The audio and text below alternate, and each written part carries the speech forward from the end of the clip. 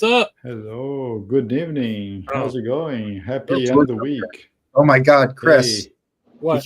George, we like tried adding you like 5 times, and Chris and I just cancel each other out each time. What's up, homie? so It's okay. yes, Well, so it we didn't made work. it. He's on screen. Yeah, I true. finally get to I finally get to talk to Chris in person. Hello, Chris, Hello. and the Hey. Jazz Shepherd. Hey, We Hey, Dan Kool-Aid here. Man, this isn't in person. It's virtual. yeah, Hey, yeah. Dan. So Hey, yeah, fella. yeah. Now, Good evening, everybody. Sorry, Mike. yeah, I was just gonna say. Now Uh, we did. Oh, here we go. Star of the show. Oh, no. Oh shit. my No, goodness. please, no. All right, Chris. Mike, Chris, quit you doing Oh were- things. no. You don't you have were- to- Oh no. Okay, so can we make like proper intros now? Did you just get back doing something for Catwoman? What's going on? Rob, Yeah, come yeah. on. We talked about this. You said I should try and portray more of a jazz look for the Pull it off. Yeah. for the show. Yeah, I didn't say one of like the henchmen for a Batman villain. Okay. or a okay. park painter. All right, can I? Okay, let Okay, me so- do some rounds of introduction. So All right, number let's go. one, Rachel has just joined.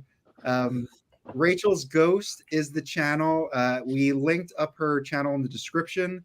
If for Mhm. whatever reason you follow us and do not follow her, highly recommend following her. She does a morning live stream every morning from 9 a.m. Eastern to noon. Usually a little bit longer. Usually like Yeah. 3 hours. In the afternoon, she sprays perfume on people at department stores. All Now, right, who's next? You will find many VC members hanging out with Rachel, namely Rob will be there. Mazzy joins a lot. There's a cast of characters, so Okay. definitely sub up Yeah. to. And Rachel's a huge yeah. check. Okay. Also, Oh. I did want to give a shout out to Dan the Jazz Shepherd. There's just no way if you watch us that you don't know Dan's channel. Oh, yeah. The hint that you do not sub up to Jazz Shepherd. Dan goes deep into pretty much jazz, all early labels. His collection. How many titles do you have in your collection? About for jazz only. Just the jazz stuff's probably 6,500. Yeah, and I mean you're a completist to say the least. I mean your collection's pretty impressive, and you also just opened the cafe, which houses this collection and is kind of part of the whole experience. And I know that you we'll get into it a little bit more, but you've been having musicians come and having open mics and a lot of cool community building stuff. So anyway, so sub up to Jazz Shepherd, and then last but not least, Mr.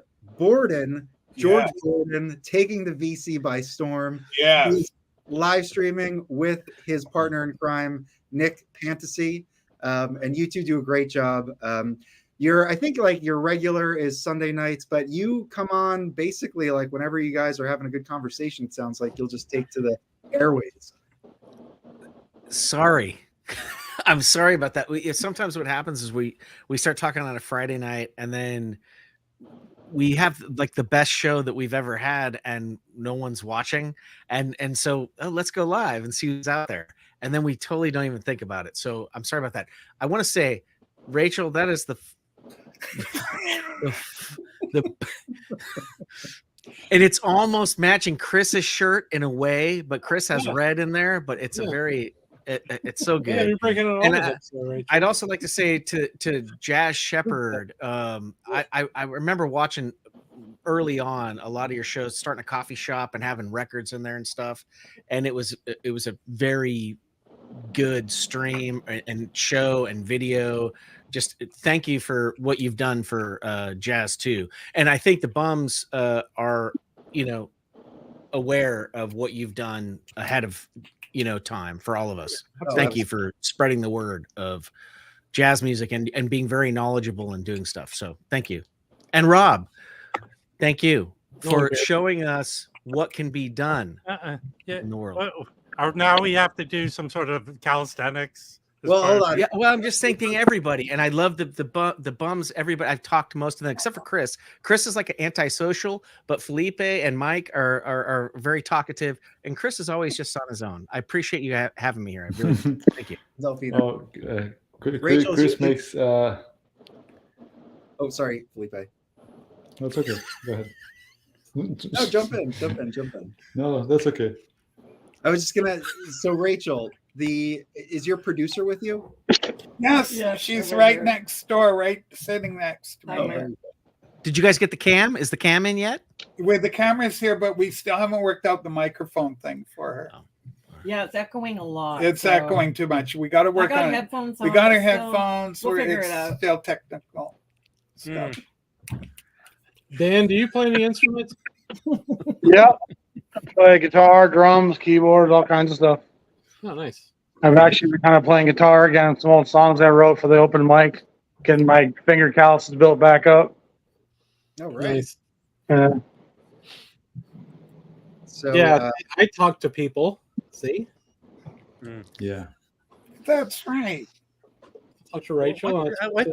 This affectation in your voice, Rachel. What's going on? Yeah. But you're looking like Johnny Mitchell. Rachel reminds me of a young Audrey Hepburn. Yeah. Young? All right. So, Now, can you do an imitation of her angry Asian neighbor, Mike? absolutely not. Oh, shit. So, Felipe, what's going on? I don't know. You say it. You talk. All right. Well, so we extended a invite to basically everybody on screen here, but namely Rachel, because on was it Monday? Was it the Monday show, Rachel? I try and forget each and every episode of the program. Mike has That's you. fair. That's fair. Oh no!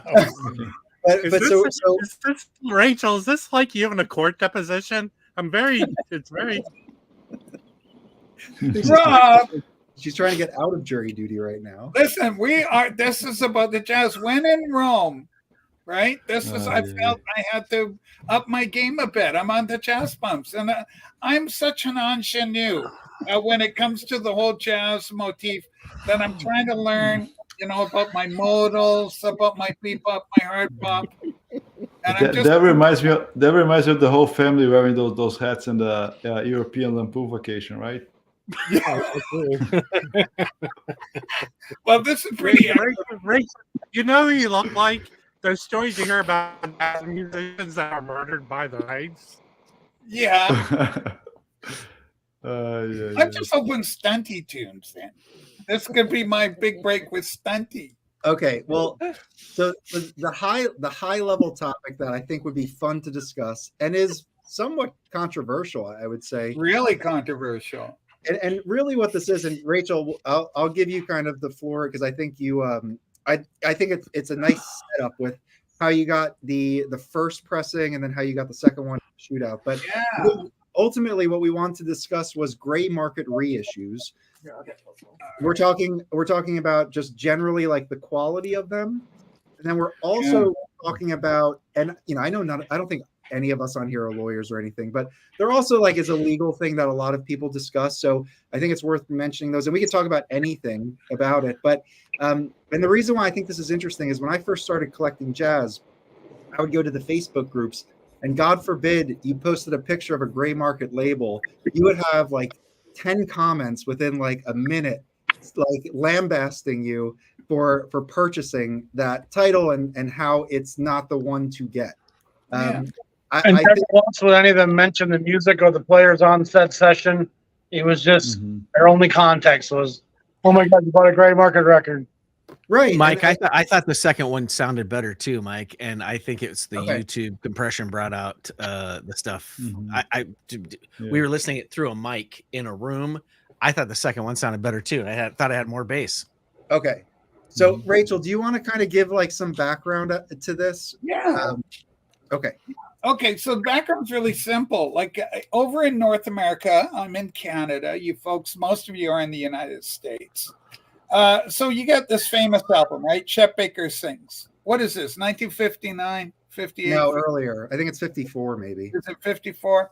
So you've got this classic album. It's a beautiful album. Tone Poet has come along with their own version. I want to thank Norman Maslow for providing the particular copy That's the for Tone me. Poet. But here's the deal. In terms of the legalities, and I think there is a morality issue surrounding them because of the proceeds, the profits going to who, right? Question mark.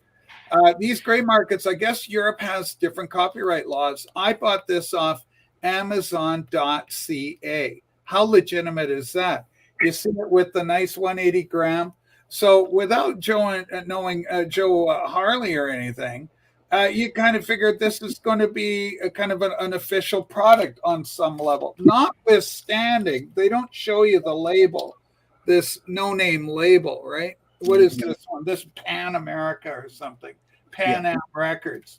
And so, so you buy this thing, but then the question becomes it becomes like the morality issue surrounding it. So where does the money go? Who's getting the profit on this thing? Having said that, it was bought through Amazon.ca, and a lot of people are buying these gray market product through entities such as Amazon.com.ca.uk.co, right? This is how you get it. So, and then of course we did run it through the show. Now it wasn't a scientific shootout in any way, shape, or form. Hold on. So when you got that, you showed it on the show, and what were people telling you about it? Oh, that is crap. It sounds like shit. And Immediately a couple people started saying, hey, wait till you get the Tone Poet, it's way better. But that record's been released a few times, and it wasn't by Blue Note. Okay. Well, and the other thing is when we did do the shootout, I think the total, what was the final, something like 65% of the people did prefer the Tone Poet, even through such an unscientific method as with the YouTube streaming compression and everything. Running through, I got a rig P6 here. I've got Marantz amplifier. There's no phono pre-stage on it, phono stage. And then I've got these ADS M1290 speakers. And so to my ears, the Tone Poet was indeed a louder pressing, but the bass seemed more confined and more controlled on the gray market. So I enjoyed that. It seemed to be a more controlled sound. And it still had a lot of definition, the vocals, the breathiness in Chet's voice, which I like, by the way. Not everyone does. But this is an album I had been after for a long time. I saw the price for $26. I said, that's a steal of a deal. Up here in Canada, Tone Poets now, we're paying around $40 for them up here in Canada for these things. So, so the price point was different. But I just thought, it might be a sale or something. I just didn't even think about it. So, but yeah, generally the vinyl community looks down on these gray market things. And if the vinyl's not bad, the worst thing is I get a lot of these things here. So you got Green Street. That album's highly regarded in jazz circles. How about a whole bunch of Bill Evans, right? Waltz with Debbie, Portraits here, Village Vanguard. Sonny Rollins, of course, this is Wax, one of Wax's favorite guys. Art Blake, Jazz Messengers, different versions. Stan Getz, a whole bunch of Stan Getz there. Hold on. So before you went to the live stream to kind of do the shootout, you and Sue, producer extraordinaire, yes, did a blind listening, A-Bing them, right? Yeah. And so what was the process for that? And then what were the outcomes of that for you two?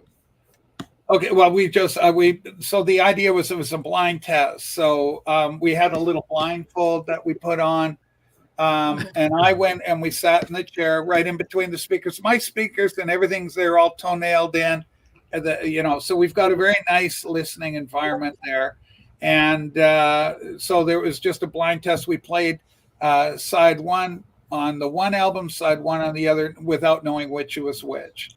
And then for me, I went first, then Sue went, and we played the B side for both albums and ran through that. So I was tested with the A side, Sue tested with the B side.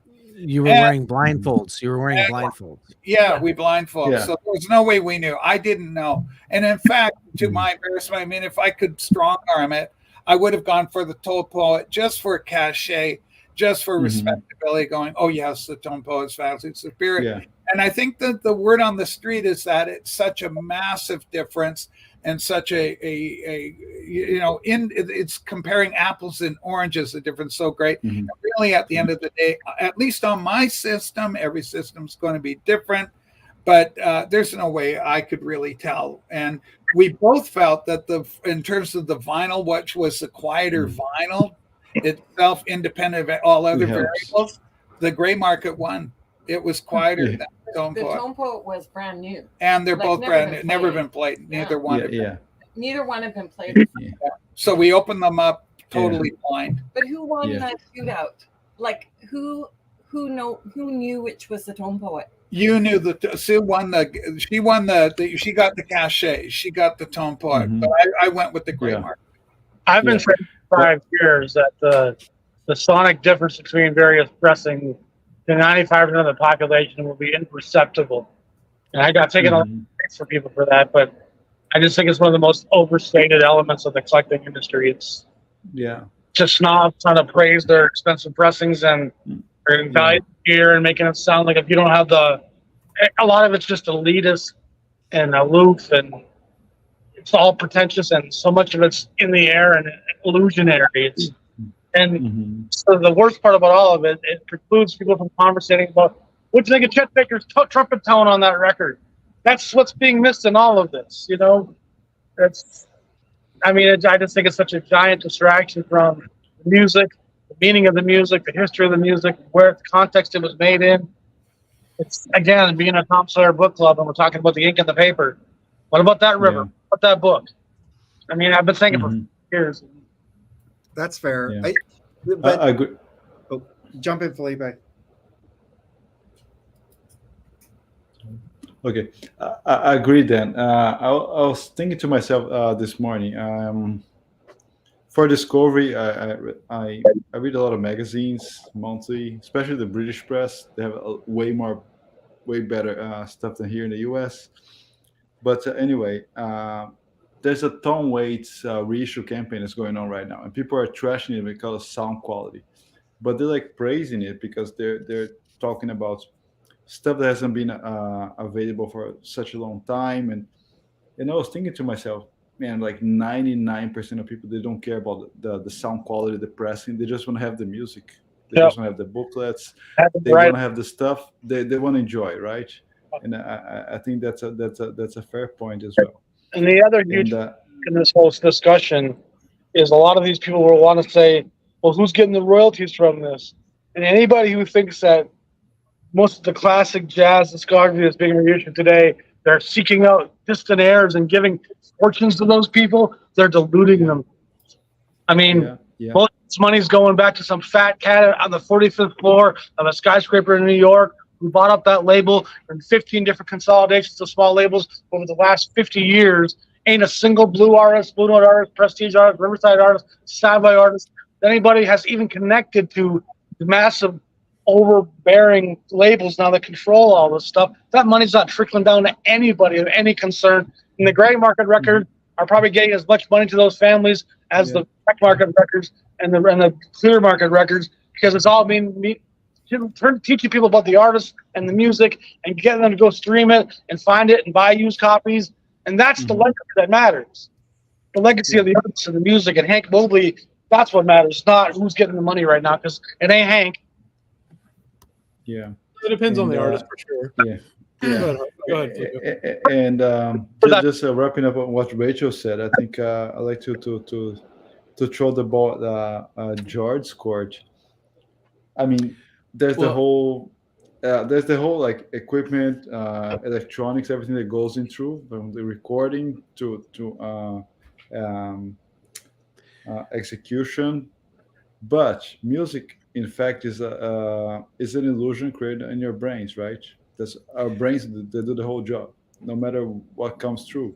It helps a lot, but at the end of the day, is our brains telling us, what we should feel and how we feel it and how we connect to it.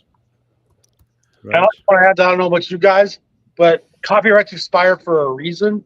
And most, at least when I was a kid growing up watching cartoons, I was hearing jazz from the 20s that was expired in those cartoons, giving me access to hearing that music.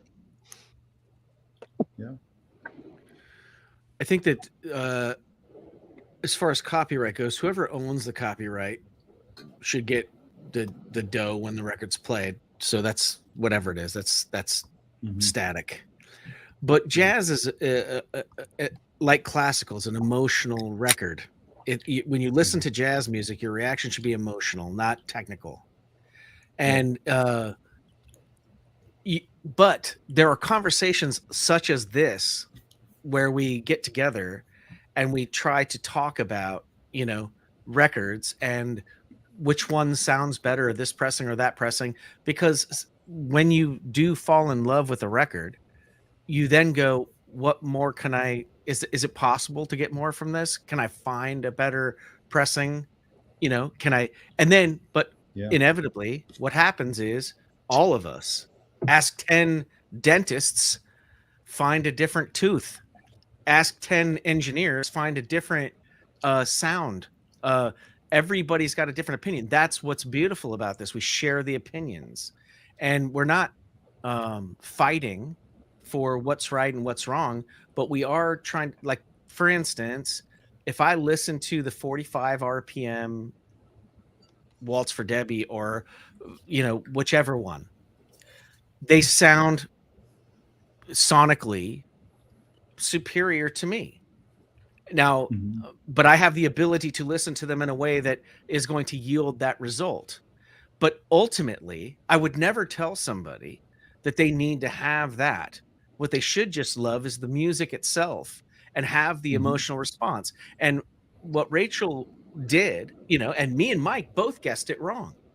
Rob was right on top of it. It was number one, like he knew right away. Maybe he had some inside information. I don't know. Or maybe his laptop speakers are better than my headphones. George, to your point. And I'm not. No. Your point is right. Everyone's point is good. Yes, but as someone, exactly. I don't want to come off like a know-it-all, but as someone who spent 30 years surveying people for their opinion when it comes to pop culture art, the general sense is usually, in my mind, I want to forget about my problems for 2 hours. I've worked hard all week. I just want to relax and get lost in what type of art I prefer or entertainment I prefer. But regardless of maybe the cooker or maybe Kind of Blue, jazz isn't pop art. Jazz but hold on, to the person who likes jazz, it is. Yeah. So you can't. It is. I mean, that's the choice you choose. It's the lane you're in. The getting into and enjoying entertainment is getting lost from reality. So whatever helps you do it, more power to you. Now we're it's not like any of us, when we have these discussions, we're relinquishing our ability to get better at it or improve our sound system or improve our collection. So I think these incremental things where someone deems a tone poet better than a gray market pressing, I just think it's someone getting more into their hobby or the way they choose to progress. That's right. But my only point was that we establish conversations like that to get to those ones. And so I don't want us to discourage people. There are young people just getting into vinyl. There are young people just getting into jazz, but there's also young people that 3 years ago already got into it and they want to go up a notch. There's nothing wrong with that. And I know that everybody on this panel has records like that. I just don't want to besmirch the idea of no one here, when they say the jazz, the tone poet sounds better than the other one, is not really besmirching it. We're just saying, if you have the ability to replay it better, this will give you a little more bang for your buck. And that's all I was trying to say. I'm not, I'm agreeing with you, Rob. You know what I mean? Like, I think we're going to have a talk behind the just a quick interruption. I just wanted to introduce Michael, Poetry on Plastic. Everyone probably subbed up to him already, but go sub up. And also congratulations, Michael, for accepting and working through that new offer. I think you'll be working with the is it the Air Force Orchestra? So it's the Air Force Academy Band in Colorado Springs. Yeah, it's been like a really long process, and I've talked to a few people about it, but I hadn't really let it slip publicly yet. Because if anyone's ever gone through military enlistment, you know it's kind of a huge shit show. So now that that's all over, I can break the news publicly. Now, next week when you're in the grit of going through your basic training, will you be able to scream, "I got nowhere else to go"? I may scream that, and they may make fun of me. No, I'm not actually shipping out until October 24th. That's a good decision. Are you going down? That's when the millet. Yep. Yep. October is a good choice, bro. Because Lackland right now is a shit show. It's in San Antonio. Yeah. Hopefully, the goal is I need to look at the exact schedule, but I think I get out before Christmas, which is going to be nice. Nice. Hey, and just as a side note, I spent the afternoon at Michael's listening to a all total. What was it? A $30,000 turntable. Yeah. Yeah. 37,000. Yeah. Yes. And it sounded So very good. Michael is also a hi-fi reviewer. Michael, what is your kind of opinions on these gray market, for lack of a better term, pressings, particularly jazz? I'm not sure if there's any classical pressings that come across. No, there's not enough market for that. Do you have any thoughts? I mean, like I've owned a few in the past, back when I didn't know what I was doing. I think I have. I think the only gray market pressing I still own is like a Gil Evans Quiet Night pressing. It sounds, from what I understand, I think aren't they just like cut from CDs? No, okay. So I wanted to get into this because but I don't know if they're cut from CDs. I don't think that's true anymore. Why wouldn't they just download a high-res file and use that? Well, you have to remember that like that this is a lot of these have been in print for years. Yeah. So I was encountering these. Yeah, I was encountering these gray market pressings, back in like 2010, 2011, 2012, when no one had even heard of like the idea of anything beyond 1644. Mm-hmm. I thought their covers were pretty smart, actually, with the photographs and stuff. Yeah. So if the mastering they took it, I don't want to say stole it because they're not breaking any laws, but if the mastering they took it from sounds good, I mean, it might not be perfect, but if it's taken from a CD that has decent mastering, it's probably going to sound okay on vinyl. Yeah, I've had 5 or 6 of them, and I think they sound. I mean, all the ones I had were fine. Yeah. So it's not about if it sounds good or bad. It's like, can you do better? Which is always the question audiophiles are asking. Can we do better? Yeah. Now, for me, I listen to jazz all the time when I'm working, like 4 or 5 hours a day. Right? So I'm not like actively listening, but I can definitely tell the difference between like a Doxy or a DOL pressing that I have, and then like the 45 timeout from Analog Productions. Yeah, absolutely. If I'm actively really listening, streaming, listening and doing stuff, I can't really tell. What? When you're streaming, you can hear the difference. No. What I'm saying is like if I have actually an OG copy of that record, and I think the 45 from Analog Productions sounds better when I've actually compared it and actively listened and really concentrated on it, right? But I don't really care if somebody finds a 15. Ooh. Hey Felipe, what's that? Oh, sorry, I clicked by accident. If somebody finds a record they like and they buy it and they enjoy it, I don't really give a shit what they do. Yeah. So to Dan's point, I think that 90% of the time he's correct that there's no royalties going to anyone beyond Universal. But there are some people like Herbie Hancock has a lot of So connection still. Speaking of jazz, I heard they found Tupac's Killer tonight. Just saying. I heard they're Related to it. Anything to do with Wait, it. is that actually serious? Yes. Yeah, no, Oh. they knew of this guy for a long time. They just got enough evidence to arrest him. So was it someone associated with like Biggie's crew or no? It was Chet Baker. Yeah. Uh, It was actually Vanilla Ice. We don't appreciate jazz jokes around here, George Borden. We love He's- jazz jokes Chris around said a here. worse one than I did. Yeah. Yeah, one of the questions so- out there is about the blue. Are these things same as bootlegs? Bootlegs are different. They're clearly illegal. These things are legal. The difference between a bootleg and a gray market are legal. Amazon sell them. If they weren't legal, somebody would be going after Amazon. There's Legal in Europe. there. Well, Yeah. They're legal. there's a point to bring into all this, okay? Because I just acquired 2 records that they said they won't be able to repress analog versions of. And one of them, the Grant Green Oleo, the only way you can really get it on vinyl is through a gray market version. So sometimes those are the way you can get it on vinyl, you know? Yeah, You know, that's a good point. You know, like me and Mike bought a Spanish gray market version of that Clifford Jordan Muse record. What's it called, Mike? Night at the Mark 7. It's Night like at the Mark 7, right? Originals don't come up often online, and when they do, they're $150 or more. Right. So this is an affordable way to get it, and it sounds good. Yeah, it sounds good. Yeah.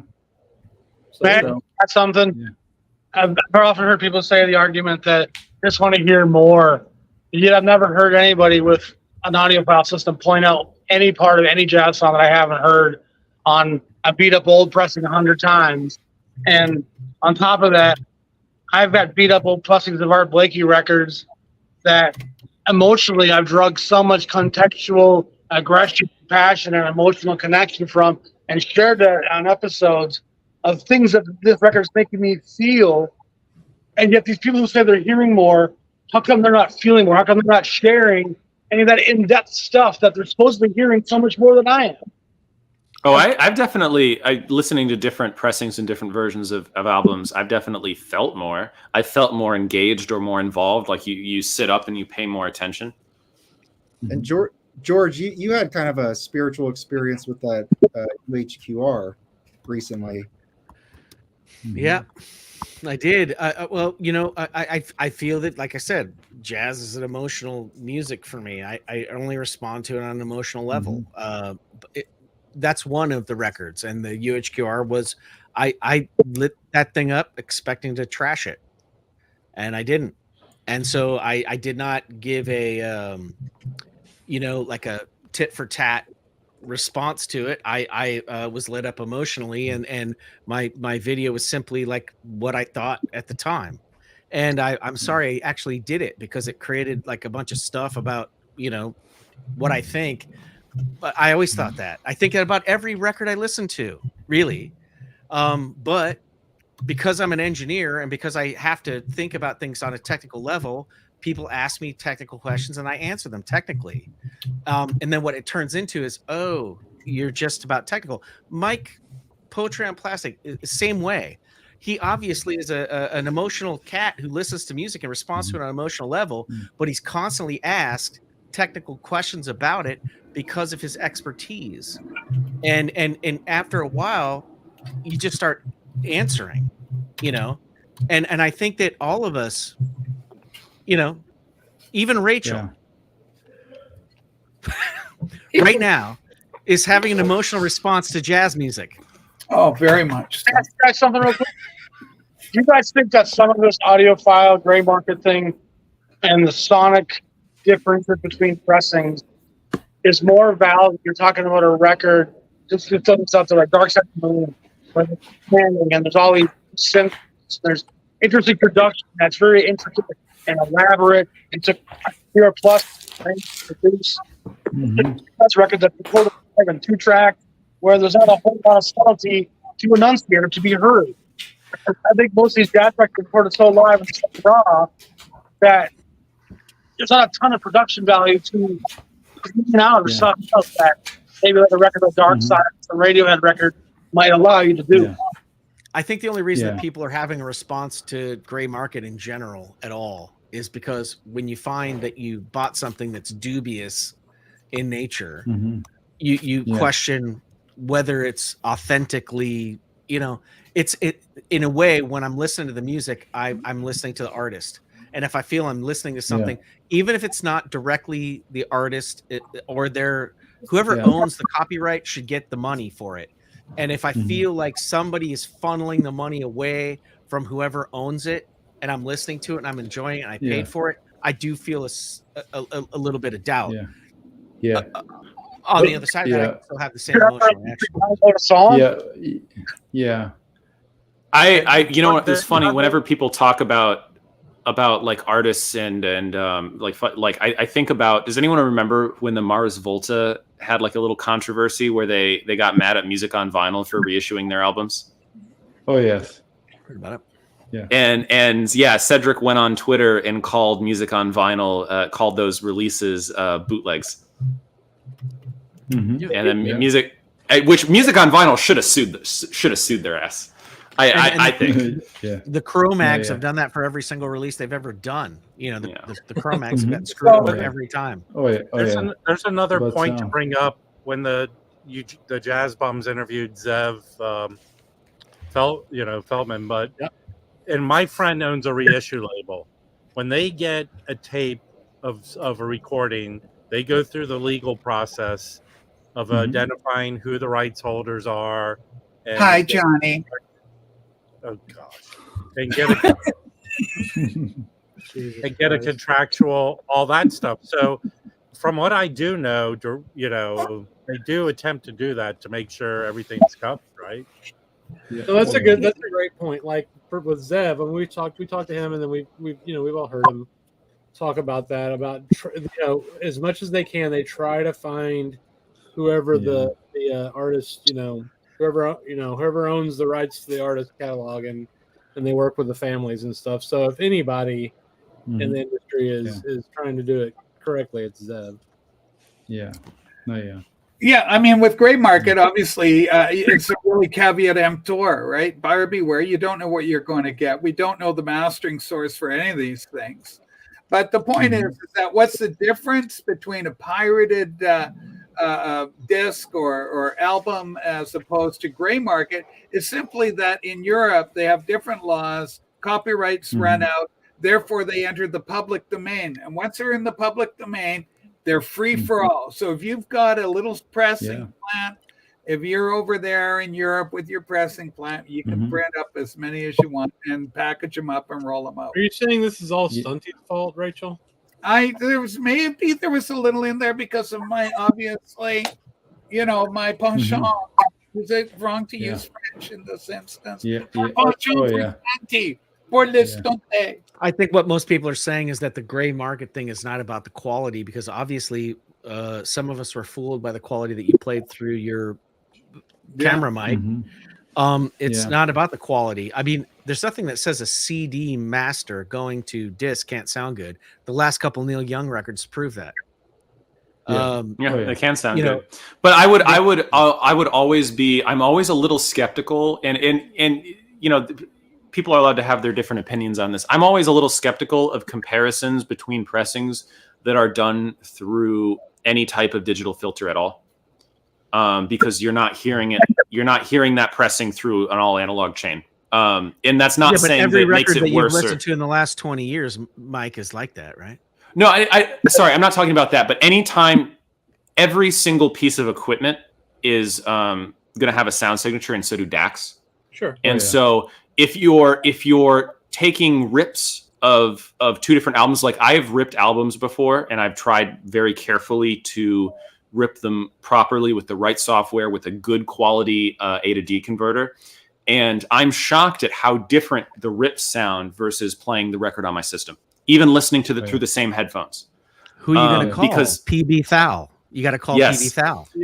And Patrick does very good sounding rips, but you can have really, really great sounding rips, and it's still going to change the sound slightly.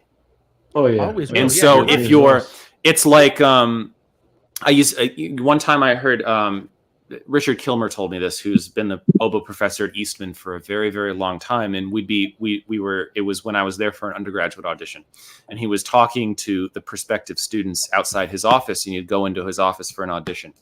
And one thing he said to us is he said, try not to listen too much to the person playing in the office at the time. Not only because that's not a good mental state to put yourself in, but because you'd be surprised at the miraculous qualities that doors can produce. Mm-hmm. Oh yeah. That something that would sound very, very different from another room than it does sound when you're in there. Well, and then now talk about objectivity in music. Then if taking that to its logical conclusion, me playing this same record, this record is going to sound different on my system. It's going to sound different playing it in this room. True, but you have a control there, and that's your system. Well, I mean, you have a control anyway if you're playing two on the same system at the same time with the same settings. Doesn't that? Yeah. Both of the same control variable in place, right? By doing that. Yeah, but you're also introducing an extra step. But both are being subjected to the same extra step. Yeah, that's true. I just wanted to jump in and ask Joe if he has any of these gray markets in his collection. Have you have any experience with them, and just your thoughts in general? Yeah, so I probably only have one that I thought of. I bought a few years ago a Scorpio pressing of it was a but the Don't say Smoke for Joe. Scorpios are No. licensed. I thought the Scorpios are licensed now. I don't know. but they some of them are very, like, you look for like the 304 Park Street address, either it's on the label on some of them, but some of them it shows up on It's the in back, the back cover. over. But Yeah. like I have it's Clifford Jordan. Okay. And I bought it at a record fair, and when I got home it was like very early jazz knowledge, so I really had no idea what I had, and I was convinced when I looked on Discogs that I had an original pressing. And again, I wasn't aware of the deep groove and what you were supposed to look for in the jacket and all that stuff. And it was because there was the address on the back was the correct address. It was like the 47 West 63rd. And then on the labels, it was 47 West 63rd. But there was something in the dead wax that gave away that it was not an original. There was no RVG stamp. It was just like whatever it was mastered by. And I listened to it and I thought it was good. I was not aware of the Scorpio pressings at the time. I didn't know anything about them. And there is mixed kind of reviews about those Scorpio pressings, that some of them can sound really great. They're definitely a bang for your buck. I mean, you shouldn't pay more than $15, maybe $20 at most for those. But it's easy to be gypped when you're early collecting jazz that you're going to buy those over other things. Now, I think people that are collecting jazz in 2023 versus when I bought that in 2020 it's a big difference. I mean, when I started collecting jazz, which was 2019, I mean, there was Tone Poets had just come out a few months before, just the early first handful of Tone Poets. The 80th anniversary pressings had been released. There had been quite a few releases, but there was not a lot of real quality reissues of especially Blue Note titles. And today, I mean, you've got all those analog production ones for Prestige. You've got probably as many as you can count for the Blue Note Classic Series, Tone Poet, things like that. And so I think that the idea of people being almost like hoodwinked by buying these gray market, and I mean, I don't know if that's what you guys are considering to be gray market. That's the closest that I've seen. Those are a little different because those are pressed in the United States. So if they don't actually have a license with Blue Note, that is not great. That's like a bootleg. And I know that.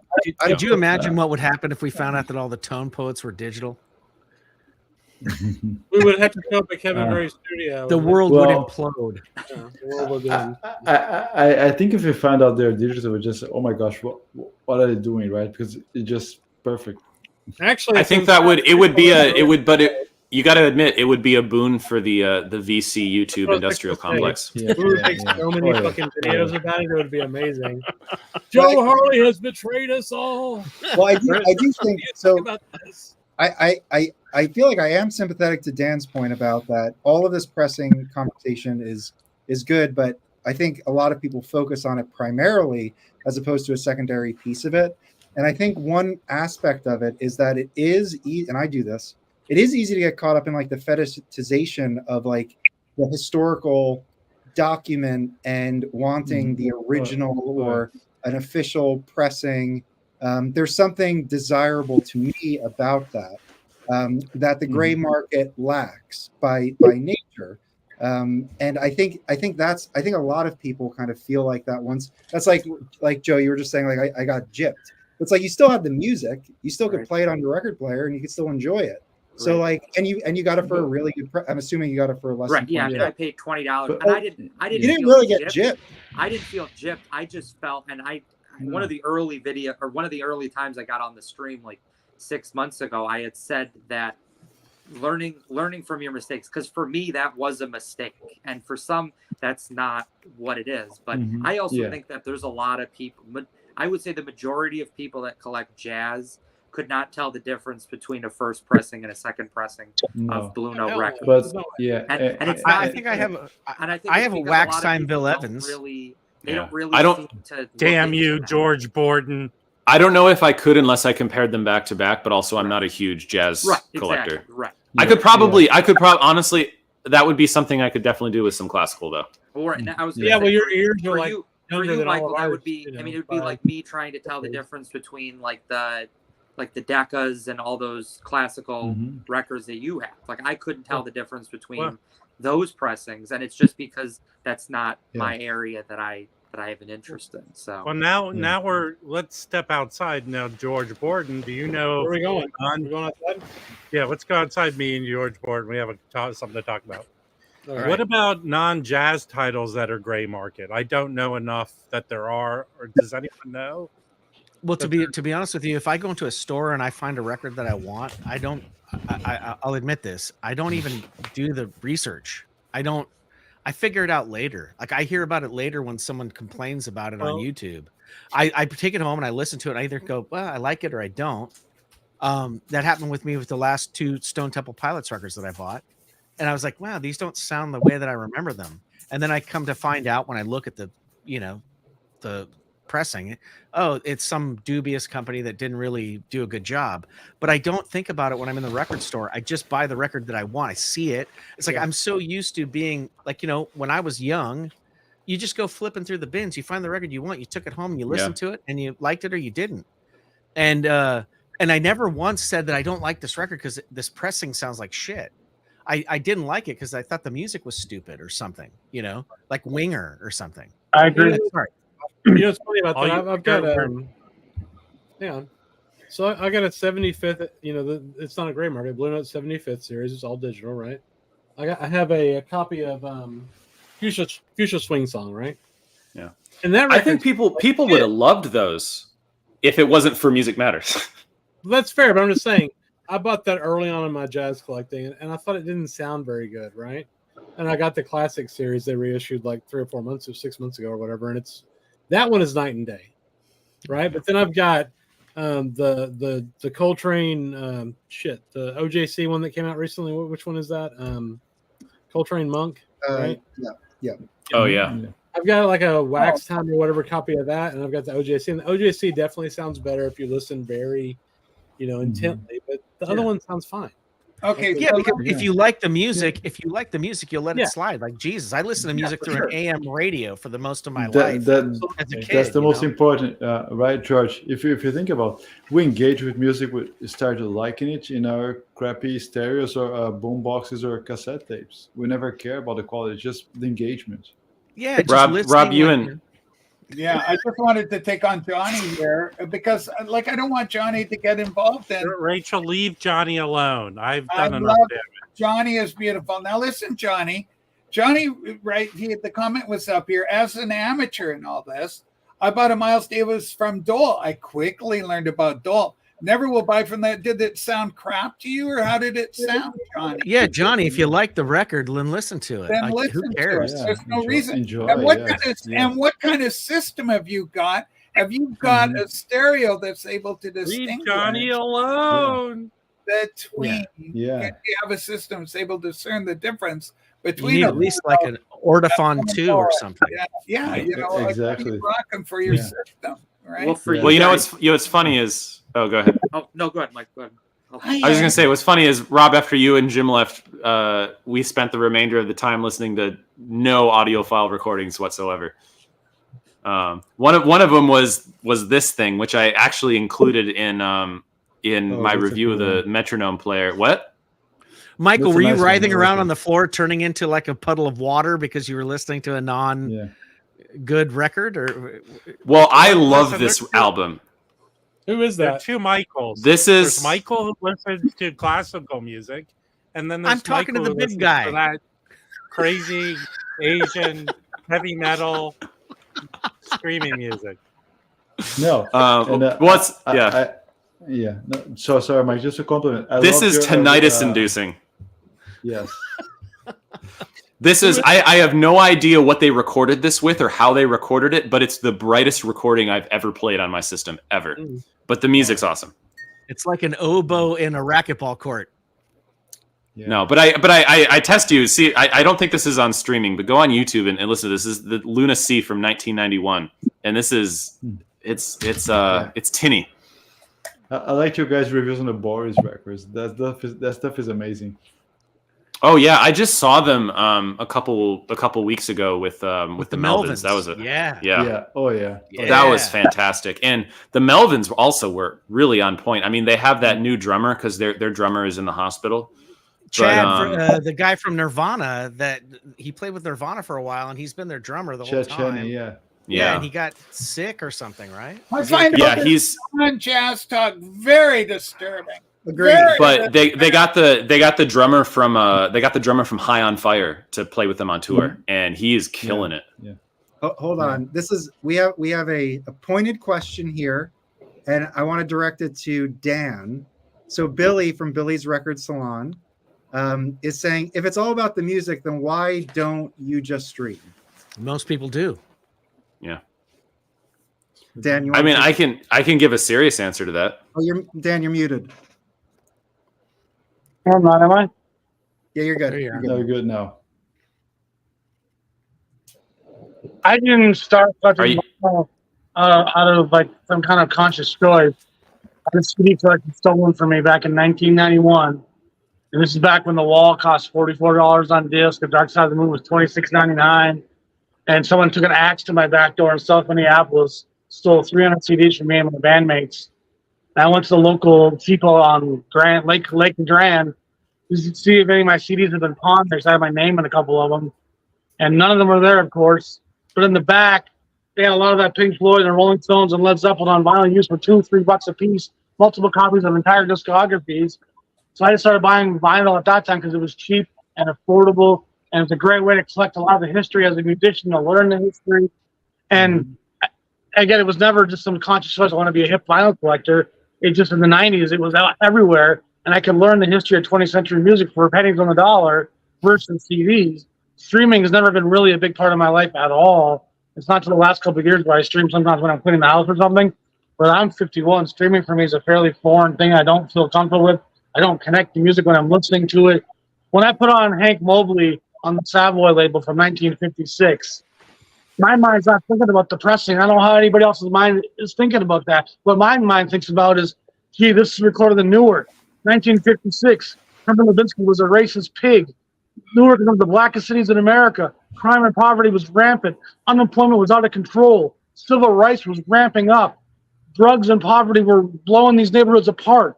These kids were struggling to put a tie on and a nice suit, go to the studio and represent themselves with dignity in class and represent how they felt about their place in this world. That's what my mind's listening to and thinking about when I hear a record. Nothing to do with depressing or any of that other.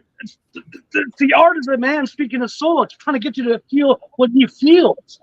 And if Hank Mobley heard us talking about his music and talking about just depressing, then which pressings are more valuable, I think you don't even bother listening to me. What's making you think? It's emotional. It's clearly emotional. But Dan, you're still buying records. So is that just out of habit? Because like if I could just project, I feel like one of the things about your collection is that you're like a completist. Like you have the catalog and the catalog in order from what I can glean. And not like you can do that with an Excel spreadsheet and stream all the Blue Notes online. You can do that.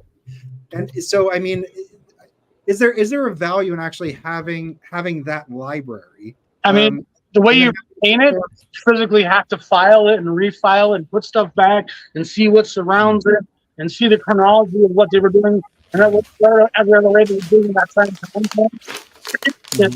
Physical copy can teach you how that physical library of sequential releases give you the perspective of who's been renovated, what's been the art, what's ahead of the curve, what's graphically interesting, what's copying, what's happening elsewhere. I mean, the physical tangible copies make you connect with the art much differently than anything that you can do, from my experience, digitally. Having has similar value, but when you're collecting music from the 50s and 60s, to get it on the vinyl, especially when it was cheap back in the 90s, made sense.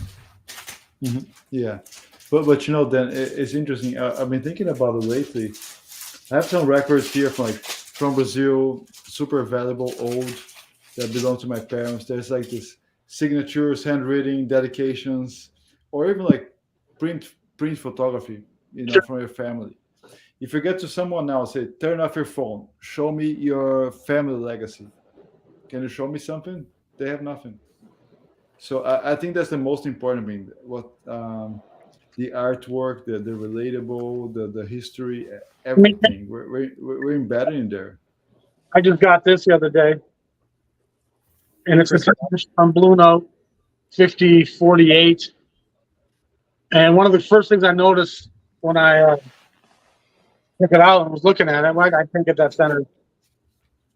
There you go. Down here, it says Malley and the Wolf, which of course is Frank Wolf's photography with Gail Malley's graphic. I'm having a hard time getting that. Yeah, you're good.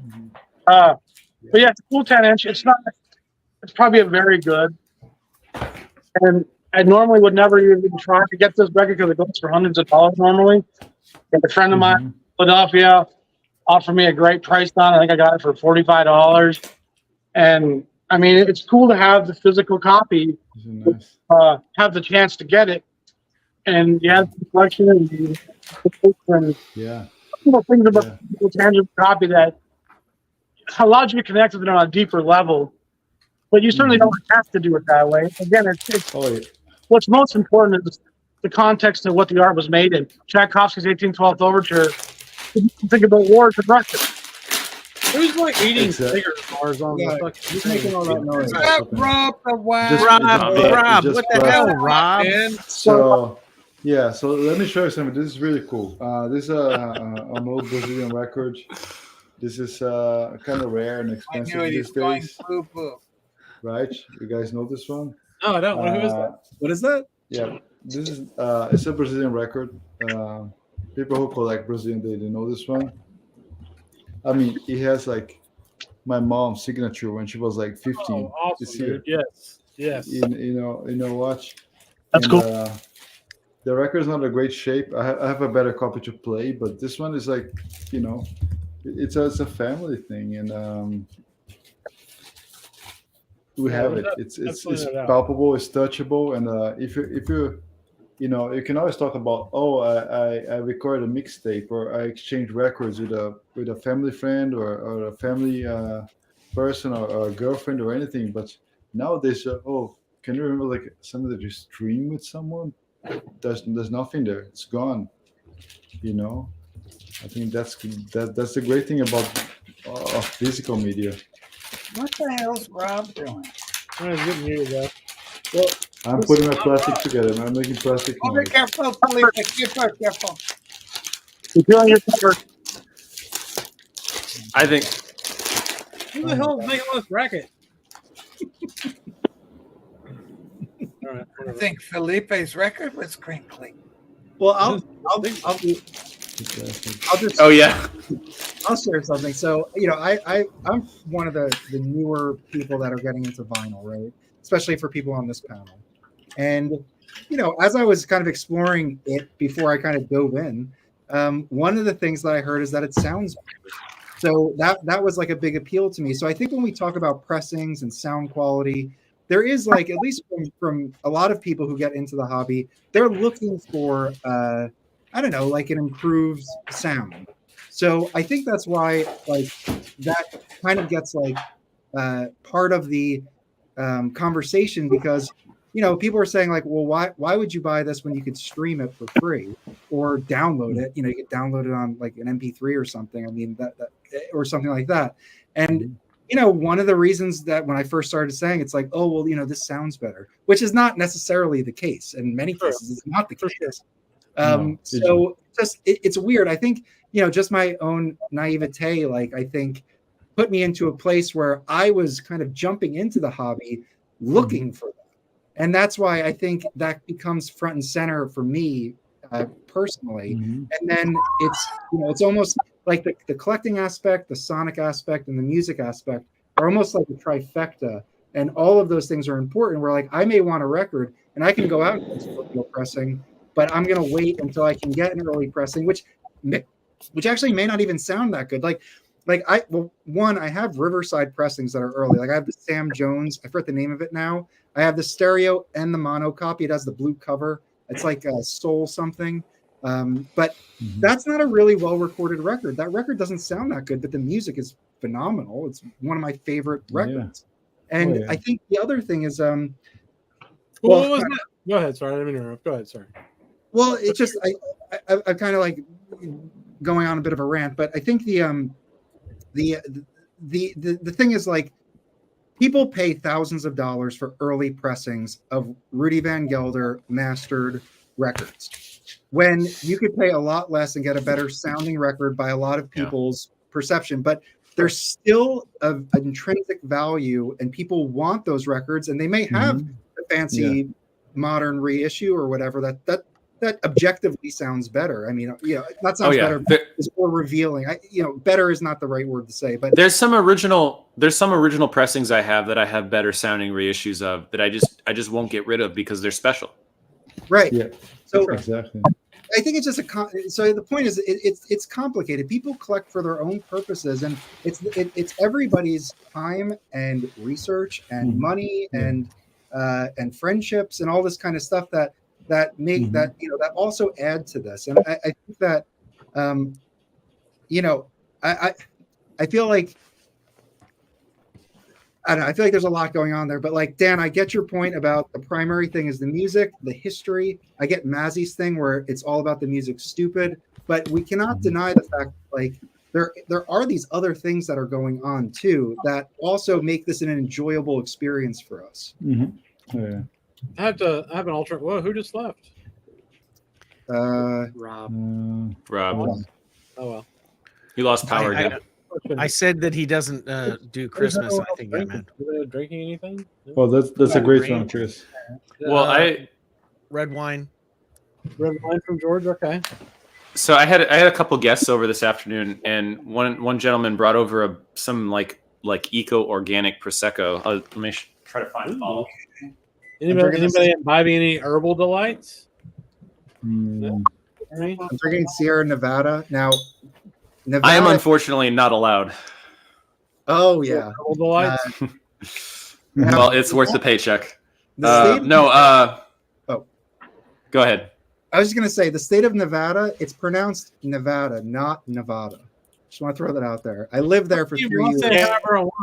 But I always hear the beer Sierra Nevada. Yeah, Sierra Nevada. That's made in California. The state, maybe Sierra Nevada. The beer though. What's that? Anyway, it is Nevada. Well. Sierra Nevada was belonged to Mexico because before it was taken, right? Well, it's pronounced Nevada is the point.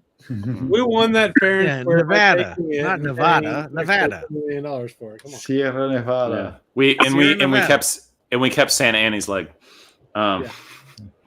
No, I've never heard of this prosecco before, but it was quite good. Sorel Bronco. Looks nice. Nice. Interesting. Nice. Well, our resident I'll search for it. What are the drunken activities at the Rachel household going on right now? Yeah. Okay. Well, obviously, because of the jazz and the purity of the music, I didn't want to dilute it through any artificial means tonight. No one believes that. What do you got? Okay, yes. Oh, Chet Baker. Yeah. She's been drinking. She's been drinking Chet. Drunk as fuck Rachel is kind of an interesting commodity that doesn't happen very often. That's a But good You one. can you can. It buy used that. to You can buy the happen more sweat. often. It's Yeah, true. back Buy in the the sweat of old Chet days, Baker on eBay. Back in the old days, The- a Look at this. drunk Rachel did a 13-hour stream once. That's an amazing record right there. I don't know why they did this. This blue. Well, there was a 6-year-old that just did that, and they left it on there, Rachel. All right. Anyway, it's They were jazz. canceling the trumpet. It is jazz. 13 hours, huh? I mean, we're only an hour in. Y'all think we could make it another 12 hours? We have a good Yeah. amount of viewers, so I did want to take I don't think I can make it another 12 minutes. Rachel is our guest of honor tonight. Her channel is Rachel's Ghost. She streams every single day from 9 Every a.m. day, to and 12. I can help. And oh, look what we got here. Oh, It's Danny. So her Look at all channel, these bums. her channel is linked in the description. If you're not subbed up to her, sub Hey, up to her. Danny. Join her stream. No, hold that. You got to warn him, Mike. That first of all, I got a full disclosure. I like Donald Trump. It gets political. People get Oh, this good trouble. Lord. And Wax yells at me, but I get Wax. He's extremely liberal. He's very powerfully and he's all in on Joe Biden. And so Yeah, he balances it out. Rachel, is that outfit, was that made by child labor? That outfit you're wearing? Rob, that's hurtful. That's hurtful. Listen, I'm making the effort. I don't know why you're just doing the same old outfit. And when you do Right. jazz, it would behoove you just to get a little more involved. Okay? Yeah. This is very hurtful, Loki. What did he say? You know what? I think Rob needs one of those like really long 90s leather jackets that's like half pea coat. Yeah. When I was in the trench coat mafia, I used to have one there. Like, Trench coat mafia. Damn, your hair's getting long as fuck, Dan. Who likes Toblerone? Hey, Oh, what's that's the good. best way, Dan? What's the best way to get a Yeah. hold of you, dude? What's that? Let's do the Toblerone, Danny. Email, Jazz Shepherd. YouTube. Okay. YouTube, Instagram direct message. Usually I respond to that the quickest. Both of the Dans respond to Yeah, we have Instagram. George, you have to Yeah. clarify which down. Jazz Yeah. Shepherd. Oh, Chris, I love this look. You like this? Email, is that the best way? Through your channel? You can always find me through my Facebook Jazz Shepherd page too with the cafe. It's a good way to get a hold of me. I'm on there every day. So Okay. I just George, want I could share his contact info too. thank you. This is so cool because the long hair that I'm starting to see exhibited reminds me a lot of when Bill Evans changed his look. He was Hey. so neat and clean cut, and then he became like I happy. And Hey. it was a lot of jazz people didn't make that transition. hey, Rachel, there's Yes, more love Rob. connections on this stream than on yours. Well, there's more girls watching. I know that. I've noticed that Yeah. right away. Now that it is interesting with I mean Bill Evans has a certain allure to him no matter what There you go. Ooh. Ooh. Come on, Rob. What are you doing? This is from one of his albums. This is the American issue. This is the cover for this album. Chet Baker was definitely hotter at the younger man. Yeah. Heroin's a hell of a drug. You people are horrible. Okay. Holy I'm smokes. pretty sure we've hit a record though. I Yeah, we think I- definitely hit a record. 178, 173, 178 viewers. That's a record. Highlight Michael Davidson. So just so be warned, right? Rachel likes Stern. Like, oh dear, Rachel likes Stern. Yeah, just be really warned. So don't come and subscribe if you don't, you can't put up with that. And I'm no, it's fine because there's usually enough people that are telling her how stupid that is. That yes, that's the whole show right there. That is the whole show. Well, so the point is, so Rachel, I feel like you're primarily vinyl community first, but you do the stream 3 hours every day. So other topics will just. We tried to get away from it, but Elliot he called it, kind of like some sort of principle thing he went in on. Policy. It was the policy thing. But at the end of the day, it still boiled down to politics. But we pulled out of it because we had young Alex Dickey come in with some pointed questions for the peanut gallery. And so we moved it onward, forward, and outward. Well, that brings up a good question. Michael, what did you think of your Alex Dickey Inquisition the other day? I thought he put a lot of. I thought he took it very seriously. Yeah. Perhaps more seriously than any of us did. But there's no doubt. That was pretty impressive that he went back and had his POV. He had fucking notes, man. He had notes. Well, it's one thing to be able to find the data. It's another thing to be able to interpret the data. We learn this in science all the time. That is fair. Yes, absolutely. I mean, the biggest VC takedown I think I ever saw with notes was when Notes and Tones Mike took down a certain chef that had that had attacked us. He he's an actual lawyer, so he showed up with actual notes and are you kidding me? Are we talking about the same guy, Rob the Wax? Is Chris talking about who I think he's talking about? Hold on, I don't know anything about this. I want to hear this story. We don't have Mike to go Notes down. and Tones took down Jazzbum Mike a couple times. Also, that's true. He first took down Jasmine Mike, and then he defended it. I like to think I helped a little bit with side salad. Also, I just want to point out that the catalyst of this all was a stream, and Rachel, you were on that stream.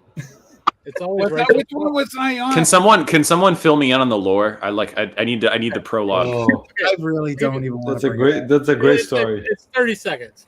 So Mike had a very well-reasoned review of a certain record. That, I was on that review. Rachel. He had a review of a certain young lady's jazz record, and he did not, have a really positive review about it. And then, this other person in the vinyl community decided to put up a retort, and it was quite strong, and kind of attacked. Did this person? I don't know. I don't know the review in question, but my guess is did they attack Mike because calling him sexist for not liking the Christian Atkins record? It wasn't sexist, exactly, but the video that he did was fine. I mean, you could see he was a little irritated, but it was in the comments section where he really kind of threw some mud. He did not call Mike sexist because he is the actual sexist, right? That's fair. Let's not even go. Let's not do that. Yeah. Oh my God. It's fine. Yeah, because the Jasmine, you guys are so above this. Mike is. We make mistakes. Everybody makes mistakes. Yeah, but Mike Notes and Tones. I mean, he's like a jazz expert. What's wrong with being sexy? What's wrong with being sexy? Not sexy. Oh. Yeah. Are we going to do Stonehenge tomorrow night? No, we're not going to fucking do Stonehenge. Now, George, get up and wiggle your naked belly. Yeah, there you go. So, that's it. Everyone's slave. So Dan, have you ever had any beefs with anybody on YouTube that are noteworthy? I've actually had more beefs with people on the Facebook jazz groups than I have on. Oh, Rob just disappeared. I think it's him. I think in the YouTube forum, my passion comes across more, and the people who like me watch me, and the people who don't just turn away. But most people on YouTube haven't had a lot of arguments with me. I used to get a lot more arguments in the print and the Facebook comments and jazz groups, where there's less room for personality and conviction, and more just people reading comments and responding. And no, I haven't had a lot of pushback, honestly, on the channel. I mean, once in a while I'll have someone from the right side of the aisle not like some of my assumptions that I make, but That's part of the deal, I suppose. Back to the initial gray market subject and the value of the music. Yeah, a little reference I think I came up with would be if we were all collecting records that were rooted in the history of apartheid, and we were sitting here talking about this music that was made inspired by apartheid, and no one was talking about that cultural history and that pain and that agony. I think the people who had suffered from apartheid would be like, how can you be listening to this art and not recognize the suffering that made this art? And I think that's part of what I'm always trying to share on the channel is it's so much more important to understand the race, the ugly American drama that informs this art. And if this music was a response to great tyranny, what a classy way to respond to that kind of oppression by making a great art form that the centuries are going to elevate into one of the greatest art forms of all time. It's an incredible human response to an awful condition. And I think that's I think that can be a double-edged sword because it can be like so this happens in classical music too. Like for instance, you could talk about the music of Shostakovich. And like, does anyone here know much about Shostakovich? Can we do Wagner instead? I like Wagner. No. Well, no, but this comes up against my point. So Shostakovich was a composer that lived through the Soviet Union, and he was most active as an up and coming composer during Stalin's reign, and so much of his career was almost getting sent to prison. Like he narrowly escaped getting sent to the gulags. Some of his music got censored by the government. So like that conflict with the government is set against a lot of Shostakovich's music. It's an important part of his biography. But the problem when people analyze Shostakovich's music is that it's almost like they only view his music through that prism of reaction to the Soviet government, and that no other like angles are put into like a analysis. And so you almost run into the problem of boxing that music in. So like I can imagine that when talking about jazz, like the racial history of America is so important and deeply ingrained in that music, but you also have to understand that like humans don't always function day to day in response to systems. They have their own humanity within them too, and so not all music needs to be not always viewed through that prism, even if that's a huge part of it. Does that make sense? Am I rambling? Well, no, it does. But to me, so I would like to respond to that. So I agree. I think Dan has a really good point, especially depending on what you're talking about. There's lots of jazz that is obviously political and like Mingus, for instance, like Mingus, or Max Roach's stuff, like We Insist, and stuff like that, right? Max Roach, Jack McLean. Yeah, exactly. But I think that that's definitely a part of it, their experiences, right? But the other part to me is just their literal genius, right? Like this is their, and that they're giving giving us, right? I think it was part of their experience, but it's not the whole thing. As a educator and somebody who's been teaching, I had a history of music class where I had to talk about from the 30s up, at least start there. It was impossible to talk about the rock and roll. I gotta run, y'all. I'm sorry. All right. It was impossible to talk about the rock and roll era, the jazz era, or blues without pointing out or having somebody point out the complete devastation that was brought upon the artists at that time. Like I couldn't even talk about Elvis without half the class getting pissed off about the fact that I was talking about him sort of like I wasn't apologizing for Elvis doing whatever he did.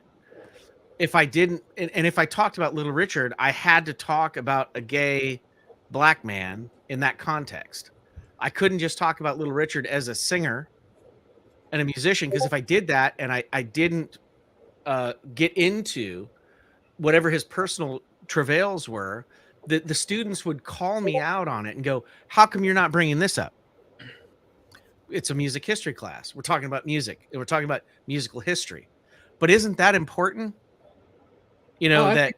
whatever he was going through and whatever his deal was, even though it wasn't, known in general history, isn't it important that we now include that because it strengthens, his position Absolutely. Yeah. as a black man in the South who was gay, but then I said, but also what happened though was he got robbed of his songs, and Pat Boone sang them on American Bandstand.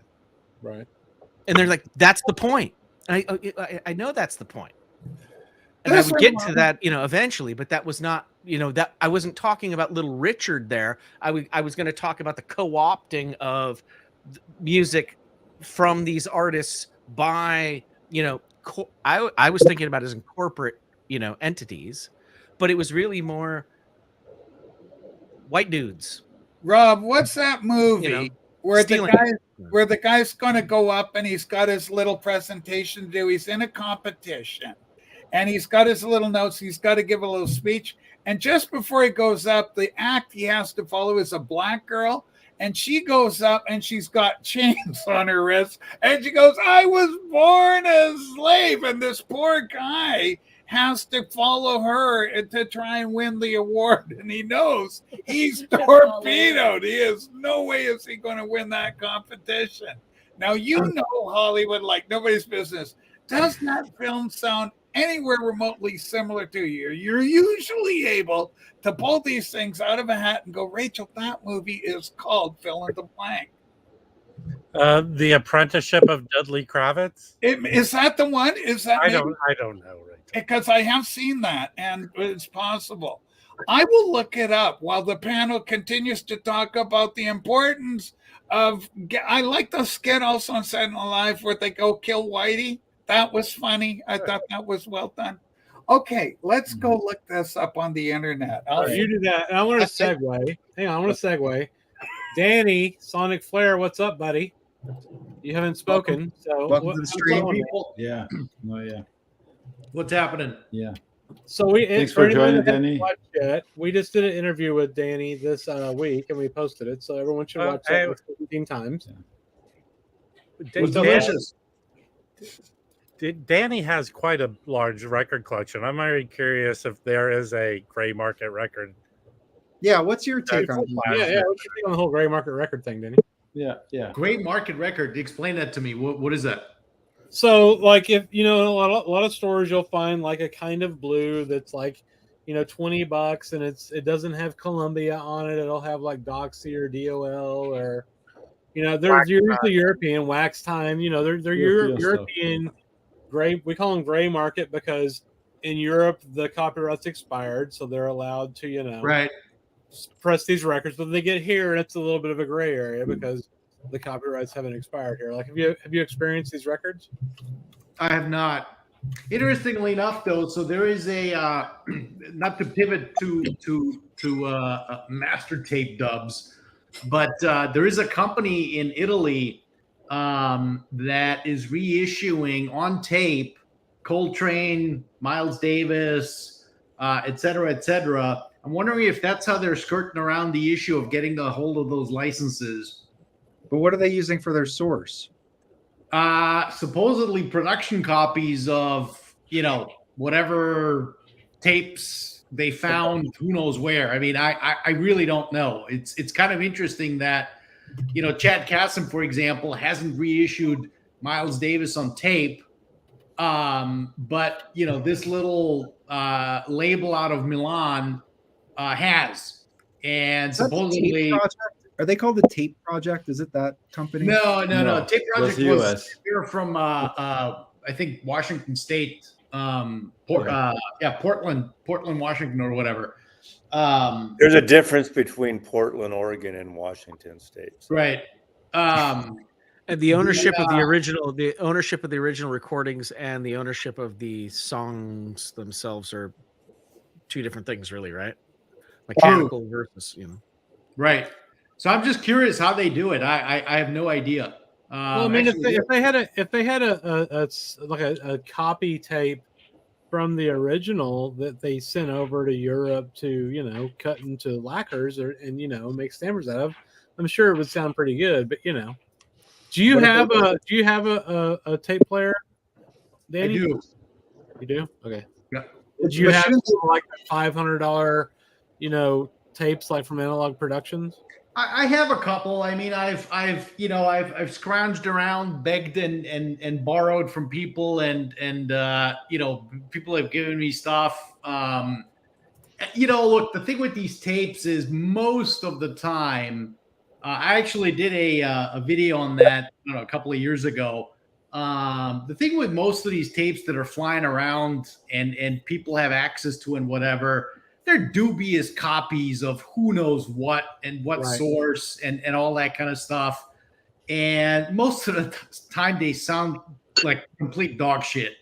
I remember a couple of years ago, a friend of mine, very wealthy audiophile, typical, cliche and all that you can think of.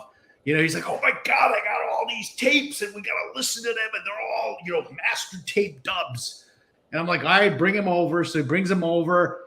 Dude, they sounded dreadful. I mean, literally dreadful. And I'm like, where'd you get this shit from? He's like, some guy told me, blah, blah, blah. How much did you pay for it? $500. I'm like, dude, you're insane. But, we didn't care. I've heard of that a lot. Just that, I've got my dad's old tape machine out in the garage that I have from the 70s. I could take, some beater copy of A Love Supreme and make a tape of it. And, hey, man, here you go. I want to comment on this because maybe I'm very biased because my job is protecting the rights of the photographers I represent. Wait, could you introduce who you are first? Yeah, who are you? Norman Edward Maslow, born in San Francisco, photography agent for 38 years. I know about copyright licensing but I'm not a lawyer. I'm not an attorney, not a copyright attorney, but I deal with that. Can you get my speeding ticket? What I wish it would be, and I think I know it's complicated, but I would like the copyright law, at least in musicians, for instance, but in other areas too, to be at least the entire life of the artist plus at least one of their generation. Because I know people say, oh, Paul McCartney, the Beatles, I paid so much money. Why do they charge us now? He worked his ass off, whatever you think, look at the musicians that haven't, and them and their heirs should be able to get the benefits of those creations, at least one generation. Yeah, Paul didn't even get his. Yoko's got John's, though. Well, Yoko got John's. You know what I mean, that's, but there's a lot of artists that haven't, and I understand the whole idea. And when artists are young, for instance, in the Beatles situation, it was Dick Jane's Music that bought that owned the publishing for years. That's why the Beatles didn't own their publishing. But I think an artist should own the publishing. Their estate should get it for at least one generation more. This whole thing of, the Beatles or Mickey Mouse should be part of the public domain is fucking bullshit to me in our lifetime. I mean, maybe after 100 years, 150 years or something, but I disagree with that. Now, again, I'm very biased because I work with artists and people ripping off even the photographs that my photographers take, and they're not like A-list photographers. They're like, B+ list advertising photographers and fine art photographers. Well, one thing that's kind of interesting is I feel like a lot of the dubious kind of contracts that occurred in like the 50s and early 60s, there definitely was a response where you had like a lot of independent labels like Black Jazz or Strata East, and one of like their primary but that's 70s, not 50s, 60s. No, I mean a response to the 50s and 60s. I think that they responded to that, saying that people were getting ripped off, and we are going to kind of be an independent artist collective, and that we are going to own our rights of these pieces of art that we're making. So it's kind of interesting to see that, and I think that's also part of the history as well. There's a lot of like Black independent labels that happened in the 70s around the Black rights movement as well that I think are really kind of fascinating, just at that level. Yeah. Anyway. Yeah. Okay, I'm finished. I said everything I want to say. Who's the French yee babe tonight? Well, Massey, I mean, there's an effort being made to, when in Rome, be, dress, be Rome, right? Sentiment qui vont très bien ensemble. Souffler des Gaules en rat, qu'est-ce que c'est à fromage? Je t'aime. Je t'aime. That's superbe. But no, we're learning about the jazz, and so I felt I would make an effort. Croissant. Take your screenshots now, Vinyl Community Casting. Okay, listen. It's like an effort. Where's all the making fun of the people who are trying really hard to get in with jazz? Now, Rachel, when you and Mazzy had an encounter in person, were you dressed up this way? Yes, very much so. But I think she drank as much. Listen, Mazzy, I put on a martini video over on the Instagram. You can check out later. I tagged you on it. Yeah, I told her to never drink more than one martini. I know, but there were 2 on the table, and then the camera goes all kind of funky. It's just 16 seconds of pure madness, but it was fun. Thank you. Anyway, this is a great topic because I think, we do get a little snooty from time to time with our pressings and our gear and our, because Danny's got a system, a Danny Sonic Flair, that it kicked most of our asses. I mean, it's just a thing of I'm pretty sure he kicked everybody's asses. I know I'm the only one here that probably ordered it, but I did get a shipping memo today that my Vinyl Me Please Miles electric shipped. Yes, me too. Oh, okay. So it's now, Mazzy, do you not already have every one of those records? I've got all but 3, and I'm curious. And it was an impulse, and I'm curious. I like those that records, period. Yeah. Aren't like most of them are AAA, but I think there's like 1 or 2 that are digital, right? Yeah. And I'm not a VMP member, and I buy very few VMP records. So, Jeff, I showed it earlier. Chet Baker Singh. I'm telling everybody, I like it better than the Tone Pot. I still stand by. Are you gonna send me the Tone Pot back that I gave you as a lovely gift? No, because Sue loved that one. This was Sue. Well, then I give it to Sue. Sue has better ears than Rachel. Sue was the nicest person I've ever met in my entire life. Oh my God. We already knew that. I haven't even met her. I knew that. No, oh my God. I think it's easy to crap on top of these gray markets. But, the point is that in Europe, it's legit. You can buy them through Amazon. It's not piracy. It's not bootleg. They're legitimate pressings. It's just that the copyright is not acknowledged or recognized in that domain. So that's all you're dealing with. We have an important announcement real quick. Someone is trying to join the show. We only are allowed to have 10 people on StreamYard at a time. So if you would like to see more than 10 people, you are welcome to give us, a donation of sorts. If you Yeah. Well, wait, they might not like the person trying to join, Chris. I'll be checking out. We've had some history with people joining that should have been vetted more. That's happened a couple of times. How can you get more by joining? I'm sorry, I tried to fit in as best I could. No, it's not you, Rachel. Without you, we wouldn't have this. So. Yeah, thank you for joining. You were very kind to us when we were first getting started and helped. Well, I hope I'm still kind to tell people go subscribe to Jazz Bombs because they're great. And I call you guys jazz experts. I don't think you're jazz bumps anymore. I think you're elevated too much. You know too damn much. Same with Rob. Wax downplays. He goes, I just like, but he really does know an awful lot about these pressings and everything. He shows this stuff all the time. Well, we know a little bit, but it's like when you, maybe for pressings or whatever, but when you get something like Notes and Tones mic on the channel, it's like a totally different fucking ball game. Like none of us know shit. Dan, of course. Dan has more records than any of us. I expect to get this back by Mike buying me a drink in 2 weeks. So. Oh, that's cool. All right, there you are. Nice. Also, drinks are more expensive than $10 in New York. I've been to New York. I know. Believe me. I've been to New York. This might be our first on-screen donation. A martini's $25, and I like that. Oh my goodness! Starting. It's a quieter pressing. The Tone Poet's a louder pressing, so this gray market. Everything was a little more controlled, it was tighter for me.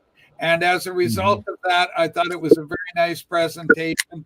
It still had your definition. You were able to discern, the vocals, the mid-range was very. Are you reading from a script, Rachel? No, man. Just kicking ass, Aeolian condensers. Did you put in GPT Chap how to talk about Miles Davis pressings or how to Chet Baker's pressings? Hey, No. Chris, do you need somebody to give up a seat? I've been on 3 streams today. I can give up a seat. Okay, look at board. You're Well, fine. what were the other two? I'm good. Wait, We have no idea what the other options were. Look at see. No, all what's I'm saying is that happened if you need space for somebody to come up, I can go. I've been up here and I'll just watch. Now, It's all good. now I want to Wait, say hold though. Look Hang at on. I We're want good. to talk about this. So let's make it around here. What you guys get this week? Hang on. I want to address something. Quit changing the goddamn chat, Mike. If Loki comes up on screen, the first vinyl community live stream that gets Loki on stream is going to be like, I don't know. That's like that's worth it. Yeah. I'm saying epic occasion, right? Mazzy, they have to be jazz records. They have to be. That is the rule. Okay. I've got 10 jazz records I just bought fuck already. Santa Monica, fuckface. You can't re-show records you showed last week. You showed them. I didn't show them on this stream. I didn't. Here we go. I We're haven't listened starting to up. these yet. These were sent to me by Chris, maybe you should just kick Mazzy off. This is a No, commercial, everybody. Get records. Come Don't on, hurt Mazzy. No, come Don't on, hurt Mazzy. I'm just Mazzy. fucking with you. Come on. That was a joke. Come on. Show the record. Stop crying. No, it's Mazzy. Don't hurt Show him. those gray market European records. Who's that old guy? Who's that old guy playing the trumpet? that's Dizzy Gillespie. What is this, Mazzy? I haven't seen this. Is this a crisscross Yes. reissue? This is Dizzy Gillespie if Dizzy Gillespie lived in Texas. Yeah. Oh. I've seen that Bill Evans somewhere. Well, So these are elements. This is an elemental reissue. Okay, out of Barcelona, Elemental reached out to me. They sent me these. I haven't had a time to open them, listen to them. I saw them in a store today. They came out and they're in stores today. Elemental. So I haven't heard them yet. Plus, there's the first step. I can't show it here because it's not jazz. They did an issue of the very first Steppenwolf record, which is interesting. Nice. Doesn't have the foil cover Yeah, though. let's not talk about non-jazz. But that Bill Evans record, the one where he's playing both, an acoustic piano and an electric. He's doing the Rick Wakeman thing here. Originals of that record are quite pricey, so it's He did a whole album of that, right? Where he just did like himself onto keyboards, right? I love how long his cigarette is. I have that. It's like, look at that. It's about to fall off on his Well, keyboard. it's not about it's the amount about the ash. You can the coolness you have when you're smoking cigarettes. Yes. Is directly proportional to the That's length gonna of fall the right ash. in his crotch. That's gonna. Hey fall Rob, right what's the in name of that the original version of that? What's the name of that? Is it Explorations or no? It has no. That record right there. It's the same title, same record. Okay, he has lots of records like that. where And he's this doing is it? Chet Baker with Phil Markowitz. So it's got a Jewish guy that looks just like Ben Sidran, if you know who Ben Sidran is. I mean, it's bent over like Bill Evans though. That's pretty kick ass. Yeah, but that's a crisscross reissue, which is Mazzy, you should do a video about those after you listen because I'm interested. I totally will. I mean, they send them me. They send them to me for a reason. And every time if someone sends me something, I absolutely tell people I got these records for free, and I'm honest. So it's not it's not an uncommon thing to get occasionally sent free records. The Jazz Bones got their first free records recently. What did you get? We're gonna have a video about it soon. Oh, okay. Yeah, we'll have a video up soon. Okay. Yeah. Now, I think I should beg for money more often because this is kind of working out. You should. You got to ask. You got to ask. Nice. Hey, Billy, I wanted to know, did Billy get flooded? New York flooded today. Oh, yeah. How did you make out, Billy? I hope he didn't get flooded.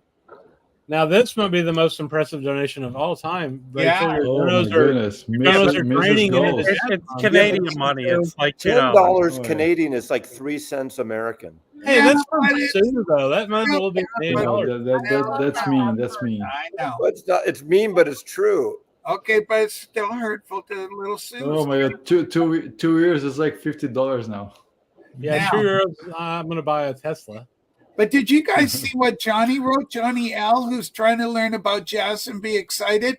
And he said he got really hurt about his record. And when he said, go up for Johnny, the last comment. And he says, Rachel, that's what I meant. I got all hurt when they said not to get the bill because of his little record of Davis. Is Mike? Do whatever you want, Bonnie. Mike is here. Is Mike going to come up? I'll get off if Mike wants to come up. Is Hey, Mike? I'm going to retire, guys. Oh, Group hug. Thank you. nice seeing you, Thanks so Dan. much for the interview. Yeah. Nice seeing you. Look at the balloons and magic. Wow. Nice. Now wait a minute. Am How I the fuck gonna- is he doing I that hope- shit? I don't know how to do that. I hope to see Mike in New York too, because I met Mike when he was out here last month.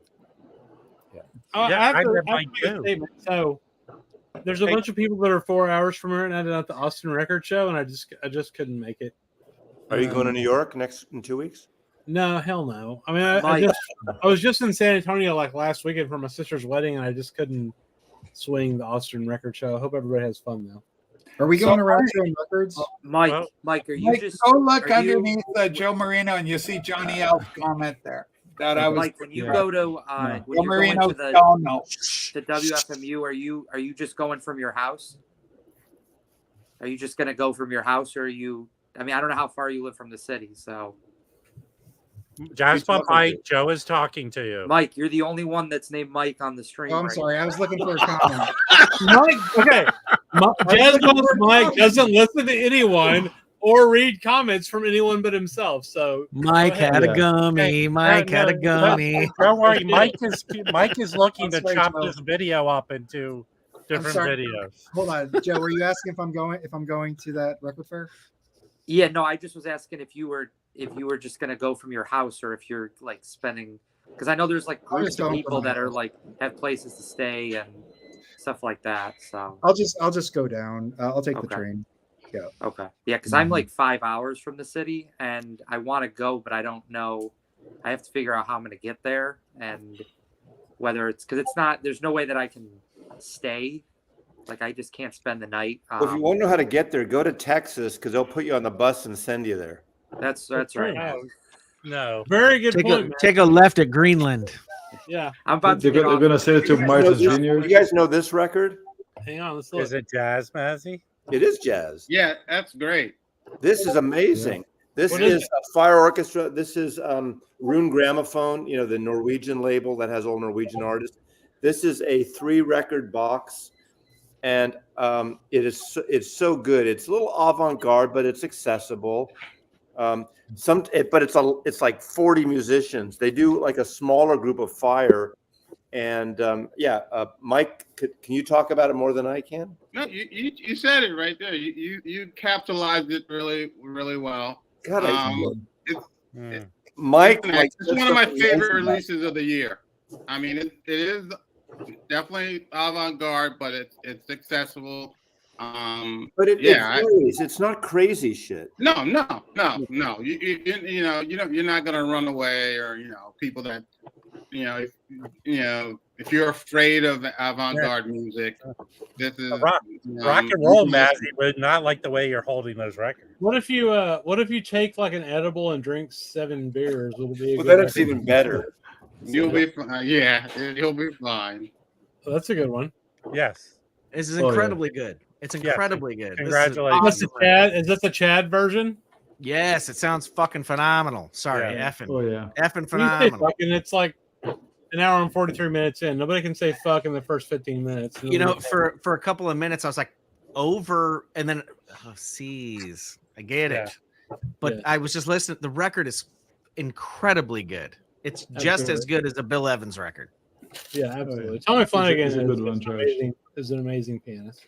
Yes, I bought. If you're asking me, I bought this one. I didn't get it free. I bought it. So. You know what's cool, man? Nobody was asking, Mazzy. Well, somebody Oh, yeah, asked, "Did you buy it?" Free. Grateful Dog. I don't know who he was referring to. He might have been talking to George. I don't know. Mhm. He said, Free he records didn't buy are it. really kick-ass. I mean, I gotta Okay. say, free records are awesome. Rachel, did you want to address this comment? Oh yeah, I just want to encourage Johnny and just reiterate that you buy the records you want. If you like it, don't let anybody poop on you or say anything else. Everybody makes fun of Mazzy and his Beatle records, but us jazz people, we are very patient with Mazzy that way. Yeah, Johnny, don't give Oh, a yeah. fuck if anybody's teasing you about buying that record. If you like it and you listen to it, Exactly, then that's yeah. what matters. And listen to it every day, in Yeah, spite of yeah. anybody that's going to hate on you. Listen to it every day because fuck those people. Right? Yeah, just listen to that record.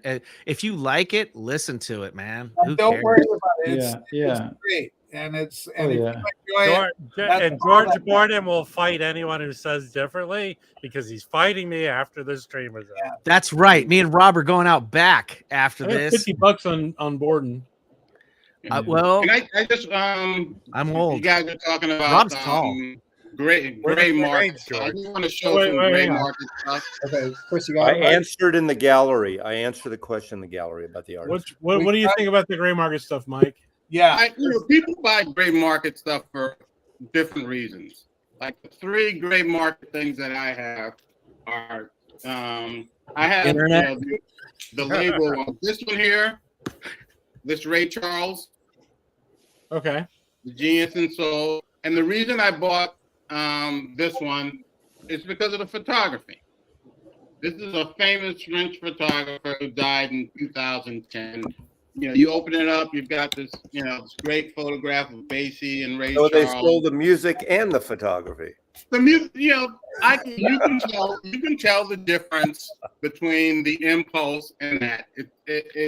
Yeah, I have it. It's noticeable. So they use a copy negative, or they rephotographed to print instead of an original negative. No, this is licensed photography. Oh, is it? Is it? Okay. Yes, it's licensed photography. I did not know that. John Coltrane plays the blues. I did not These know are that. really excellent photographs, and that's why I bought it. I knew I already have the Atlantic versions, but you Well, buy that's them. we wouldn't want a lawyer to have contraband in their house. This is the Bud Powell, also excellent photographs. Is that You buy them for company? different reasons? And, Can I ask you- some people might not know that these are Blue Notes or Atlantics, Right. but Mike? you have a little bit of knowledge. You know that okay, that's not the original Atlantic cover. What's the company that does that series, the Claxton series? Are those Wax Time? Yeah, images maybe. I don't know. They sell them at Amoeba, and I've seen them, and it's the same album. Like it'll have like a Coltrane album, but an outtake or a It different might thing. be this company because this company is called Jazz Images. That's it, I think. But the irony is, I don't know about that, but the Claxton one now, the Claxton ones are not owned by Blue Note. That's different. So maybe they license the Claxton, but they license those from the estate. But before I couldn't find any. The reason I bought them was because of the photography. Now I'm going to get rid of them because I found a book. There's a book of this photographer's work that's out with these photographs. But I played them once or twice, and the Impulse and the Atlantic sound better. It's noticeable. But I bought it because of the photography. And I know that these aren't the originals because of the artwork. The problem is when you go to a store and you pick up something and they also have the original artwork, and you don't know that it's you might not know that it's a gray market. Got it. That's where my issue is that someone's just getting into it. They're going there. And sometimes these gray market ones, they're around the same price as a Blue Note or Impulse. Yeah. Hey, Mike, can I ask you a question? Mm-hmm. Did your modem get flooded today? You're breaking up. Your visual thing is breaking up. I know why it is. Yeah. I'm sorry. He's got gray market internet. Here's the best Coltrane record. Here's the best Coltrane record right there. Well, just wait. What is it? Oh, that's fucking perfect. Well, you guys are so bad at transitioning.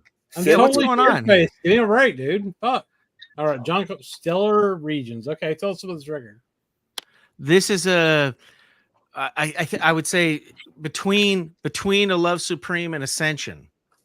It's a posthumous release, right? He's going out. I think Alan's on this record. That's one of the last Coltrane recordings that exists. Yeah, and it's also I don't know if you know Rashida Lee's on here. I don't know if you know the story, but it's tell the story, Joe. It's from '95. That's the only vinyl. That's the only pressing that exists. There's no CD. It's just vinyl. Wow. That's it right there. And who put it out? Alice Coltrane Impulse. found it in her basement in like the mid '90s and put it out on the Impulse label at the time. But Was that's there like an ounce of hash next to the tape? But look, he's looking upwards. He's looking up to. He's getting God. beamed up. He's looking. You know what's fucked up is I'm so shit faced already that I thought George was telling the story. Can you tell me who took the picture? How come George's lips aren't moving while the talking is happening? I've never seen that photo. Can you look at the photo credit and tell me who took it? I've never.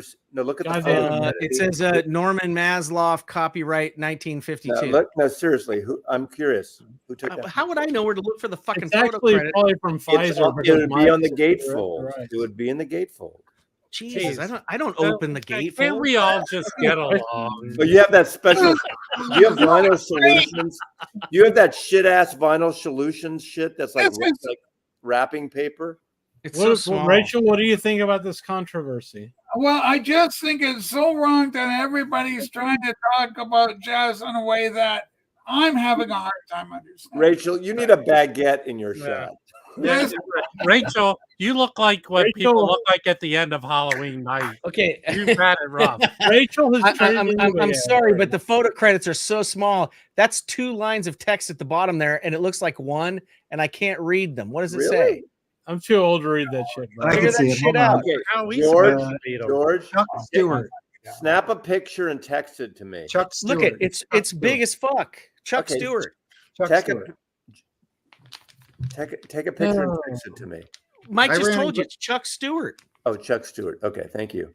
I got to get off. Can I show some records just quick? We all want to get off. Bro, that's how you get off? What's the Sorry, fuck? it's almost 10 o'clock. Hey, Joe, thanks for saving me. Thanks for saving me with the facts on this. Let Joe, come on, don't interrupt Joe. Let Joe talk. Oh God, Chris is baked. I got a few things. I have started buying CDs. Oh my God. I haven't bought a lot of CDs because. Can you kick Joe off the stream, please? Just listen for a second. I only bought one CD, but I've been getting really into Peter Brodsman, and I found this recently. Wow. But you said that's only available on CD, right? Correct. Yeah, this is only on CD. This has a live version of Turn it upside down. And then the second track is just like another live performance. So I kind of rationalized picking it up just because it's the only way to listen to that music. Wow, okay. I don't know do any of you guys have this record, Melvin Sparks 75? Anybody have this record? I just saw that record. I think I just saw it somewhere. It's like 1975. It's on Westbound.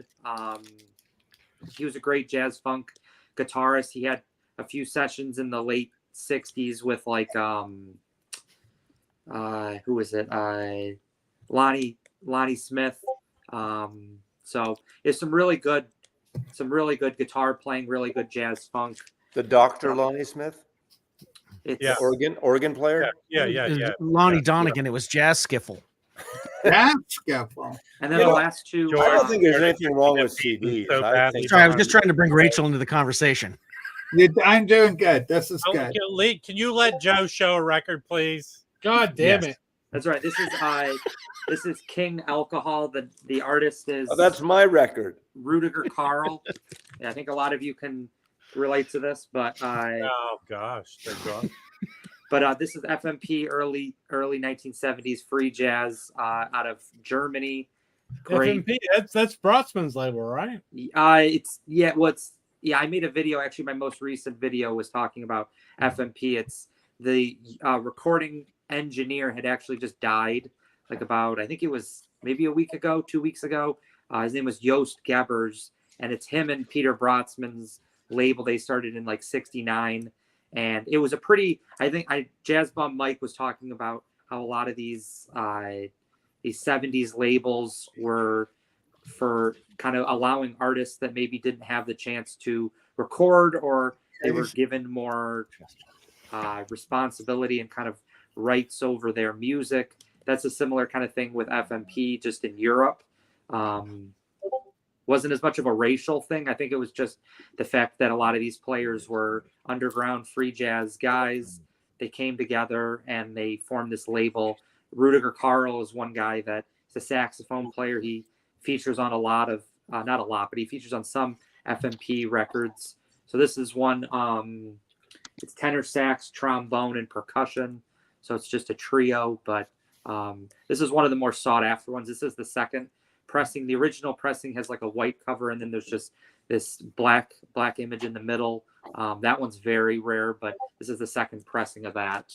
And then the last one actually came from Billy in Brooklyn from his store. He actually sent me the photo of this. He found this at Academy in New York City, and he was very nice to send this to me.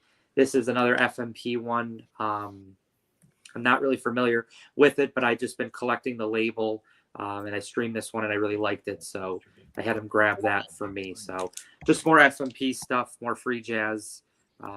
So how many FMP titles do you have now? I'm getting close to 20 at this point. Wow. How many do they issue? I think I heard something like there was close to 200. I don't know if that might also include like the CD era as they moved into the 90s and like the 2000s. It gets kind of not shady, but it gets a little bit, there's a lot of confusion and there's not a lot of information really about what FMP was past like the 80s. Because the guy that actually, Joost Gebbers, who was the one that actually took control of the label in 1976, he was also a social worker. And so he did, I don't know how much, if it was like a 50-50 split between those two kind of careers, but by the 90s, I think he was starting to feel the pressure of, there was a lot of these musicians that were getting a little bit older. Jazz was definitely not as big of a thing in the 90s, and as it went to CDs, I think that just affected the market of the artists and how sellable, because none of the records on FMP were sold very well, other than maybe Machine Gun, and maybe there's a handful of other titles early on, but there wasn't a lot. And then by I think the late 90s, there was like a woman who stepped up to try to buy the label from Joost Gebbers, and her vision of the label was much different than what he had kind of thought. And so I think they went back and forth in court in the 2000s, and then I think he stepped away. I don't know if the label itself is still active in any way, but it's a really interesting thing because, again, as Jazz Bum Mike had said earlier, with like Black Jazz and Strata East, and there's a lot of other labels, especially in the 70s, that gave these artists opportunities that wouldn't have been probably given. I mean, the early Peter Brotzman stuff that were on his own label, which was just called Bro, those records are easily mid 3-figure, and for Machine Gun, that's approaching 4 figures for original pressings of that. But yet the FMP ones are in the $200-$300 for those, which is still expensive, but when you compare it to those first pressings, it's a big thing. So it's a very interesting label, but I mean, if free jazz is not your thing, then there's really no reason to pursue that. So I think it's great. I'd love watching your new pickups, and it makes me want to start getting into FMP more. Yeah, and it's a tough thing, and I know, like I said, with Billy being in New York City, I think that's a great place in the U.S. to find a lot of those, just because there was imports. There were, Nicole's right. SAJ was a side label, kind of a subsidiary of FMP that did more avant-garde, from my understanding. And again, there's very limited information on that sub-label SAJ.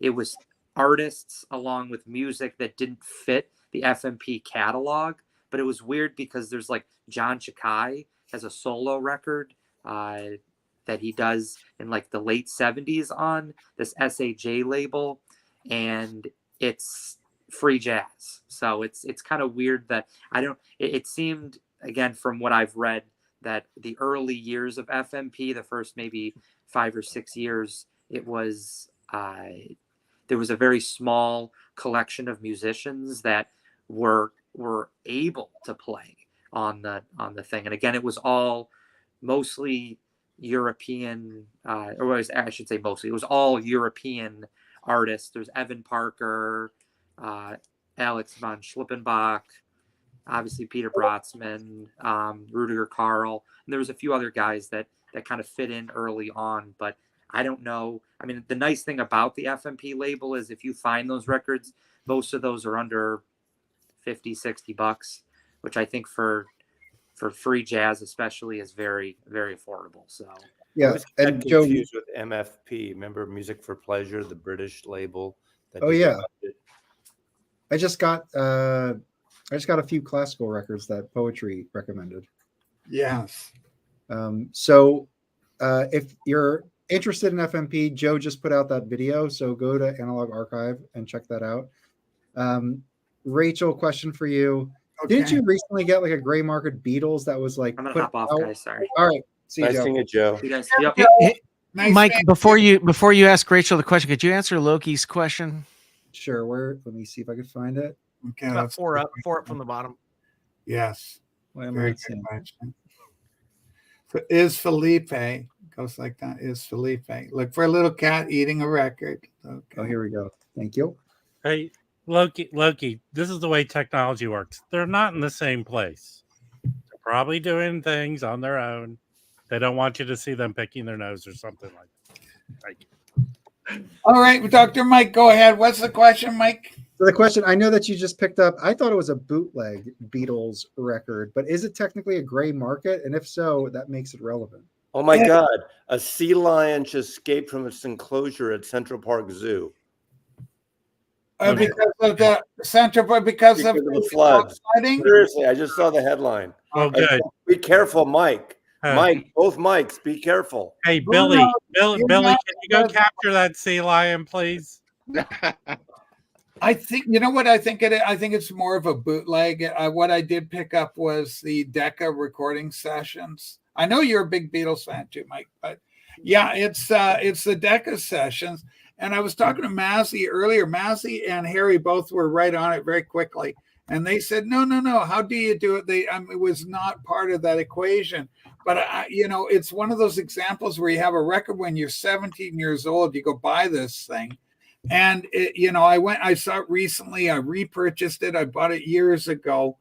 And it's got How Do You Do It on it in conjunction along with a whole bunch of the Decca recording edition tapes that the Beatles famously did. And 3 Cool Cats. And 3 Cool That's Cats on there. Yeah, George. I would be remiss. Yeah, George knows his stuff too. Hold on, Jasper Mike. Why are we turning this into a Beatles stream? He just had a question. That's all. No, I thought it might be relevant. he overly scripts these streams. After jazz, Mike's into Sinatra and the Beatles. So there you go. Can I show some records and not watch George go nutty with his dog? Do you have any gray? We rarely go muddy, Rob. You have to show at least one gray market that you have. No gray market, but I'm gonna show some good shit. Okay. Can I show this? I mean, this is not anything. Hopefully, Beatles. Dude. It's Chris. jazz. I'm showing jazz. How come Mazzy waits until no one's looking at him and then he shows a jazz record? No one else is.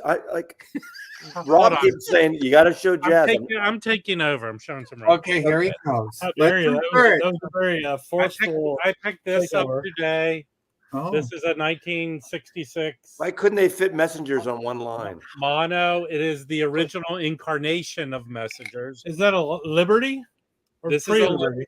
Yes, this is a Liberty. Beautiful condition. Nice. Yeah. Did we lose Dan while I was gone? Yes, Dan's messaging me. His phone, he clicked on the comments and it shut the stream off, so he left. But he said, Rob wanted me to let everybody know he said goodbye. Rob, you're doing really good showing.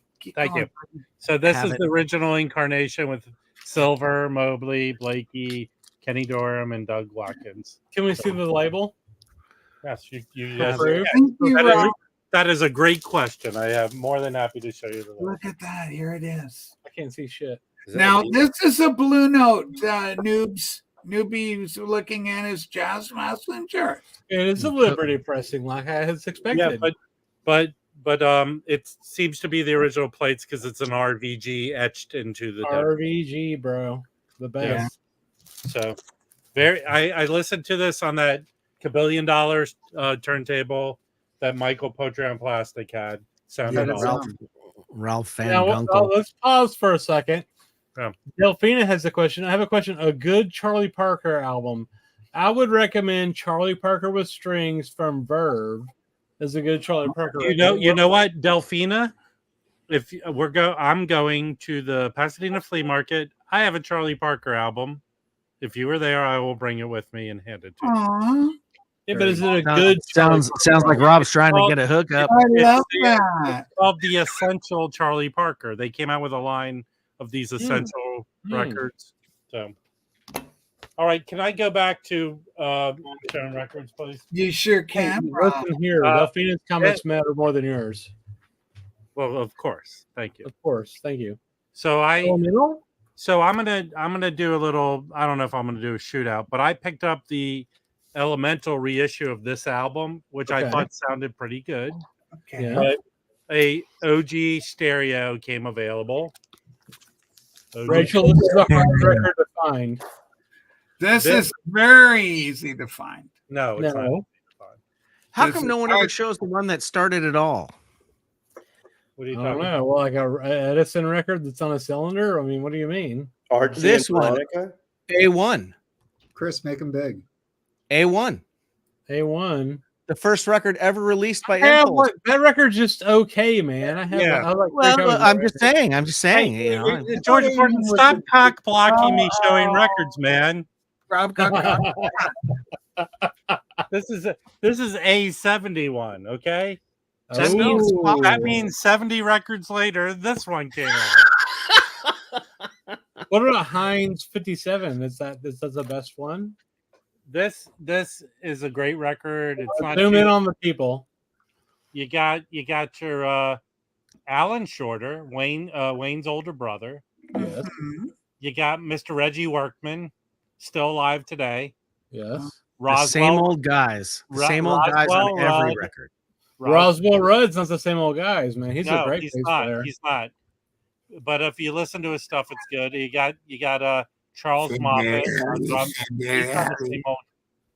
Man, you people are horrible. No, Rob, you're doing really good. We're interested. It's like finding Brett Michaels on a record from the 80s. Listen, Frenchie, can you go steal secrets from the foreign soldiers for us? Listen, Rachel. Oh shit! I'm fucking dead. Oh my god, we're really interested. Hold on. Yeah. Hey, Frenchie, what are the foreign spies? Listen, I'm interested, Rob. You're doing good showing some records. Mazzy's totally interested. Check him out. Oh shit! Yeah. He put his phone down just in time. Yeah. I think we're doing good work. We're showing a lot of great records. Thank you, Mata Harry.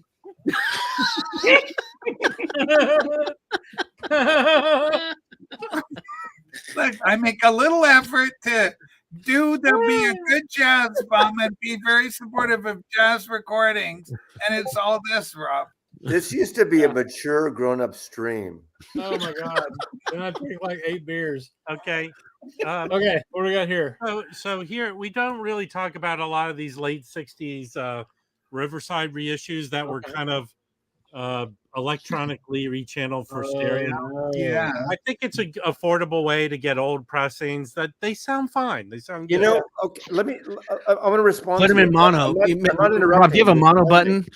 Rob, do you have a mono button? Put it in mono. It'll sound better. No, I want to respond because I talked about this on one of the streams. I got from the Disney collection a Lightning Hopkins on Prestige, electronically reproduced from the 70s, and it sounded fucking great. It was really good.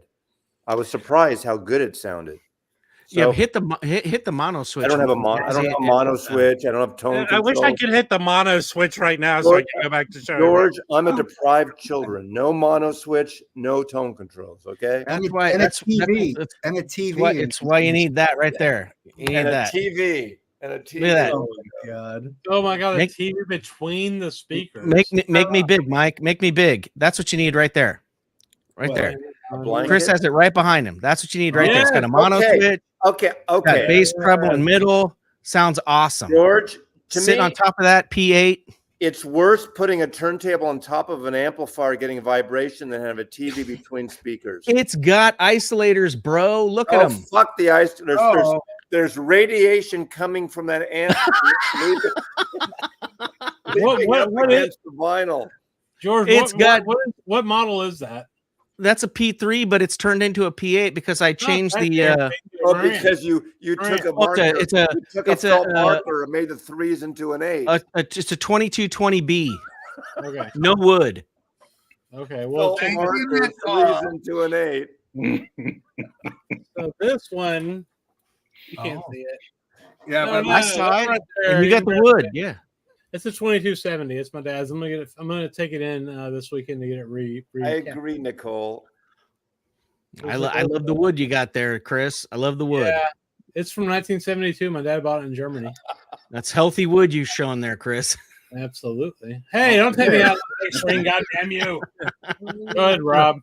Okay, so this normally this record you see with that painting.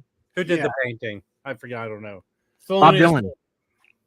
This is an excellent record. It's also on here. It's Monk playing solo, but he's with Oscar Pettiford and Kenny Clark.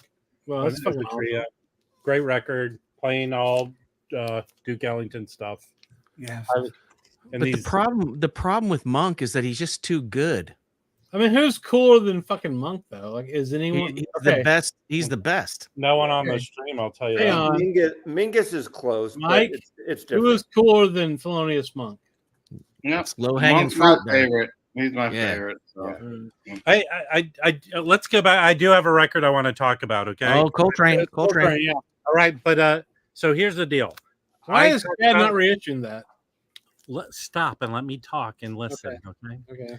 So last week or the week before, I picked up that Archie Shepp Attica. The Universal in Germany has been quietly reissuing Impulse titles. They're pressed at Palace. That Archie, although the cover wasn't that great, sounds excellent. Great pressing, great quiet sounding vinyl. So last year, the first two ones they put out, they did this reissue of Coltrane. Yeah. And the cover is actually nice. This is a gatefold on this one. It's super blue. It is super blue, but it's a nice I mean, how floppy is that fucking cover? It didn't crack off. Go to the side and like flop it. Again, these are cheap. These are not I'm sure mine would crackle if I ever opened it. It would be nice if I could finish and then you can. It just doesn't crackle. Okay, just fucking hurry up. Why does it have to crackle? So wait, but the pressings for these has to crackle are very good. The label recreation, the high quality, good record, flat, sounds awesome. If you like me, it's not. I don't see this record often out of all the Coltrane stuff. Man, one of our that's Chris. They put out the Pharoah Sanders with this last year. I forget the name of the record. Who took that photograph? God damn. And then sorry. If you go to UDiscover, you can get the Attica Blues. They have a Michael White record and then a Marion Brown, which Mike Notes and Tones have picked up this stuff. Now, who is there a label related to that? Yeah. That's putting The real question is, who recolored that? Listen, here it is. It's Universal Special Markets. Oh, fucking sweet! From Germany. Okay. Did you say Bob Denver? No, Bob Denver's a goddamn Rocky Mountain High. It's John Denver. Bob Denver's Gilligan. Yeah, Bob Denver is Gilligan. Listen, Rocky Mountain High. Hi, Gary. All the rock. Okay, so now Rob, no, I like that. That's way blue. Look at this one. This is the '95 Impulse redo, and it's like almost green compared to that one. Yeah, the colors. And it's the Impulse and these. I got all of the Coltrane in '95 when they came out, and like all of them. And those this one, are those Wallies? Is that a Wally? yeah, well, yeah, they're all. Well, some of them are Wallies, but not all of them are. Some of them are not Wallies, but most of them are. And Capital recut them in '95. But Chris this one's is green. so baked. Chris. Oh, Chris is on a 12th gummy. Did you wash and repeat tonight, Chris? He's fantastic. What? All right, I want to Yeah, show I'll check this. I want to show another record that I could be mocked about, please. I've drank about 8 of these. Okay. With all this interrupting, it smells like the Republican. You know what? That is a debate. record that that is a beer you shouldn't drink a lot of. That's very strong shit. Well, it's 9.5% alcohol. Yes. Here. Oh, dude. Wow. And then, well, I'm pretty wasted, but also I'm not like I haven't broken the record like when I drank like 2 bottles of wine one night. Like it's not, wow. It's not that serious. These were mastered by somebody called Fred. Okay, we don't Fred do well. Putterman? Fred Putterman. I love Fred Putterman. Okay, hold on. Freddie the freeloader. All right, let me go back and show this. This is interesting. Okay, all right. Atlantic put out a lot of these twofers out that are Oh, very yeah. Oh yeah. But I don't understand how they put 2 fantasy records out when they had nothing to do with fantasy. They licensed them. I mean, everyone has their fantasy. I understand that, but Vance can't dance, but he'll steal your money. I understand that. But they usually would do it to boost the catalog of the artist, right, Maggie? They don't have Dave Brubeck albums, right? Well, there's too many Dave Brubeck fantasy. Hang on. What records are on this twofer? So here you go. It's both the college concerts at Oberlin and at College of the Pacific. Well, okay, the Oberlin should be coming out pretty soon on these are very the new original jazz classics, right? Carl Wilson played rhythm guitar on both of those. So these are Atlantic. It's unusual just because of their fantasy. These look like they're unusual to be loved by everyone, though, Rob. After you've had 9 beers. Maybe you and Rachel should do a stream where you both drink beer together. I think it would work out pretty well. I think that is an amazing fucking idea. I love seeing Mr. Kibler here. Mr. Kibler? Mr. Kibler. Mr. Kibler? Oh, whoa, look at that. Look at that. This is some stuff. So this Vinyl Me Please put this out in 2018. Now that's an avant-garde. That's avant-garde. No, this is Org did it, but this is a Vinyl Me Please.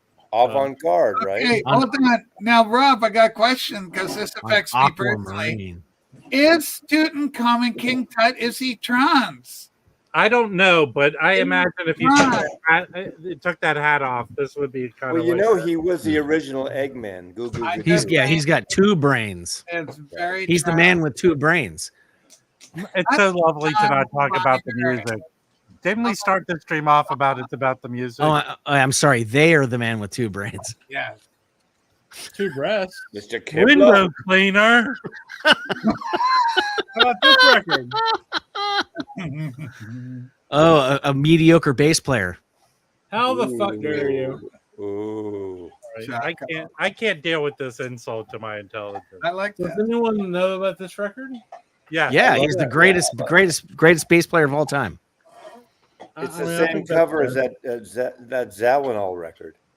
Except for maybe Mr. Ron Carter. What's the price tag say?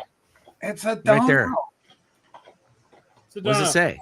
$6 from February of the second month of 2022 for $6. Yeah, mine said $47.99. You got fucked. Yeah, so good for you. Yeah, well, no, I didn't get fucked. It was well worth it. It's a great record. It is a record. I'm just kidding. Jocko's a great bass player. Great. I was just fucking around. Did Rob he plugged out because just had to go poo poo. Well, he does that. Fuck. No, Jocko. Jocko. What's the best record Jocko plays on though? Is it Return to Forever or is it Joni Mitchell or is it Jocko? Joni Mitchell. It's the only one. Joni Mitchell, you think so? I think Joni Mitchell stuff's the most. Hissing on the summer lawns. It's the most tasteful stuff. Yeah, I mean, I like the weather. I like heavy weather, and it's a commercial record, but I like it. I said Return. I said Return Forever. Weather Report. Sorry, you meant Weather Report. Yeah. Well, it's fine. We understood. What, Elliot? Hello. When did you come onto the stream? Hey, Elliot. I snuck on here when nobody was looking. No shit. I wanted to get on when Mike Notes and Tones was still on. Why is that? Because We like Mike, but we're just curious why you wanted to. Okay. Well, generally speaking, the Jazz Bums are the most influential group for buying jazz records out there. I don't know how many records I bought that one of the Jazz Bums or one of the people on the Jazz Bums recommended. Mike, right here, recommended this record. I wonder how many they sold after. He moved. Point to him again, how many Elliot. records were sold after Mike highlighted this album. Oh, very nice. And I got mine a couple of weeks ago. That's a great record. Yeah, That looks like I a love this. Gestapo. That looks like Stalin's greatest hit. James Moran from the Dance Hall to the Battlefield. That's right. Direct Metal Master. Which Looks like really Wackajoo. Yeah. And, no, it's the black folks fighting for World War One, bro. What the fuck? Interestingly enough, there's supposed to be 300, and I'm not upset about this, but I just thought this was interesting to know. There's supposed to be a limit of 300. Well, mine is 300. 6,000, right? Mine's 320. Well, you got that's Oh, why that must be a Polish press. press. That's a Polish pressing. Yeah. No, I have the same thing. Yeah. I'm assuming they probably pressed maybe 400, knowing that there may be some problems with some of them. They would send some back and have to replace them and things like that. Yeah. I don't know. But anyway, I listened to this 2 or 3 times now. Really enjoy it. It goes from, and Mike talked about it, and I don't need to harp on it, but it really goes from some very basic stuff that you might have heard James Europe perform with his band in the 19 teens to some. Would it be avant-garde or would it be free jazz? But it avant-garde. It's very varied from song to song, and I really like that. It does have some recitation in there, and just a very interesting album. I like there's one that's heavy with trumpets, I believe. I like there's one that's just Jason Moran on the piano for the most part. Yeah. I really like that one too, but I like the whole thing. So thank you, Mike, for that recommendation, and thank you, Jazz Bums, for sharing all this. I like that Mike is an influencer for Elliot Cruz in North Carolina. That means that's like we're all a village. Yeah. Hey, Jazz Bums critique this crap. Wait, that release is on that's Jason Moran's own label. So that's part of the reason why it's only 300 supposedly 300 copies, because that's his own label. He left Blue Note, I want to say maybe around 2014, and he doesn't put his stuff on streaming platforms because he says the musicians don't get a fair take from the streaming platforms. And he has enough of his own cachet where he doesn't, he doesn't necessarily need that. Good. He runs the Kennedy Center Jazz Program, so he's a MacArthur Genius Award winner, so he can afford to not do those things where it won't harm his career. And when he puts something out, people listen. And when you do it yourself, pressing an album, I imagine you make a whole lot more per album. Like if he sells 300 of these albums, it's probably like selling 10 times that of a pressing. It's more work, yeah. Or more likely he gets nothing. Yeah. It's a lot more work, and In which case do you mean? It can be a wash. It depends. Well, I just mean the record company probably owns that stuff now. A lot of jazz musicians signed away all of their. He owns that. That's his. It's his record company. Yeah. Oh, okay. He's going to make more as his own record company than he would if he's just an artist signed to a major label. Oh, then great. That would be awesome. I mean, I wish everybody did that. Record label, Yes Records, which he releases his own stuff, and his wife's she has 2 recordings. It's he broke all ties with Blue Note. And got his own recordings back. Got the master recordings and everything. Well, he doesn't have he doesn't have he doesn't have his. These are new recordings. Oh, so he re-recorded it. Okay. No, this was never on Blue music. This was never on Blue Note as far as I new music. This George. is new music that Okay. Plus I thought when you were saying he broke ties with Blue Note was because they owned his original stuff. Well, they do, but he did his subsequent records after that are his own. Oh, that's excellent. That's excellent. Yeah, but George mentioned the part about the labels owning rights. There are certain musicians, Jason Moran's contemporaries. There's a drummer, Brian Blade, who recorded for Blue Note and Verve. And there's a guitarist, Kurt Rosenwinkel, that also recorded for Verve. They have gotten, Brian Blade and Kurt Rosenwinkel have gotten the rights back to certain albums that they did for Verve. And they have released them under their own labels. So yeah, something that are getting their right to the music back.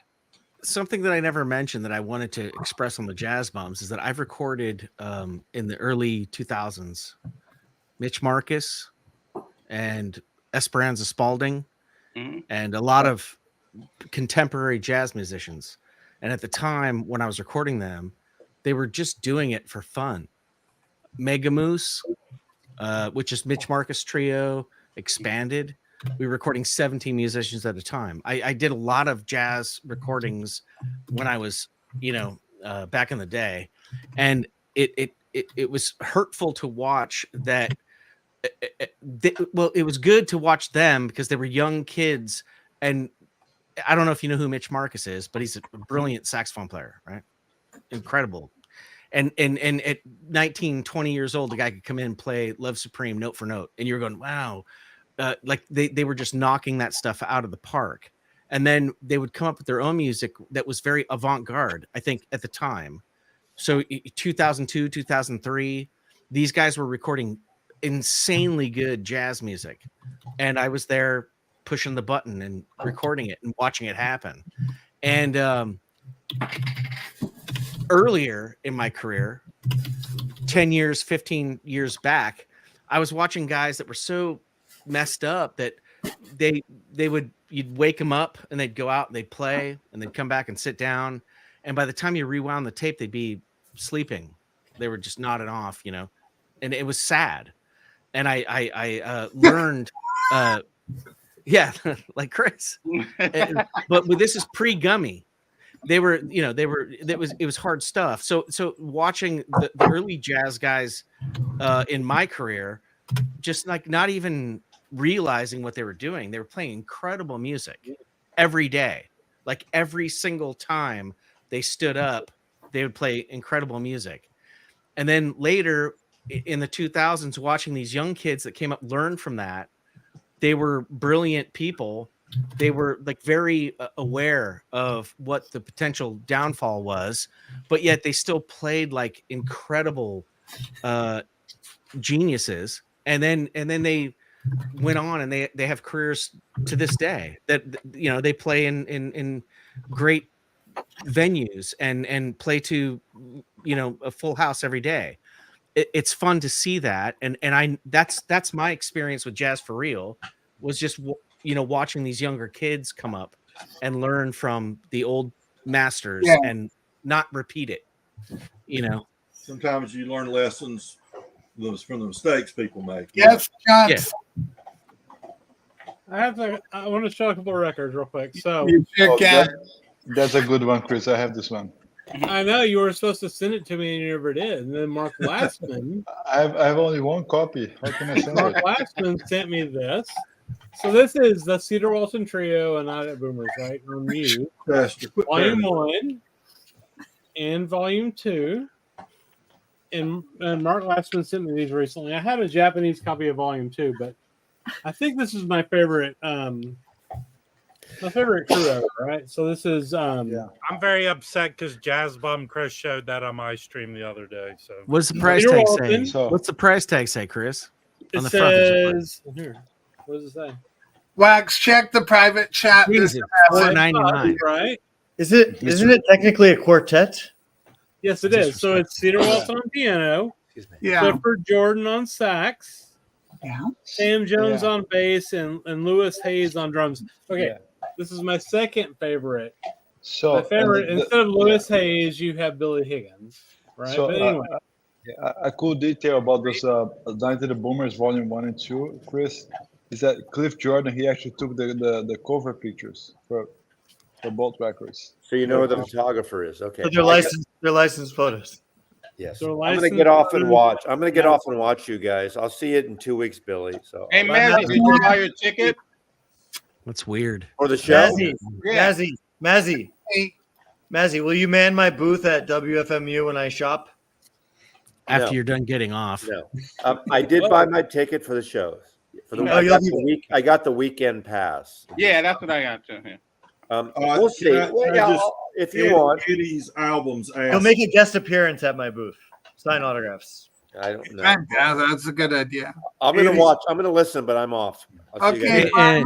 And individually message all your subscribers tonight, please, and say thank you. Yeah. Eddie's albums asked in the Jazz Bun Mike, thank you for being where I got this album. Good show. And it's available from his own website. Right. Yes, I believe is the name of the label. Yes. And I believe Mike, I believe wasn't it about $40 plus shipping, maybe $48. I think they're all sold out now, Elliot. Are they? Well, I got it mine in just in think they are. time. Maybe they'll run another pressing. I hope they do. I think there's a likelihood that he will. now if we could get the Reverend on our live stream, Excellent work, Billy. You're getting it. Rachel, that would be amazing. All right, That's a crap record. That's a great one, George. One of the best tone poets for sure. It's the first tone poet I ever bought. That's the Raja. terrific. Yeah. Oh, yeah. I love it, but everybody talks shit about it on the internet. Well, Really? What are they saying? Who? Well, if you go to certain forums where they like to tear apart things, they say that it's a kind of hacked up Lee Morgan. I didn't think that. I thought that was a real Lee Morgan record, right? Oh my God, that's an amazing record. I think it sounds incredible, and it's a great record. I have a question for Billy. Is there any psilocybin or other substances running through your system currently? Well, I have a bigger question. Where's your beret and your striped shirt? This is all I had handy to join the vibe. This is all I had. No mushrooms, no psychedelics. This is pure. It's all you need, Billy. You've got the look down. It's what you're pure doing life. already. Yeah. Billy, Herbie Hancock in the background. Yeah. The glasses can put you in a mood there. They really can. That's true. By the way, I would like to protect my honor. Oh, I understand. I understand that most. Is that possible? I understand that most people think I'm full of shit. But Rachel, when I get up, I don't have to poop all the time. Well, I just thought you were gone away from the camera for so long. I was concerned. I thought you might be going poo-poo. Or Yeah, I realize. When I go to the bathroom number 2, I light incense. I say a little prayer. I think about things. That's weird. I do that too, Rob. Rob, we're always hoping that when you get up, you're pooping because it's fun to think about. Rob, are you a Dunkin' guy or a Starbucks guy? What is that you're always reaching for? I'm so curious. Whatever he's got. I make my own brew. I make my own brews, but this is iced tea in here right now. But usually it's iced coffee because I need something to take the edge off of dealing with morons on stream. Is there any of your own urine in that, perchance? Listen. I am not Kevin Costner in that horrible movie where he drinks his own. Whoa. Oh my gosh. Let's not bring Kevin Costner down. Now, Rob, it's on Jazz Bumps on the Jazz Bumps TV show. Is Rob more common? Is he more serious? Because like on my show, I think often he's just taking it all as some sort of colossal joke. Yeah. And I think he's more serious and more jazz focused on the Jazz Bum TV No, show. no, What do you Rachel. think, I actually, Chris keeps him on a leash. Yeah. Well, I think now the Jazz Bums are going to do a 17-minute snippet about how Kevin Costner drinks his own urine. Felipe, I don't appreciate it because another big YouTuber used to refer to me as a dog. And that's Here's the question. Here's the question. Has Jazz Bum's mic heard anything that we've said in the last 30 minutes? How high is Chris? All the big YouTubers stopped talking about Rob a year ago. He's more Chris is more Foster Brooks tonight than he is Teacher John. Chris is rocking it. Chris is just absolutely on fire. Can I So show we you have more? very strong showing on tonight's show. I just want to go back to Chris and Mike Notes and Tones. Okay. And a few people, I think on Discord, have been getting this.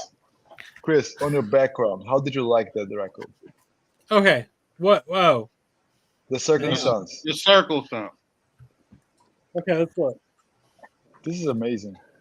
Right? This came in, and it's still sealed because I got it about 9 p.m. Oh my gosh.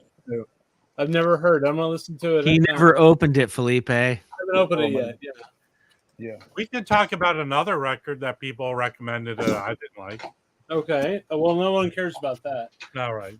Motley Crue. Yeah. Hang on, we just got a donation. Hang on, what do we got here? Roberto. What a This is cheap for ass Reverend dude. I would pay the Reverend $20 just to show up and that would be great. Say what's up. Yeah. Even though this is the most important thing that's ever happened, obviously. King Chris. I love the avatar. It's one of the best ever. Can I show another record? Oh, you can show whatever you want. Hey Elliot, I had 20 other records they wouldn't let me show. You can show, man. We got time. Here comes another Peter, Paul, and Mary. This isn't jazz, but it's an important document. Oh no, Elliot, it's only jazz here, man. No, it looks like a cool cover. This is it's called the Jazz Bums. This is called "Playing for the Man at the Door" from Smithsonian Folkways, and it's the field recordings for the collection of Mac McCormick from 1958 to 1971. 6 albums. Mostly from Texas, also from Louisiana and Oklahoma, that area. But basically, greater all the racism. The home of jazz. And this is I've only been able to listen to one album of the 6 so far, but it's just a great document of field recordings from artists. From what I've heard so far, been mainly around 58, 60, 61. Nice. It's blues, it's folk, it's some stuff you can't even describe. It's stuff from Mexico, Mexican musicians. Yes. It's some Cajun, some Zydeco. It sounds pretty badass. Yeah, historical recordings.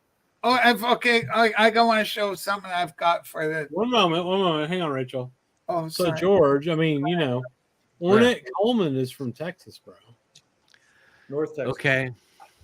Yeah, like there's lots of Texas. There's lots of Texan influence in jazz. Okay, there's one. I got the scoreboard going, Chris. Illinois Jacket, Arnett Cobb. Irvin.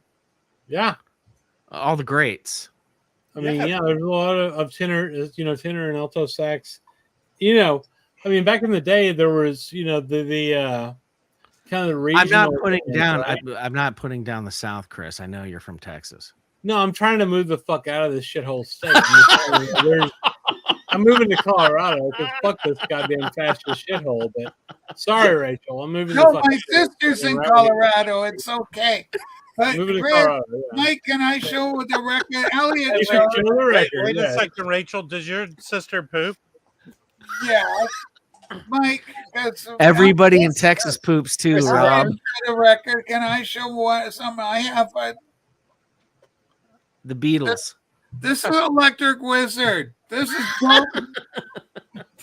This is dope throne. A dick or what? This will mess you up. This will mess you up. All right. Electric Wizard. Who's it by? Who is that?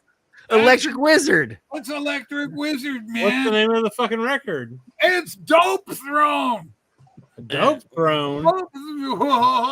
Whoa. That's a mess. Look at this. It's very similar to this Dope Smoker by Sleep. It's a stoner rock, right? This is a 1 hour record. What takes has this jazz bum stream become? Well, it's become something where we'll all get knowledge. This is jazz in a way. This band released a record called who cares what it's called? They got signed to London, like ZZ Top, and the Stones, and then they took all the money and they spent it on weed, and then made a 1 hour song called Dope Smoker, where the Weedians go to Jerusalem and smoke out Jesus. Whoa. And that's the story of this record. It takes an hour to tell it, and it's the same riff over and over and over again for an hour, and it takes 3 sides. This is Dope Smoker by Sleep. And have you scratched the fuck out of it by smoking dope and then listening to it and accidentally scratched it? No, well, what I did do was I listened to it on the freeway, and you know how if you're driving and you miss like 7 exits, and then you go, "Oh, where am I?" And then you look up. I missed an hour of exits and ended up in the wrong city because, and I wasn't high or anything. This record will get you high. It'll mess you up. This record is it's Electric Wizard, Sleep, Wind Hand, Crazy, and I know that people don't think so, but there's jazz influences in rock, and I think that's a good thing to point out. Yeah, Felipe, did Third Man do something with that record? What? Did Third Man do something with that record, Felipe? Like a weird pressing? They pressed it. They put like a weed leaf in like so one of actually there are 2 Third Man vault releases. This was the first one. Direct. Oh, Felipe has it. Oh yeah, there's like weed in one of them. Yeah, this is direct to disc. Yeah, the Dentist has the fucking Sleep record. That's excellent. And that's the one that came. Look at that. There it is. There's the double box sets. Look at that. Right on. Triple. Yeah. You know, so, but the point that I'm making is that there are times when jazz music, if you look at the form, create a riff, create a basis and play on it, and then let every individual explore what you have. And that is also a response, you know. And if you're a musician, the best and easiest way to get into music is to listen to jazz. Listen to and then have that going, and then let somebody explore on top of it and see what they can do as a musician. You can do it with, you know, Coltrane or Lee Morgan. That's what jazz is. It's about creating a space for everybody to explore, and you start it with a theme, a riff or modal. I know people freak out when you go modal, but you're talking about just the order of the notes that you're playing in the same scale that you'd play in a major scale, but change the order. So now we're going to play a different chord progression on top of that.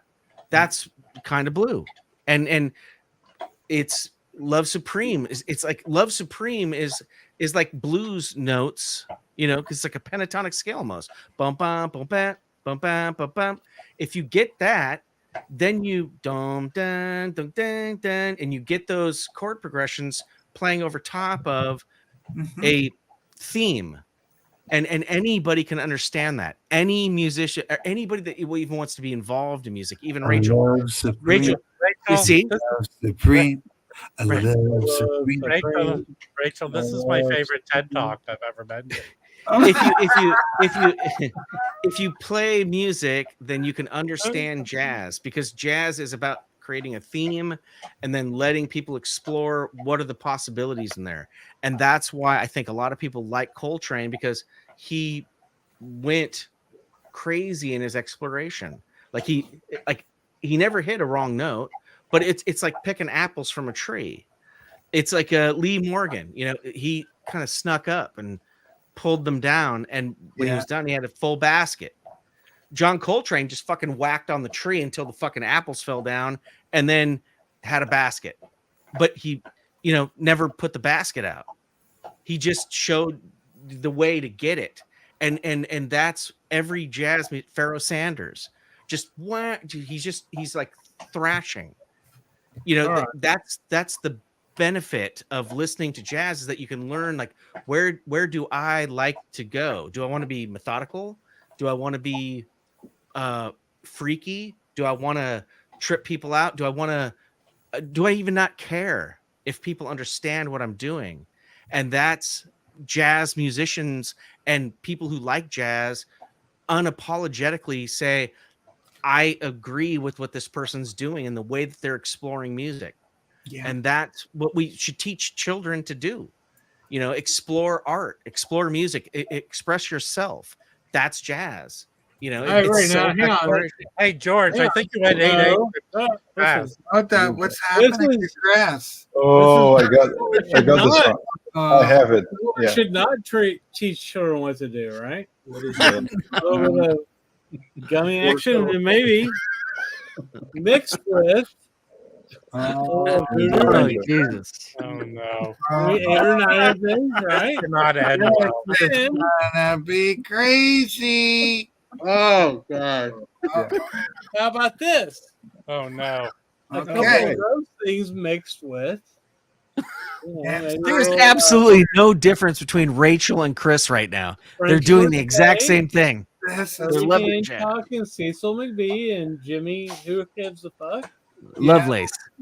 Lovelace. Jimmy. That's a really good album. It is a great album. Mike, you should not give him the controls after he's had 17 gummies. Hey, goddammit, I'm the master of this motherfucker. I got That's a a gray good one, market Elliot. there. That's a great market.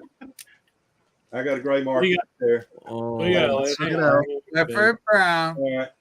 Clifford I'm Brown. so great I can Max cover Rhodes. this. This is on Jazz Images. And Okay. Mike, were you talking about the photographer William Claxton? No, see, well, Mazzy was, but Jazz Images did William Claxton, and I was showing the ones by a French photographer. Okay. These photographs are from William Claxton. Mhm.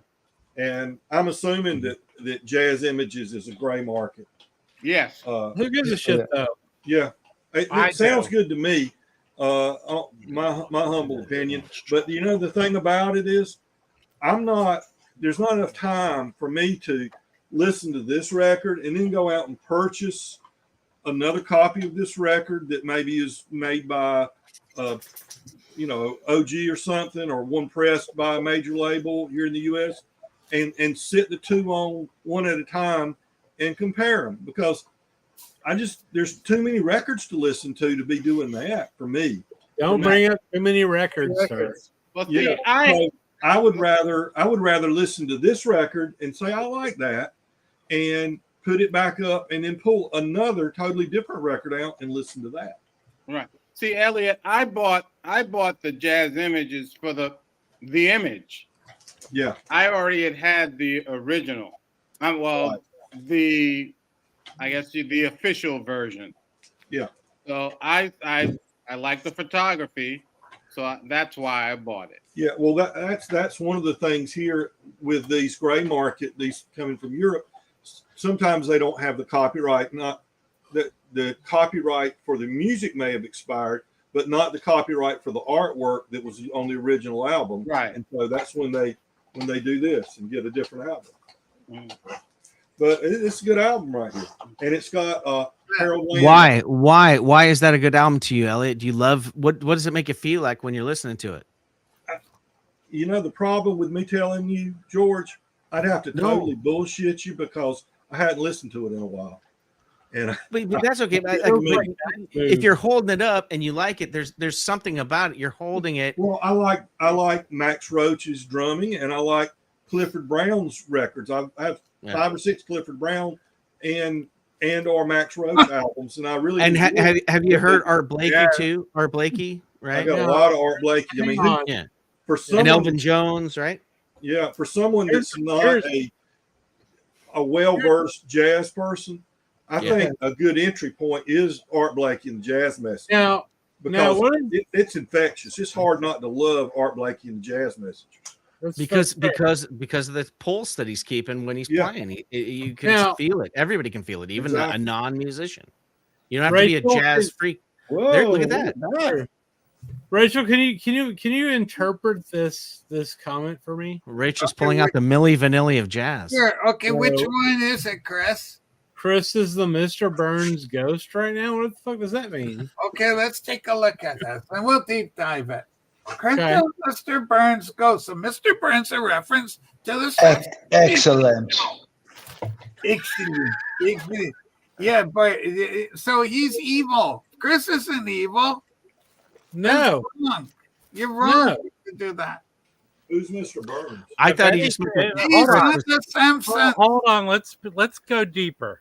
If Chris is anything, he's a young Mr. Burns when he had long, glorious locks of hair and long eyelashes. Yes. Okay, so Rob, here's the deepest question: who is Smithers?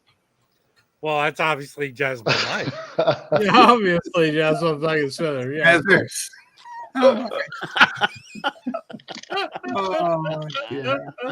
You ever been the only person at a party? By the way, Jazz Bum Chris.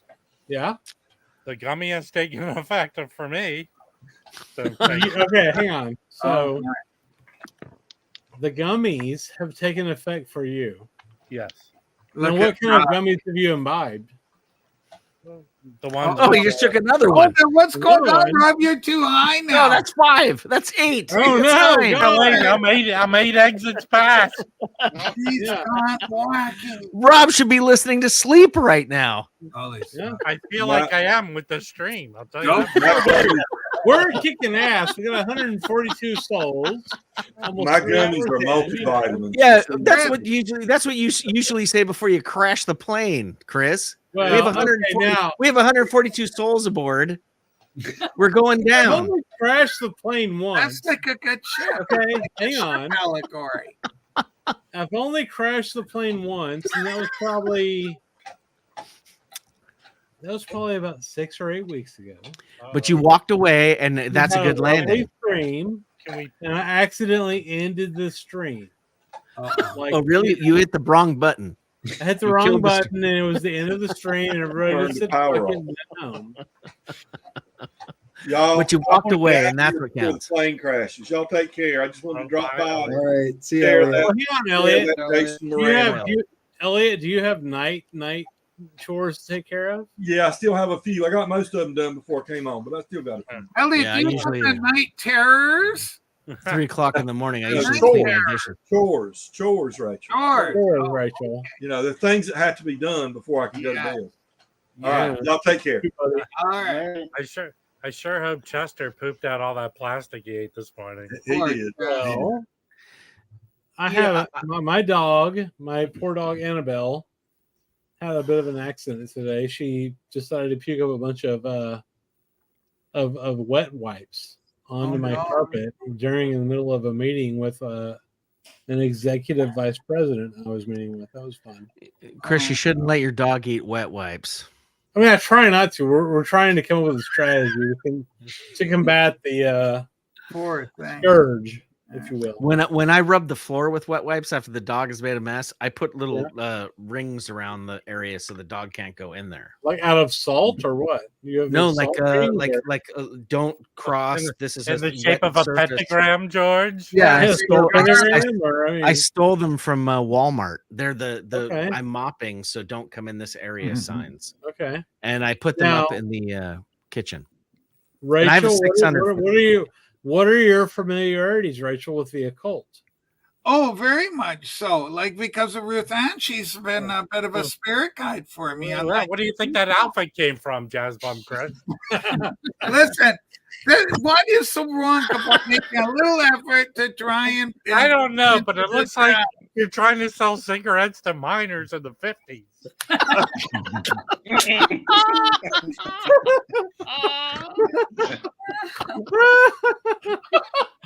That is one of the few times that Rob nailed a joke. That was hilarious. Rob does a lot of good jokes. Now listen, we're just trying to get into the jazz mood. And we've got the jazz experts, and so we're discussing about great jazz records. So let's get back to why you started this, Rachel. Yes. The Chet Baker. Yes. Mike, Rachel, I like you thought the second one was better. Why is that the case? Well, hang on. I want to ask a question. Okay. Rachel, yeah. What is your opinion of the record, regardless of pressing? What do you think about Chet Baker sings? Oh, I like Chet. I like the album's great, and I like his voice. And Sue does not like Chet singing. I like it. I like it. I'm Team Sue. Is that an OG, Billy? Yes, it is. Yeah. Oh my! Look at that. Pacific Jazz OG. That's what you want. Now I know that Melinda Murphy picked up an OG as well. Oh wow! Have you listened to that, Billy? Yeah, I skipped on OG because it didn't sound very good compared to.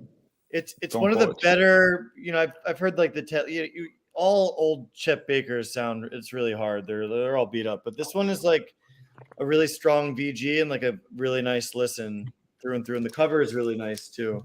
It should be narrow, right? Like when you're listening to those old school records, they were, even when they were stereo, they were kind of mono, like narrow. Yeah. It shouldn't be wide, but the Yeah, new well, ones are wide. This is mono, so but yeah. Oh, it is. Can we see the label? Oh yeah. It's pretty narrow. It's pretty. It's pretty shiny too, though.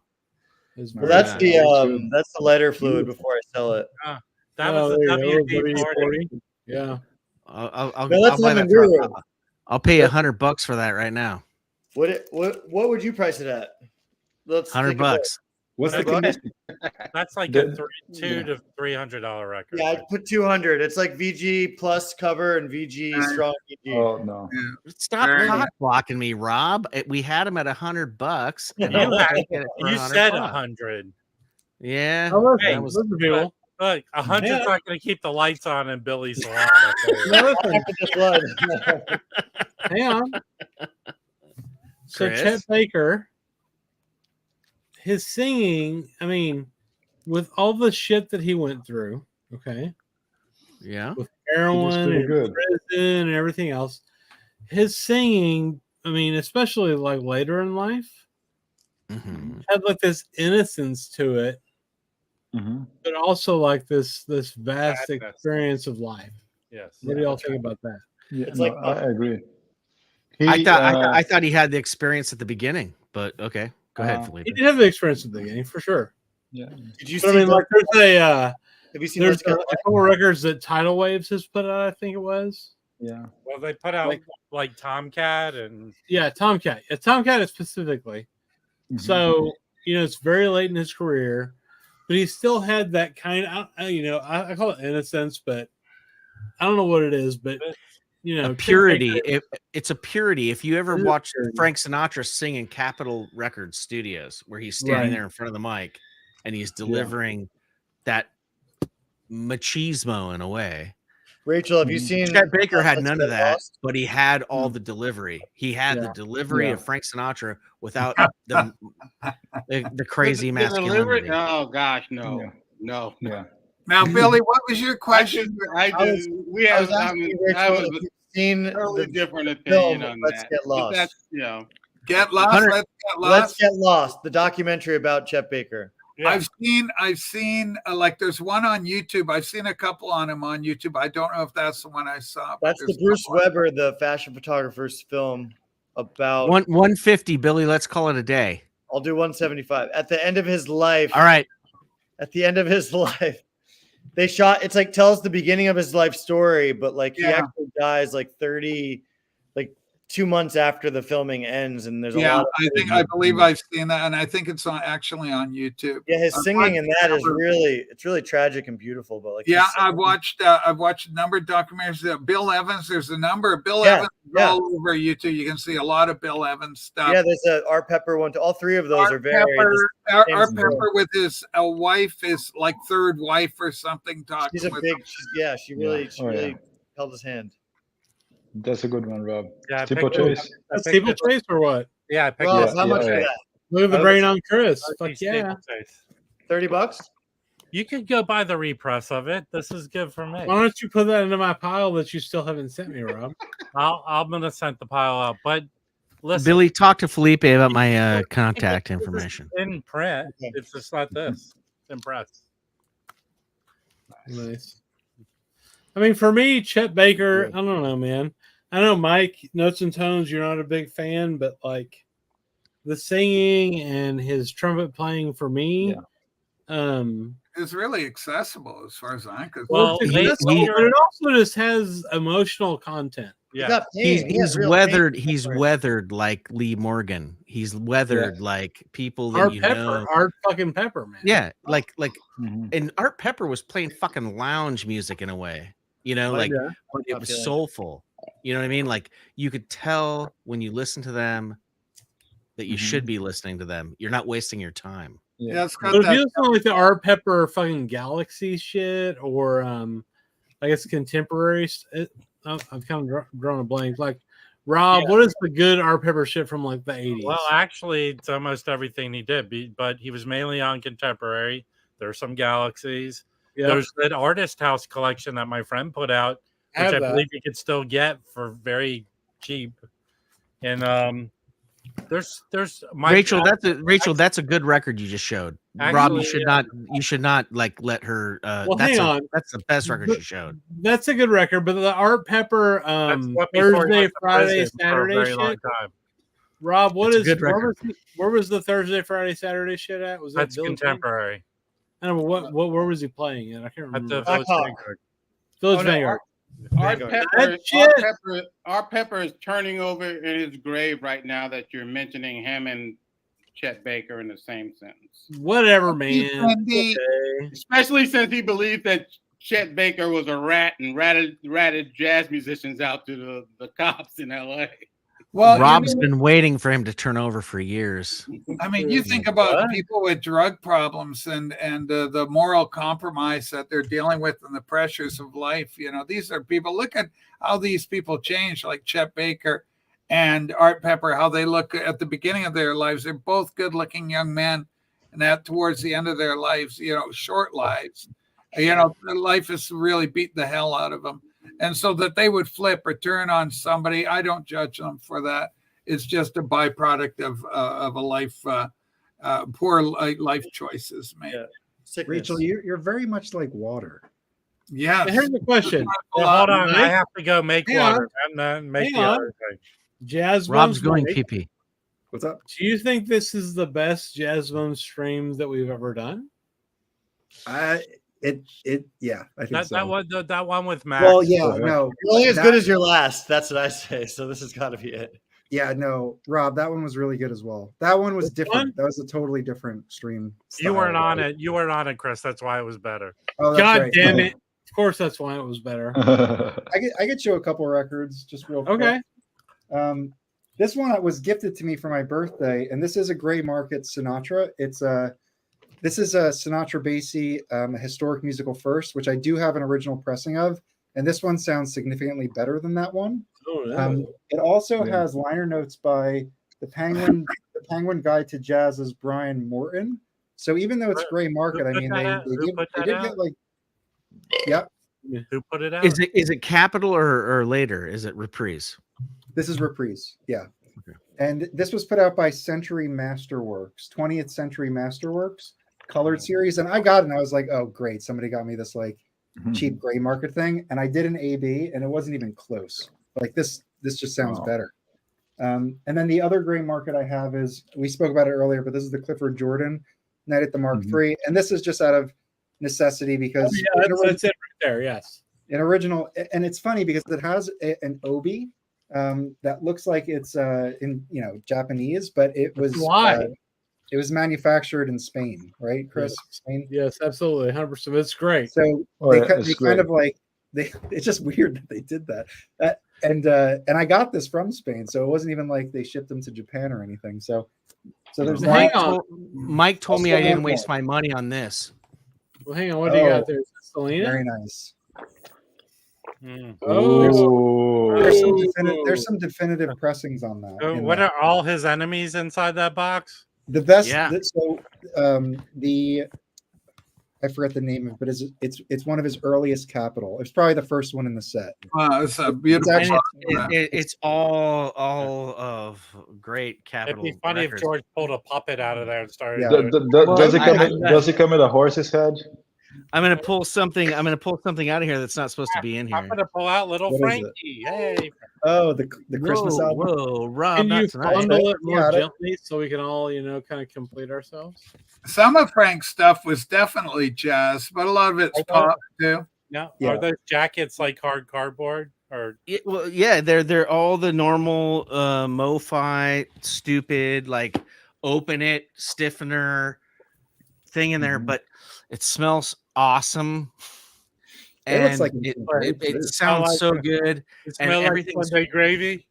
way to the outside. There's so much dead wax in there. Like they just Stan Ricker, I think, cut this, and it's like 16 albums, and it's the Capitol collection. And what I have had trouble finding was Capitol records by Sinatra, and I could only find Reprise records. And they're all the older ones, like later in his career. So this stuff's all the early stuff. And he did I know that everybody hates the MoFi shit, but I love this box set. It's awesome for me.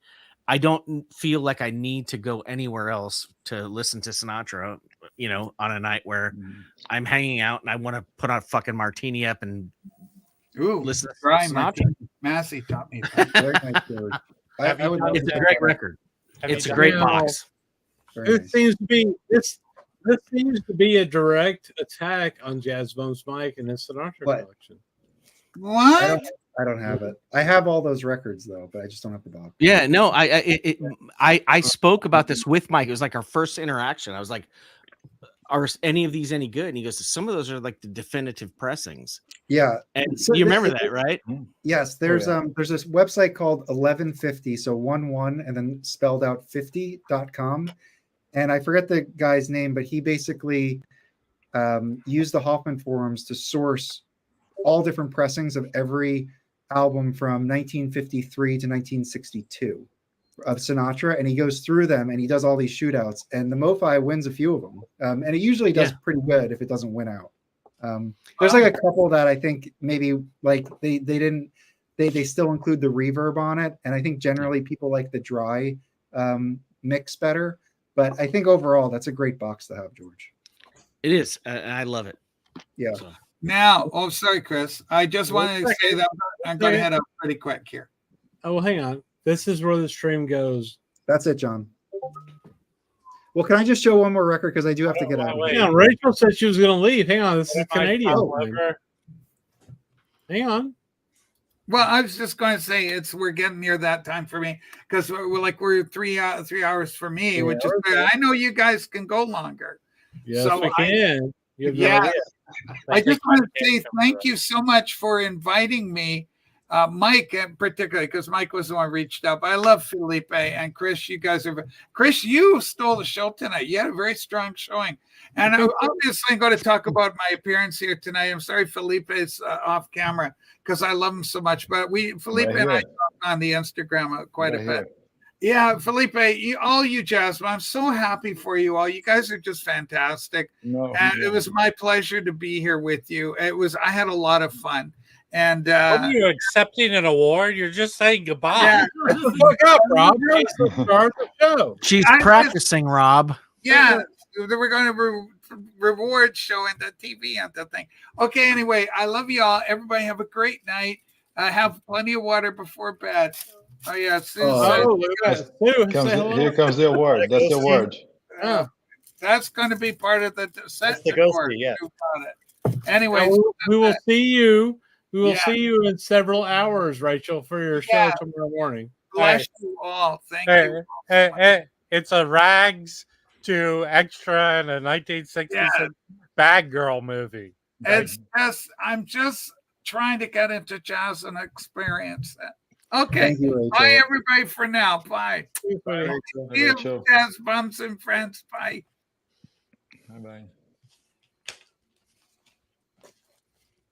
Go ahead, Mike. What's your record?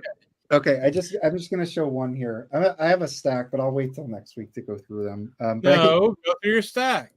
Well, let me go through. Let me just at least show this one. This one came up on eBay. I generally like every once in a while, just something comes up that's interesting. And now, wait, eBay, that is the site where you can buy products. Yes, if you and win, this, if you're the winning came up, bidder and of I the looked at it, and I was like, that seems like really cheap for that. And then I went to Discogs just to kind of price it. I saw what these were going for, and I was like, you know what? I'm just going to pull the trigger on it. It looks like it's a first pressing, and it's Prestige LP 7067. So it's an early 7000, and this is from 1956. And what this has is it has 2 10-inches on it, one on each side. And in 1955, there was a Freddie Red record, and there was also a Hampton Hawes record. The Freddie Red is a trio, and then the Hampton Hawes is a quartet with vibes. And they're both these records, which are pretty difficult to get 10 inches. This Freddie Red is extremely rare. I mean, usually when someone encounters 2 10 inches, they're very excited. So they do this. Yeah, they do. And this, did you guys go on a trip together, or what's going on? I don't know. Maybe so. And this is an NYC label, Deep Groove, in like VG Plus condition. It sounds really good. I prefer. I mean, I love it. I mean, I love both sides, but the Freddie Red side is fantastic. Did I miss something? 10 inches are very deep grooves usually. People are excited about them. But anyway, the condition is really nice. And yeah, it's fantastic. Okay. Hang on. So what you're saying the back is, cover, hang on. Hang on. The back cover. How confusing is the back cover on that one? Because usually shit are fucking ridiculous. No, it matches exactly the right. Strongest 2 10-inches I've ever seen turn into a 12-incher. Yes, sir. Put up, dump. Yeah. So anyway, I was really happy to get this, and this is actually my first.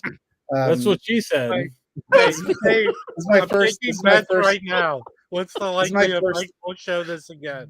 It's my first original NYC label. They are kind of hard to get in good condition. Oh man! Is it a Bergenfeld? No, it's My NYC. fucking cheeks hurt. Your cheeks are rumbling. So really good. Cheeks hurt from really laughing. good record. I was really happy to get that. Very nice. Very Should I nice. keep going or? Absolutely. Keep We going. can edit this part Okay, out. let me show one That's more. standalone video. I'll Yeah, show one more. for sure. All right, I'll show this one. This one's kind of cool. And then I got a bunch of like 70s stuff, but I'll show that next week. This one is. Have you guys ever seen this one? This is the Barry Harris Sextet. I love Barry Harris. I've seen it Bull, before. Bullseye. Check out this lineup. It's Barry Harris piano, Kenny Dorham trumpet, Charles McPherson tenor, Pepper Adams Barry, Paul fuck Chambers yeah. bass, Billy Higgins drums. Wow. And I forget the year on this. It's 68, so it's a little bit later, but it's totally straight ahead. It's just straight ahead bop, and it is a great session. Billy Higgins just kills it on it. It's an excellent record. So if you do see it, definitely worth grabbing. And it comes on. It's Barry not Harris didn't have too many records, right? What's that? Barry Harris didn't have too many dates or sessions. Oh no, he had a bunch. As a lead? As a leader, yeah. No. I'm not. Ben- As a leader, yeah. He does have a bunch. Mm-hmm. Well, I'm thinking of Eddie Harris. Never mind. I'm thinking Barry Harris has that one Riverside record. I don't know. Emerson or what? No, he's got Riverside. He's got Xanadu. He's got stuff up until late in his life. Oh, okay. What do we have there, Mike? It's on this label. This is Prestige, and you see that like in the dead wax that rectangle at the top there. Yeah. So that is what does it say? It's like DB. What is it? It's DBH, and that's the mastering engineer. And I have another one that has that box in there, and these sound really good. So anyway, if you see that, I got it for $25, which I think is a fair deal, and it's really good. $25 for 12 inches is pretty good. Oh man, that's the most I'd pay. Hey, yeah, these two fellas are upping up for the village people next week. All right. Thank you, everybody. This was an epic stream, so thank you for everyone who joined. We're just getting started. What the fuck? I gotta go, but thank you, everybody. I had a lot of fun. So I'll see you all later. He's divulging all knowledge of being on the stream. He's gonna edit himself out of this whole stream. He can't. Oh no, drop like a black square over his. Hey, I have a few more records to show, and then I want to listen to one before I can't anymore. I found this record. Let's go big. Bill Evans Jazz House. Yeah, I never saw this before. It's a. Oh, I've never seen that. You haven't? You've seen it or haven't? No, I have not seen that. No. So this is a concert they did in Copenhagen in 1969. Mm-hmm. So it's a great lineup. Eddie Gomez. Is that a steeplechase also, Rob? Oh, a lot of songs. Milestone. This is a milestone. Marty Morell. Short versions of those songs for a live concert. Nice. That's crazy. California, here I come. Okay. Hey, Felipe, I've been trying to pick up his records when I can. Oh, he's great. Yeah, the Pablo that he has is excellent. If you ever see that, pick that up. Mm-hmm. But and there's two. He did two Pablo, and there's a Muse. I think he did one or two Muse. The Muse, there's sort of a gray market vinyl pressing of it, but I'm trying to find an OG of that. So I have a question, Rob, for you and the Jazz Bums. I have a question, and maybe this is like below your guys' bullshit. Why not do a poll and see who's the best piano player? Bill Evans. Who's the best saxophone player? Who's the best drummer? Like but because the only reason I'm asking, I'm not trying to interrupt you, Rob. The only reason I'm asking is because every time we look at a jazz record, we go to the back and we show all the people that are playing. Right. And for people that aren't privy to jazz, they hear you, us, everybody talking about the players on there. Why does it matter if Billy Merritt or Jimmy Merritt or whatever his name is, or McCoy Tyner is playing on a session? Like, why does it matter to somebody who's not a jazz musician or a jazz aficionado or even a jazz lover? Why would they want to know? Because we want to know who played on those. Because here's one. I want to reply first. Yeah. So, to me, getting into jazz, like several years ago, right? Yeah. The linkages between the players are one of the most interesting parts to me because, let's say you have a Miles Davis record, right? You've got, Johnny Coltrane, Bill Evans, and John McLaughlin. John McLaughlin, right? Yeah. So the thing to me that is one of the most interesting things about jazz is those interconnected kind of things, right? So, like, you see. So why not tell people who you think the best are, Chris? We have several. I mean, we have. One of the fun things that we've done that Felipe we need to do again is our top 5, tenor saxophonists or top 5 piano players or whatever, Can you tell me your top 5 saxophone players right now? Top 5, like which kind of sax? Tenor, alto, tenor. I mean, I can tell you my top 1. I mean, Dexter Gordon for me is probably. I think he's number 1 for me as well. Top of the line. Coltrane being in the top 5. I mean, Coltrane's like a different level, but for me, Dexter Gordon.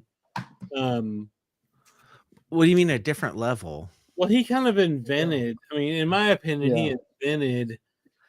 So you wouldn't include him in your top saxophone 5 playing for, the bebop stuff that came out in the 40s. But you wouldn't include him in your top 5. No, he's my number 1. Yeah, I think. But you said Dexter Gordon. Dexter Gordon is my number 1. Yeah. Yeah, me too. Not John I Coltrane. like Dexter. No, like Dexter too.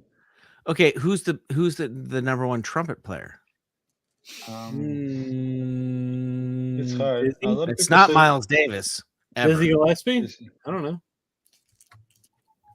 Dizzy or Miles? I mean, there's so many. Not Lee Morgan. No, there's so many viewpoints. I gotta go, guys. Take it easy. See you, Rob. All right, Rob. But you see what I'm saying? Like this would be interesting, fodder to just have like a top 5 of all. Like, who's the best drummer? Is it Elvin Jones? Well, I mean, we've done like 10 of those videos, but I mean, hang on. My top trumpet player would have to be Louis. Louis Armstrong. Louis Armstrong. Yeah. Oh yeah.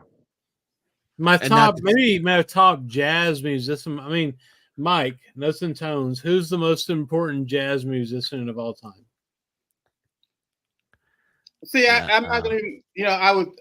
My reflexive comment would be Louis Armstrong. But that would be if you ask me who's the most important American musician. Right. I would say Louis Armstrong. If you ask me who's the most important musician of the 20th century, I would say Louis Armstrong. So, it's bigger than Louis Armstrong is bigger than jazz because, and this is just not. This is you talk to, well, you can't talk to him now because he's dead. But guys like Tony Bennett, there's no vocal music, as it became without Louis Armstrong. Right. And he sang great songs too, and he had a knack for delivering a vocal. Yeah, but he invented. I mean, talk about just his improv, his playing the horn, and his improv. Just play Weatherbird with him and Earl Hines. Yeah. Play the hot 5. Hang on. Play the hot 5s and the hot 7s from the 20s. Right. That still sounds fresh. That fucking crazy. 100 years later. Yeah. See, I think that the point that I'm making is even if you talked about it, it's still a mystery to people that were watching. Right. Like tonight, you had more viewers than ever. We did. Yeah, 100%. And part of it is because Rachel's people were coming in, and they are not privy to jazz music, and they enjoyed having the lighthearted ability of the folks that they think are stuffy-headed jazz cats. Right? That's not the truth. Jazz people we are. I mean, but jazz people are humanitarians just as much as anybody else, and they like to have fun just like everybody else, and they celebrate life in just the same ways that rock and roll people do. Sure. And I think that that's the beauty of talking about it and having somebody like Rachel or myself, and I'm little channel, but like to come in and have rock music people be part of it. It bridges a gap that I think most people don't realize. When I was a young kid and I was coming up trying to learn how to play guitar, the easy things were Black Sabbath, right? But the hard things were John Coltrane. And that was really where when you learned a riff, dun dun dun dun. If you pulled that out, people are like, "Whoa, what are you doing there? What's that?" And then when you listen to the comping of the chords, ding ding ding ding, like the McCoy Tyner and stuff, like when you learn the construction of it, it's the same thing that everybody else is doing. It's jazz is not that different. It's actually easier to grasp if you understand music and you understand that ability. And I think that what you guys are doing for everybody that's watching, because clearly you have the same fucking people watching you that watch Rachel and watch, all these other channels. And that's excellent, man. You guys are doing a good job. And I think that you know, it would help sometimes to just kind of acknowledge that it's not that hard. No. You know, Agreed. it's not that hard to get into this. Well, But no, when it's not. you know, when you're showing esoteric records from like fucking 1952, people go, "Oh God, I don't have the time to go into that. I can't go all the way back. You know, I can't do that." Right now is the biggest and best time to ever be collecting jazz records, and you know it. I know it. We all know it. They're out there, like it's incredibly fucking rich to enjoy jazz right now. You know, to make a point to what you're saying, it's like I come from a rock and roll background. I've like owned and operated a music venue in Brooklyn for the past 10 years. And so I come from this like indie rock world where everyone knows me and they like, you know, it's more of like a social thing. And this like jazz thing has kind of been like the thing that's like they start asking about it. Yeah. Yeah. Well, yeah. Now I'm doing this record shop and everyone's like, you know, it's like people want to know. And there's like, I forget that people are intimidated or they have this perception or what. So I've been trying to figure out a way to do like jazz starter packs where I like group together 5 records that are like, you know, that have, you know, like, or like cheat, like showing people Soft Machine or something and being like, look, like there's like jazz in this, or like the Sidewinder, like this is the first record I got, you know, and it's like, it's like, I've seen people turn on to it and like come back and want more because it's not that far off. And it does have like there is like an ick to it for some people where they think they'll never get it or like it's not for them, but it's really like, there's a lot of like, you know, It's a vast catalog. It's a vast catalog and it's a vast repertoire,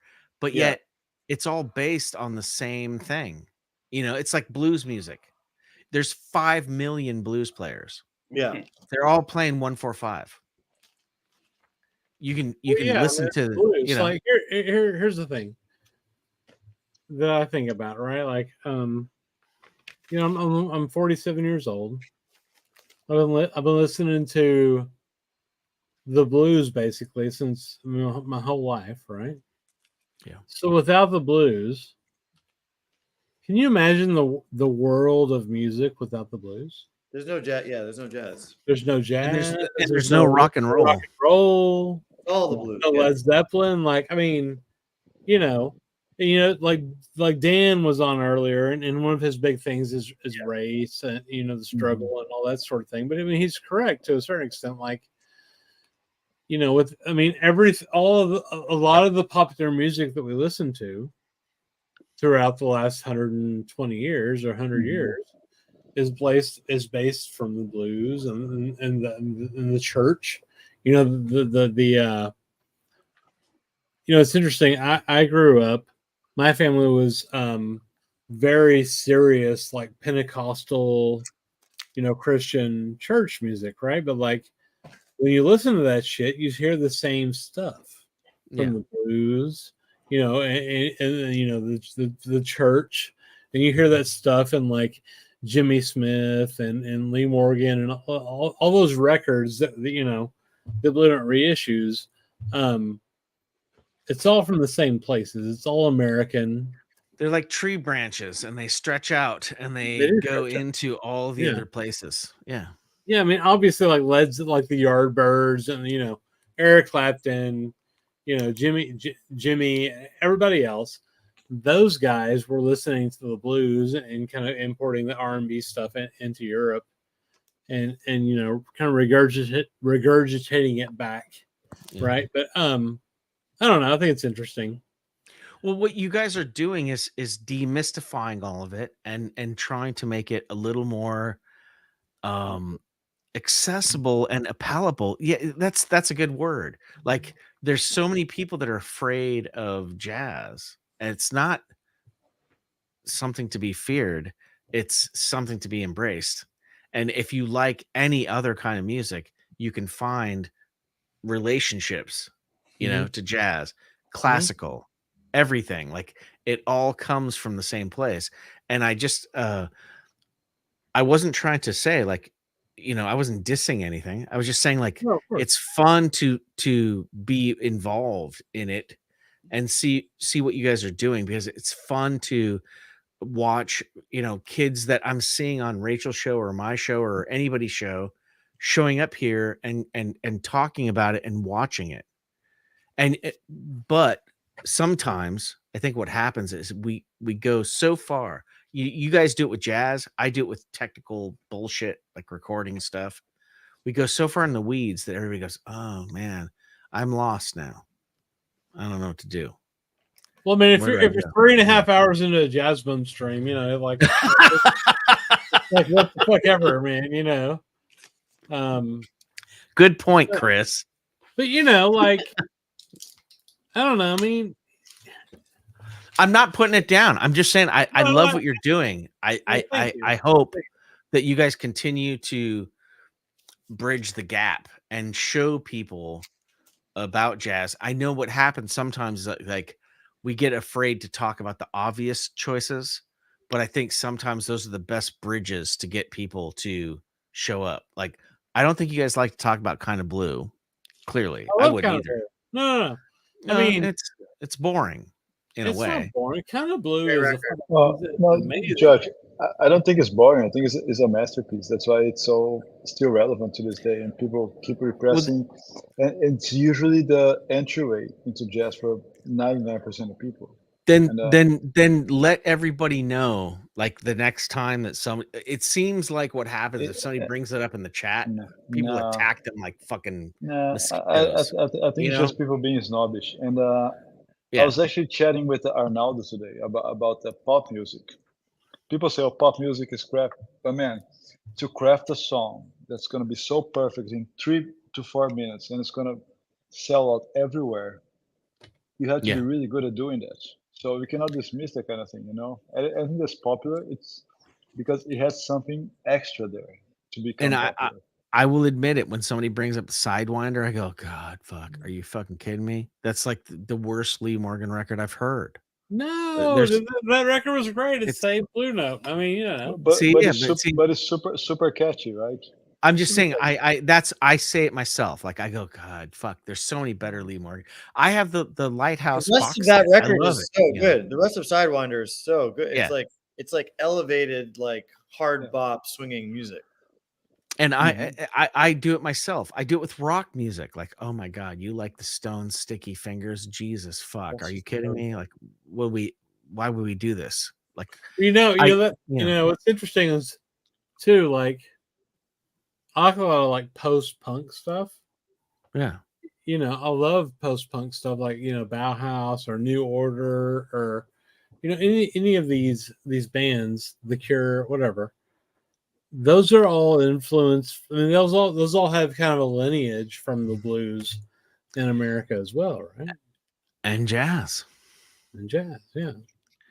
And that's I think that once, Rachel came on doing that whole kind of thing with the shtick, with the hat and everything. That was genius. Yeah, it was funny. I mean, it was funny, and if it kept people watching, that was great. Because what she also pointed out was that here's some jazz records I have, and she was holding up Our Pepper. She's holding up some other records. Like, so if we can get people, from the rock side, to listen to a little more of that. So for instance, George, one of the most crucial like rock punk bands that we know is MC5. One of their biggest influences is Sun Ra. Really? That's exactly. You don't want to get people into Sun Ra too early there, Felipe. We're deep. It's our 3.5. Yeah. But if you listen to a more accessible Sun Ra records, you're gonna see like rock music everywhere, from like Pink Floyd, MC5, King Crimson, everywhere. It's there. Yeah, that's true. I find it also, though, when I'm listening to Coltrane or when I'm listening to Miles Davis in basic jazz bop, hard bop, stuff like that, free jazz, I hear influences in rock music that are everywhere. And I'm not trying to say let's have you guys talk about rock music more. I'm just saying I appreciate what you're doing. I like it. It's fun, and I'm happy that you had me on, because it was fun to be able to bring something to the picture and have you guys talk about it. And we, It was fun, and Well, good. I like what you're doing. Well, thank you. That's why you guys are so successful. Ooh, what do you have here, really? Jazz. If it's not MoFi, one. This is jazz and rock and roll. What is it? Abraxas. It was Abraxas, and you could pay $5,000 for a copy of that. No, well, you know the recentest reissue of that sounds really good. I've got one that's I don't know from 2018. It's like $20, and it's fucking awesome. There's a Led Zeppelin 2 up there on the wall. What are you doing there? Oh, it's RL. Oh, fancy pants. It's a good one. Yeah. Does it play good? Yeah, it's a really. I have one that's $40 that does not play well, and that one's a nice one. That one up there, you want what, $500 for it? Oh no! God damn it! $250. $250. Okay. Throw that in with the other record I bought, and all right, we're looking at. I'll go down to $400. All right. Now, does anybody think that Chad's going to pull off the Led Zeppelin shit as part of the Linux 75th series? That's obviously what he, that's like the holy grail for him, right? I'm serious, Bill. If you're going to give me that Chet Baker and that RL for $400, we're in. Just talk to Felipe. He'd give you my contact. Yeah, and then if you don't like the vibe of either, you can send it back, and I'll refund you. That's that's the Billy guarantee right there.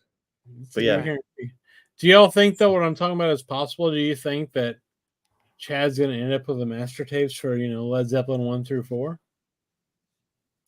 No, I don't think so. I think he would have revealed it already, or he already has plates for the 45 cuts that never. Well, he does.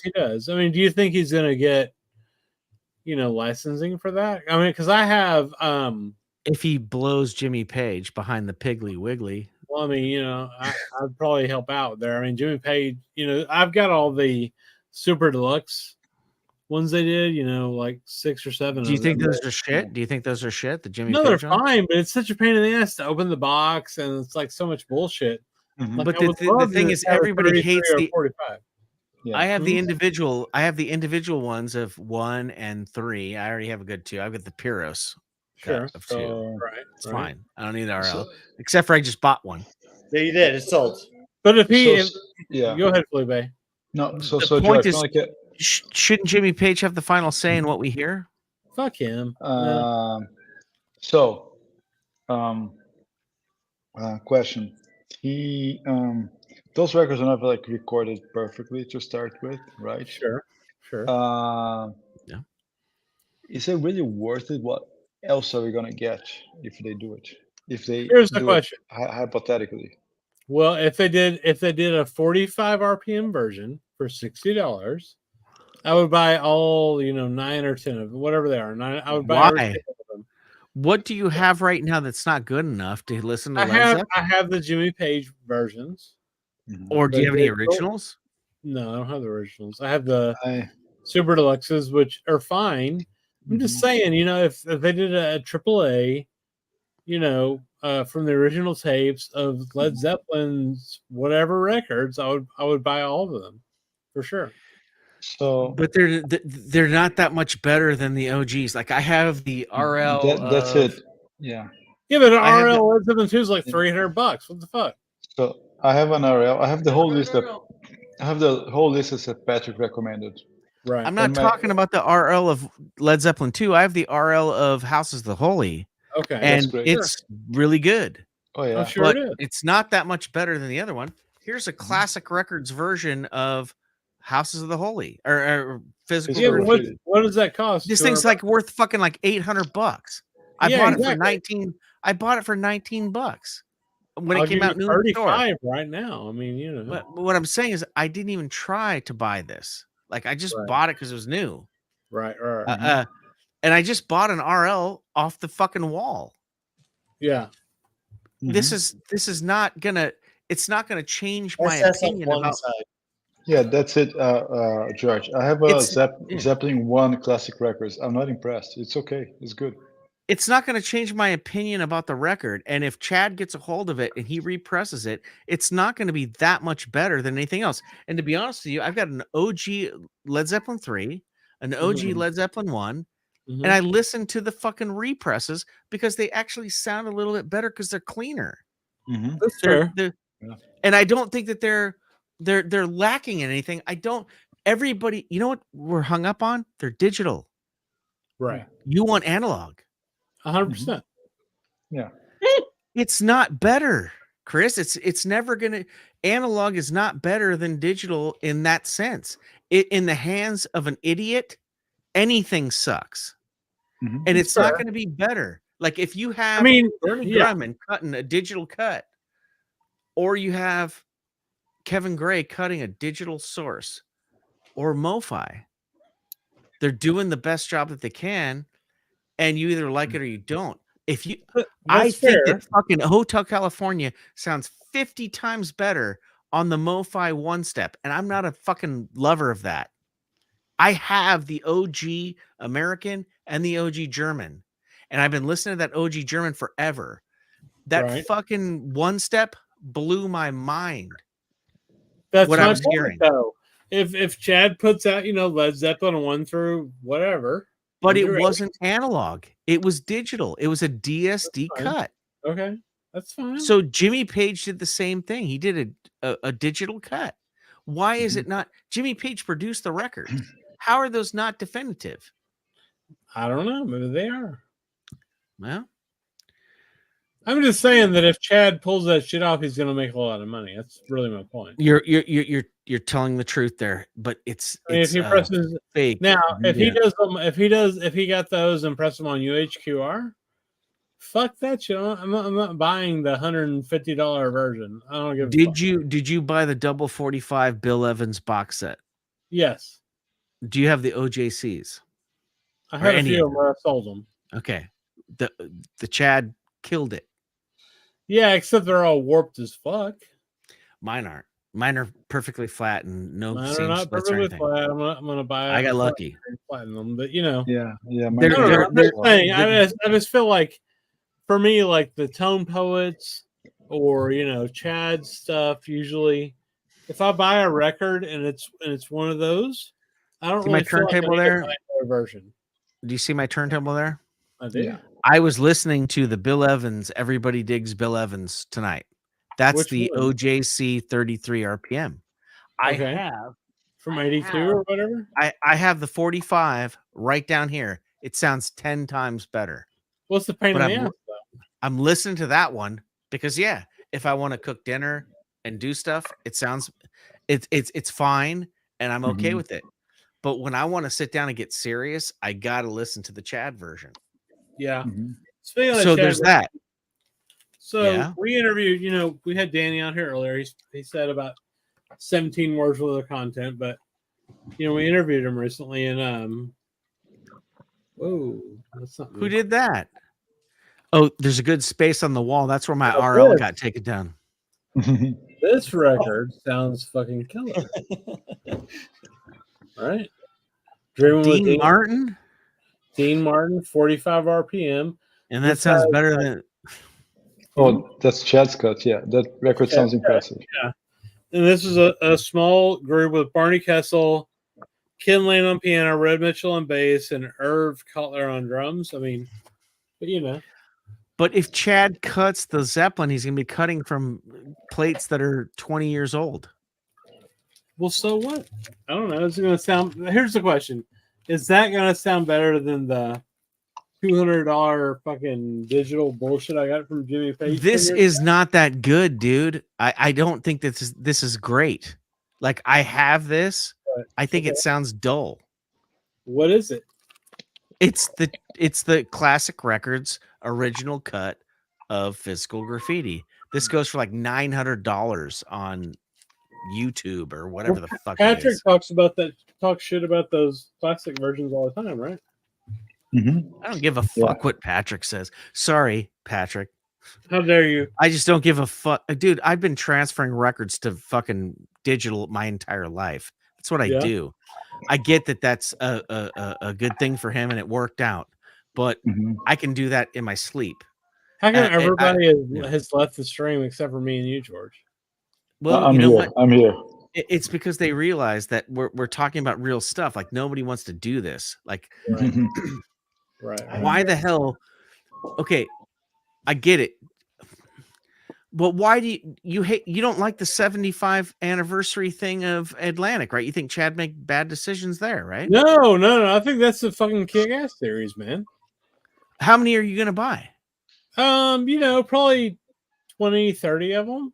I'm gonna buy 0. Well, Yeah. I mean, Yeah. so the one I'm excited about, the first release is the Mingus Blues and Roots. I'm very excited about that because I've been wanting that record for a while. I want the Stone Temple Pilots and the Bad Company and the Foreigner 4. I mean, I'll probably buy the STP stuff because that was recorded analog to begin with, right? Why are you laughing, Billy? STPs is analog. No, that makes sense. The gummies have finally kicked into cold. I've been fucking fucking shit. No. Foreigner and Bad Company. Can't you just find a really nice copy of that? That's fair. Okay, why is it that Back in Black is such a huge record and Foreigner 4 is not? Same guy, Mutt I mean, Lang. Foreigner's great, but you can get a OG for what, $5? I mean, I don't know. Because I have that already. You're a little better record shoot off and buy like 100 of them for like the price. Junior Walker is on there. I want to know what Love is, so I'm going to buy it. Why don't you tell me when you get it? It's not really on there. That's they stopped there. The first 4 show me. There's a Velvet Underground. The first 4 Foreigner albums don't have I Want to Know What Love Is on them. And it's also Bad Company. Why is that bad? Is that this Bad Company is good?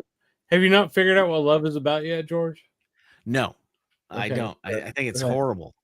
Yeah, I hate it. Yeah, I feel like a lot of these records were like recorded at a time at the height of like recording technologies and like studios and lots of big budgets and monies and like, it's like that's why I want them. Yeah, but those are the records that, like, I find the records that make the most sense to have reissued and pay top dollar for like tape transfers and stuff is like, for me personally, is the stuff I know I'll never be able to find like a super clean original pressing of for like an affordable, like it makes sense to pay, $50 for what was that, the Tommy Flanagan Overseas or whatever. Like that makes a lot of sense because I'm probably not gonna find one. It's gonna take me a long time, but like Bad Company, like I might just see that like 3 times in a month and be like, okay, I'm going after it. I'm going to buy 3 of them.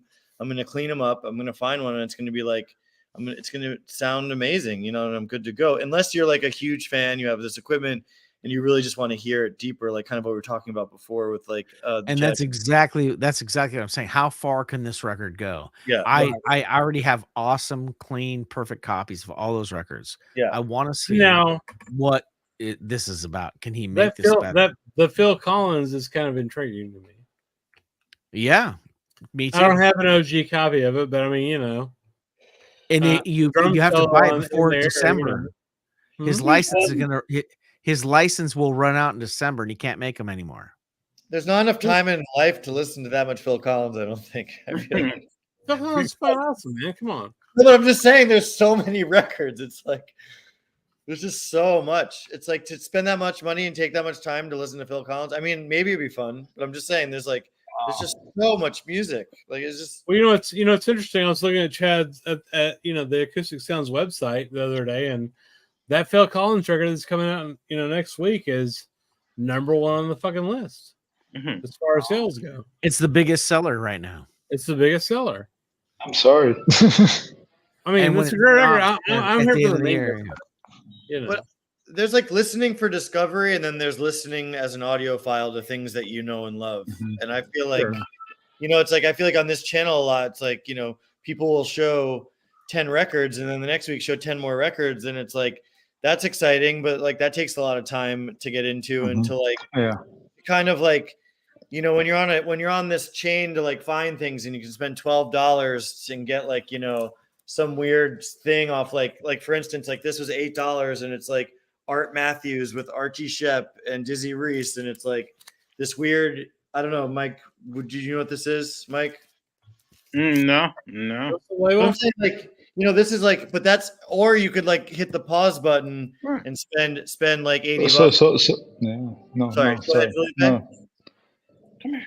No, I just say it's maybe not easy to remember because Oh, what? That's the title. Yes. Yeah, well, how much It is jazz do people different. have to wade through? How much jazz do people have to wade through before they get to that record? This is like this is a lot. This is how far would you push that to the front of the line? No one's gonna buy this, but maybe me and 3 other guys on this stream. Yeah. Right. I mean, it's like it's got Archie Shepp, and I mean, but it's like it's just like it's like a nice recording of like a pretty good group from the. But I'm just saying, it's like for me, that's like I'll listen to it 2 or 3 times and try and process it and understand it, and like see where that guides me to the next thing. Yeah. But I guess it's just different ways of listening and discovery. It's like yeah, or what it is like you've heard it, and then when you say it to people, it's told to them like, oh yeah, well here's another one. Like, here's Kind of Blue. Here's Love Supreme. Here's, Sidewinder. Oh, and here's Archie Shepp in 1957 playing with some weird people. No, it's 80s. It's really straightforward. Anyone could like this. That's my point. Is that it's like there's 50 million records to go through to get through them. And it becomes like a daunting task. I think that most people want to get into jazz, but they can't because they're afraid of. It's like Frank Zappa records, right? Like same. If you look at Frank Zappa, there's like 3 records you could go. Here's the 3 you should get to get a good handle on Frank Zappa. Then you'll go deeper. Yeah. And with jazz, people go, yeah, fuck those obvious ones. Let's go into this. Let's get, and then people go, I just want to get the base. Where's the basics? You know?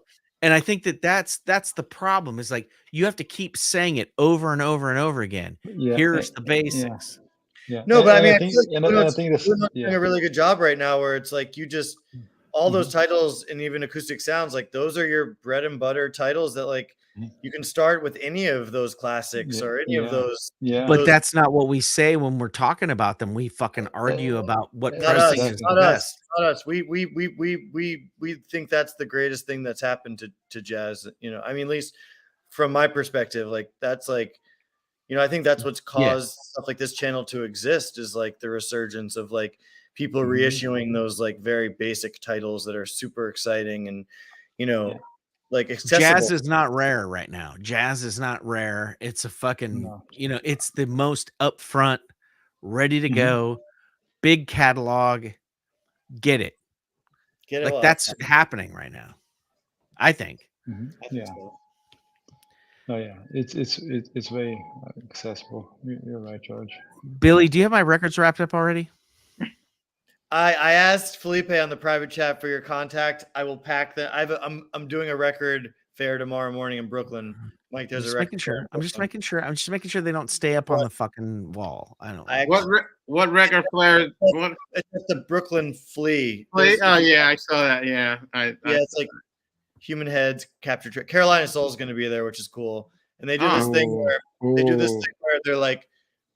They do like a record for $6, 4 for $20, but they're like, they're kind of VG, but like really cool titles, I'm just I eat it up. I'm like, let's go. Let's get these titles. But on that note, I'm gonna crash. This was great, guys. Thanks for having me on. And I'll be in touch. I'll send you an invoice. It's on the way. Mike, don't be a stranger. Come on, come down here, Mike. I'm gonna do it soon. I'm kidding. It's fine.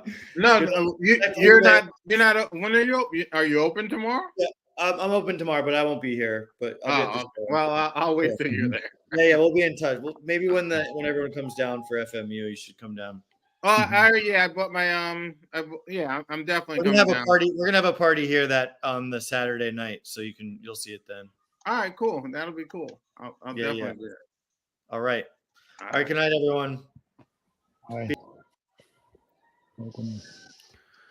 Yeah, but I think, I mean, George, once you get deeper into jazz, I think it's the same thing with rock, right? People say, dude, really? Led Zeppelin? There's so much other great stuff like, obscure, deeper. It's just crazy, I want people to realize that jazz is not a absurd proposition for them if they're into rock. Oh, I used to give you shit because you're a Kiss fan, for instance. We used to bond on Kiss stuff, and you had to want to really do it because people were going to make fun of you, if you did it.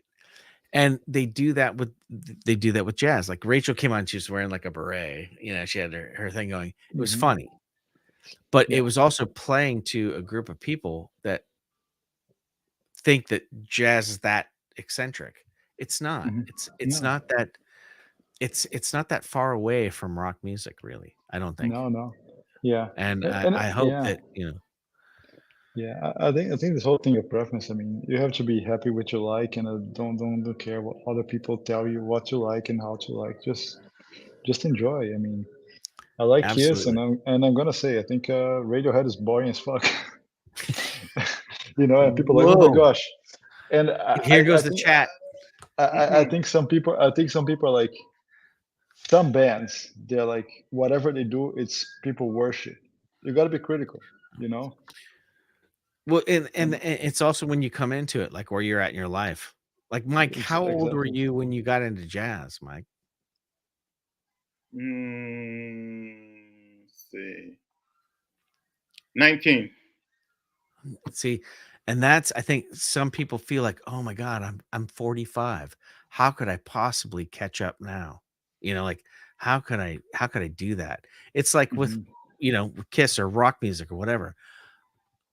You've been into it since you were 10. How could I possibly, catch up to this? That it's fun to try. It's fun to get into the acquisition of that knowledge.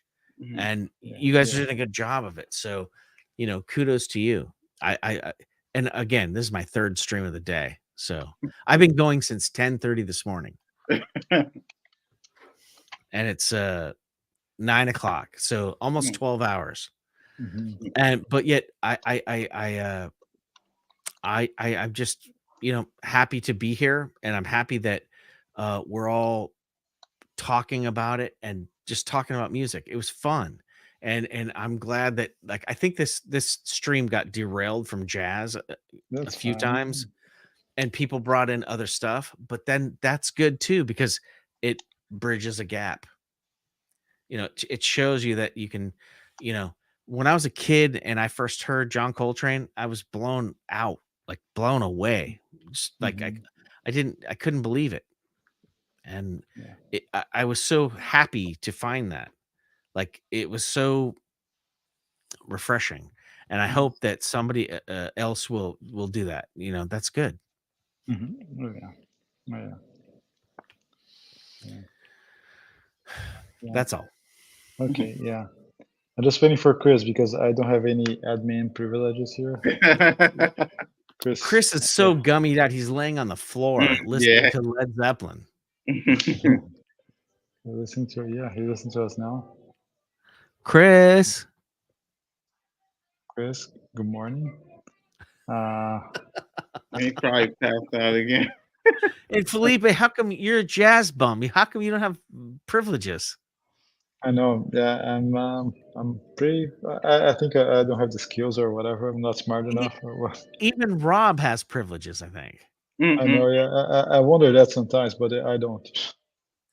Oh, he's back. He's back. What's happening, folks? I had to go make a few rounds to the house, see what's going on. We were. You trying to kill the stream and nobody here can turn it off, or what? You're the only one that could turn it off, dude. Okay.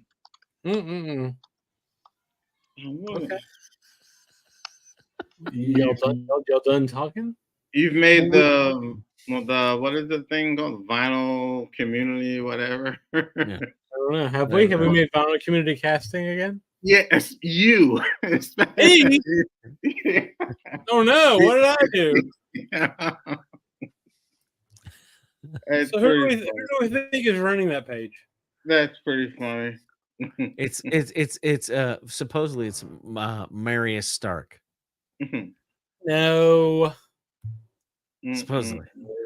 That's what I heard. For vinyl community casting? I don't know if it's true. That's what somebody said on the morning show. I think it's Rob. Yeah. It's Rob. I never thought of that. If it was Rob, it'd be all about him and you guys. No. Are you looking at it right now? Are you looking at it? Let's see.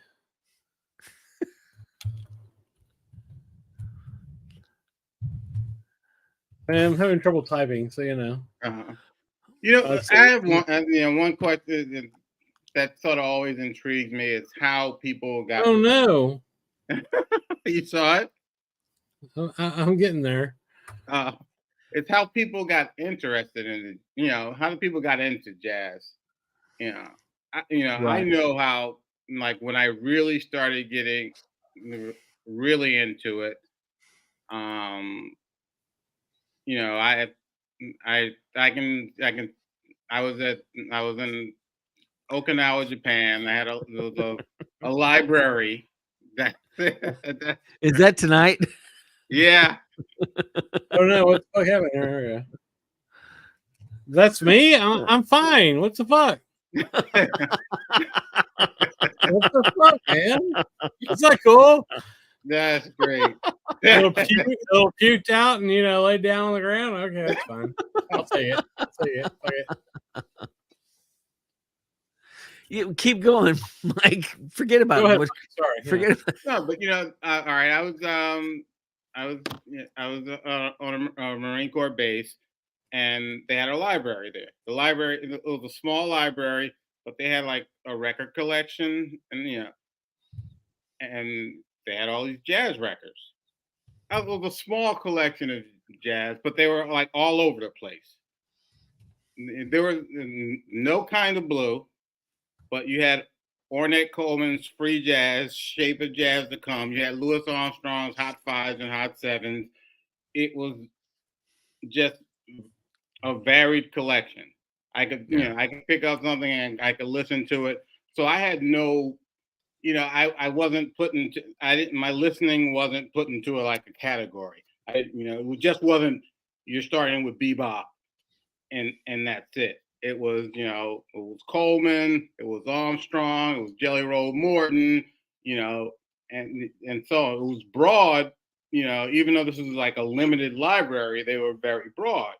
So I had never had that, I had never had those prejudices, there's no differentiation between types of jazz. Right. I always saw it as somewhat connected. I still see it as somewhat connected. Yeah. But most people I encounter don't have that. They didn't come into it like that. As a musician, I just got into it because it was like pure music. You know what I mean? Like, just make something up, have a theme, play it, and then let everybody that's involved say their piece.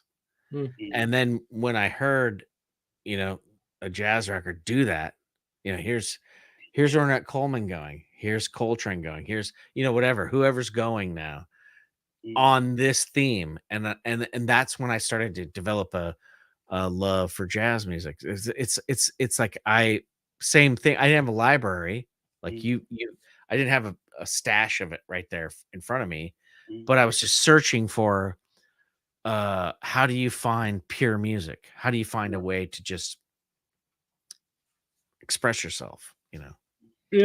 For me, I mean, back in the 90s, I got into Bitches Brew, Miles Davis Bitches Brew, and then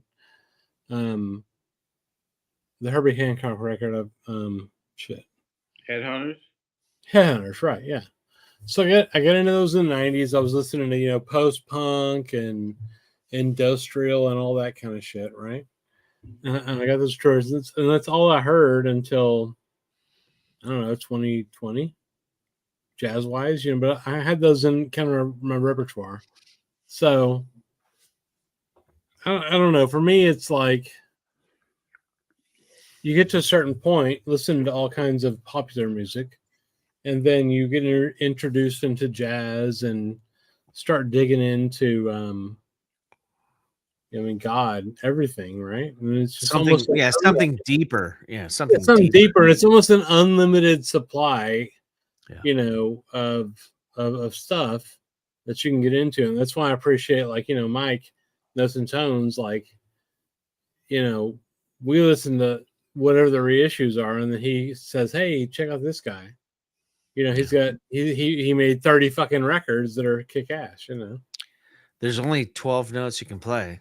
And every time you listen to a fucking record, and you hear somebody using them in a way that you've never heard before, you go, wow, fuck, what's that?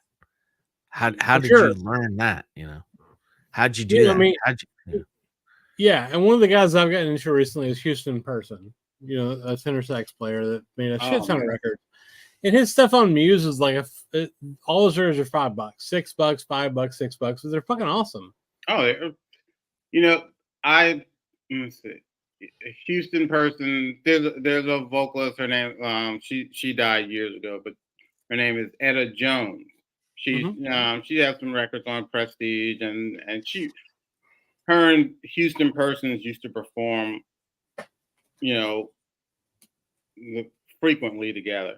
And I had some relatives come up years ago, and Houston Persons and Etta Jones were playing at the Vanguard, and I took them there. They had never gone to a jazz club at all, but that, Houston Persons is the type of musician that, you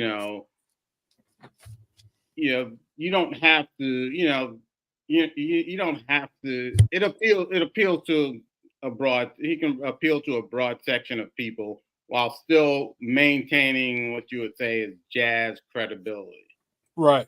And they loved it. They loved it. They were just like, wow, okay, this is great. And they got to be in the Vanguard, the Village Vanguard. And they'll never forget that. They'll never forget being right there in that spot. Here's an example, okay? Check this shit out. That's a nice cover. Houston Person. So Houston's he plays tenor, and then you've got Cedar fucking Walton on piano, Curtis Fuller on trombone, Buster Williams on bass, and Vernell Fournier on drums. The fucking drummer for Ahmad Jamal forever. Great It's a $5 record on Muse, and it's it's like it's cut. It's got Van Gelder and the Dead Wax.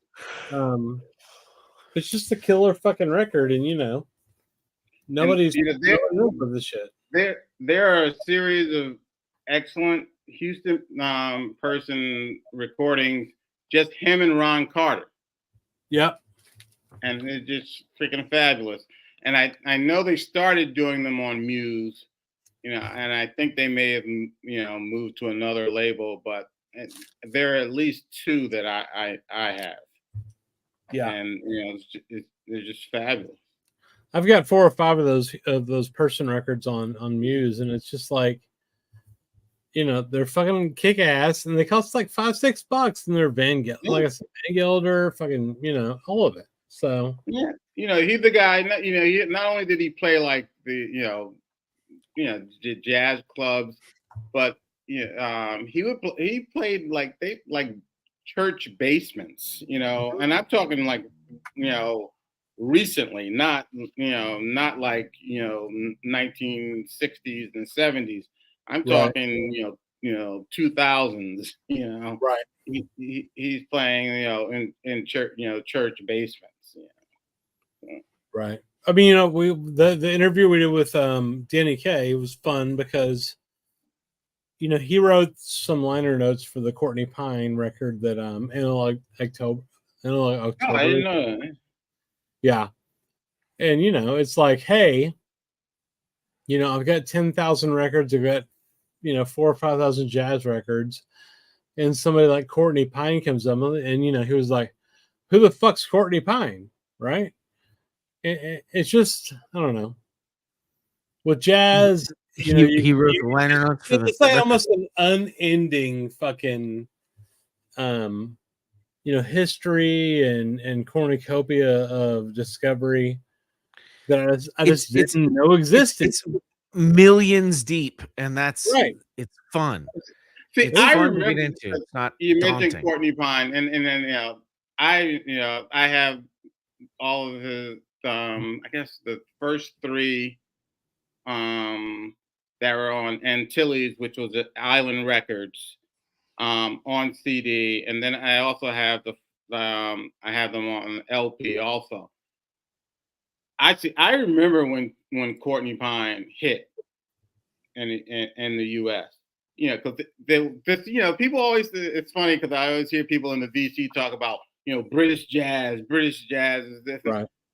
Every freaking 20, 10, 15 years, there's this British jazz. British jazz has been, it's been, I don't know how many years it's been. You go back to Chubby Hayes. It never stopped. It doesn't stop. It continues. It's just new people on the scene.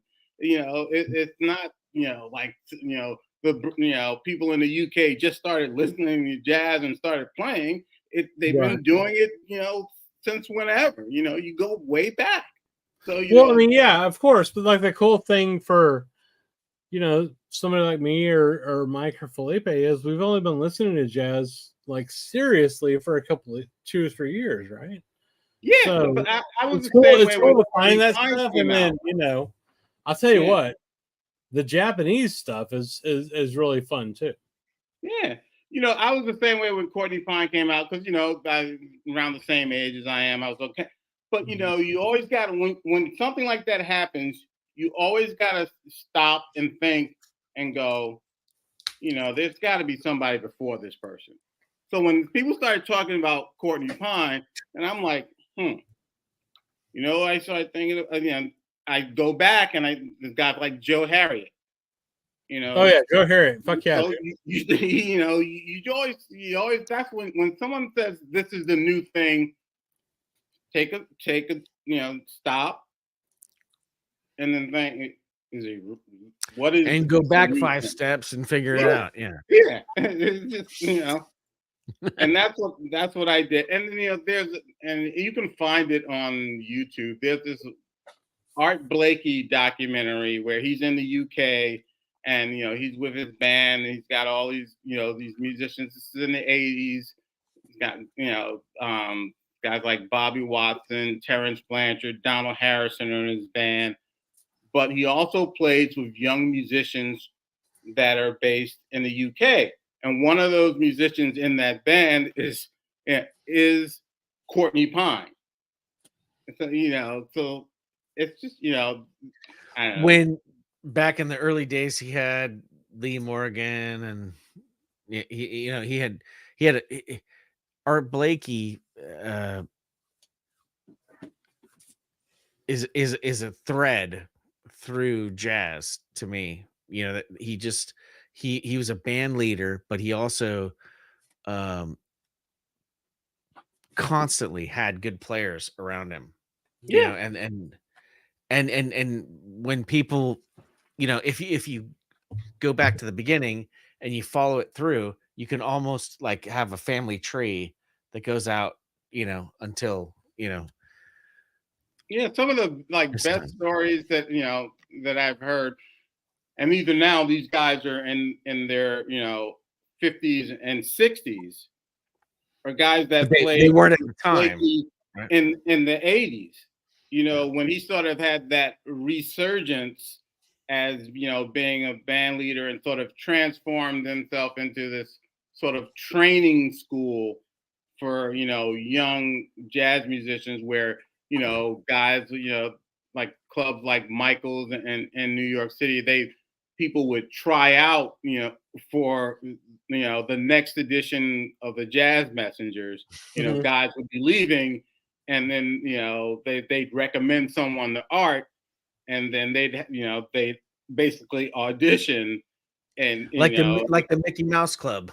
Yeah, but how much heroin did they have to give Art Blakey to get an audition? Well, see, when you got to the 80s, it was sort of different, right? Because those musicians, those young guys weren't, for the most part, weren't doing, the drugs. But if you talk to, there are some great stories. Like years ago, they did something at Lincoln Center. It was sort of like a tribute to Blakey, and they had some of the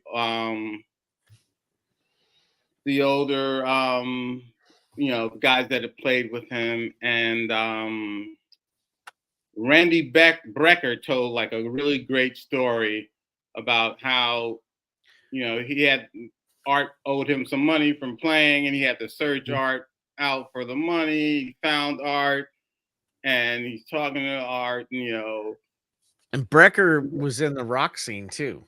Yeah, and he realized that Art didn't have the money because Art had spent it on drugs. Right. Yeah, and it's funny. And all these other like musicians like Branford and all these guys are like right there. And they all like start cracking up because they're all familiar with the story, I was involved in sessions that went on for 72 hours, and we never even put a tape on the machine. That sounds meth related. No, it was mostly smack and alcohol.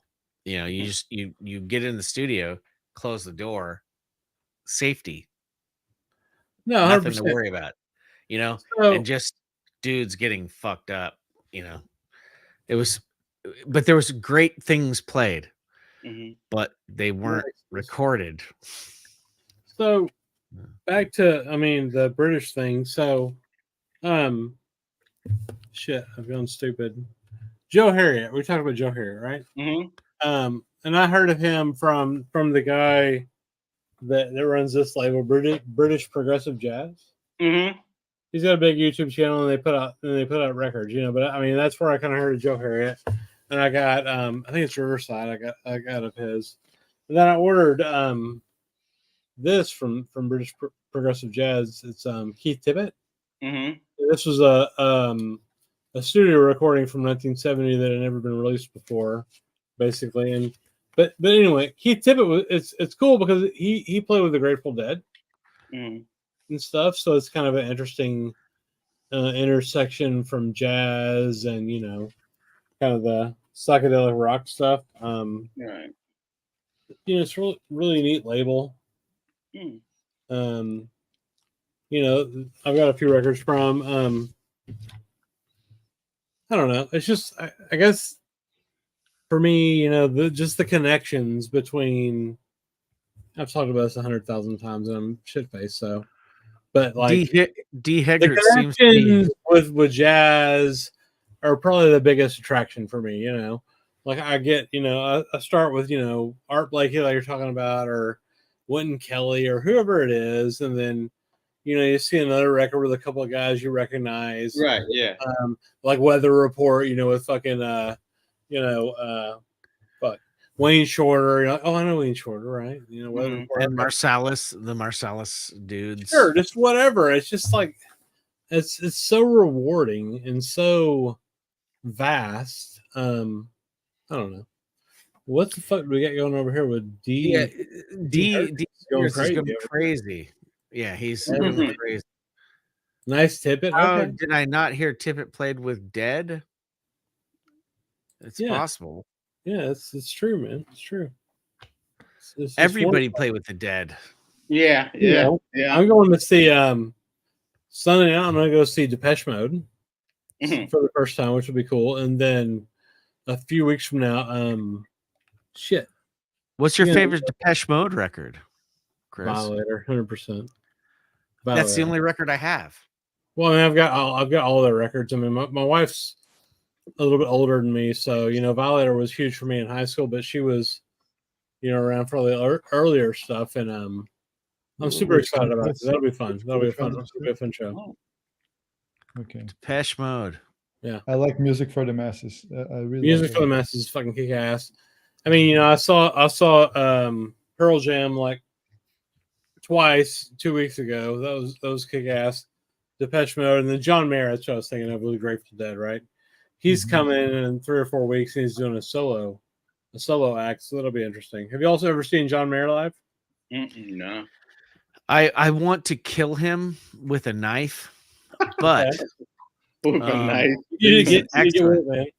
Huh? he's an excellent guitar player. That's He's for a sure. fucking destroyer, dude. He's a fucking all-time great guitar player. I swear He's to God. also a destroyer of Yeah. Playboy bunnies, and he talks too much. So I want to Well, stab him in the he's throat. kind of past that. I mean, he's kind of past that. Seriously, like I- anybody listening or listening right now or listening later, seeing John Mayer live is a life-changing experience.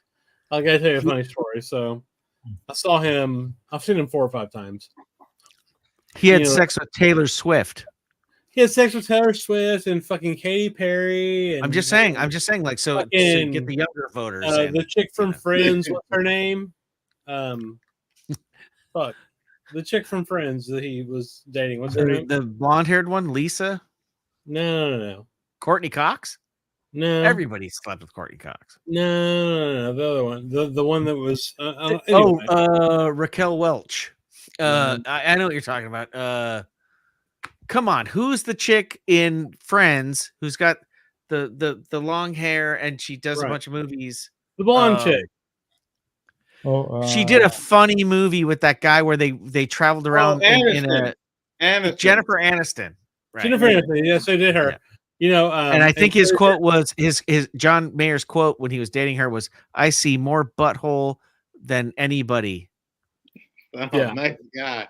Well, I mean, he, his obsession, I think, was. Well, it doesn't matter, but anyway, but that's all in the past for him. Like I'm telling you, if you have a chance, so much more mature. Live, there's not going to be a better production value that you can find. Like he's fucking killer. Lisa Aniston or whatever her name is, Jennifer Aniston will be at the show. Let's hope. I mean, come on. Here's dude. a funny story though. I saw he him also did Katy Perry. Yeah. Katy Perry, yeah. I saw him in like 2018, right? And I'm pretty sure I was feeling about as fucked up as I am right now, which is super fucked up. I'm at the show about halfway through it, and suddenly they put the camera on me. No shit. They put the camera, the big screen camera behind John Mayer. They put it on me because I'm just like, here. Let me and he was singing "Your Body's a Wonderland." He's singing "Your Body's a Wonderland," and I'm just like, fucking amazed, right? And I swear to God, it turns out I was on the fucking screen in Dallas in this concert for like 2 fucking minutes because I'm just like, just like fucking amazed, right? And this fucking guy the next day at work at my corporate job, he's like, "Hey man, it seemed like you had a really fucking good time at John Mayer last night. I saw you at the show." I was like, "Yeah, it's fair, man. I was pretty fucking wasted, so, Like, okay, there you go.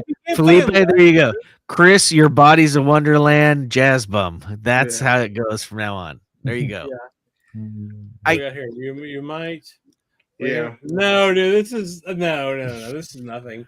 I've done way worse streams than this. In all reality, though, John Mayer's a great guitar player, and if the dude can hold up his own with playing Jerry Garcia's parts, and that's so out of his wheelhouse. If you think about what he normally did, and before he even got there, he did a trio record with Pino Palladino on bass, right? And you know what I mean? That trio record where he played, it was really incredible.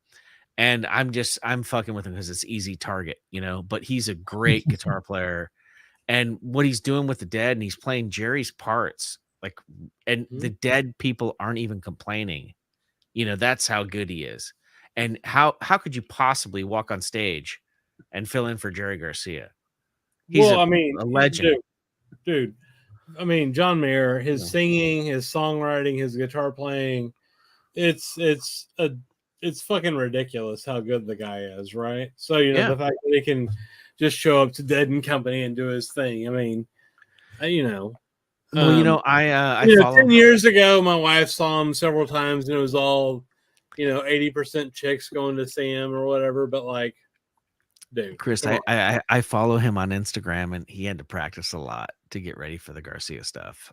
It was a big deal.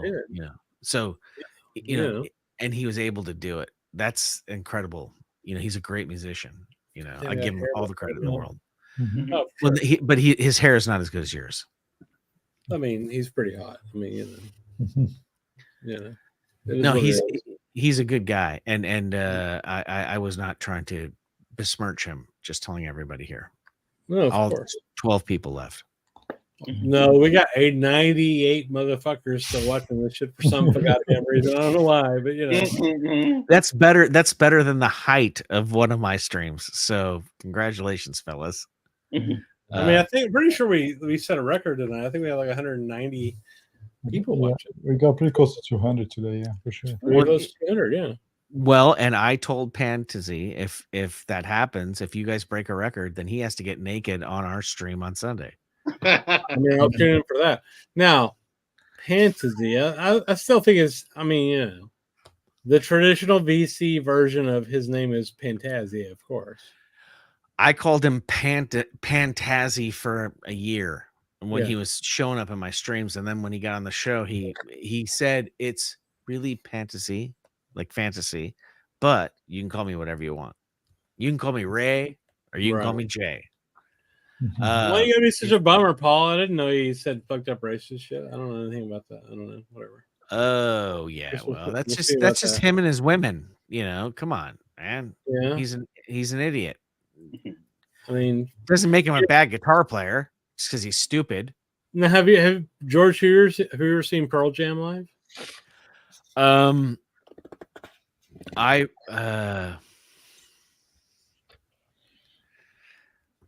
I recorded some of the members of Pearl Jam in the studio for a record. For what? For what? Well, it was an Irish band called Nero, and it was a big deal at the time, but they blew it. And I have not seen Pearl Jam live, but I know how Mike McCready can lay it down in the studio, and I know what Stone Gossard can do in the studio. And all my hat goes off to those cats. Good for you. Yeah, I mean, you know, Felipe has seen them, you know, several times. I think. A few times, yes. It's just a total. You know, some bands you go see live, and you're like, okay, that that wasn't quite as good as the record, right? Like, you know, certain bands. I thought they were the Foreigner of grunge, but they've proven themselves to be better than that. They're better. I mean, but seeing them live, I mean, is a totally different experience than much better than the record. But it's on a Grateful Dead level when you watch them live, because every show is a one-off special thing. I totally understand. It is actually a freaking comparison, George. And Matt Cameron, their drummer from Soundgarden, incredible drummer. He's the best drummer they've ever had. Yeah, I mean, Dave Eberezik was pretty good, man. But, he was in 92 and 93. But they kicked him out because he bought a couple of rifles and like, hey man, I got these cool guns. And I'm like, oh yeah, well that's fucked up. Fuck you. Yeah, don't call me daughter. And then, but the thing is that when Matt Cameron came in, he fit like a glove, and they've been there ever since. And they're on a level like that's unheard of for a rock band. Yeah. And when you see Pearl Jam live to this day, it's like Bruce Springsteen too. You know, it's like it's an event. Every fucking show is a one-off event, and I get it. I'm thinking about buying Versus, and I'm thinking about buying Vitology. Bro. The only record I ever bought by Pearl Jam is the one with the avocado. That's a good one. Yield. So Valerie Please is putting out a version of Yield. It's sold out. It's really going to be good. Yeah. I don't doubt it, man. I'm not going to talk shit about Pearl Jam. It is really good. But if you want to get into Nickelback, I'll talk plenty of shit. I'll talk plenty of shit about that. But yeah, but I want to hear a guy's take. I've been chatting with a few people this past few days. Like you mentioned Springsteen, George, and I look at those guys like Springsteen. Now Aerosmith is canceling tour, and you know those guys like Aerosmith is canceling their tour. Yes, they canceled the tour for next year. They just played like the first couple shows. Yeah, no, they canceled. Springsteen canceled as well, and all these like Ringo fell down on stage, and all those like hard rock bands, like they're 80, they're like singing the spandex and those creepy makeups. I think those people should just retire and gracefully. Honestly, I think that they shouldn't keep playing. Honestly, I love I don't know, man. I mean, but you know who they're trying to keep up with is the Stones. Yeah, I mean, they can't. I think the Stones is like a different different thing. But it's a different level. Yeah, but all those guys like these heavy metal bands, man, the past 65, stop. Don't. It gets embarrassing. Well, okay. How about Motley Crue? Okay. Yeah, stop. Loved Motley Crue as a kid, but man, I've seen some TikTok videos of what's his name singing, and I was like, "Holy shit, bro! You're not even singing." You're just like, "Wah wah wah wah wah wah." Okay, in 1982, in the Troubadour, I saw Tommy Lee and Nikki Sixx do some unforgivable shit, like together in 1982, each other or what? To a girl I went to high school with in the bathroom. Yeah, at the Troubadour. Tommy Lee, Nikki Sixx. You want to fucking go against that? Let's talk. Yeah, but they did it. It was horrible and it was gross. And I went. But I have to admit, I followed them and I went to that room, that apartment up the street, and I saw some debauchery that I will never forget in my life. They lived it. They did it. But right now, what they're doing is taking your money. Mm-hmm. It's not Motley Crue. If you listen to Too Fast for Love and Shout at the Devil, at the time, those are great records for what they were. But right now, it's a parody. They're faking it on stage, and they're faking it in life. And I'm sorry, but it's true. It's more Vince's fault than them, though. Yeah, it's like Kiss. Come on. It's more Vince's fault than them because he can't sing anymore. I mean, I'm sure Tommy can play and Nicky Vince is the only honest one in the band. Vince is the only honest one that says, "Yeah, I'm a fat old man," and all the other ones are going, "Oh, but we're still fit and we're still playing." They're lip syncing. Yeah, Vince isn't. You know, you can hear him fucking the lyrics up every night. No, and for sure. So, but see, that's what I'm saying. It's like who's real and who's not. Like the reality, if you want to get real, get on stage, play your shit. And if you can't do it, then fucking walk away. You know who can still do it is fucking Pearl Jam. Yeah, you know, that's what I'm saying, George. I think even from like a aesthetic point of view, it looks embarrassing. Those people shouldn't even be doing that. And but like Brian May and Roger Taylor can still play. They still do Queen music, so they have to find some other people. And I get Adam Lambert singing for him, which is cool. Well, I guess it is, but I would never go see it. I would never go see that. But like, I'm happy to see Brian May and Roger Taylor playing, and I'm glad that they're doing it. It's hard to be Freddie Mercury.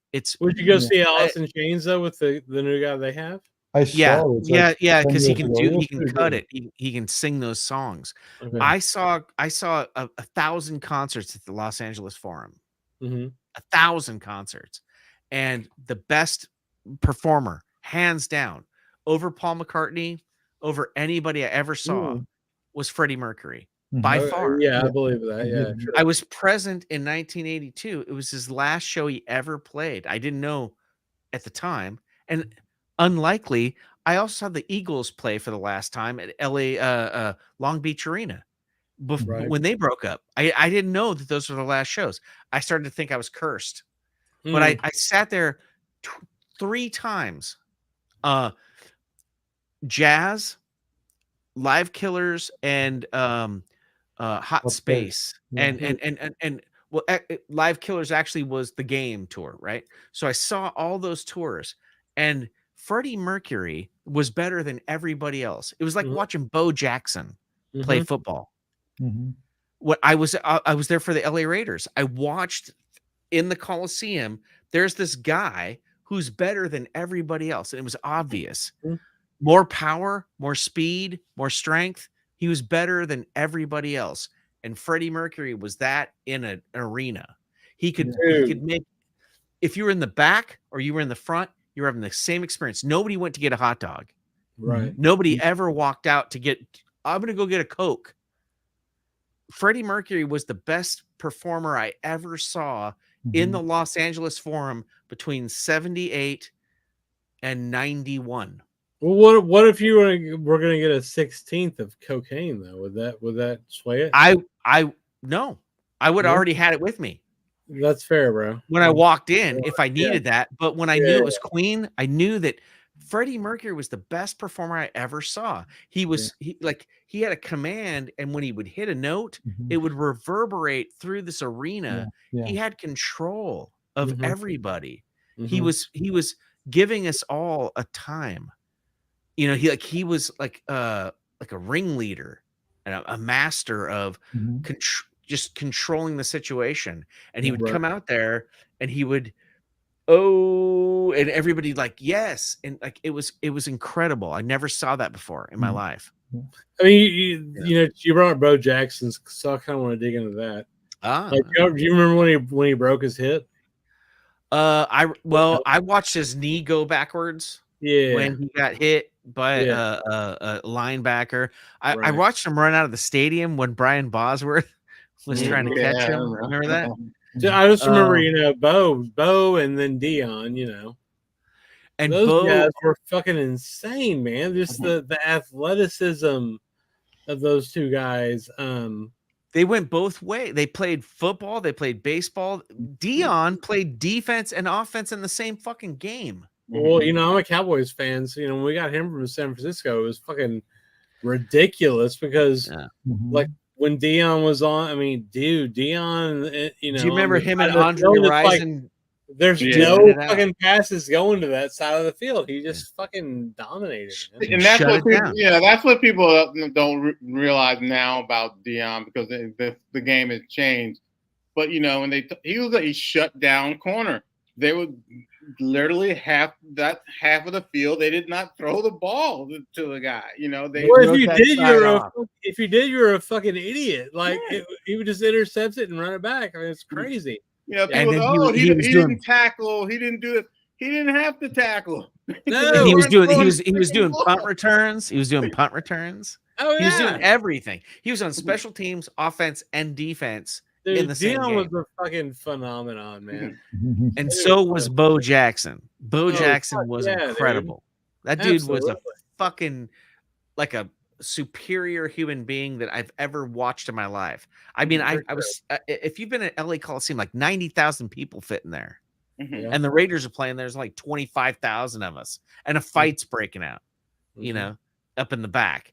You're looking down at the field, and this dude is just like fucking all over the place, and you're going, what is that? What's going on down there? Oh, it's Bo. He's just warming up. And then and if you remember at the time, Marcus Allen was in the backfield with Bo Jackson. You had Marcus Allen, who could catch in the flat, and Bo Jackson, who could run up the middle with power and dexterity and grace and fucking speed. That dude would take off, and everybody be standing there like, what the hell's going on? And I remember Brian Bosworth said, oh, when I catch him, it's going to be bad news. And he met him right on the fucking goal line and flattened that dude. That basically ended, you know, Bosworth's. Yeah, that was the end of his career. Yeah, and I think it ended his career mentally more than physically. Yeah, that got in his head so bad he was never the same player. He just flattened him and walked into the end zone, and then took that like from the 2-yard line, ran 100 and something yards, and then ran out of the stadium through the door. And you're like, what the hell is going on here? This guy's like on a different level. Yeah. And it was like seeing Walter Payton. Just like artistry. It was like ballet. Yeah. He's over here. He's over here. He's over here. You don't know where he's going. It was like he would disappear and reappear in another area, and everybody'd go after him. And now I'm over here. And well, you know, Bo reminds me all that shit. Bo reminds me more like Dickerson, man. Like fucking Eric Dickerson, dude. Like That was just pure straight up the middle. The thighs on that motherfucker, man. Like, you're not stopping him. You rip his fucking jersey off, you know. Like, for those of you that aren't aware, Eric Dickerson was a Ram, and he ran up the middle 1,000,000 times and was guaranteed 4 yards. Yeah, and he I mean, did it just 1,000 times. Fucking, you know, I don't know. To me, that's, you know, Eric Dickerson to me is just a different Bo phenomenon, Jackson, right? Like Bo Jackson, those guys. When like, you know, maybe Dickerson didn't run as many yards as Emmett, but like Emmett Smith, phenomenal fucking athletes for their time. You know what I mean? Emmett Smith was another, you know, just fucking huge thighs going up the middle, and you'd see him come out the other side. You'd see a convergence, and he'd come out the other side somehow. Little guy, big fucking weighty dude, and he could just power through it. I miss that about football. That's why I don't watch football Well, anymore. I mean, yeah, the offensive lines that, you know, Emmett had probably had the greatest offensive line in front of him. Oh yeah. But you know, and you think of you know, and running backs are no longer you know essential in today's football. You know, they're just not. It's a passing game, and you know, that's why the owners have decided, you know, we don't have to pay you guys shit to running backs because you know it's all passing. Well, they also just don't last that long. It's very rare for a running back to, like Emmett, to have a fucking those guys were getting paid $250,000 a year, while Emmett Smith was getting paid $4 million. Like back in those days, he was getting paid like 20 times as much as the linemen that were, you know, protecting. You know, as a Cowboys fan, you know, I've suffered since the fucking 90s because they've never done shit. Yeah. You know, since then, but like Zeke, right? Like, you know, here we go, like Ezekiel Elliott for 3 years, that guy was fucking ridiculous. You know, he was like obviously just a fucking stud running through everybody. But I don't know what it's just different now where those guys just don't last. Yeah. And, I mean, they just can't do it. The premium is also on pass blocking and not run blocking. You know, it's a totally different thing. Totally different discipline. You've got your lineman has got to protect the quarterback at all costs, so he can do his magic. And Troy, but then guys like Troy Aikman, you know, I hate to say this, everybody hates when I say this. John Elway was incredible when I saw him. He would do things. John Elway is not incredible. Give me a John Elway would like run across the field this way and throw it back on the other side, 80 yards upfield, just unloading passes. And I watched him in the same game throw for a pass, for a touchdown, catch a touchdown, and then punt the fucking ball in the same game. Like, what was it, like 90 or was it 90 or 91-ish when he got his Super Bowl finally? It was 90, 95, 96. 96 he won against Green Bay, and then the next year, I mean, he fucking earned that shit, dude. He was a I was watching this guy on YouTube. He used to be a former NFL player, played with the Bills and Marcus Wiley. And he was saying, he was talking about when they play, and this also goes to why running backs are no longer, you know, what they used to be. He was saying they played Denver when Denver won back-to-back, and they had Denver had Terrell Davis and John Elway. And he said, which you can't do in the NFL now, those linemen, they could crack back block. Yeah. So as a defensive player, you would have to make a choice. Am I going to go in or am I going to hold back to save my career? Because if I go in to make the play, those guys are coming down and they're taking my knees out. Right. Yeah, you used to have that role of the halfback and then the fullback. And the fullback would just go right up the middle, dive plays off the center for a yard or two. But then Terrell Davis just started going for 6 yards up the middle. Yeah. And then also doing slants, wide out, stuff like that. And don't forget they had a good tight end, and he had the Three Amigos too. Right. Well, that was the 80s, but he had good wide receivers. Right. He had McCaffrey was his tight end. I think. McCaffrey, dude. Fuck yes. Remember that? And now, so who was the wide receiver that started in San Francisco and they came to Dallas? Fuck.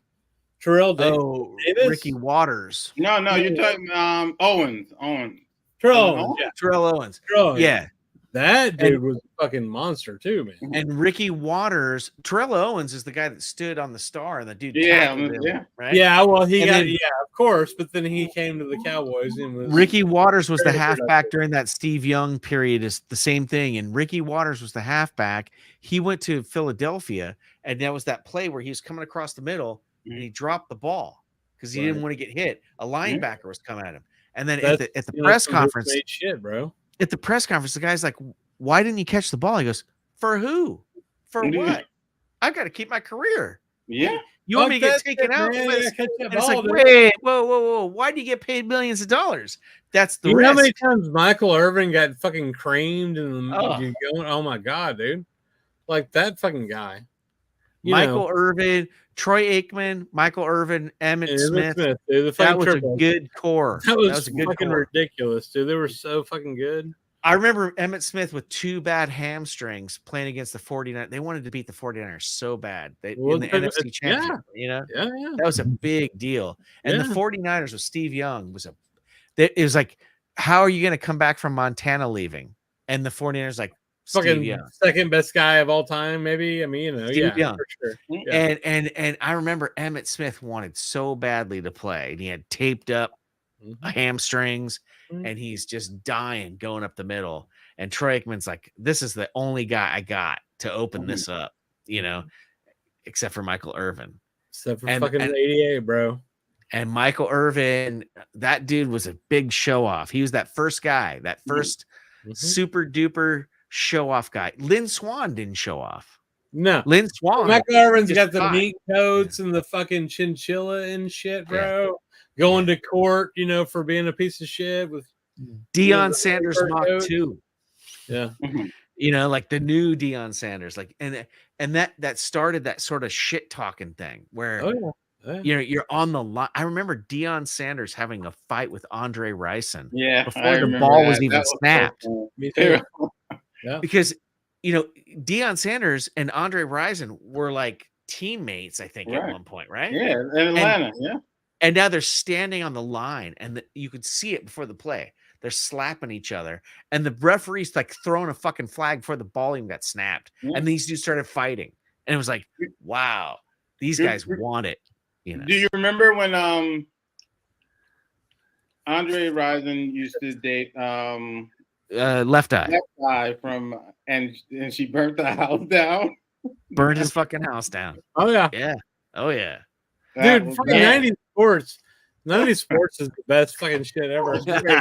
And she came on TV and just admitted it. Like, yeah, I fucking did it. Have you ever been into hockey at all? Oh yeah. I watch it. I've never been to a game. I mean, when you're there in front of it, it's crazy. 90s hockey is fucking amazing. I mean, of course, like the Stars, Dallas Stars won the Cup in '99. I'd been watching them for 2 or 3 years when that happened, but I don't know. Man. I got the Sharks right down here. I got the Sharks right down. Fuck the Sharks, man. They're like my most favorite team. How dare you? Saying, man. Just saying. Just saying. It's funny. One of the most hated players ever was Brian Marchment. He played for the Sharks, and he defensive guy who didn't ever do anything. Hit people in the face. In 1998, he fucking Joe Neuendak, one of the Stars' best players. He fucking dirty hit him into the boards and like broke his fucking leg, right? Or broke his knee, right? But it's funny. After that, we ended up winning the Cup in '99 anyway. But not much different than Chris Chelios. I used to get fucking really good tickets to the Stars games because this chick I knew worked for the promotions department. She'd call me up at like fucking 5 o'clock and say, "Hey, bud, we got one ticket, an hour from now. Do you want to come to the game?" I'm like, "Fuck yeah, dude!" So I get like two seats behind the fucking glass or whatever, and a couple times. A couple of times I had to see it right behind the penalty box, right? And fucking Brian Marchment, like in 2001, was like in the penalty box. I'm like, Marchment, go fucking die and kill yourself, you fucking piece of shit, you know.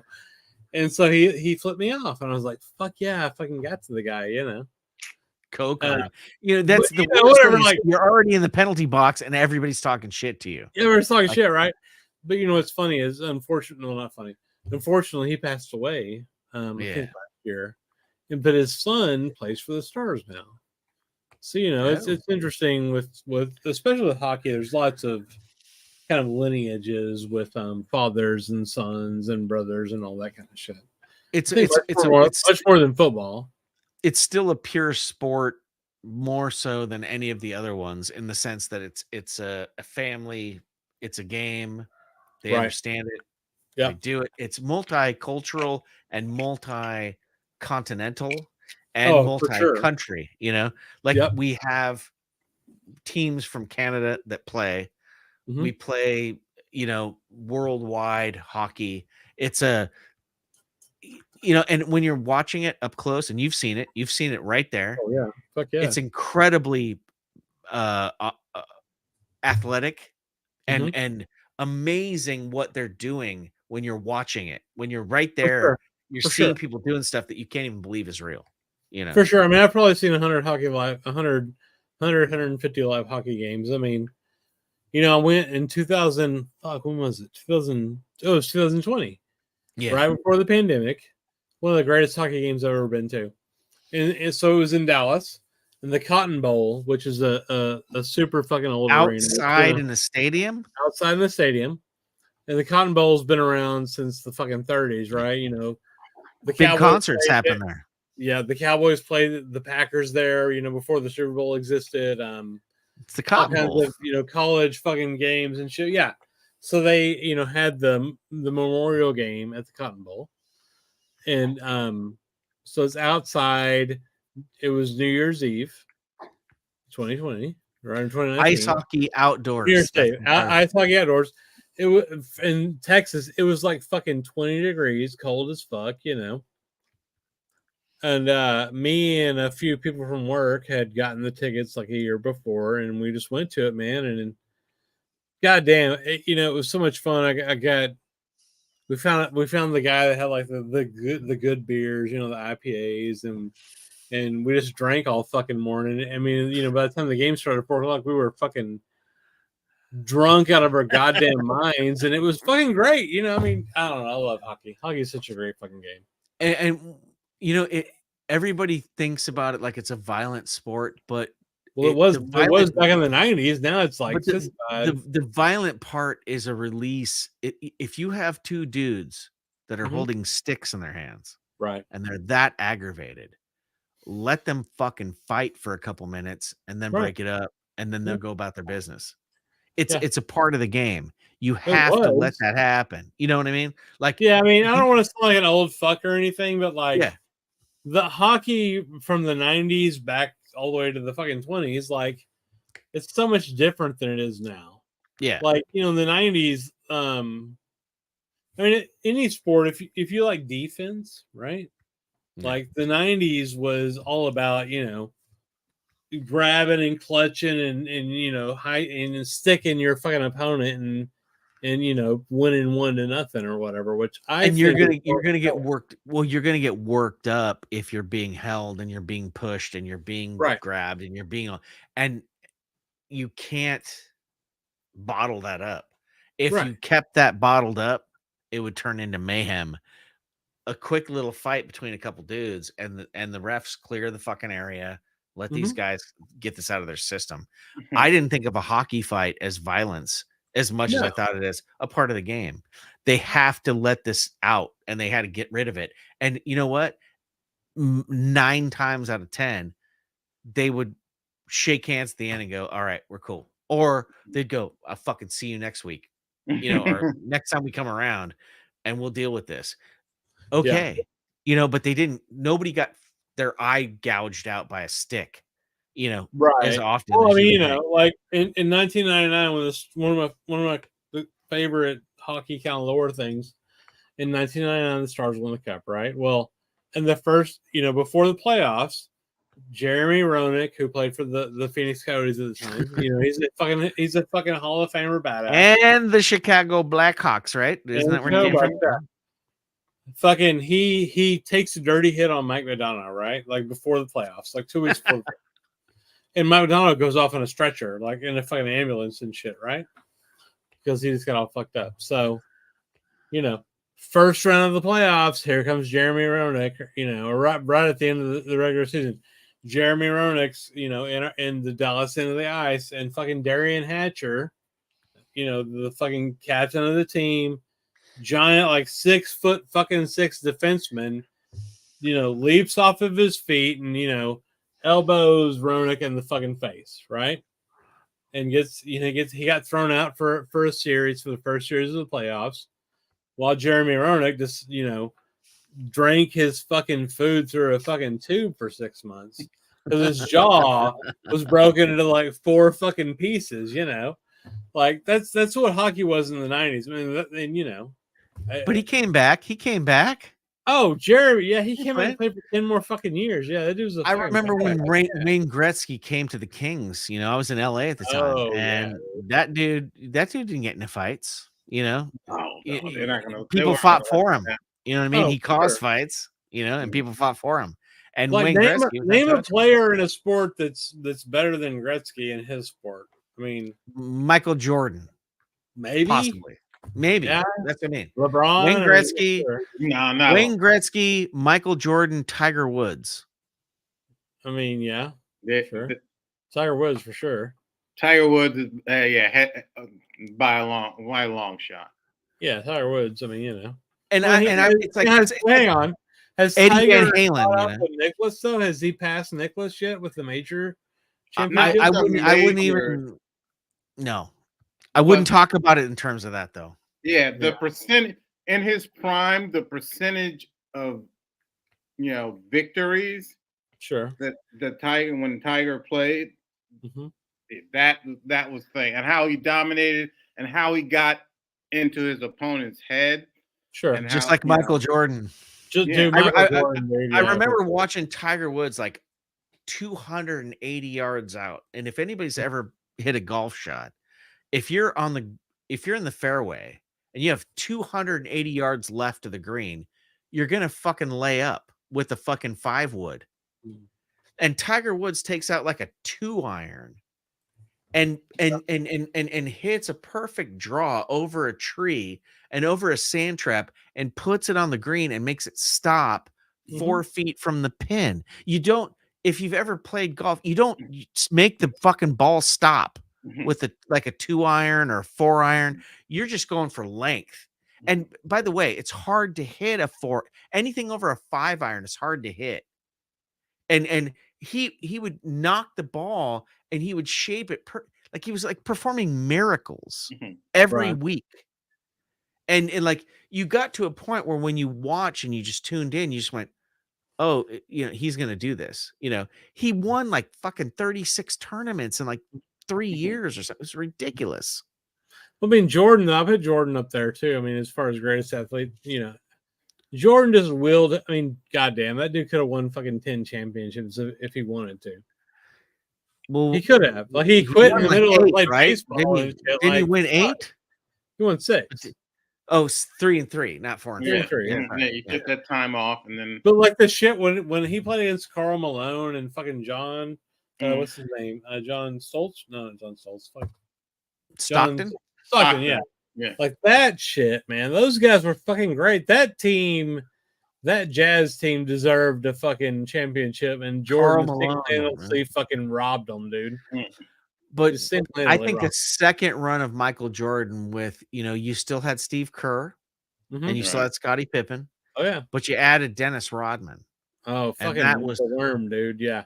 Dennis Rodman was a great addition to helping. That dude's possibly the greatest rebounder, possibly the best defensive basketball player ever. There's no possible about it, dude. He's fucking ridiculous. I'm just saying, a lot of people think he's a joke. But that dude was a meaningful member of the team, and that dude was pulling down rebounds like it was nobody's business. You're gonna a shitload of rebounds from him tonight. He's going to frustrate, the opponent. He's going to, he's going to get in their head, Yeah. Oh, and that's the funny thing is that every time they come into the fucking zone, he's going to be up their fucking asses, dude. And the funny thing is that Jordan was the guy talking the most shit. Well, like when you watch, have you watched that documentary? That dude was like really talking shit to people. He's like, do you really like? Not only was he beating you, he was fucking like putting it right back in your face, going, are you ever gonna try to compete with this? Like he was literally that good, and nobody could stop him. Now Larry Bird though has to be the greatest shit talker of all time. Okay. And, I was in LA in the 80s and I went to some Laker playoff games. So I saw that Jabbar, Magic, Byron Scott, Kurt Rambis coming in off the bench, and AC Green and fucking love AC Green. You know what I mean? That whole Laker team, they took on the Pistons, the classic Pistons lineup. They took on the classic, and Dennis Rodman was on the Pistons at that point in time. Yep. And they were an incredible team. Oh, James Worthy. Yeah. Right. James Worthy was on that team. I And love Kareem Abdul-Jabbar was not defendable. If he was on and he was hitting a sky hook, there was no way to defend it. No. It was incredible. I miss all that. The Celtics won more championships than the Lakers, right? Not anymore. I think the Lakers may have. Back then. I think it was toe to toe, and the Celtics just had topped them off, and then later, because we have, well, sure, but I mean, like Bird, dude. Bird is a fucking ridiculous player. And who was that dude with all the freckles on the Celtics? Dennis Johnson. Yes. Mr. Ugly. Yeah. but yet completely contributing to the team. And Kevin McHale. Kevin fucking McHale, dude. Fuck. But if you remember Dennis, remember Dennis Johnson, before he got to the Celtics, had won in Seattle. Oh, right. Yeah. He was the first guy that locked down David Thompson. Yeah. Make the ball stop. We often do this on my channel. We get into sports and we start talking about I think it's fun. Yeah. And it's the same thing. It's like talking about music. There's the synergy there. And okay. I remember I was at work. I was working at a record store at the time, came home, walked into the house, and they're announcing the fact that Kirk Gibson is coming up with 2 bum legs in the World Series against the Oakland A's. 2 outs, 80, probably 88. Okay. And Kirk Gibson, Tommy Lasorda sends this guy, he's lame as fuck. He can't even run. He's got 2 bum legs. Yeah. There's one choice: hit a home run or lose the game. Yeah. Right. And the dude hits the home run. I don't want to talk about baseball, man. Here's my problem with baseball. Greatest moment I ever saw. I'm a Rangers fan, right? So the Texas Rangers, my whole childhood were fucking terrible because we were back then in the 80s, we were like in the same division as the Yankees, right? So it was the playoffs didn't even exist. It wasn't even a fucking thought, right? Then like 32 and 120 was your record at that. No, they had some good records. They did win 85 games and just not quite make the playoffs, But I mean, we had God, I'm trying to think, Tommy John. Yeah. Fucking Julio Franco, man. No. Julio Franco, right? Went nowhere.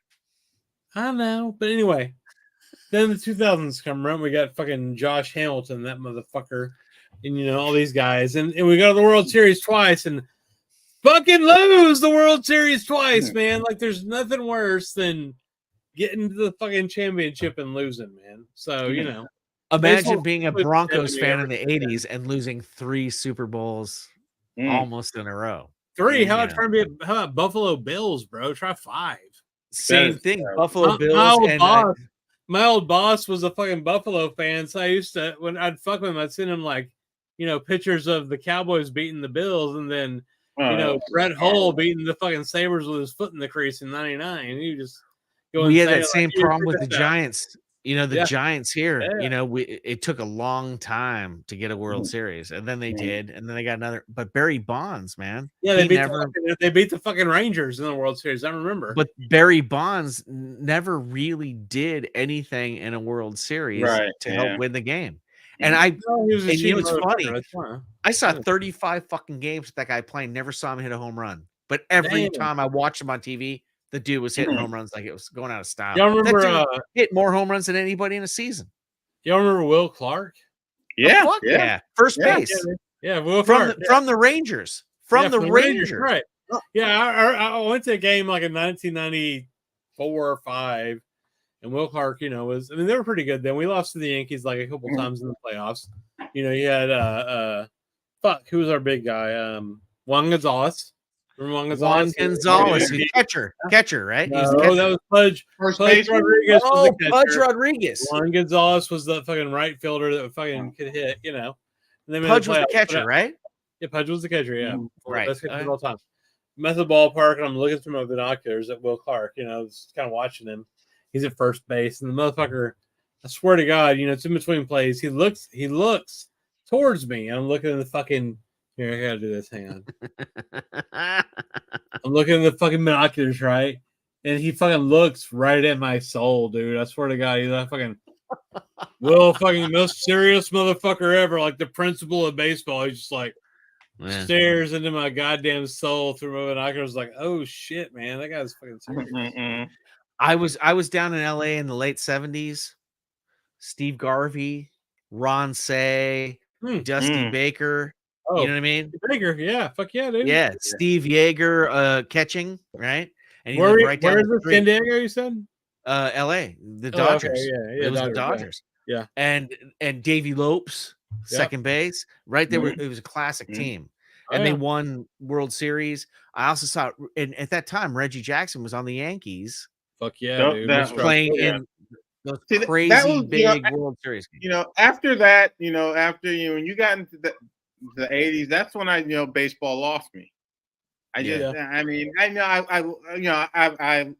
like Barry Bonds and stuff like that, but I stopped watching baseball when the stolen base got taken out of it. When Ricky Henderson retired. You had guys like Ricky, Mickey Rivers, guys was feeling like 70, 80.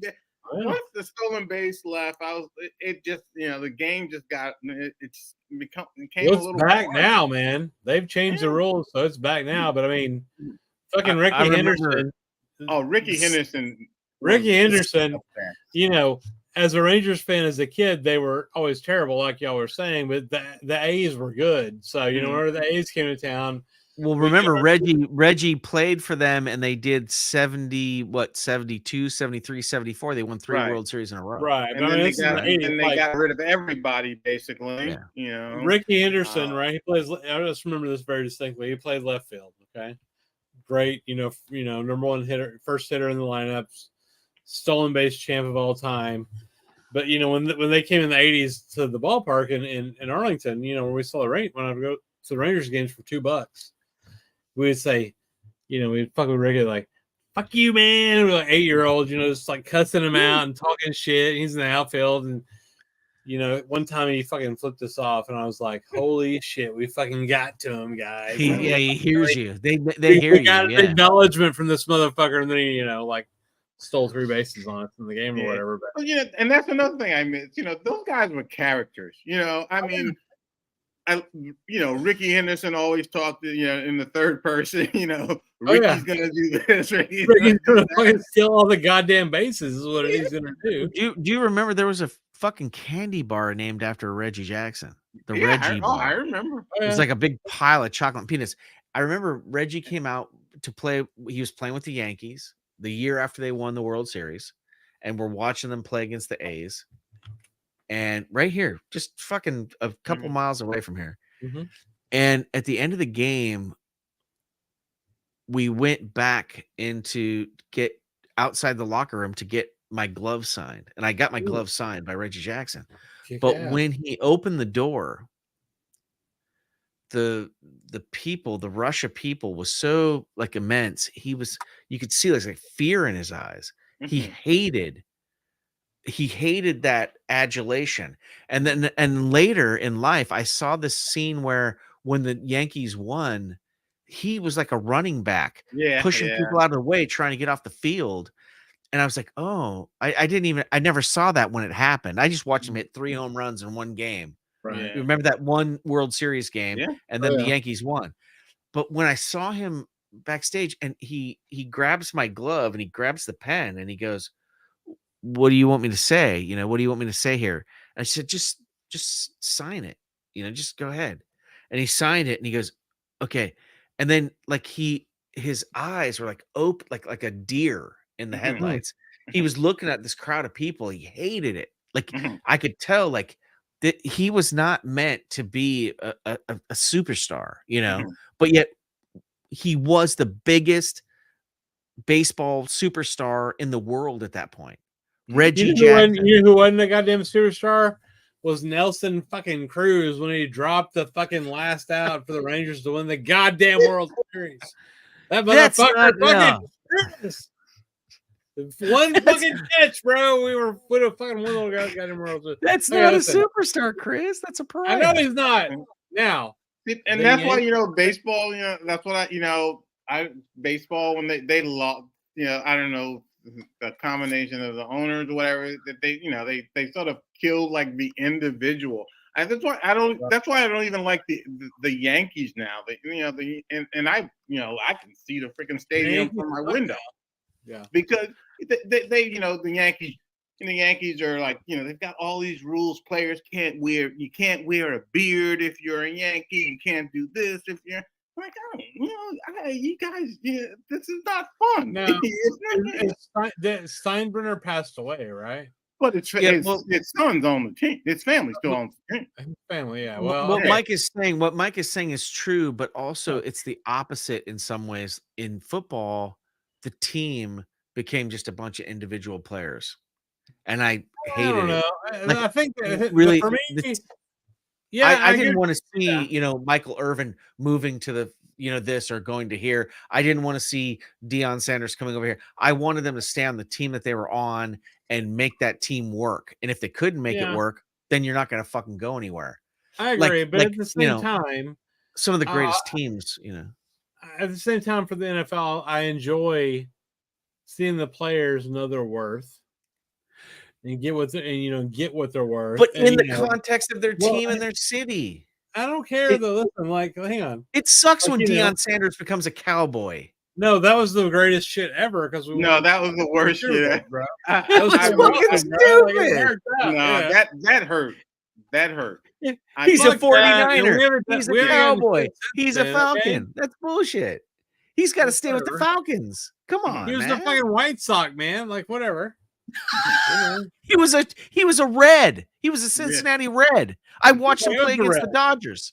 Didn't he play for the Sox too, though? Bo Jackson was a White Sox. That's right. You're right. Yeah. And ran up off the wall, caught a fucking ball, of course and he threw did, it to home from the warning track in a one step. He never really made it. I mean, he was a badass, Bo Jackson, like Bo knows. I had so many fucking Bo Jackson Nike shirts when I was like fucking 14. But he never really got his shot to. I mean, he was a better baseball player than Deion Sanders. Of course he was. Yeah. Bo Jackson was one of this. He was like fucking Jack Johnson or something. Like just one of the greatest athletes of all time. I think crazy good, man. Crazy. Like good. Regardless of what sport he was going to do. Yeah. Just fucking a specimen of humanity. A little bit better than Jose Canseco. Fucking Jose Canseco with that ball bouncing off his goddamn head. I hated that fucking son of a bitch. And then he came because I hated the A's as a The Rangers Bash fan. Brothers. Remember that? Mark And then that McGuire. son of a bitch, so fuck him. That son of a bitch came over to the Rangers and played for several years, and then, like, gave steroids to fucking all of my goddamn heroes, basically. That's why I brought him up. He ruined your team. Fuck yeah, dude. Dude, no. Fucking, oh my God. I can't remember. I'm so fucking drunk. I've drunk like 10 beers.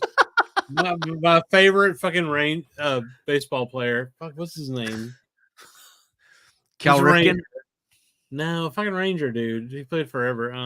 Not I don't know. No, I can't think of his name. Ryan. Oh, Palmeiro. What's his name? What? Last Did name's he play Palmeiro. sax for Art Blakey? No, god damn it. Fucking Palmeiro. He was a fucking baseball player. Palmeiro. Rafael Palmeiro. Right? Palmeiro. Yeah. That guy was my fucking hero as a kid, right? And then I graduated high school in '94 with a 238 average. A few years before the steroid thing happened in the late '90s, right? And Rafael, I'll never forget, dude. He was like, "I never used steroids." And like, "Fuck yeah, Rafael, you never did. You never cheated, motherfucker." Turned out he was like the fucking patient zero of the whole fucking thing. Like my whole fucking team was like the fucking arch fucking distributors of goddamn. And you had that weird steroids. squared off stadium with those weird grandstands way out. Who wants to sit on the third level out in the outfield? What kind of a stadium was that? What, the Rangers stadium? You had a third level out in the outfield. No, we didn't. Yeah, you did. It was like this weird, stupid grandstand that looked like it was like some fair from the 20s. Okay, what's going on out there? Listen, the ballpark in Arlington, which is the stadium that was built in the 90s, was a beautiful baseball stadium. Oh, no, I was talking about the 80s. Sorry. No, the 80s. Fuck that shit. The 80s, we had Memorial Stadium.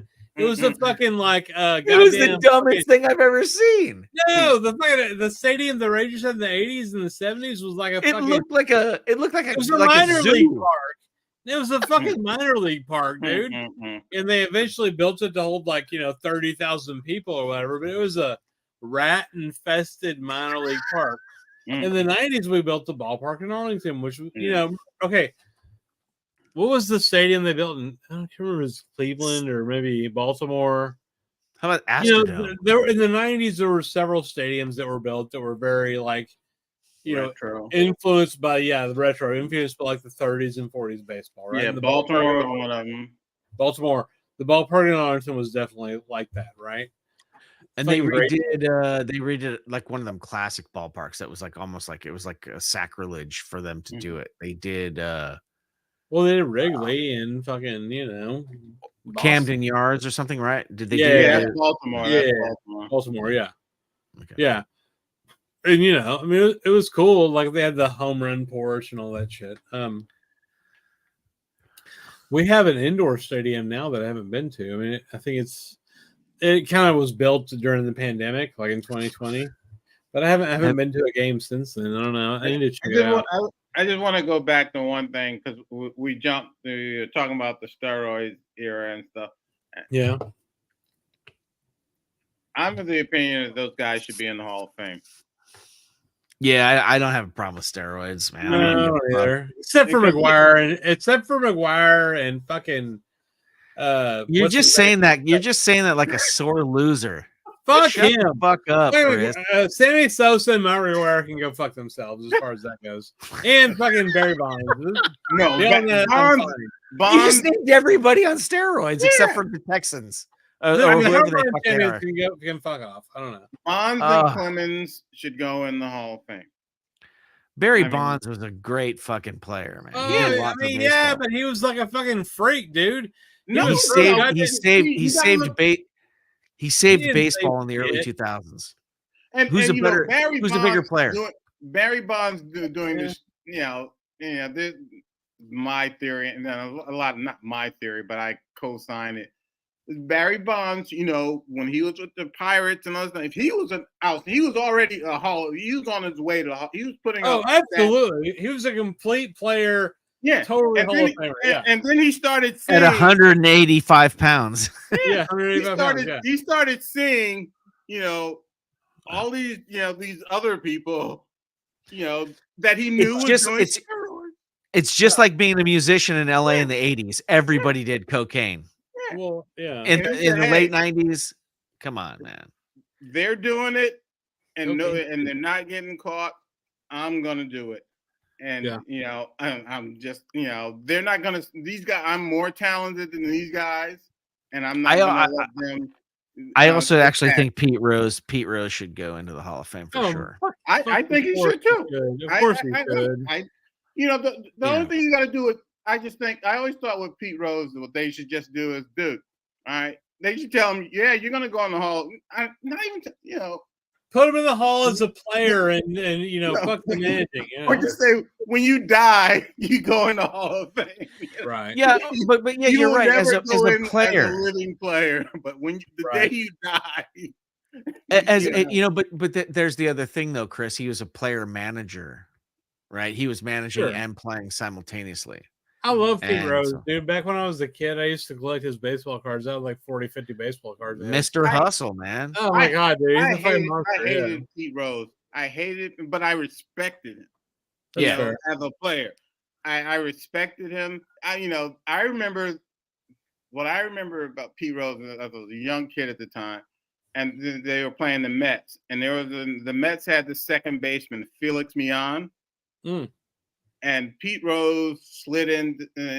He slid into second base, and it was a sort of dirty play, and Felix Millan took umbrage.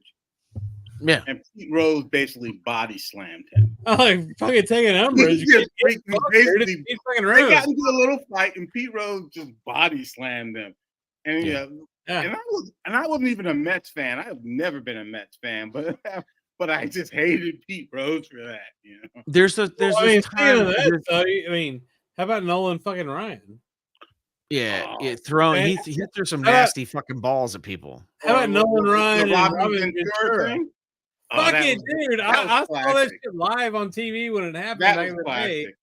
That's fucking ridiculous. It's like lore. I mean, Nolan Ryan. Yeah, Robin Ventura will go to his grave being the guy that got that Ryan. Yeah, Robin Ventura was sullied by that fight for sure. But like, you know what the thing is though, is about those rivalries, they were real.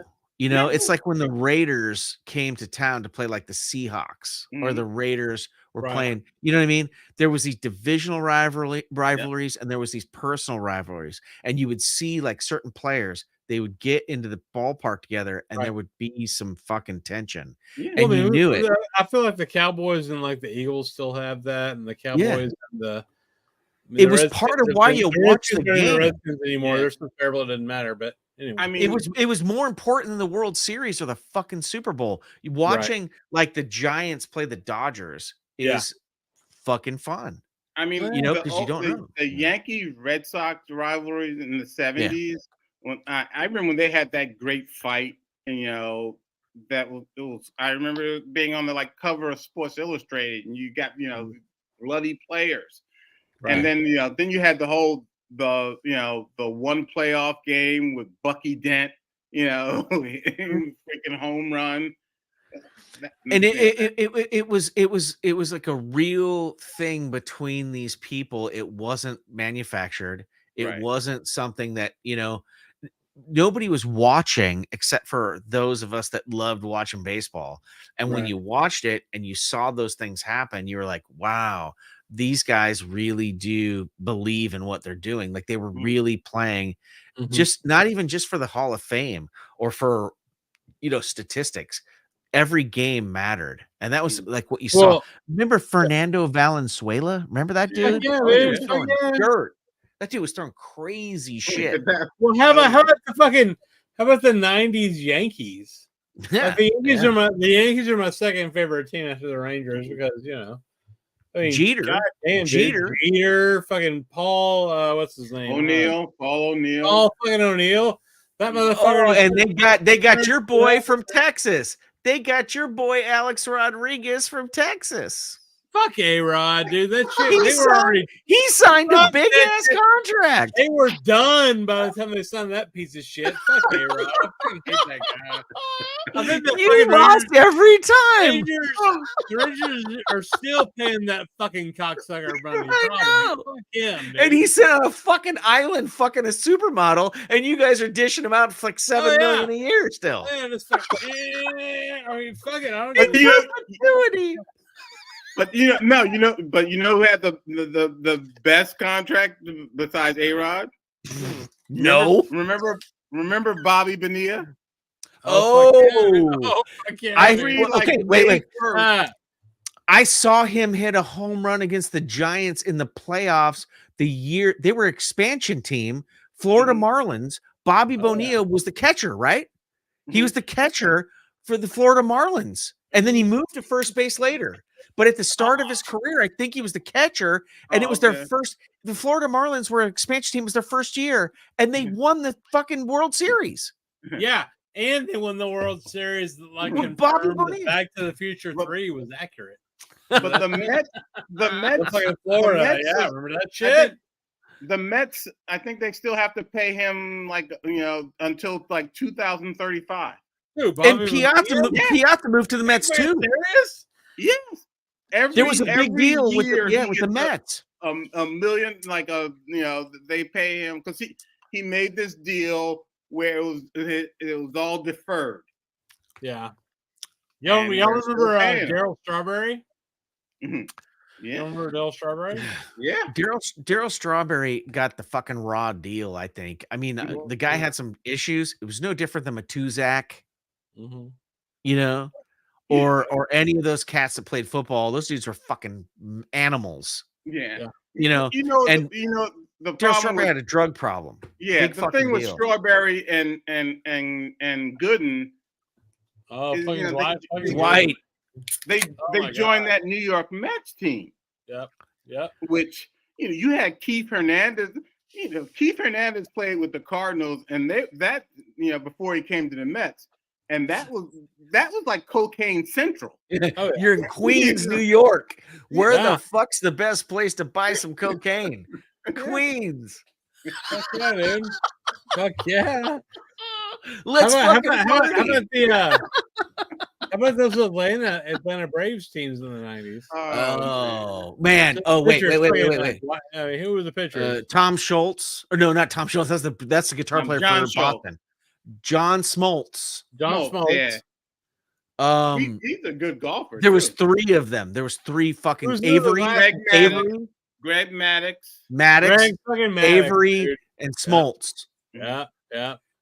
And I think Deion Sanders joined that team at some point. Did he? Yeah, he had played. Deion Sanders was a Brave for a quick moment in time. Yeah. And they never got the World Series though. Yeah, they kept, did. Yeah, he did. Yeah, not till the end though, but they kept going. They went to the playoffs a bunch of times ahead of that. Who was the best? They had pitcher? showdowns with they were NL West, I think. Yeah, they were National League West at the time, and they had some. Who was the best pitcher they had? Smoltz. No. Yeah, I think really. I loved Greg Maddox. Maddox, yes, Maddox. And he always had that.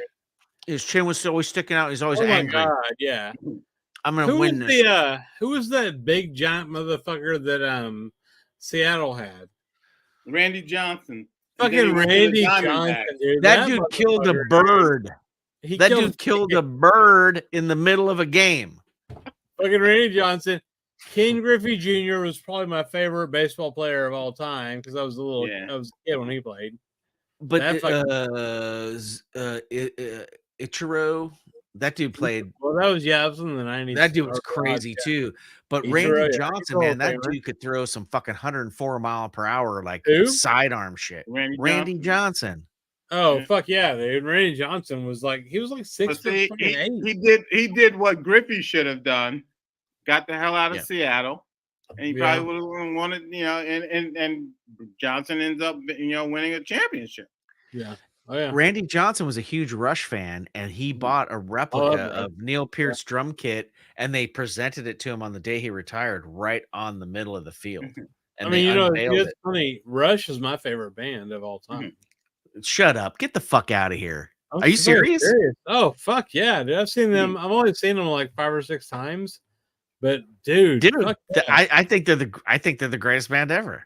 Okay. I'm Rush.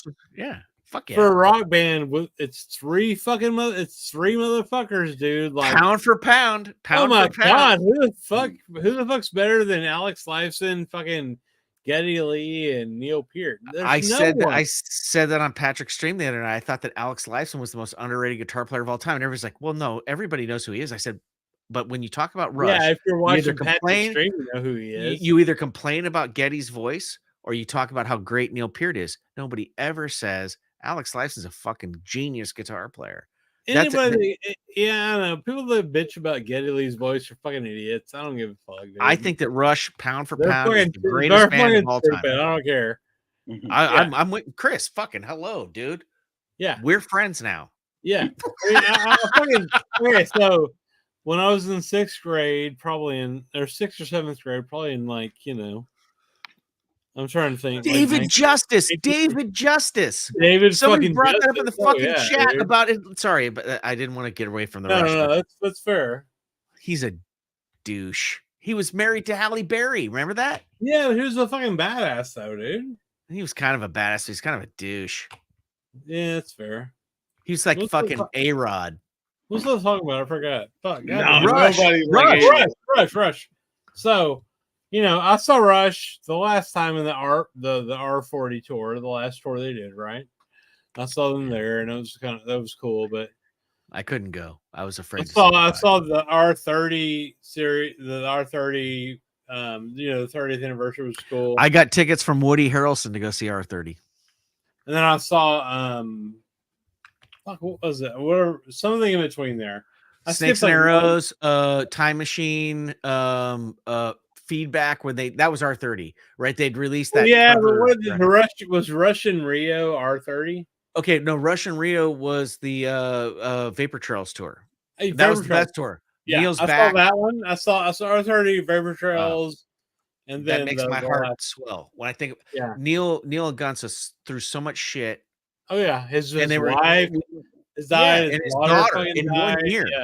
Yeah, in 1 year. And the guy goes crazy and just goes off on a motorcycle journey. It's like, are they ever going to get back together? And you know what? I didn't care. I just wanted Neil to be cool and to get back to seeing a show. And there they are on stage again. And Neil was there. Like my hair stands up on my arms when I think about that.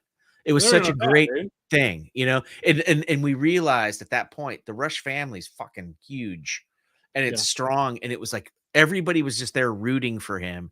And they were playing great. The way he started that album, and he now what? You know, who was the jazz guy that he was obsessed with that he trained with? well, that was Freddie Gruber. Trained him. So during Test for Echo, he felt that before going into, out of Roll the Bones into Test for Echo, he felt like I'm getting a little too stiff. So he goes to Freddie Gruber, who gives him like dance shoes and starts talking about circles and this, and he recreates his drum kit, like as a jazz kit. And he does this whole like 3-hour video about it, and that it was the first time he ever got to that was the first time I ever saw him talk.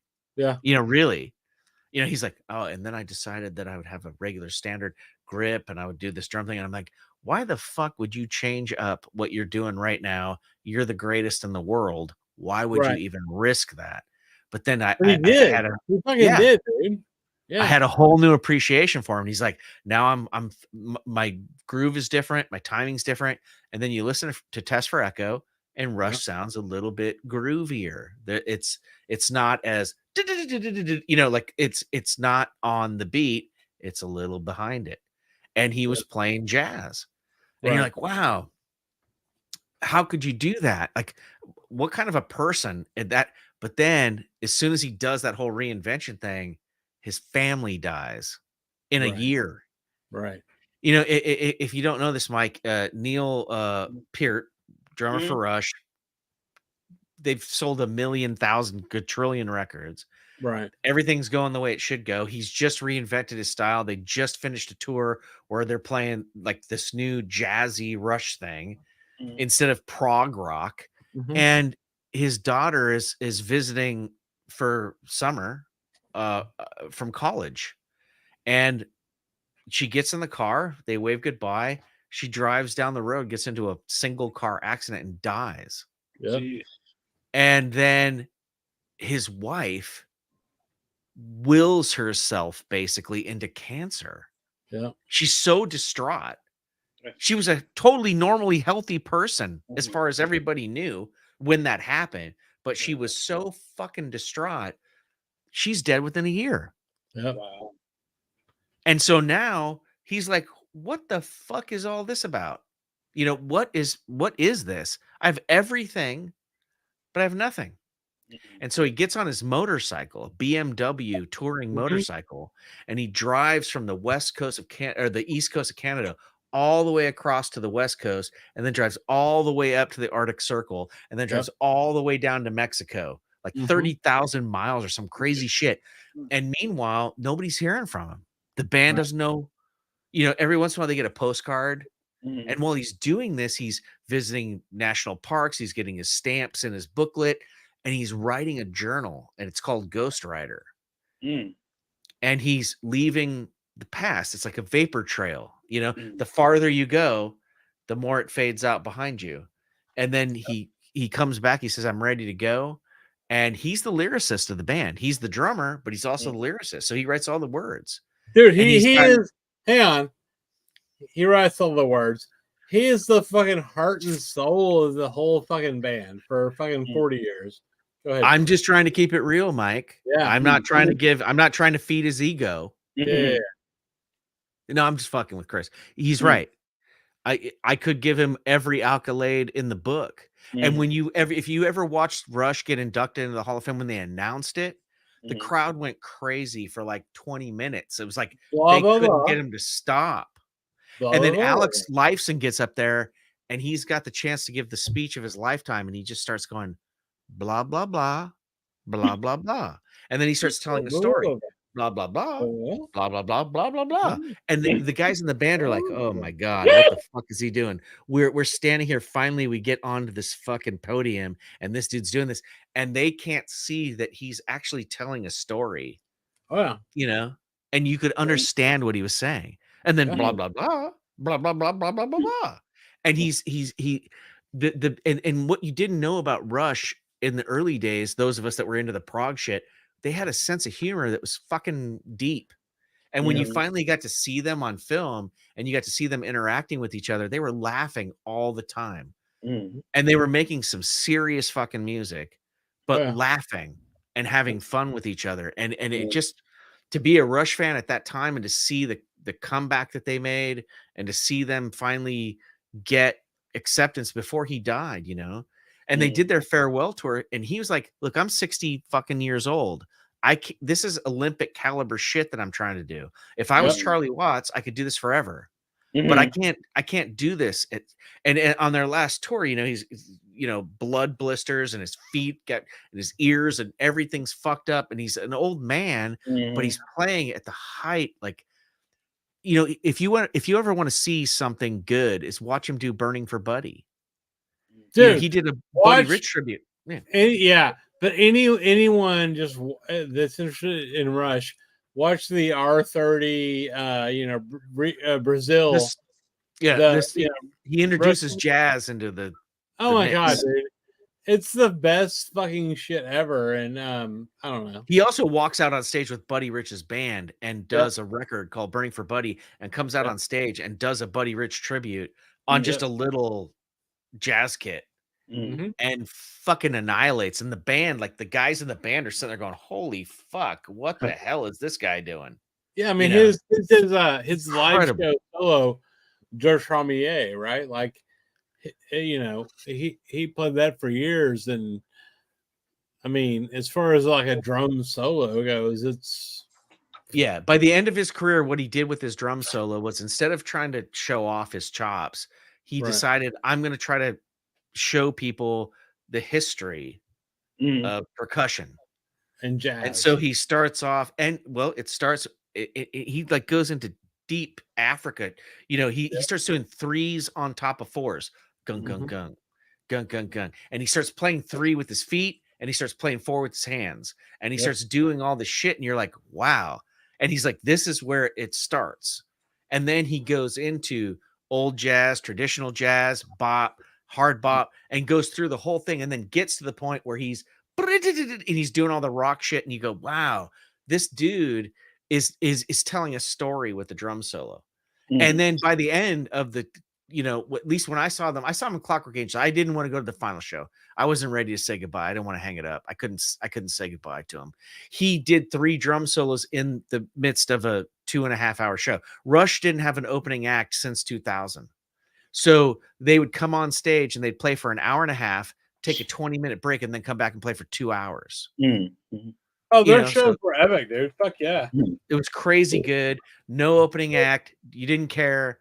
And then they added strings. It was always the 3 of them. And they would add these crazy things like samples, and they're triggering with their feet, and they're playing keyboards with their feet, playing guitar with their hands. No. They ain't doing shit. Hang on. Geddy fucking Lee. Okay. People talk shit about his voice or whatever. Geddy Lee would sing all the songs and play like the sickest fucking bass lines. Like, I put Geddy Lee on my and play keyboard simultaneously. Like my top 5 fucking bass players of all time as far as electronic bass goes, right? Totally true. He's singing, he's playing bass, and then he's playing a fucking like a bass like synth foot pedal fucking thing. So he's got there's like these 12-note foot pedals from whatever this fucking thing is. So They're called Taurus pedals. It's chorus pedal. He's playing bass. He's playing fucking with his feet. He's singing. He changes that, playing fucking keyboards. I mean, he's doing that. And don't forget, we couldn't do that. Alex is over there with the foot pedals. Alex is over there with fucking guitars, fucking just destroying. And then play the keyboards with his feet. And then Neil Peart's the fucking best fucking drummer of all time. And he's got triggers all over the place so he can hit samples and do all the crazy shit that were on the records. For sure. So these motherfuckers, like, anybody that comes at me with a trio a rock trio that's better than Rush can there isn't one. It's not a thing, dude. It's not true. Pound for pound, they're the best band that ever lived, as far as I'm concerned. Yeah, there's no fucking doubt, dude. And so by the end of the whole thing, they were trying to educate their fans. They were giving back to their fans. Their fans followed them everywhere. And there's a movie about their last tour. Oh, yeah. They decided to hang it up. They didn't know that Neil only had a couple they years knew. left. They knew, dude. I don't know if they knew. Getty said that they didn't know. They knew that he couldn't do it anymore. Right. He said at the end of Clockwork Angels, he said, "I don't want to tour anymore. Right. This is the best album we've ever made. It's the best tour." They finally incorporated a string section on stage. And they made this proggy. They returned to their proggy roots and were doing prog. I'm pretty music. sure that we're best friends now, George. I think so. And then so what happened was they said, well, let's do one last tour. Alex can only play one more time because he's got psoriatic arthritis, and so Neil's like, fucking hell, really? You're gonna pull that card on me? Yeah. All right. And now what you have to know about Neil is that in the 80s, in between tour stops, he bicycled. Yep. To the next. He has a book about crossing Africa on a bike. That book. Yeah, I have that book. And he on an American tour, they're in Chicago today. They're going to be in Cincinnati tomorrow. He would get off the bus, get on a bicycle, and ride the bike for like 50 miles. Yep. Before he got to the show, and then play a show. Mm-hmm. Now, later, he turned it into a motorcycle trip where he never got on the plane. They had a private plane, and Geddy and Alex would get on the plane and fly to the next show and play golf the next day. Neil is on his bike riding a motorcycle to the next show, but he never would take roads that were paved. Like, I'm going over the fucking hill. This is a dirt road. I'm going off this. And meanwhile, he's going to parks and getting his stamps in his book. He was living his life. He's like, this has to be interesting to me because I can't just do drumming. But it's like, you're the best drummer in the fucking world. That's not good enough? No. Now, and then when he would get to the show and change the oil himself, get under the bike, empty out the oil, put new oil in his bike, get it ready for the next day, put it in the car, and then go in and do the sound check and then play the show for 3.5 hours. The guy was an amazing human being. Yeah, for sure. Now, how about John Madden? I mean, same shit though, bro. I'm telling you, it's the same shit. John Madden was afraid to fly, so he rode everywhere on the ground. Yeah. Yeah. I mean, John Madden is my favorite analyst, color analyst of all time, because he was like super obvious. He'd be like, the team that scores the most points is gonna win the fucking game. We're like, no shit, motherfucker, But then he's got like this fucking ham-sized fist on this fucking microphone, and he would just say shit that was fucking awesome. He also coached the Oakland Raiders to a victory against the Vikings in 1976. Of course he did, man. And that's the one thing I never could with John Madden. Once he retired and became the greatest sports franchise video game of all time. Yeah, I could never understand. I was like, he coached the Raiders. Yeah. He coached the freaking the Raiders with like Jack Tatum and George Atkinson and with all those freaking Ken Stabler. Oh, how the hell did he? Well, who were the Raiders that had like the fake fucking like and Dave Casper and the Stickum? Remember the Stickum? I got a broken arm, and I'm gonna have like a fucking. It's fake, but it's like got a cast on it. It's gonna fucking crush your goddamn skull. Those guys were outsiders, man. Those guys were way outside. Those guys were misfits. Yeah, you could never, you could never have that in today's NFL. But who was the Ray Guy was the punter. He was also the second string quarterback. That dude could throw fucking 60 yards in the air.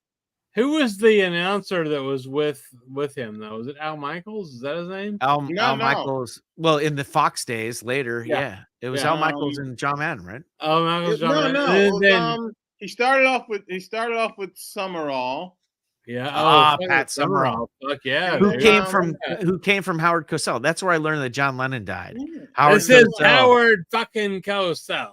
I hate to tell you what's happened, but it's true. John Lennon is dead, shot dead in New York City. It was like a Chiefs game on Monday night. I was like, fucking hell. Fuck yeah, dude. That was the first Monday Night Football like threefer. Remember? And then they had. Who was it? Gifford and Summerall were there. Don Gifford, was that his name? No, it was Cosell, Dandy Don Meredith. Oh fuck Don yeah! And the other guy you mentioned, Pat Summerall. No, not Summerall. Gifford. It was three of them: Gifford, Cosell, and Meredith. Don. Yeah. Turn out the lights. The party's over. Yeah, dude. Yeah. And then if you're in LA and you watch the Lakers Chick Hearn, the eggs are in the fridge and the butter's getting hard. Yeah. This one's over. Yeah. The eggs are cooling and the butter's getting hard. That's right. That's right. Man, come on. We need that shit back. You don't have that anymore. You got these. Oh God, some of these guys are just terrible now. I turn the sound off more often than not. You know what though? Troy Aikman's pretty fucking good color guy. Fucking but his partner is terrible. Vin Scully was good. Not. Yes, he is. I can't stand that guy. Fucking Buck. Vin Scully was I can't good. stand Joe Buck. Joe Buck is a fucking Buck, moron. come on, man. He's like a. Get the fuck I get out it, of here. but like he's a fucking baseball, football. Like that might cut it in Texas, but Joe Buck doesn't cut it anywhere else, man. Fuck Texas. Somebody get the fuck out of this guy. No, seriously, guys. I'm gonna sell my house. Well, you can come stay up on my couch. You can come stay on my couch when you want to come to California. I got a couch for you. I'm gonna move to Colorado, I think. And I got all the Rush records right here, so we can put them right there on my Riga P3 modified. You know Rush Chronicles? Hell yeah. Yeah. Yeah, it's a weird greatest hits compilation that's kind of weird. And they also did the Rush one where they did archives. Remember that? The first 3 records, kind of like Yeah, Kiss but did I with mean, Chronicles originals. though. So when I was a kid in like 1991 or so, I was probably 14, right? And one of my buddies had an older brother that was like, 16, 17. He was in a Rush. And so that's where I heard them, I was 90s. I got the Chronicles, 2-disc CD set, right? Yeah. And man, that was just it for me. They're my Was that favorite start with like Finding My Way and Working Man and ends with like Tom Sawyer, right? It doesn't go Yeah, past. I mean, Or Tom does it Sawyer, Spirit of the Radio, all that shit. Yeah, maybe makes it up to Signals, And see, that's the weird thing. I did a video about Rush where I kind of broke the stages up. Like, you have that early rock stuff, and then you have the prog stuff, but then you get into the keyboard shit. The keyboard's just awesome, though, man. It is now for me, but moving pictures. I mean, come on. Well, after that, like big money stuff like Power Big Windows and Roll the Bones, Grace Under Pressure, and all that kind of stuff. And Roll the when Bones though is a fucking kick-ass record. Yeah, but that's when they came back to kind of rock music. But they did a rap song there, right? So what I pointed out though was that they left me because they were in their 30s at that point. I was still in my 20s. Right. I didn't want to hear songs about like loving your kids and having a picnic and hanging out with your buddies, on the weekend. I was like, yeah, well, if we hang out, we're listening to fucking 2 Live Crew, motherfucker.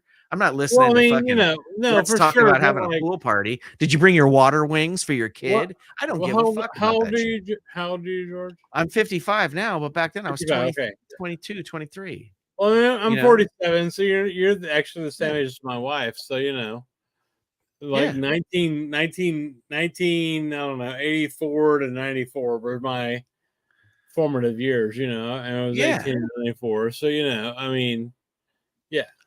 I came into the picture like Hemispheres, Permanent Waves, Moving Pictures, and then when Signals came and they were talking about like being a disenchanted kid living in the suburbs, like that's me. I don't need you to fucking tell me about myself, dude. Like, let's talk about something else. Well, for me, let's get back to Dungeons and Dragons. I don't want to talk about how fucked up my life exactly. is. For me, in 1990, 89, 88, 89, 90, I got my first CD player. Okay. Yeah. CDs, right?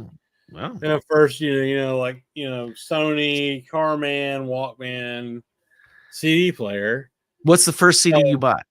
Led Zeppelin 4. First fucking CD I bought, dude. And it sounded fucking killer, dude. I had that. I had some Jimi Hendrix shit, because yeah, because they'd already been building like up the library. I remember I walked into a store. There's like 4 CDs.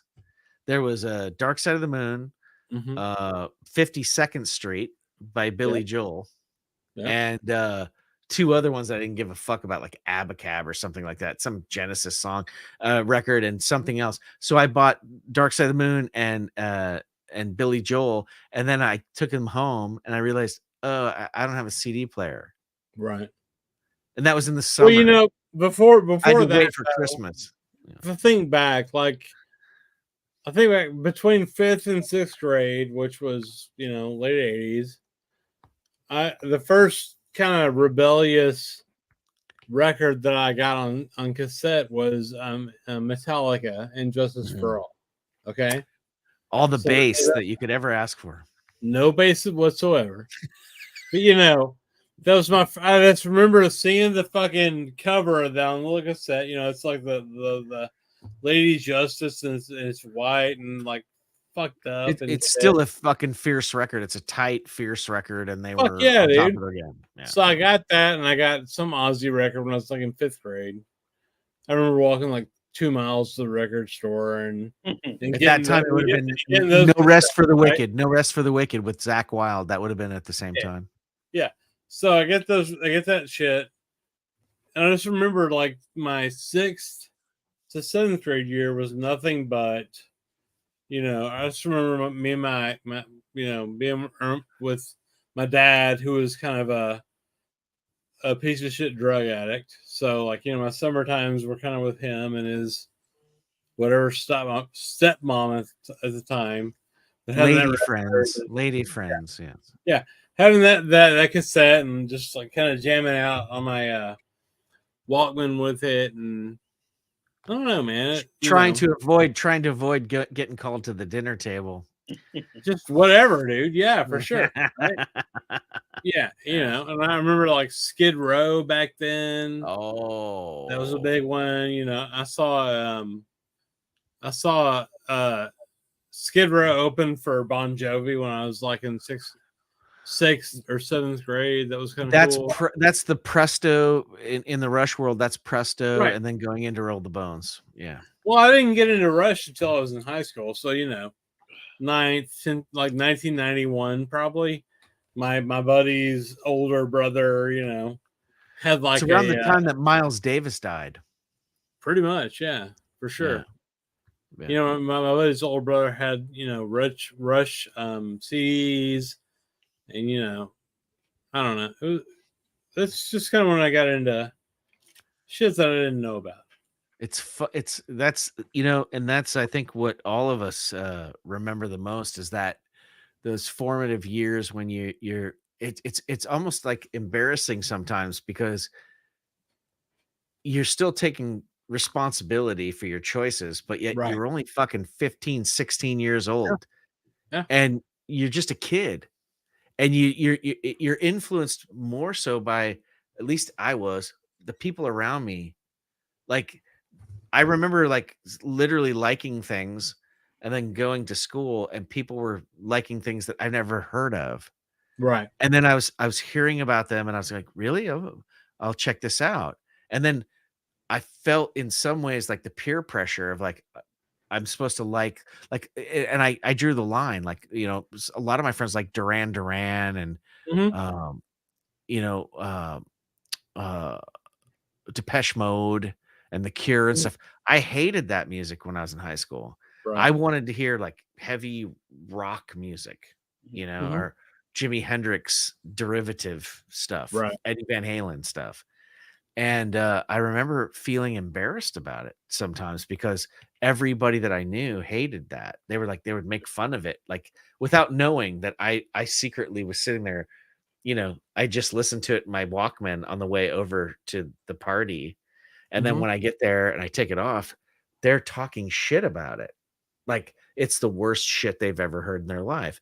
Let's put on some Oingo Boingo instead. And I was like, Oingo Boingo is still fucking badass, Well, it now I appreciate it. I listen to all that stuff. But I also remember like punk rock dudes coming up to me going, listen to this, and putting their, it was Walkmans were a new thing and you could still take them to school. They hadn't banned them yet. They didn't even know what they were. And so somebody come up to you and put some headphones on and go, listen to this. And I remember somebody putting like the Dead Kennedys, Too Drunk to Fuck. Oh, yeah.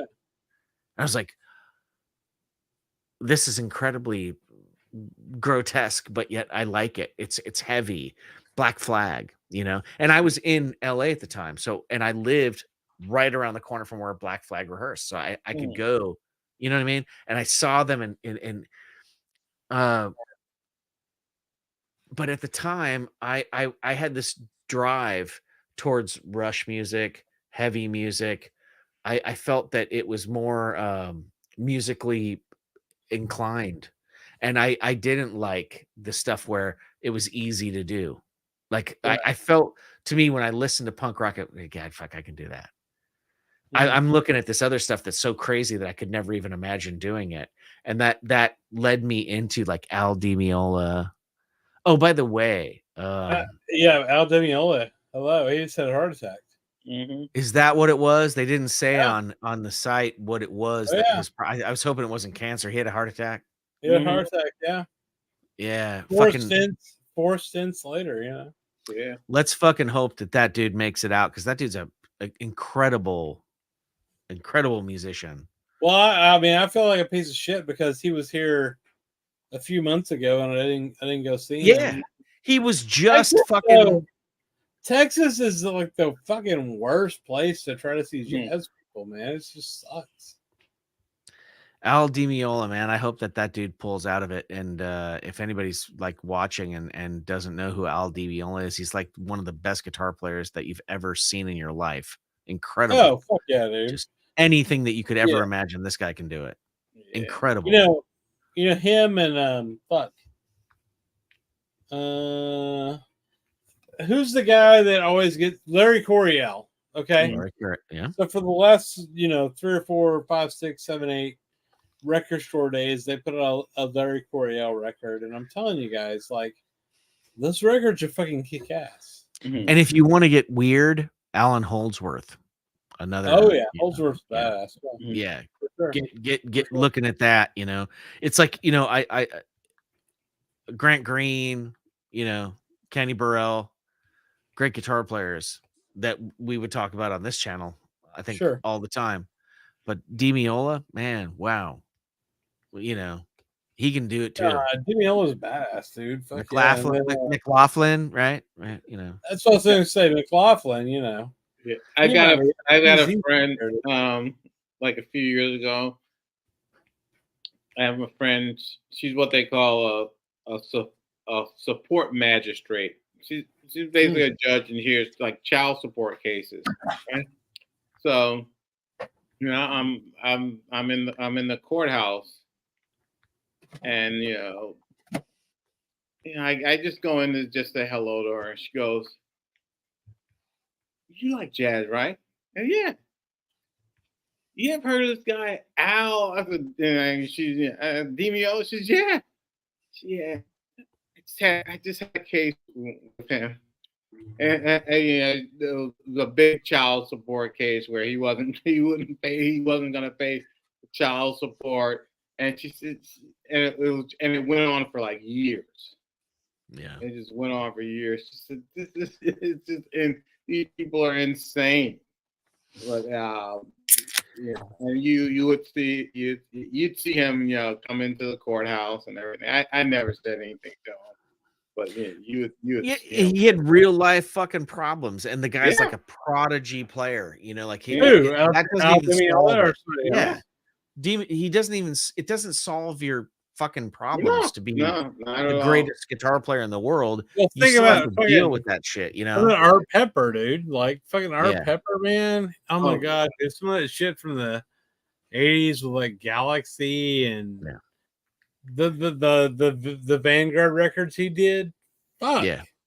Like, what's better than that shit? The fucking Art Pepper Vanguard records. I mean, god damn, it's hard to beat that shit. No. I prefer late Art Pepper to any.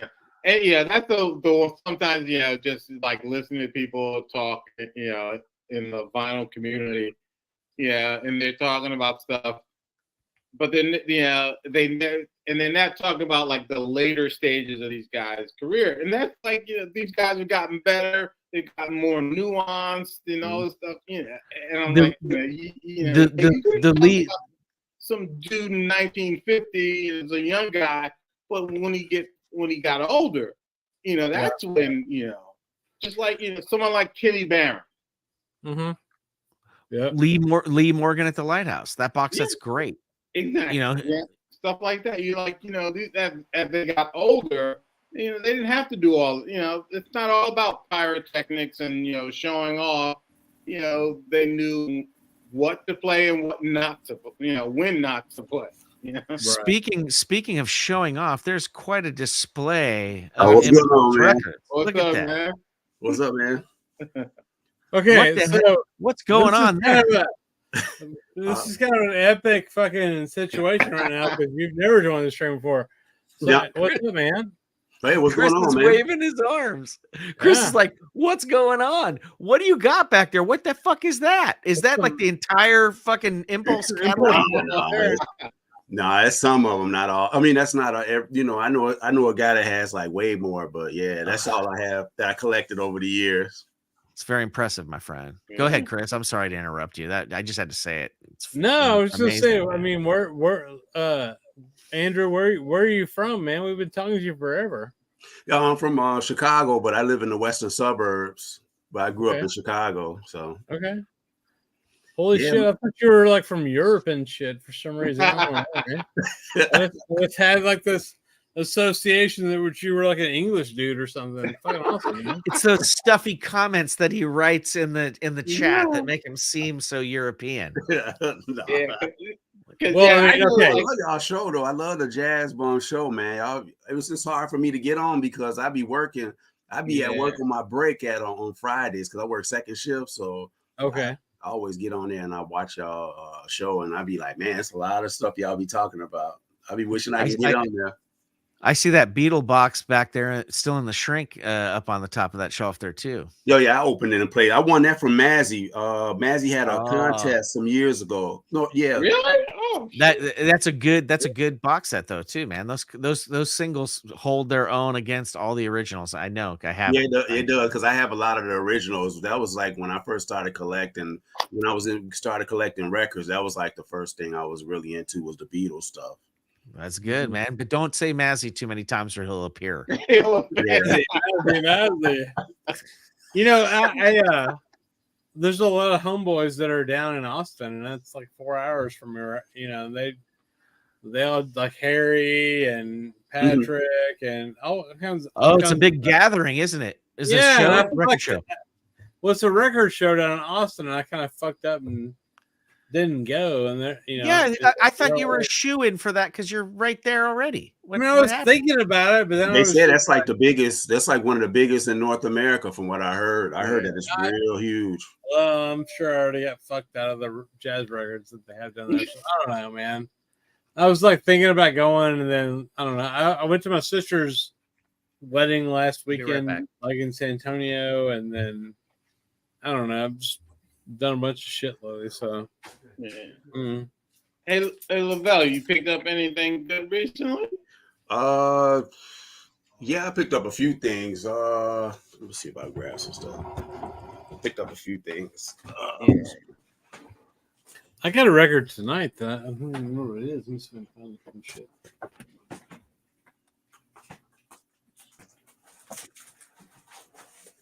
Yeah, I just picked up some of the stuff I bought. I went up to Milwaukee. Yeah, I picked this up in Milwaukee. This one. Oh man, actually, I want to get that. Oh, I want to get that too. Yeah, man, this thing sounds, man. I had just picked this up, and I used to eye it all the time over the years, and then I saw the price. I was like, I had to get it. Yeah. I picked that up, and then I picked up this one here. I do have a MoFi, but I picked up the. Oh yeah.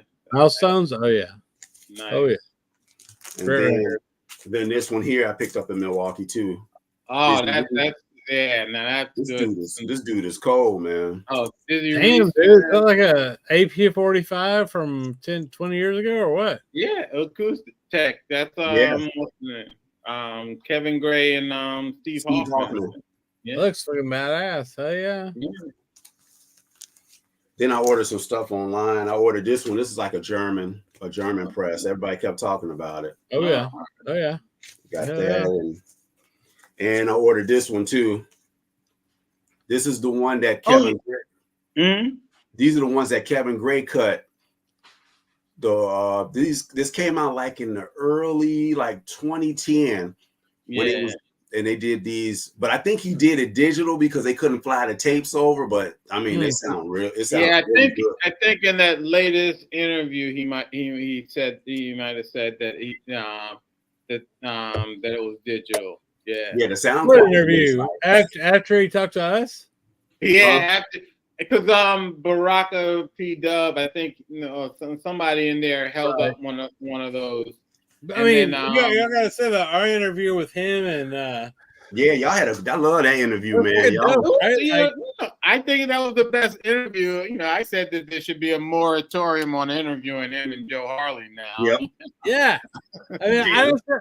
It's funny. It's like talking to those guys. Me and Felipe and Mike just never thought that was even a possibility, right? Like we just were like, which one? I'm sorry. I'm sorry. I had to walk away.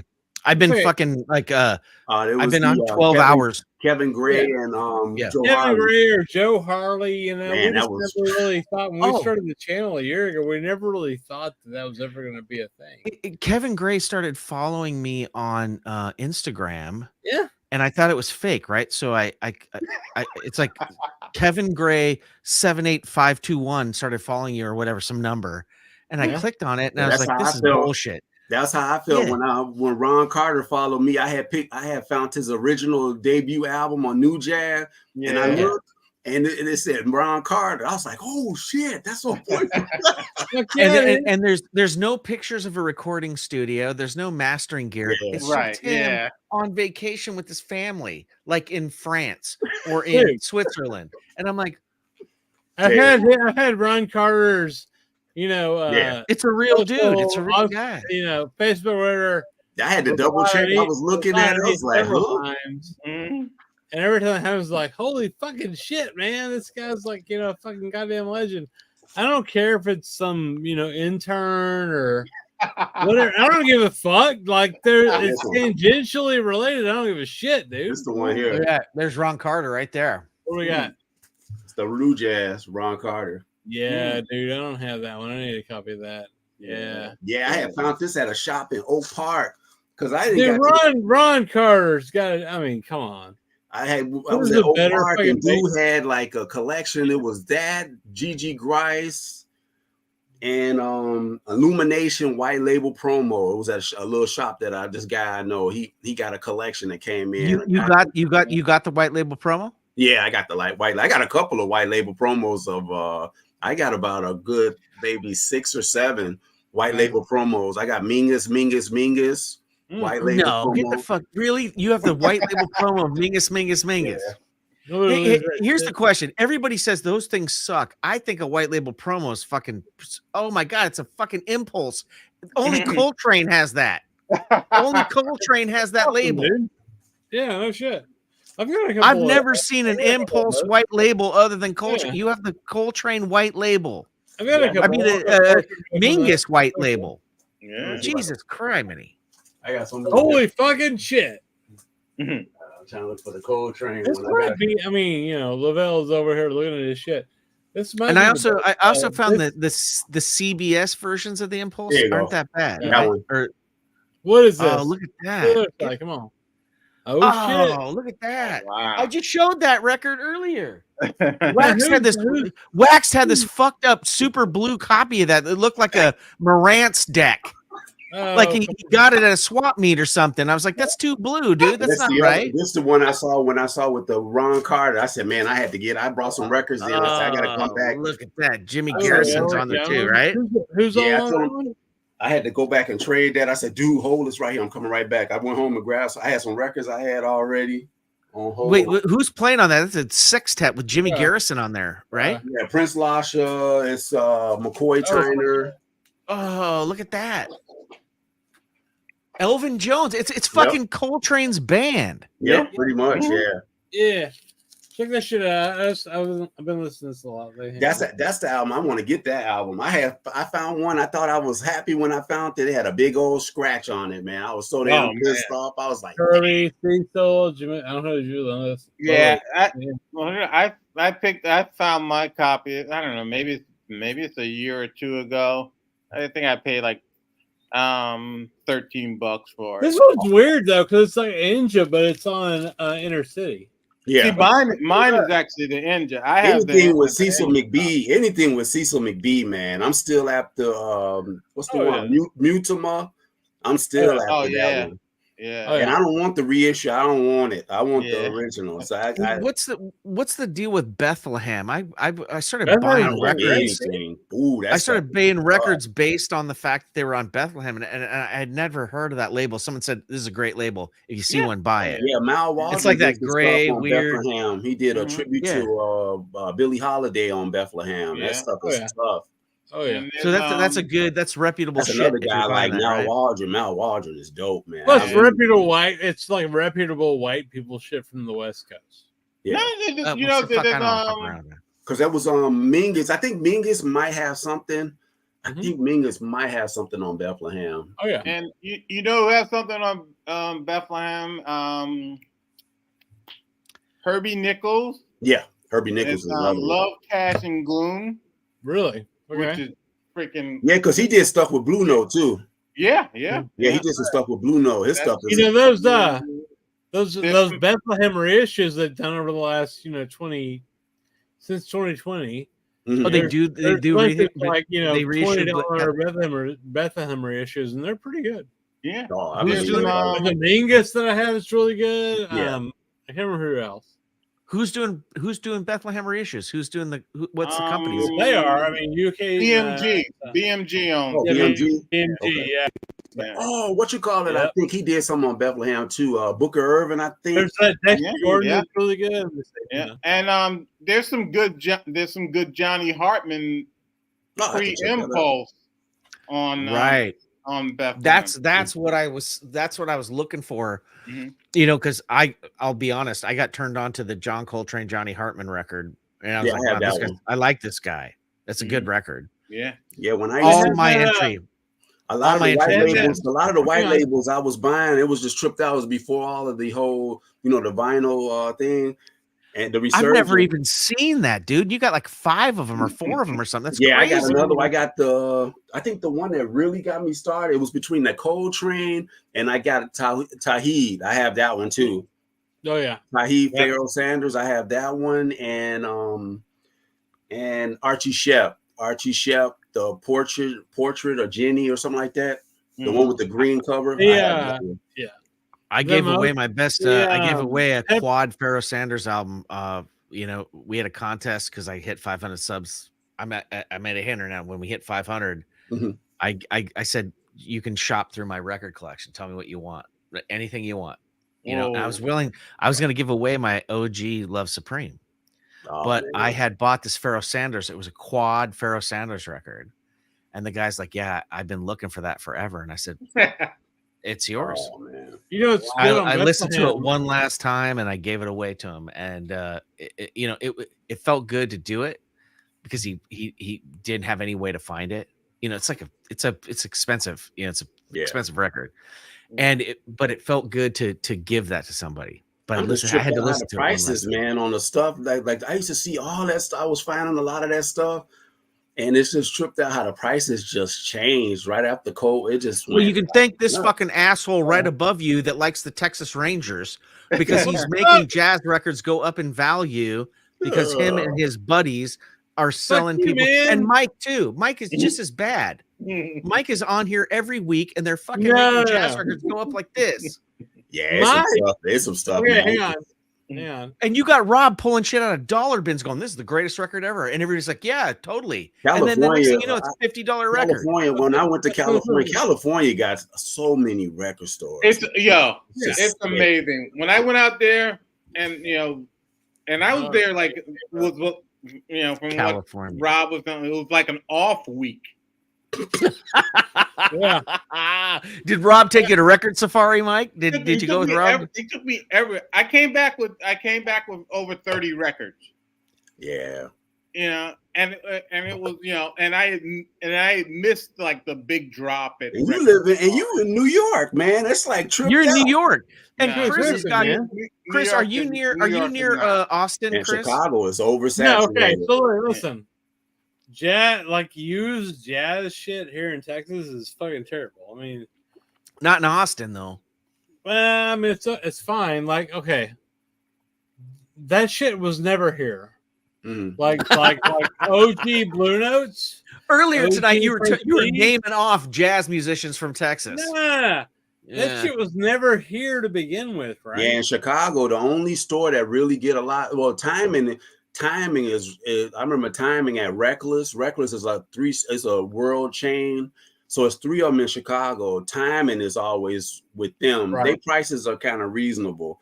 Dusty Grooves is the one that gets Dusty Grooves is a fucking great record like man. this. It's just like they're a great shop. Mike, you're in New York. Where in New York? I'm like Manhattan or Queens or Brooklyn, right? I live in the Bronx. I work in Manhattan. In the Bronx. Okay. I work in downtown Manhattan, so you know I'm not. You see far 20 from, record stores in between your house and work. I would imagine. but from my job, you know, like especially like at you know, like say at lunch, I could just get on subway and like 2 stops. Where all you know, basically the main record stores, like A1, Yeah, Academy, all those Academy. I heard places. about Academy. I heard I'm Academy there. got some You stuff. know, I'm there. But you know, stuff. New York is weird because when a place like Academy gets a collection and they put it up, you know, everybody knows about it. That's how Chicago Yeah, is. that's the And I was everybody's like right? that too. and everybody's in. You know, all these people are in the city, so you know, you go there, and you know, stuff is going. And I'll give these stores credit. They like put their stuff out a little bit at a time to like so people will have different people have an opportunity to get stuff.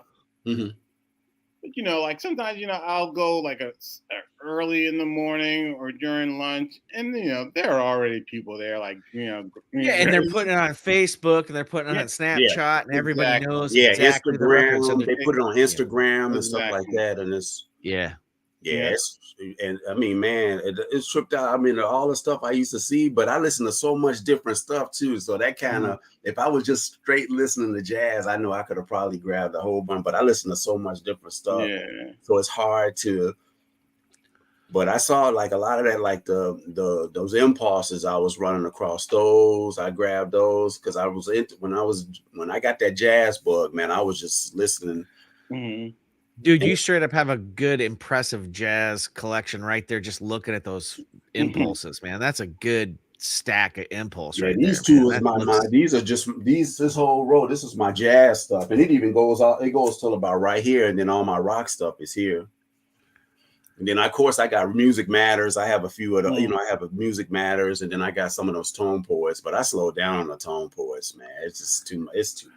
Yeah, you know, it was overload, wasn't it? Like the first few of them, like at first when it first came out, when they said Tone Poets, I was like, are they talking about like rappers? Like Tone Poet sounds like they were talking like they were going to be releasing guys that like were rapping or something. And I was like, okay, I'm down. I'm a Public Enemy. I'm like 80s old school rap. But then and a lot of them sound really then they good said too. it was jazz music, and the first couple they put out some new people. You know, if you remember, there's like some new records that were like new jazz things, and then they put out a couple old ones, and then everybody was buying the old ones, and then it just became old releases, like putting out these old classic records. And I've never gotten a bad Tone Poet in my life, but then again, I would have to say the classic version ones where it's not a Stoughton cover. It's a little bit thinner. Yeah, I had still sounds good. You know, I went through like 3 different Pete LaRocca Basra because I know I've never. Were they bad? Yeah, it had a lot of non-field, man. Dude, Basra sounds badass. They actually had with the classics. They had that period of time where and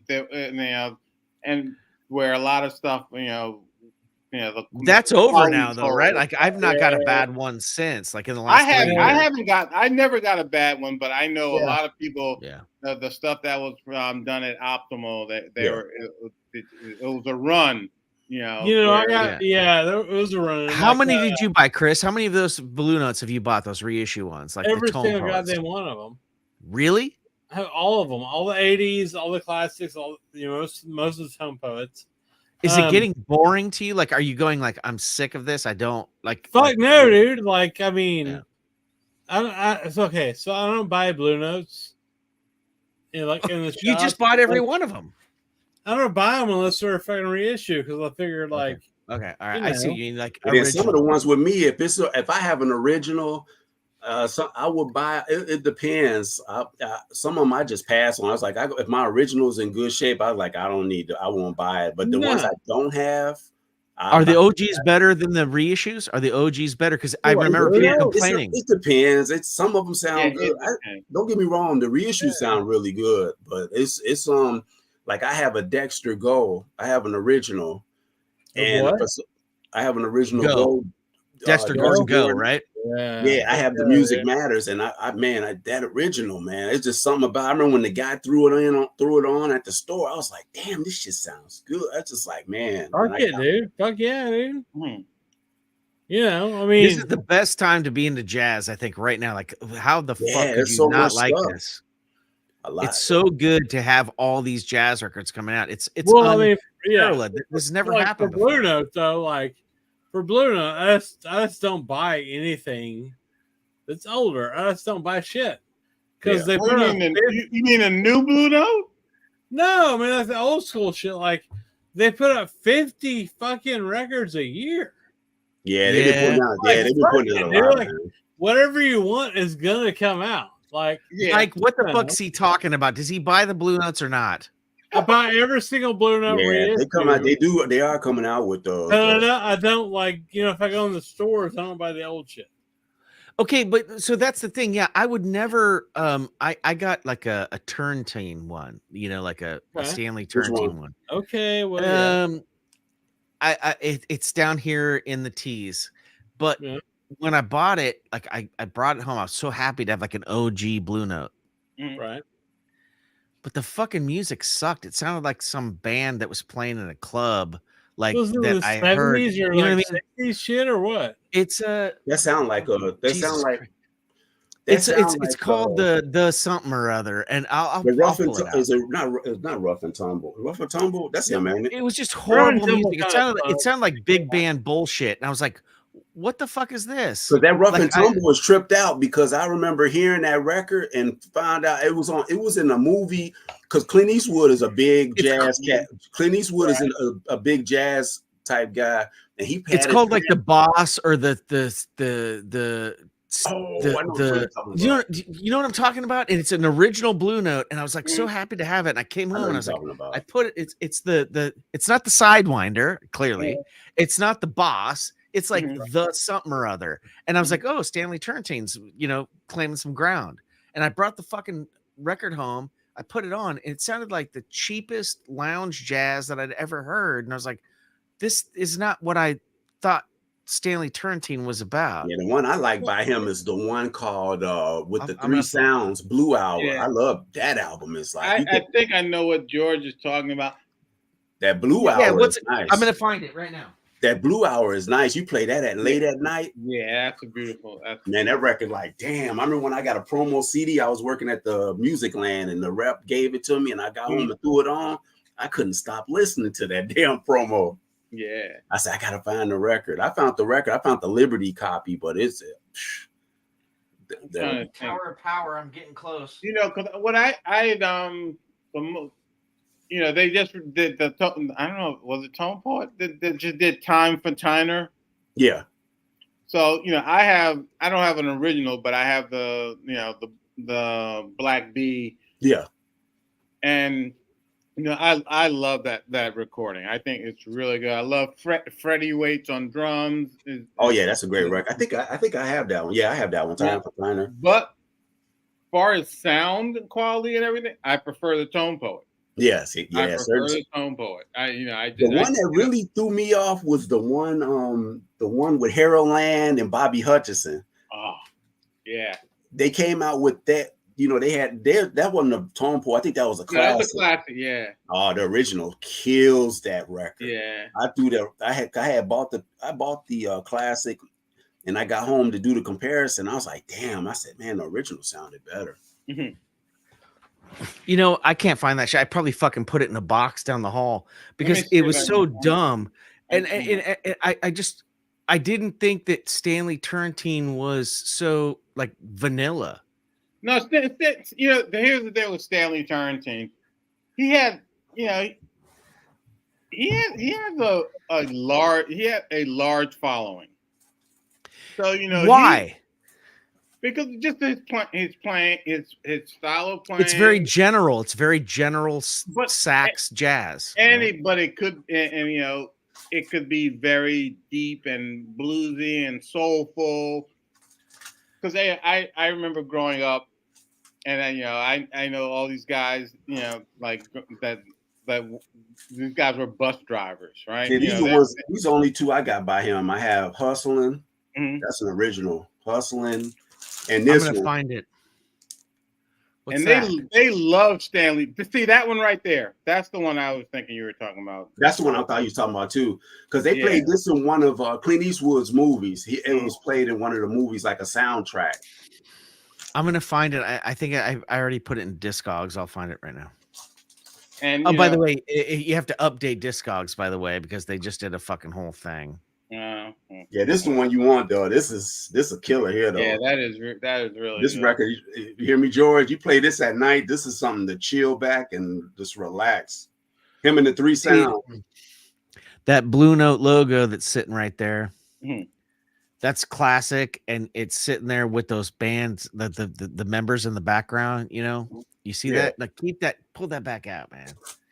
What is that? Is that Stanley Turrentine? Yeah, this one. Look at that. That's just, it's a great shot in a recording studio. Yeah, that album is so lounge, like laid back and chill.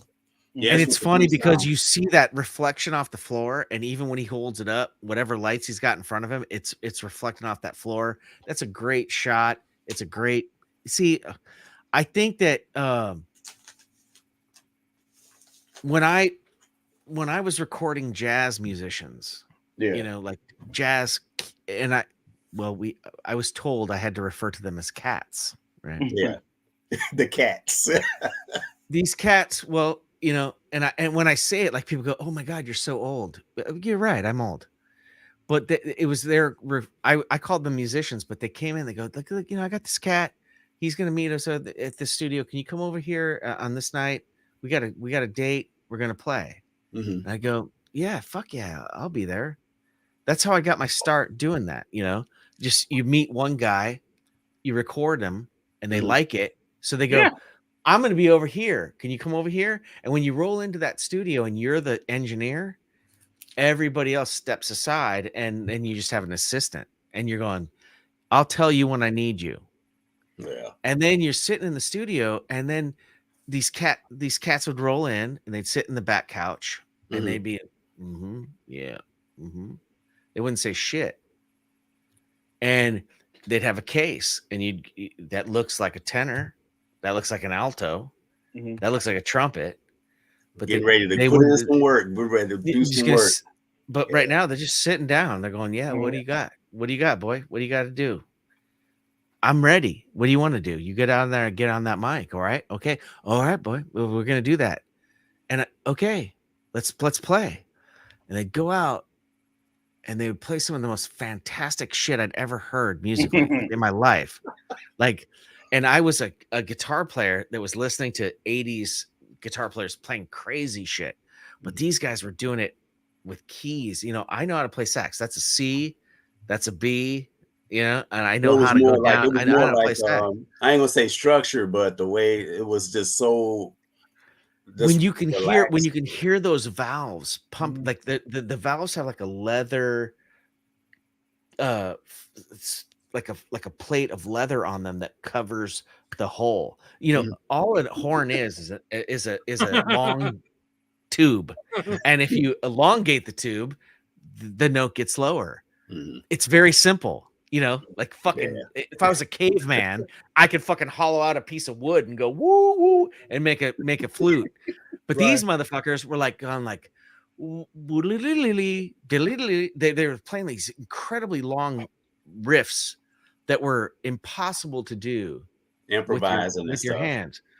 And then what would happen is it was so sad because they'd come back in, they'd sit back down on the couch.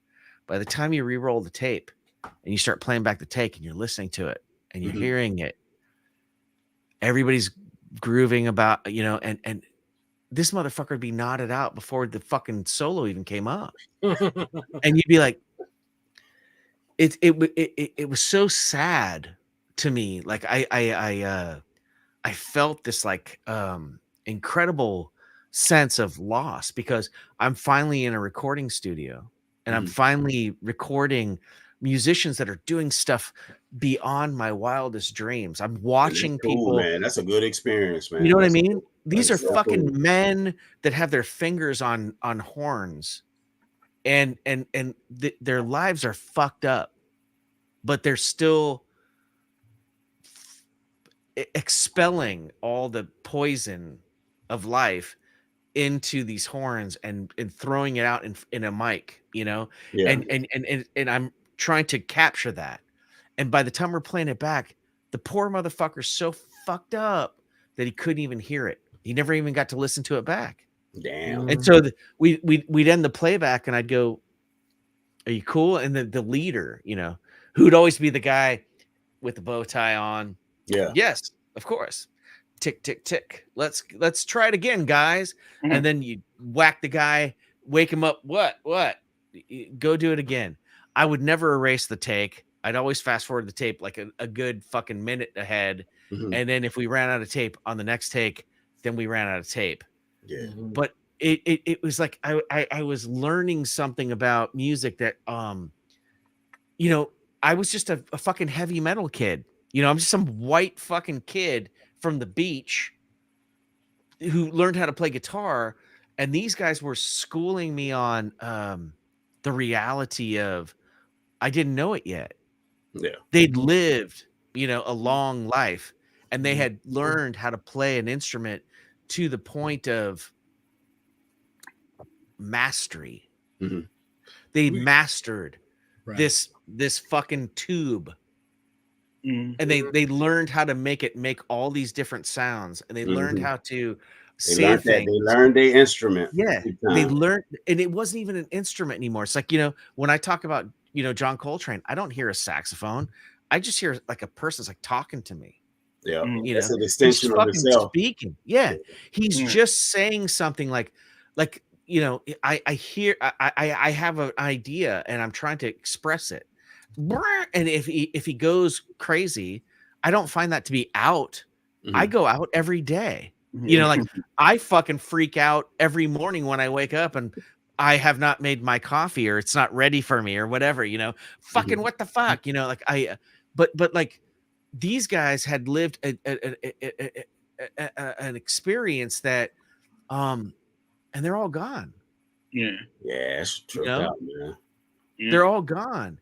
And Yeah. and I want that's why, you know, I like this. I like talking about it still because it keeps it alive.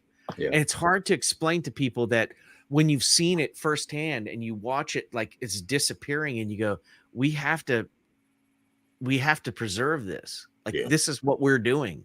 Mhm. We're not doing this for subs. We're not doing this for, you know, swag. We're not doing this for anything other than the idea of keeping this going and letting people. We do it you because know, we enjoy the music, man.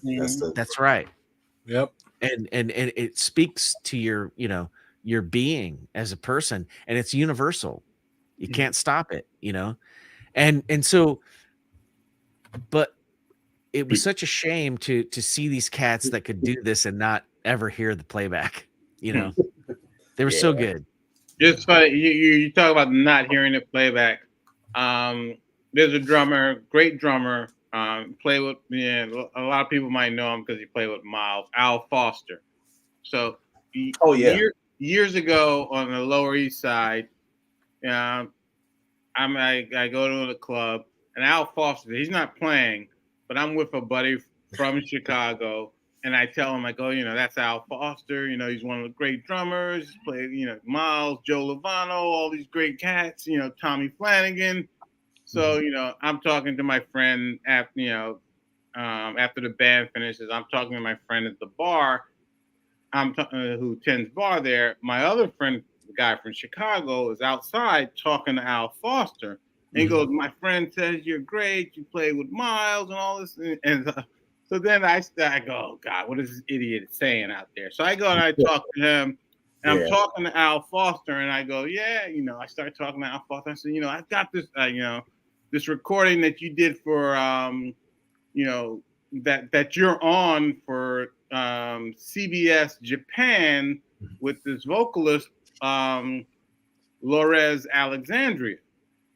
And Al Foster says to me, I remember that session, but I never heard it because usually they give us tapes but they never gave us a tape of that session.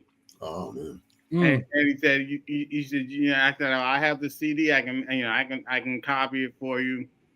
And he was playing with Joe Lovano at the time, so he was in New York for a while.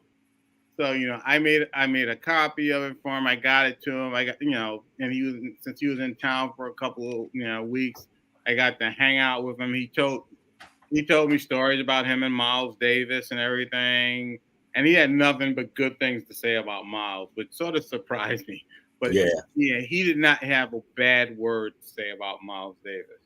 And Al Foster is on, he's on the corner and all stuff like that. He's on most of those 70s, 70s stuff. Yeah. Like and, I think maybe Agartha. Mm-hmm. Yeah, Dark, even when Miles came back in the 80s, I think Dark Magus and stuff like that. He's on that. And it was just amazing. But he had never heard that album. He had never heard it. That's what was really sort of amazing about it. Yeah, so doubt. Hey, do you guys know who? Do you guys know who Esperanza Spalding is? Yeah. Oh, yeah. Yeah, I've heard of her. Yeah. I recorded her when she was early stuff. I don't have any of her. Oh no, actually, I have one of her most recent recordings because I recorded her when she was 19 years old, still in college. And what was it? An album that was released under her name or someone else? It was released under her friend's name. She was just supporting her friend. She Holy shit, Rose! What's up, Michael? What's going on? What man? The hell? Look at the It's probably Michael. 6 o'clock in the morning. What's up, Michael? It's probably 6 o'clock in the morning where you at. No. It's 9:30. It's not that Okay. early. Okay. I feel like I've seen you before. Like, oh yeah, this is the first. So impressive that you're still on, George. Damn it! Yeah, how many 10:30 hours do you have in your bones now? 12. We started at 10:30 and it's 11:30 now. So 13 hours. For me, it's almost 2 a.m. 1:40 here in the Midwest. 1:40. Michael, look at those blue. Look at those impulses back there behind Lavelle. Look at that. Look at that. It's nice, isn't it? It's a big long run of them, and I'm jealous. Lavelle has an impressive collection, and what I love the most about him, he's also into krautrock. Oh yeah, I really? love krautrock. What? Yeah. This is the same level. This is the same guy that's always you're in every chat, dude. That's you? Yeah, I've been on what's it, Patrick? I be on there sometimes and stuff. I've been on his stuff. Oh shit. On his show. What happened to Michael? Chris. That's my phone, Have you right? seen that, George? He kicked me. Too many gummies. He's too high. Don't worry about it. No, there's no high about it. This is the same level that has like the krautrock. I've seen you in so many chats, man. Oh yeah. Yeah, I did a video. It's a pleasure to meet you. Most of my krautrock. Great to meet you too, man. I really dug your video on Love Supreme too. I bought it. I ended up buying that one with the UHQR. Actually, man, it sounds really good. I'm sorry about that. I apologize. I apologize for that. Okay, now that Lavelle and me are here, question to the panel: your favorite krautrock band, Mike? Oh, silence. Mine's easy. It's between. I'll say Can. It's tough, man. So. Can. I'll probably say Can. Yeah. Me too. So, Michael, it's funny. It's like, does this band count? Yeah. I got them too.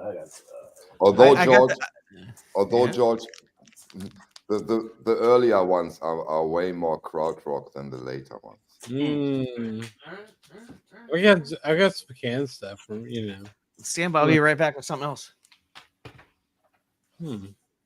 So what time is it, Michael? What time is it in Germany right now? No, it's perfect time. It's 20 minutes before 9 a.m. Well, it's freaking like 1:41 a.m. here. It's funny. Yeah, but it's yeah. Come on, show us Ralph and Florian. Work, yeah. Oh yeah. You know, that's a UK. Nice. That counts for sure, George. That for sure counts. And this the German press. Oh, the nice German one. press with the slide out with the stickers. You have it with the stickers? That's good. Yeah. The stickers are quite rare. Yeah. Michael, I bought this based on watching your stream. Are you ready for Neu? And you know, when I got to the second record, I was like, fuck, I did this when I was 12 with a 4-track. But I understand what's going on. These guys were experimenting and they were doing crazy stuff. Yes. It's not pop music by far. No, it's not. You know what? You know, I've got a new let me think. New Order. Shit.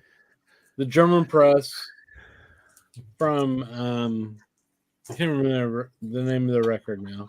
Fuck. Come here. Come on. Welcome to my world, Chris. Happens to me all the time. Yeah, well, I mean, I'm it's like 2:00 in the morning. I'm a drunkard and shit, but I'm so fucking shit faced. Look. Yeah, this is one I love. This one. Yeah. You know what's so special about Neu, in my personal opinion, is Klaus Dinger, the drummer. Yeah. I think if you listen to them and concentrate on his drumming, I think it's bare to none in a way. He's so powerful over a very, very, very long time. It's unbelievable. Oh, yeah. This Klaus Dinger is, wow. Well, see, is it two guys? It's two guys, yeah, Michael Rother and Klaus Dinger, and Yeah.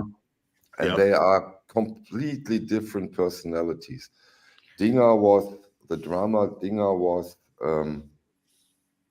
really, really crazy and really, really on drugs, heavily on drugs, and the two of them did not get along at all, right? Like, and not at all is difficult to say, George, but Rother always has to endure his personality. He's a very quiet guy, a very concentrated guy.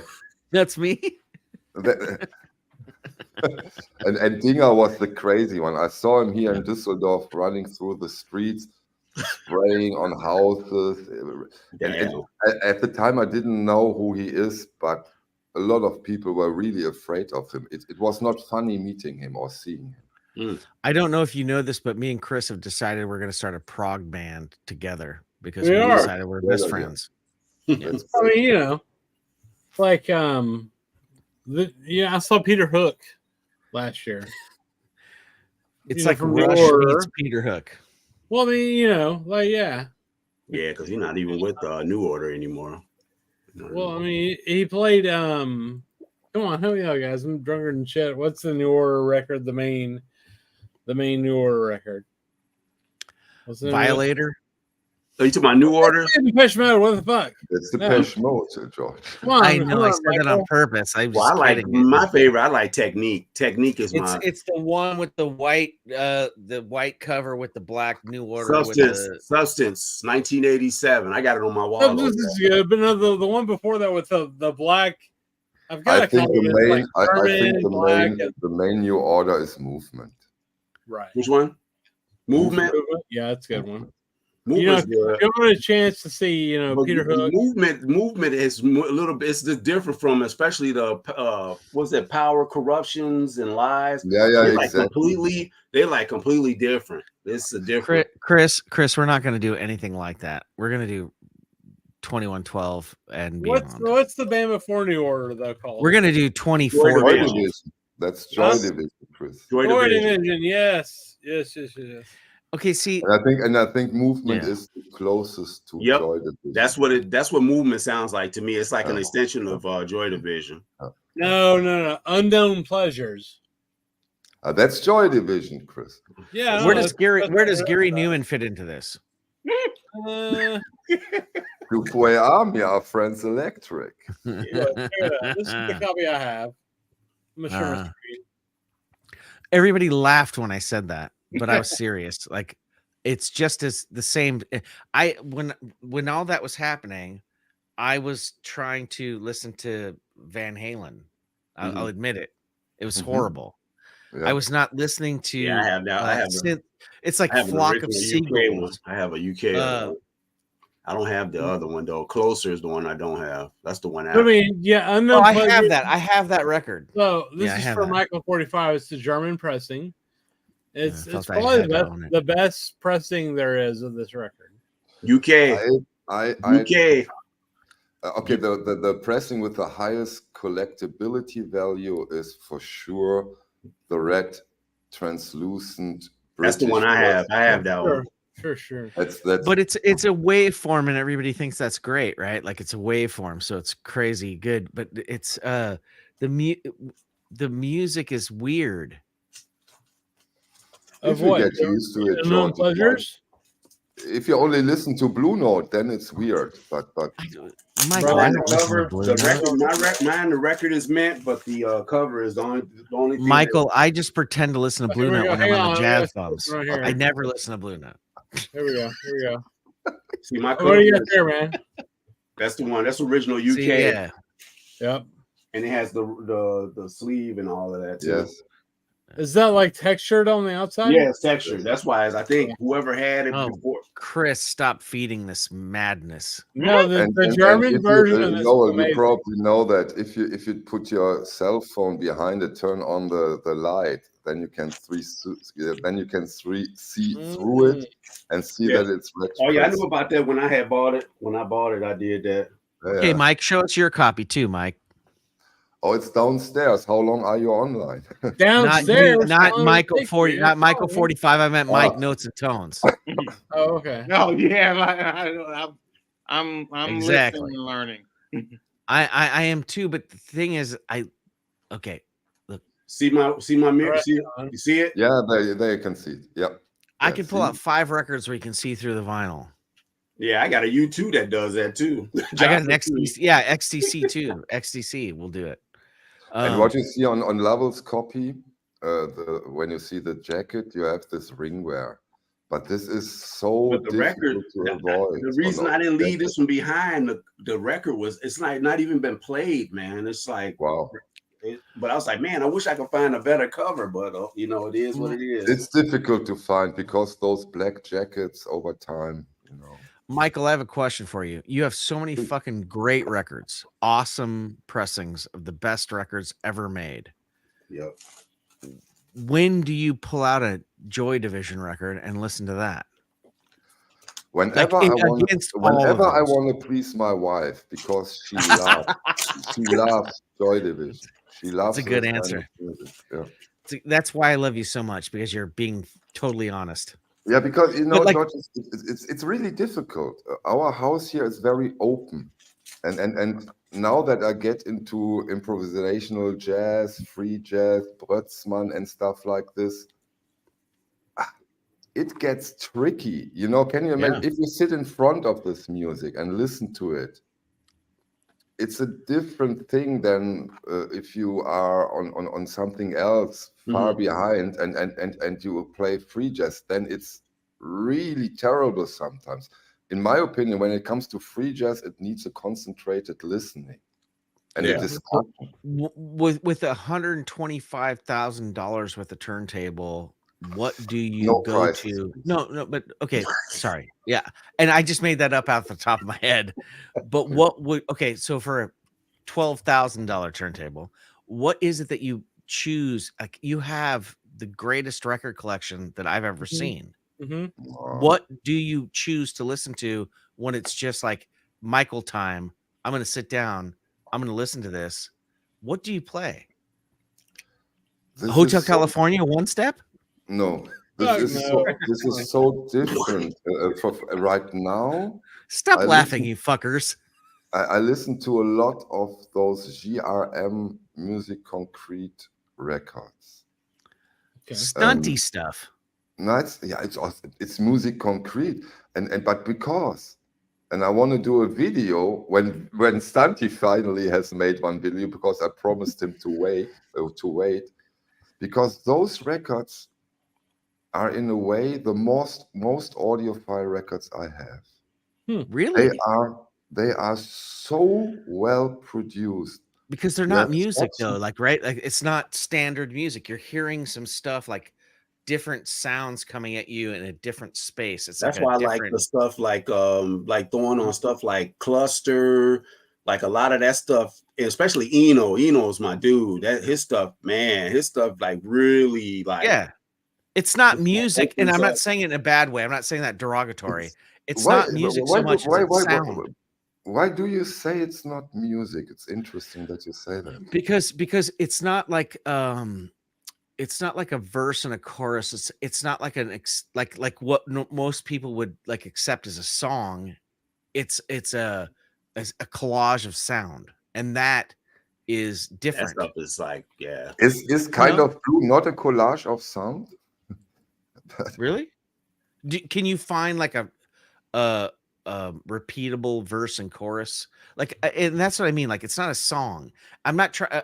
I'm wrong. It's not music. It's not a song. It's like a collection of sounds that are coming at you, and you have a good way to listen to them. So I'm not trying to No, besmirch it. I totally get you, and I'm very, very close to be online with you when it comes to that. But I'm not sure that this is the correct interpretation, because those guys really knew a lot about music. What they did, and if I'm right, is that they said that the most important instrument is the room.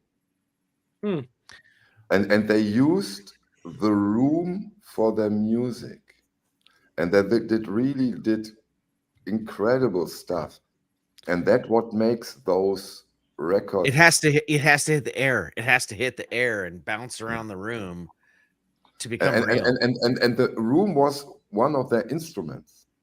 Yeah. Totally interesting and amazing Yeah, stuff. it's so much different stuff out there. It's like that really, like when I started listening to music, of course, when I stripped out, when I started off when I was younger, I listened to, of course, I was into the rap music, but jazz.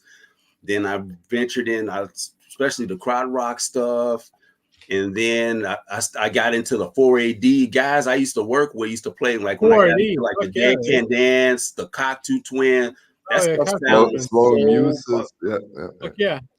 And super Dixie. tripped out jazz gets that way too. Like you're just hearing you're hearing sounds, they're coming at you. But then you plus, go, being from Chicago, they were playing a lot of the house music, which I like a lot of the house music too. That's you got, and that goes into the electronic and all of that stuff too. So it's so much. You remember Black Science Orchestra?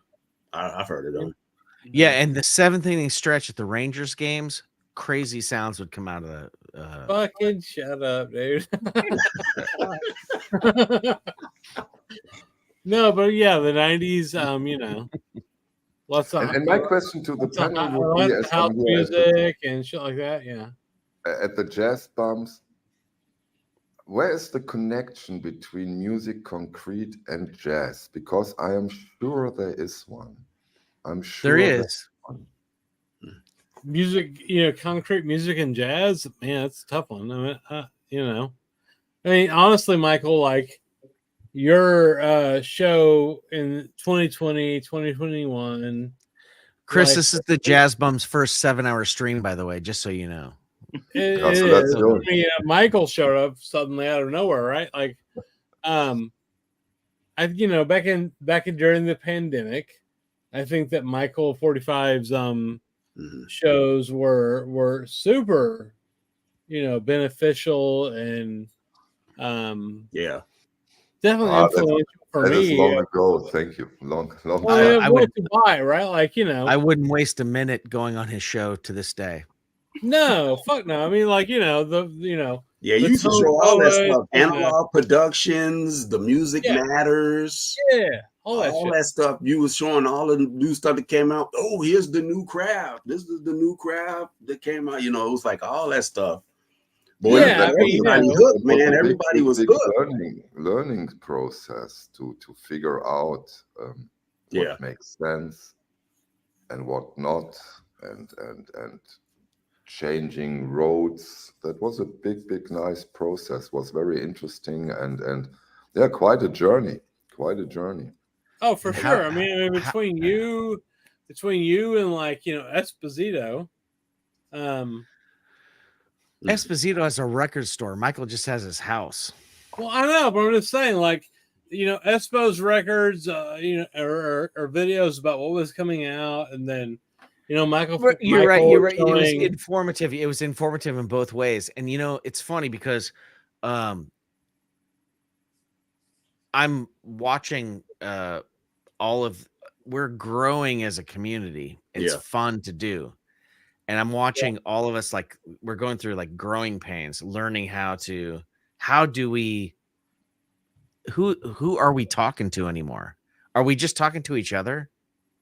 Because all of us seem to be commenting on each other. Yeah. Right. But like, that's not who we're really talking to. We're talking to people who some of them don't even have turntables. Sure. Do we?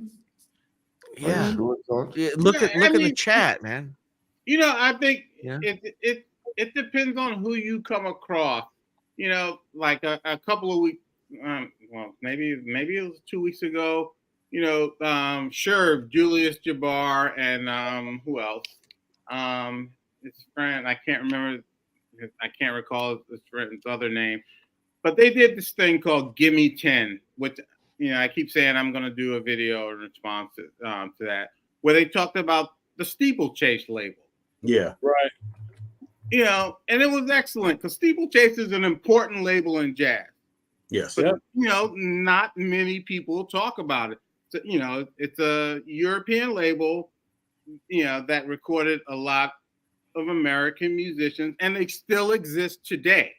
Yeah. Right. And they're still doing important work. And, you know, they named 10, you know, important records from that label. Right. But, you know, only 4 people have posted videos. Yeah, it was Dave. What's his name? VC. Yeah, Dave. VC, Dave done it, and I'm like, you know, but Steeplechase is an important label. So, you know, sometimes I do wonder, like, who are we talking to, and who's listening, who's watching, I should say. Right. Because you know, I mean, I've got a modern Steeplechase here that they're actually reissuing some of their stuff from. This is from 2016. This cornet player, Kurt Nufke. Right, Mike. And who's going to be able to find that in their local record store? That's the You can question. find it. You can order this on Amazon.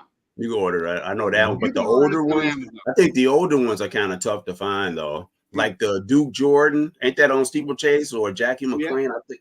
But you know what Steeplechase is doing now? They've actually restarted their own reissue program.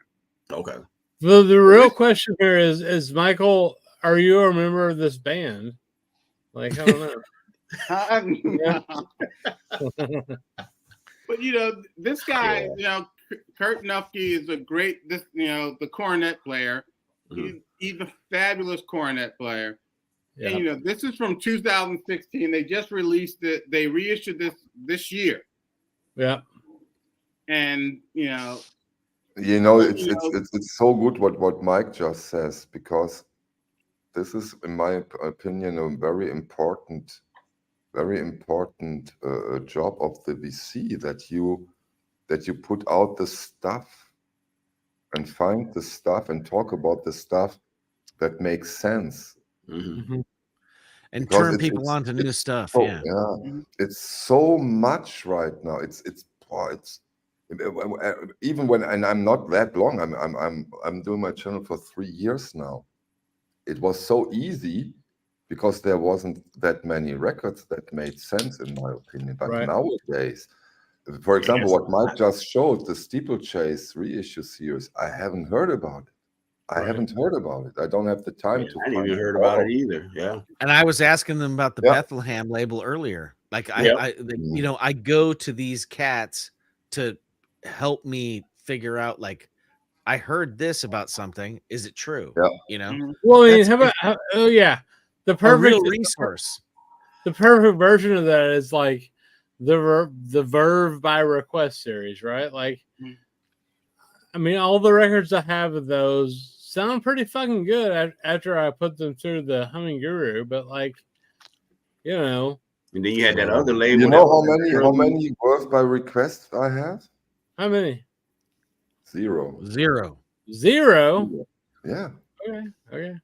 That's fair. They're not available, like obviously available like see, that's the thing, is like you guys are providing us a good service by talking about all these records, but it's also so deep that it's off-putting for the average person to kind of go like, I'm watching the Jazz Bombs and they're talking about like some fucking Stanley Turrentine record that I've never heard about. And or they're talking about this, well, you know what I mean? Like it's deep. It's a big, deep catalog. It's hard. Jazz is a big fucker. Like it's big. It's like classical. Yeah. Jazz, it maybe even worse. Can go real deep. It can go real deep. And now that they are putting them all out there, we are back to a point, in my opinion, where it's not get them. Yeah. Because they are good. Now you will buy a lot of crappy records all of a sudden again because they are not that reliable. Especially when Rob pulls out them dollar bin records and goes, "This is the greatest record I've ever heard." But this is an example, right? So this is Archie Shepp. It's super out there. It's on what does it say? Factory, Shep right? Massey? Shep Massey, is that the name of the record? Oh, it's just what's the name of the show? That Shep Massey. All right. Because I think it was that Massey Hall and it's Massey Hall.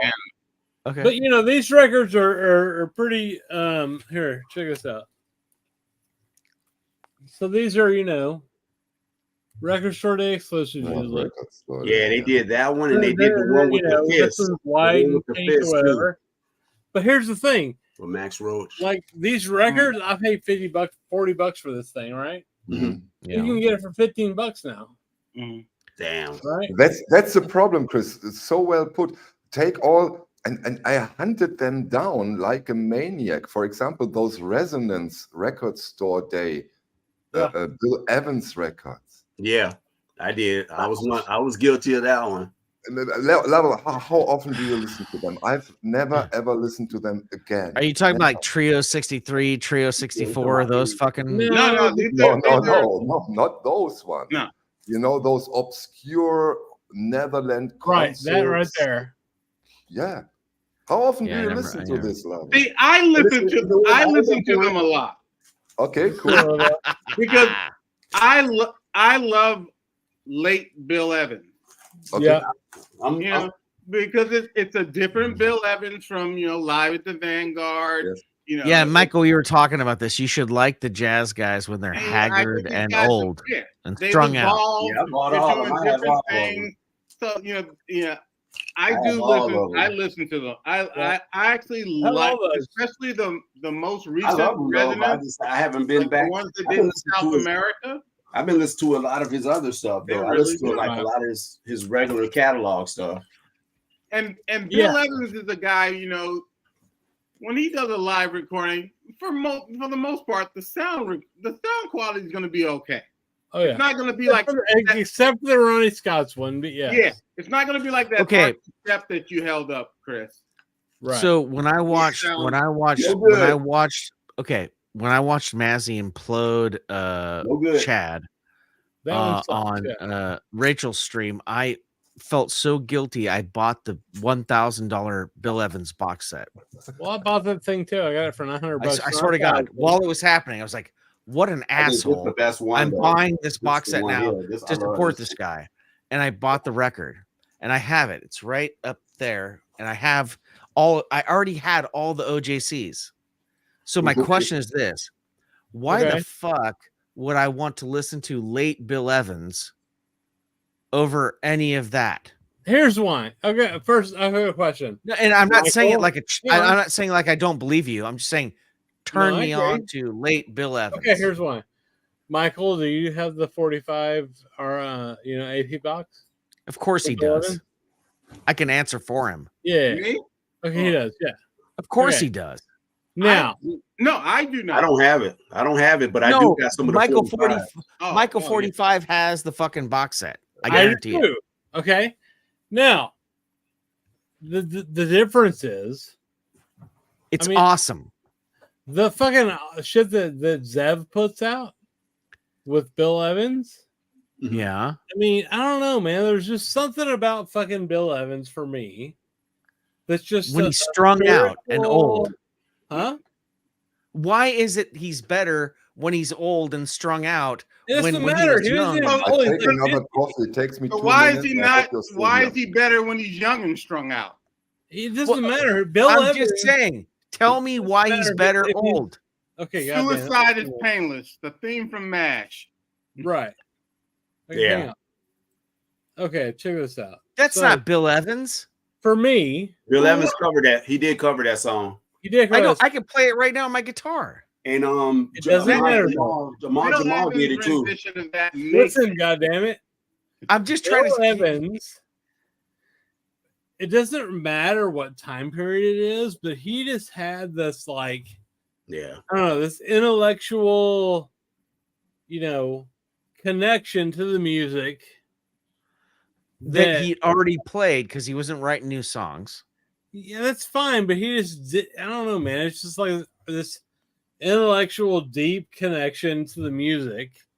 That and that's fine. I can dig that, Okay. But what I'm saying is like when you're later telling me stuff.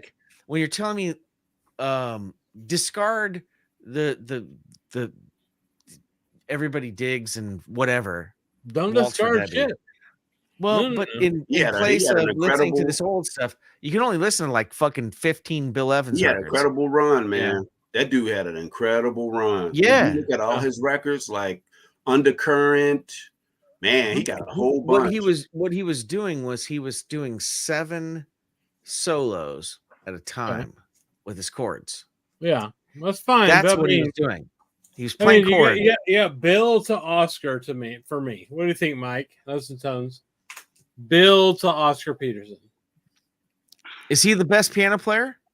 I mean, Bill is, and then Oscar Peterson is the fucking the goat. Better I mean, than that's McCoy wrong. Tyner? Best piano, best. No, that we're dealing with taste. It's two different. It's two No. different. Is he better than McCoy Tyner at chord comping? To me, no. But that's No? that's Bill Evans? No.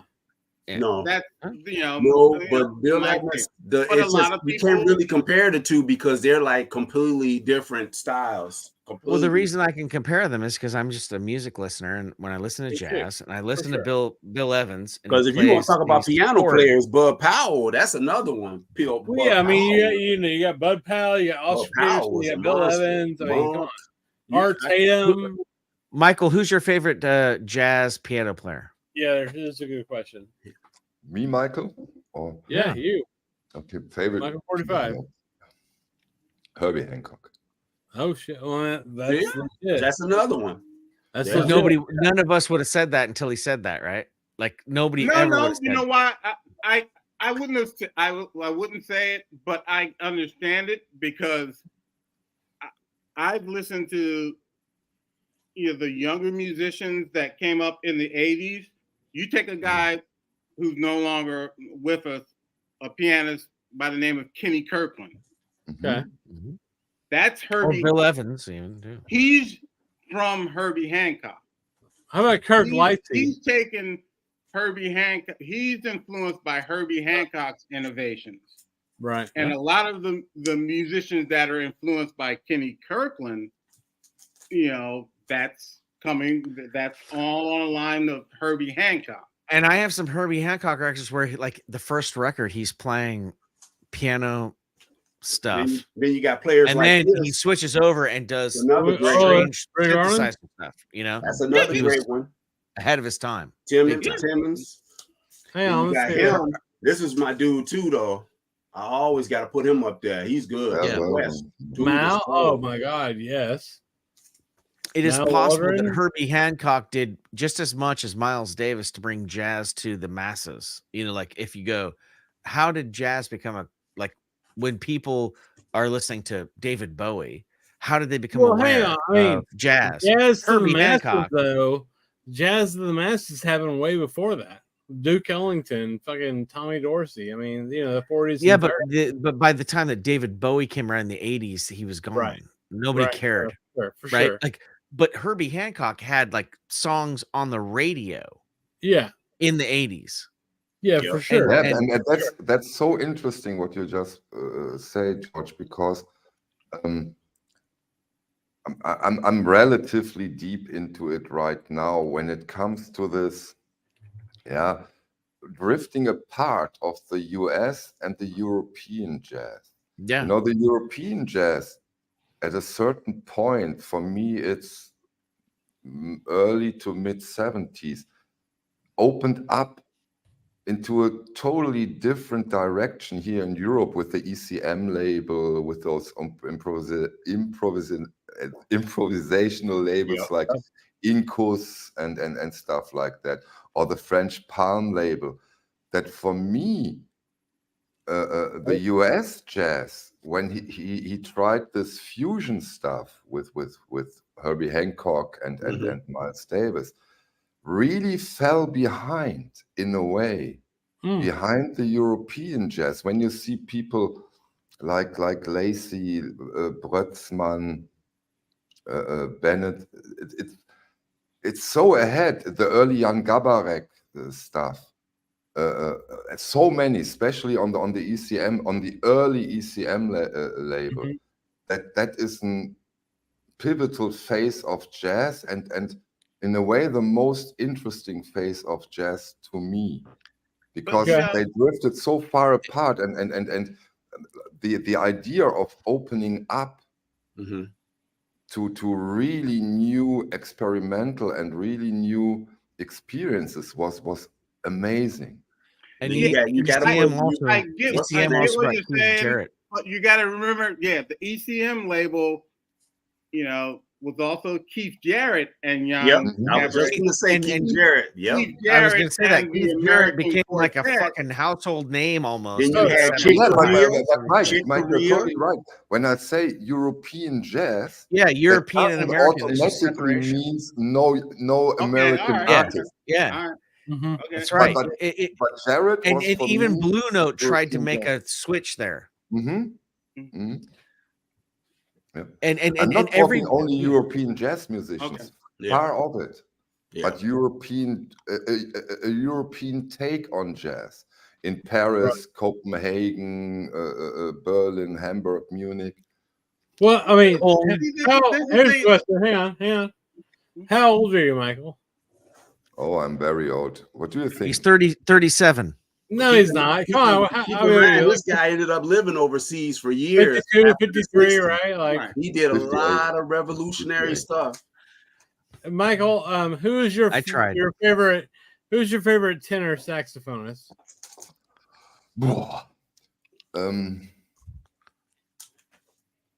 Too many. My favorite saxophone player right now is Brötzmann. He's so powerful, crazy, and consequent. It's Yeah. What about Dexter? My favorite tenor player is Bobby Keys. Okay. For the Stones. Sure. What about Dexter Gordon, Michael? Great. Amazing stuff on early Blue Note. Amazing. Yeah, to me, Dexter, I love Dexter as far as his Blue Note. That's the years that I like Dexter stuff. Other than that, I didn't really like any of his other stuff. Well, maybe that's the album, The Apartment, but mostly the Blue Note stuff is the stuff I like. Well, I Dexter mean, no, that stuff's great, but like if you look at like Homecoming on Columbia, right? When he first came back to America, you know, after being in Europe for 10, 15 years, whatever. That's a sick record. The Gotham record he has on Prestige is amazing. I mean, I don't know. Like for me, Dexter is just my favorite tenor sax player because he kind of invented it on the bebop side, right? Because you know he had Charlie Parker, of course, on the alto, but like Dexter was kind of the guy on the tenor, and then kind of throughout, you know, the 50s he had problems and move to Europe. But I mean, man, it's tough to beat the long tall. Coltrane's not going to come into that. Coltrane doesn't come into tenor sax players. No, he does for sure. I'm just saying, like for me, Dexter is just kind of above everyone else. When it comes to jazz, I think Mike, maybe a level is a big exception here. I think when it comes to jazz, the things we don't know about jazz are way more than the things we know about jazz. I agree. It's so much. Wow. That's why I always have big difficulties with questions like, who is your favorite piano player? Who is your favorite sax?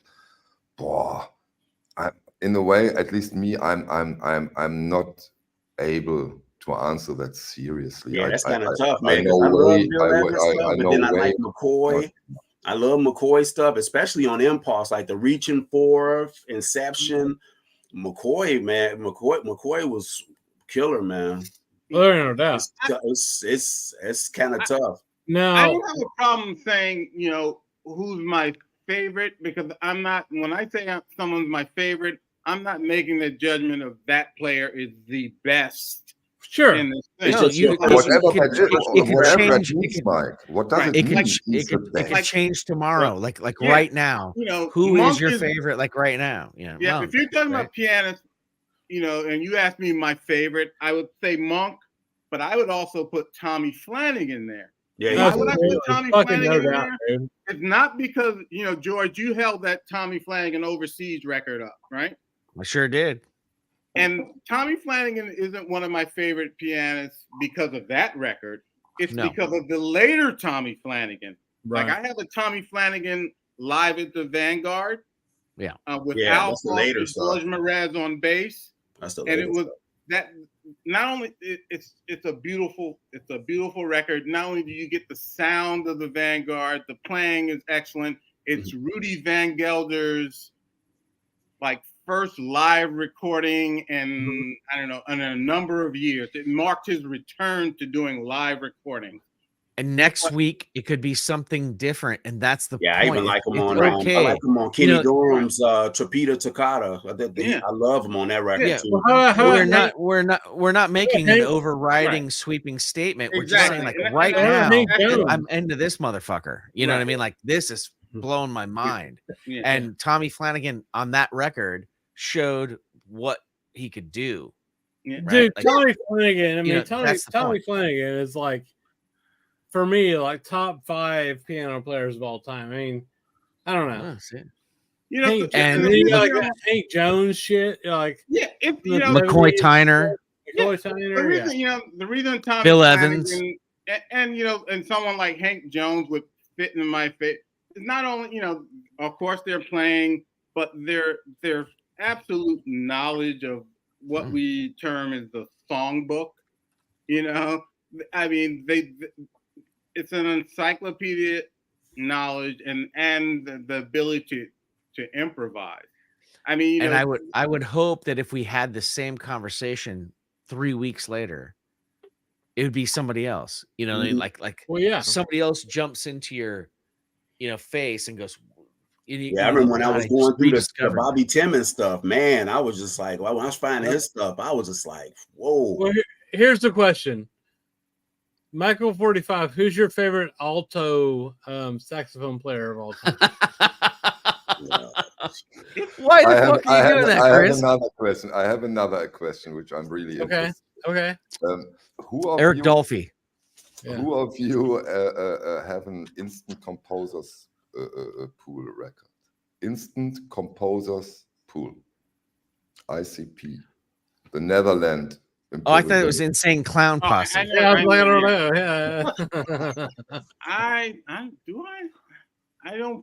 don't think I do, but I could possibly have it. It's on CD. Again, and this goes into the direction of the GRM records. I have never encountered better sounding jazz records. I don't know how they have done it, but it's unbelievable. And then you can see those very, very, very small labels. Right. What enthusiasm can achieve. That's Those a pretty are big. total It's a pretty big enthusiasts. deal. It's a pretty big deal for you to say that, Well, considering. yeah, I mean, there's your a playback system. record. There's a record That's company that sent me and Mike and Felipe a few records. I'm trying JMI, is that right? Yeah, JMI. Mike, yeah. JMI. I mean, you know, I got a record called Maya, which is fucking awesome. And then there's a guitar record. Who was that by, Mike? Gosh, and it's funny because I have his other album right next to me, but it's a Norwegian guitarist, Eddie Van Lars Halen. Lund. Yeah. Yeah. Yeah.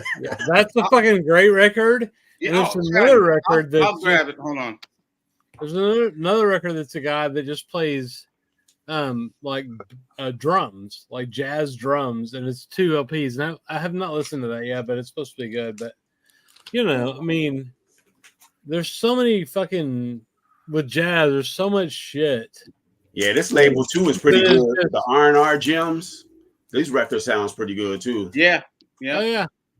Now, What are the labels? What are the That's labels it that are right there. Hang exclusive to Europe that aren't available in America, and vice versa? Like, well, how, check this you out. know. So, what is the name of this guy? Mike. It's Lars Lund. He's been around for. Yeah, his face looks familiar. I've seen him on something before. He won years ago. He won like the Thelonious Monk competition. Right. Jazz, guitar. I have, and they just reissued this one. I don't have that. An earlier recording of his on Crisscross. Right. And this is also excellent. Crisscross, Elemental has done some reissues of Crisscross, but now it seems that Crisscross is, they've decided we're gonna do a lot of our stuff in-house. Well, dude, that organ I heard record, Elemental is so. I heard that some of their stuff is not that good. Elemental, some of the yeah, but that crisscross shit. Who is that? Organ player? That organ player that was Melvin Ryan. Yeah, dude, that's played with Wes Montgomery. Yeah. That is a fucking kick-ass record. And then, the one that you just showed from JMI is really good. Lund or whatever his name is. And I just got this other one this other Crisscross in the mail. This is another guitarist. This was recorded in 2021.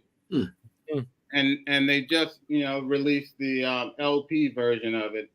But this is, like I said, all standards from film. And this is it's a really beautiful listen. And this guy, Mike Moreno is the main dude there. Yeah, he's got a nice discography. He's been around for years. But you still got some stuff out there. It's just definitely a lot of stuff out there to look for. It's a lot of stuff. It's still guys out there still doing it. You know what I mean? This is good because this is his first. I think this is his first thing on vinyl, but he has, like I said, he has a pretty good discography. Okay. So the good thing is more, this is, like I said, this was released, and this was recorded in 2021. Now it's on vinyl in 2023. So that's a good sign, Yeah, for sure. And Crisscross is a label, that's been around for quite European-based label, been around forever. The founder of it died a couple of years ago, but his family has taken over and has kept it going, and has restarted putting stuff on vinyl. They stopped reissuing stuff they stopped putting out stuff on vinyl and Crisscross in the early 90s. Right. But now that his family, who was taken over after his death, have realized that there's a market for vinyl. And they're reissuing some of their more current releases on vinyl. So that's that's a good thing. I got some shit to show that's related, right? So, Maya, this is JMI. That's time plays show that one record. This is a fucking great record. This is I mean, it's just I don't know. It's a great record. Yeah. That JMI, they record everything. They record everything analog on tape. Right. You know, they've got the Studer set up and everything. It's all on tape. It's not digital. These And that guys makes are it based better. So these yeah, guys I are mean, based in Europe. like 45, Michael 45. I would recommend you check this out because they actually recorded this record, and then they kind of got JMA involved afterwards, saying, "Hey, this is some cool shit we recorded, right?" So that's a good one. Now, I'll tell you what, I've listened to this record like 10 times in the last 2 weeks. This is Joanne Bracken, Ancient History, but it's got like fucking Joe Henderson on it. Yeah, that's what this I've seen man. before. Everybody, Rob and Notes and Tones, Mike had talked about this record. I finally found a copy, but holy shit, man! If you're not familiar with Joanne Bracken's stuff, you need to get yourself familiar with her. And then this is just kind of top of the line for her. This is another JMI that I haven't listened to yet. Mike Mitchell. Is that a dick? I mean, That's a drumstick. Oh, sorry. I was just asking. If yours looks like it, go and see a doctor. Yeah, go to the doctor. Yeah, so this is the ED. It's easy to work around corners, Michael. This is JMI. This is another JMI record I got. I have not listened to this one yet, but it's 2 LPs, but it's really based on, drums. Mike, Mike was a drummer, so there's that. We kind of talked about Elemental earlier, and so this is Latif, Live at Peps. I mean, Yeah, people I need more Yusuf. I need more of his stuff. Yeah, but this for Elemental is actually pretty good. The jacket's complete piece of shit. Like, here, check it out. I mean, it is. But it sounds good. But as long as it sounds good. But like it's it's a gatefold, which is cool and all. But like, look, come on. Oh, it's on paper, like thin paper. It's like I have an OG of that. That is a great live recording. It's a great recording, but like compared to like Chad's shit, the Chad cover, the fucking gummer, the double. It's not a stout jacket. No, man, it's like fucking some dickhead made it. But I mean, it's fine. Some of those impulses from the late '90s, those jackets was like that. Now, okay, Michael 45, you need to pay attention to this shit. I do. This fucking record, dude. Gato, ain't it? This is Gato Barbieri on ESP in like 1967 or some shit. Let me see. Yeah, 67. It's his first record he ever recorded. And if you're not familiar with Gato, you need to figure, you need to get your shit together. So, like, Gato Barbieri is usually a tenor saxophonist. And he plays, he did a bunch of Impulse records and a bunch Last Tango in Paris. Yeah, Last Tango in Paris, right? Yeah. This is the first record he ever did on ESP, and it's kind of like wild as fuck, man. It's like kind of crazy. I had to look for that. But the thing about Gato for me is he's kind of like avant-garde or whatever, but like most of his records, the background is kind of like Latin jazz or whatever. But this one is just like over the top, crazy bullshit.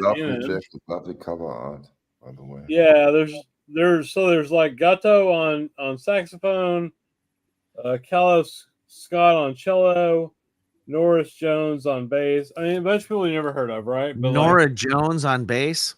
It's not Nora, it's Norris Jones. But I mean, so it's got like him on sax and a cello and a bass and drums. But it's from ESP disc, like on 67. Really cool.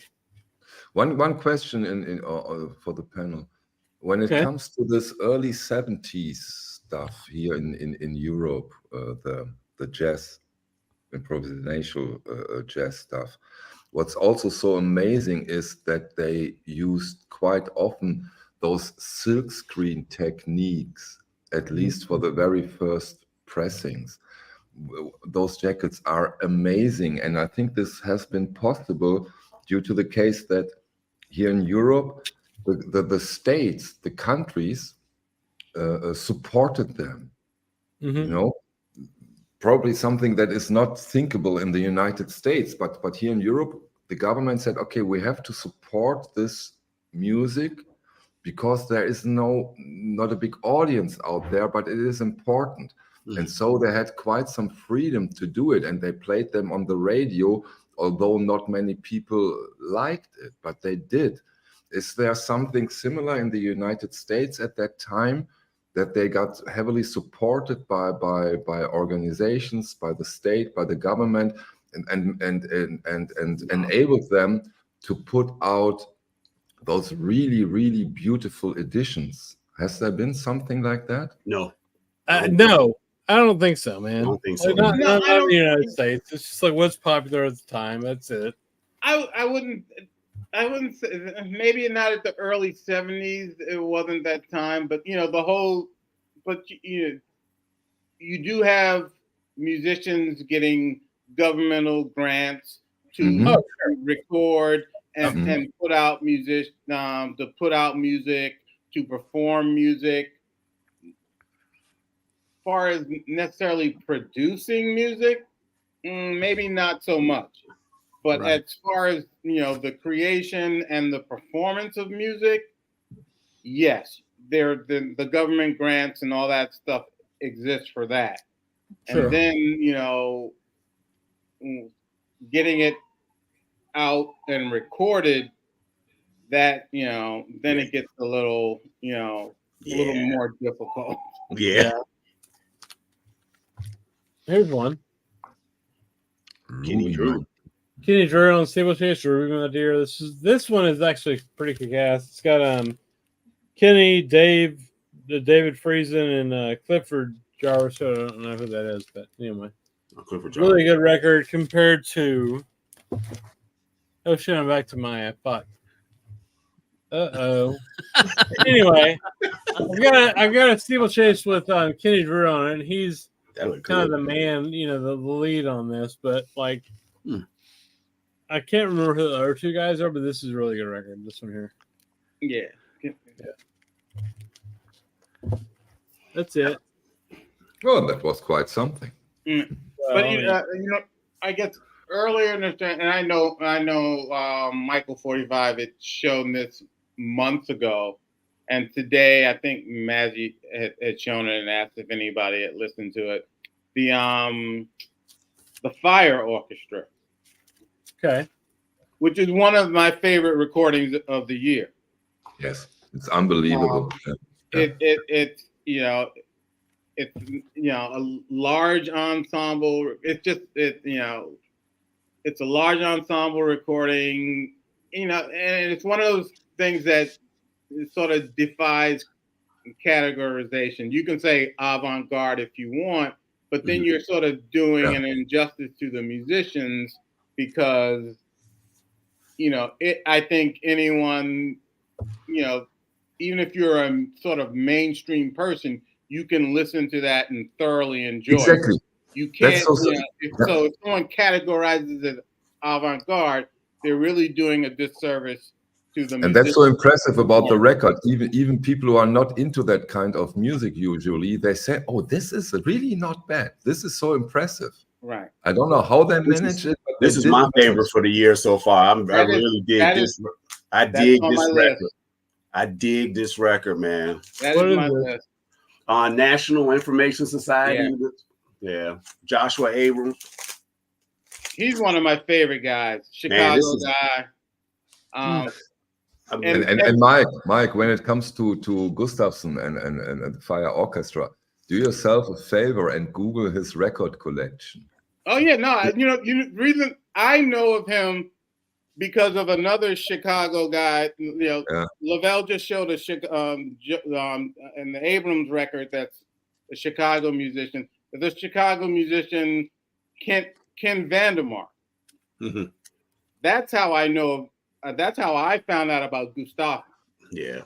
Through Ken Vandermark. Wouldn't it be best to call it avant-garde to open up more people to the idea that avant-garde's not that crazy? It's just a good music. Yeah. But then people, you know, you have that problem where people hear avant-garde and they're not going to listen. They to shut it off, yeah. But Yeah. but you also want to open up. You know, it's catch That's 22. that's, Isn't that's, it? that's Well, so I mean, interesting in a way. What I've learned over this 3 years now with the BC is on the very large scale of things. In a way, you have two kind of record collectors. Okay. The first kind is they stick to the music they loved in their 20s to early 30s. Mm-hmm. And they stay with it. And they stay with Bruce Springsteen, with the Beatles, or whenever they have reached their best time in a way. Yeah. And there are the other group of record collectors are those who are on a journey and want to discover and want to learn and want to go into this kind now. And now I go in on this road, and now I try this one out. I think in general you have those two kind of record and music collectors. Yeah. So here's a question for you, Michael. What do you think about Out to Lunch? About what? Excuse me? Out to Lunch, like, you know, the Eric Dolphy Out to record. Lunch. Yeah, classic jazz album. Right. Classic. Do you like it though? Do you enjoy listening to that? When it's always the same. I have to be in the mood, and you know, when I'm in the mood, I go and next one and listen to the next one in that area, and then I get out of the mood and say I will never ever listen to music like this, never again. Is Dolphy playing sax or flute on that record? And go into this electronic, and then after sometimes I will never ever listen to electronic again, and then I go back to it. So that's how Dolphy's one of those characters, man. He has a lot of different stuff. He has a lot of stuff too. Like I like the sax stuff. or flute, right? Yeah, I like the album he did with Ken McIntyre too. That's one of my favorites too.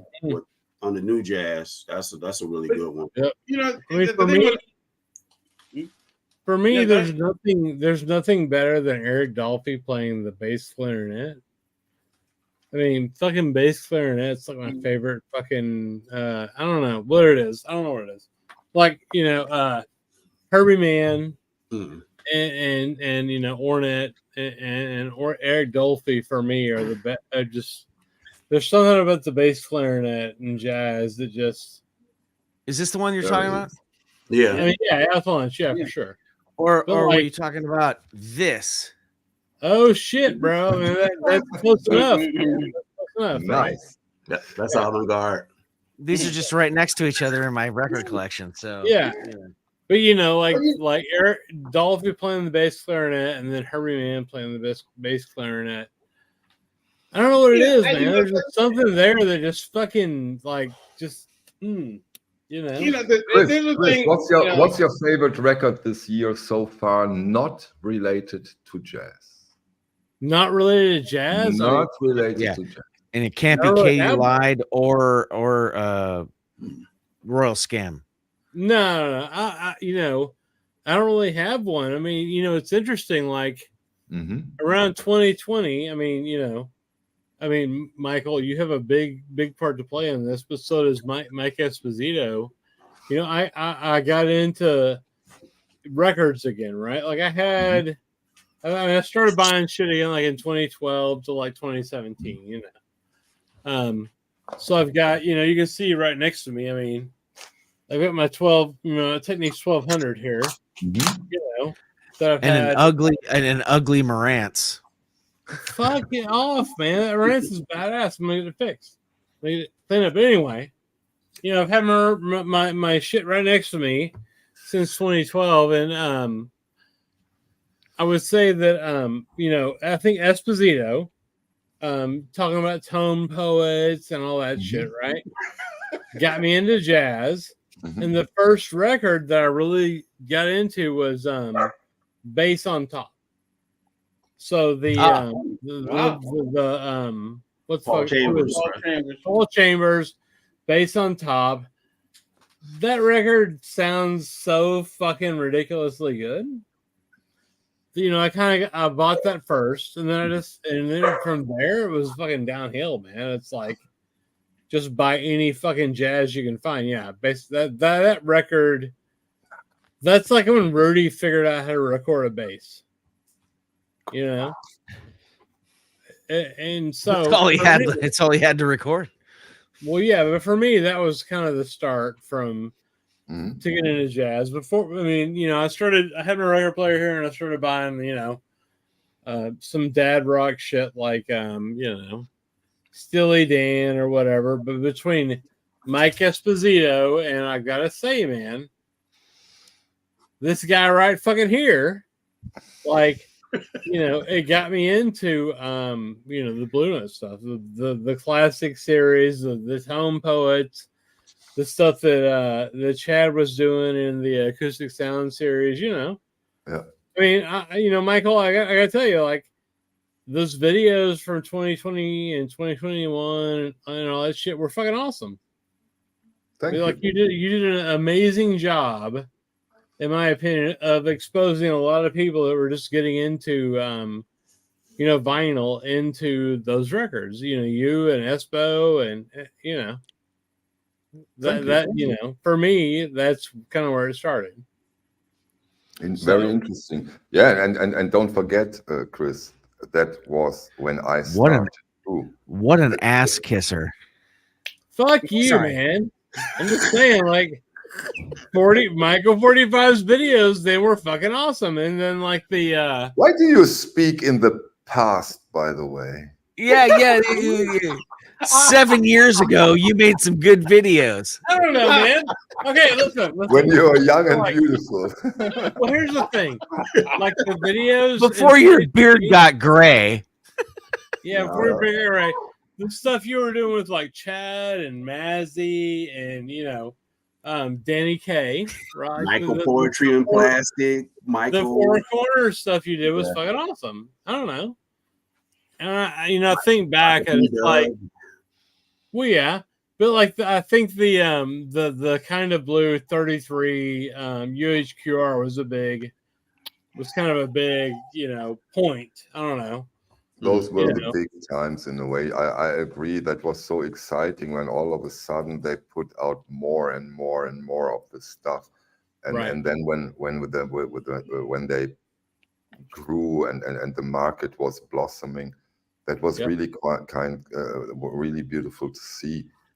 But nowadays is not less interesting in my opinion, because now we are dealing with the vinyl collectors who stick to it. I think a lot of people got back into vinyl due to the COVID lockdowns and stuff like that.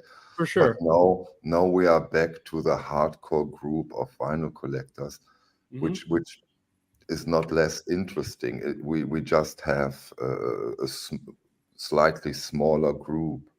That's the only difference. And of course, the climax was, in a way, the MoFi disaster. Oh my god, for you it was like, I don't know if it was a climax or not. It was more like a fucking, just like you said, disaster. Yeah, it was a disaster in a way, because this was not a disaster though. This was good. This was good. It's not a disaster. That's fair. That's not what I meant, Lau. I don't say that every record release from them is a disaster, but the overall outcome of it. Do I have to pull out my Sinatra box set again? No, you're fine. I just want to. I agree, Michael. Like, you know, the whole MoFi catastrophe and all the drama around that was definitely a big deal, right? Because it was a big deal. I give you one number, and imagine that nowadays we know what that means.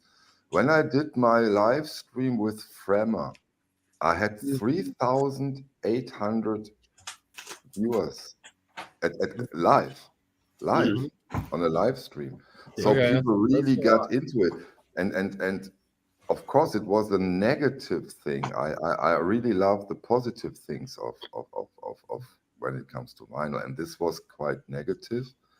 And then that was a big shift in the regards of, okay, now be careful what you say, be careful which label to trust. Right. And I mean, we have an example from today, I think. They are still doing those hype stickers that are suggesting that you deal with an all analog mastering. You talking about MoFi specifically? No, I'm talking, for example, of Abbey Road, and they yeah, that's fair. But I mean, can I say something? The MoFi though had their specific stickers for what, 3 months? Come on. They're not there. They're gone. They don't put this shit on there anyway. Yeah. I mean, add something. I just want to say something. But make me small, please. I don't like to be. Sorry. Yeah, make me big. Go ahead, Chris. Super big, bro. So big. Thank you. For me, as a Michael 45 fan at the time, at the time when it happened. Well, when what I'm saying, I'm still a fan, but what I meant at the time, what Chris is talking about, what I think happened was that you were so hurt by it. Yeah. It was painful to watch it. Like, I remember I have a video back, if you want to wade through the 5 million hours of me and Nick going blah, blah, blah, blah, blah. At one point I said, I feel so sorry for him because he had a thing going on. Yeah. He was doing like, here's a MoFi, here's and sometimes, and not mostly ever an OG, but that's what became the next thing. But it was, I'm going to compare this pressing with this pressing, and MoFi at the time was an elite thing. And you were at the forefront of talking about them. And then you were so fucking jilted by what happened that it was sad to see, what the fuck is he going to do now? Like, I literally felt sad because I was watching you go, I can't continue to put this in the running. I have to find something new to do. And and the thing that pissed me off about it, it's just like, and I'll be honest, and I'm not going to say any names or anything. There was a specific hang on. We're almost 8 hours in. I got it. A specific show that I used to watch in the morning where all of us used to congregate. Right. And all of a sudden people were disappearing left and right. Yeah. And then like now on top of that, like I could live with that, but now fucking Michael doesn't even fucking have anything to review. Right. Like, and it was horrible. Like, all the shows are crumbling. Yeah. And like everything was falling apart. And I was going like, I don't even think that this is a big deal, but it means something to him and he means something to me. And it hurts me to see him go through this. And it was painful to, you know what I mean, Chris? Like, that's 100%. It was so hard to watch somebody go through this fucking pain of going like, how do I go forward now? That was hard, man.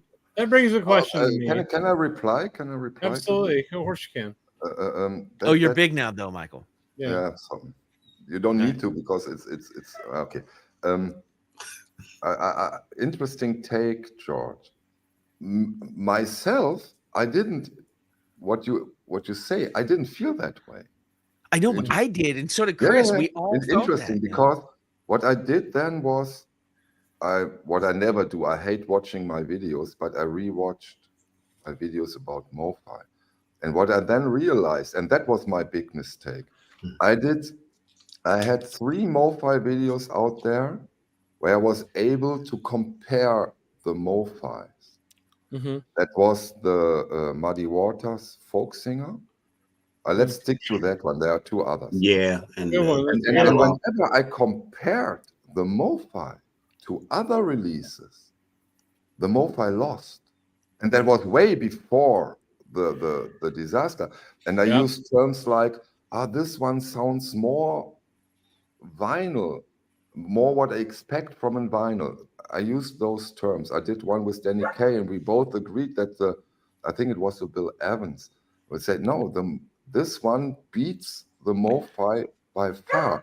And that, why I said, okay, you have to, at that time, I should have thought about it. Why do they lose when I compare? And that's what I didn't do. And what I said in the MoFi video, when I said, okay, what am I doing now? It came quite fast that I said, okay, when I compare a MoFi now, I need to have a scale. I need to have a comparison. And only with a comparison, I can really tell how good it is. But the impartial part was gone. And at that point, you could see it in your eyes. Like it was devastating to you. You know, more than I think most of us. Like it sucked because we were losing a entertainment stream. Totally. I loved watching you talk about those records and putting them up as if they were top notch. And now you knew that, and I was afraid at that time, at that time, because it got so much attention that it might destroy the whole audiophile reissue business. Right. And it kind of did. And it wasn't your fault. It was the fault of MoFi. It was the fault of MoFi in a way. But you know what? I have been making records for 29, 35, 40 years, whatever it is. Yeah. Okay. And I knew that was happening. Yeah, but here's the thing. But I just didn't feel that it was anybody else's business to know that, because you're looking behind the curtain. Like the record, you know, and we all would have been fine if we never knew this, you know, like if it never came out, we'd still be going. And luckily we'd still be it did, George. Luckily, well, maybe luckily, but in another way, it's created this fucking weird thing where we all have to go, this is a MoFi record. Should I like it or not? You know, like that's what's happening now. You know, I get that. Let me jump in a second. So, you know, I bought the Beatles box, the Stones box, and the Sinatra box after that happened because I felt bad. Fair. Same reason I bought the Bill Evans box set when Mazzy acted like a dick, going, Chad, can we talk about the box and everything? But everybody's freaking out. I bought the box right when that was happening because I hate watching people get fucked over by nonsense bullshit. Okay. You like the record or you don't. Doesn't matter if it's digital. Fuck it. It's bullshit. But I mean, the Bill Evans box isn't digital, obviously. I bought the $900. I bought the $900 version, right? So did I. Right when fucking Michael was fucking telling Mazzy he was a dick for asking stupid George, questions. what you say? Who gives a fuck? I mean, it doesn't matter if it's analog or digital. It matters if they tell the truth or not. That's what. It doesn't matter if they tell the truth or not, right? And so I've got that box set.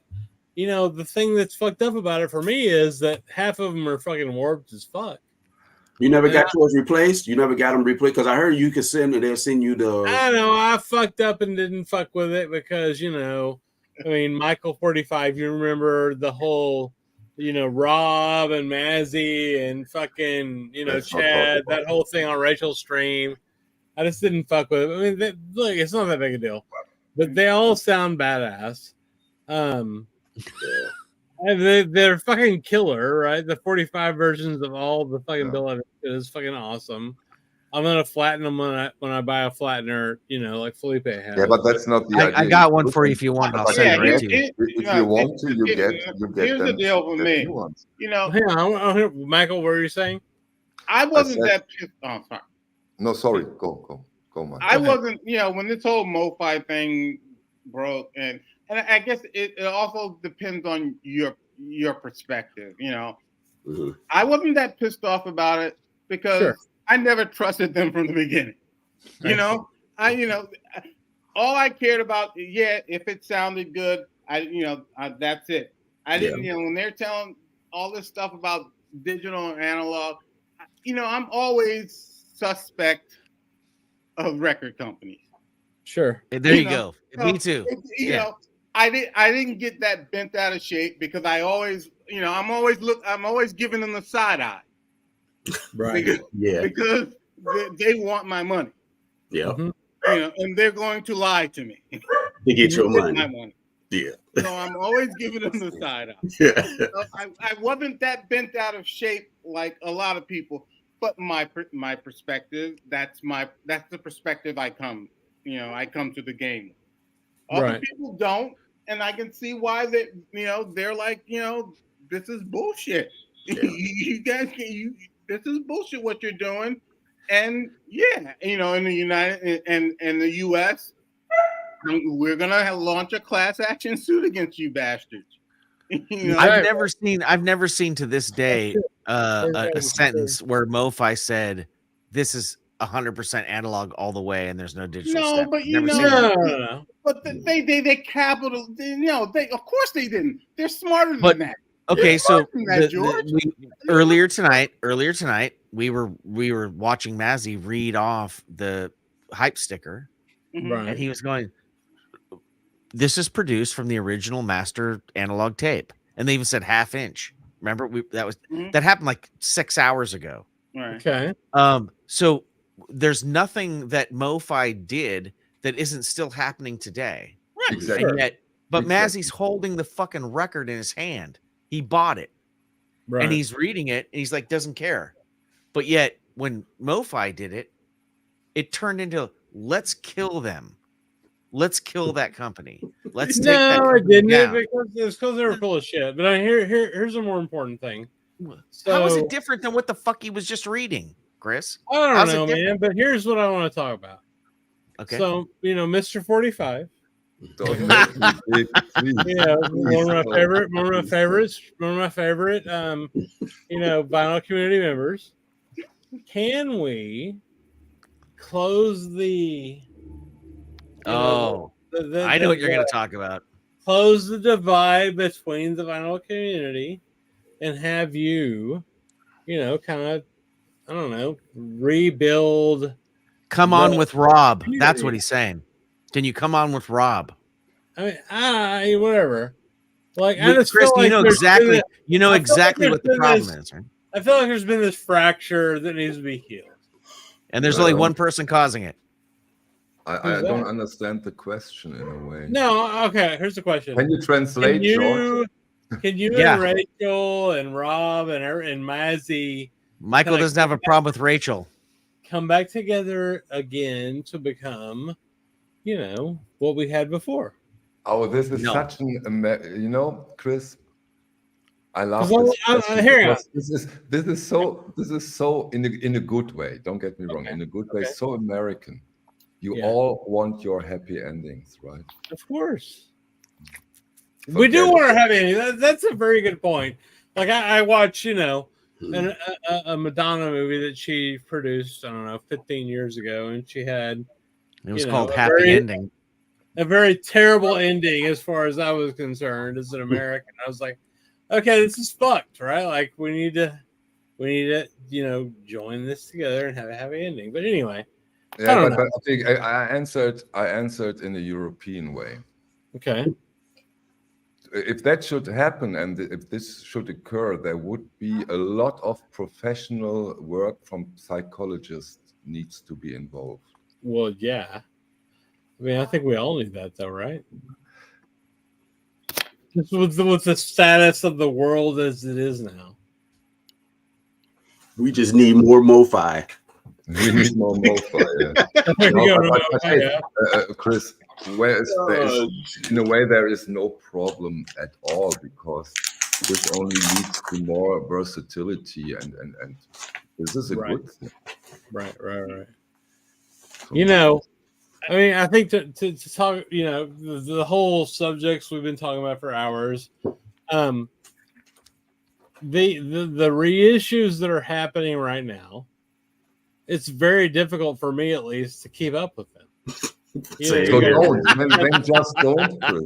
Then That's just not don't. bankrupt you, You man. know, you are in a wonderful company. You have Mike, you have Lovell, you have George, you have so many people to guide you through it. And those combined efforts and this combined knowledge, that's the key of getting through it. Right. And me and Chris are best friends now.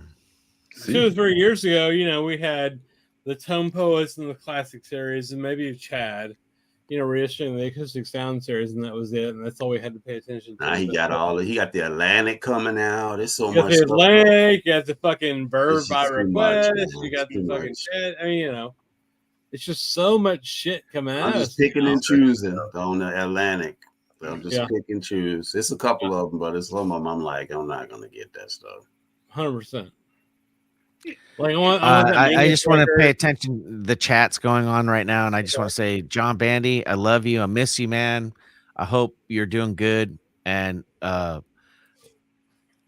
hope that to one day that I can see you on the screen again. And Shoji is saying the exact same thing. And I miss you, man. I love you so much, man.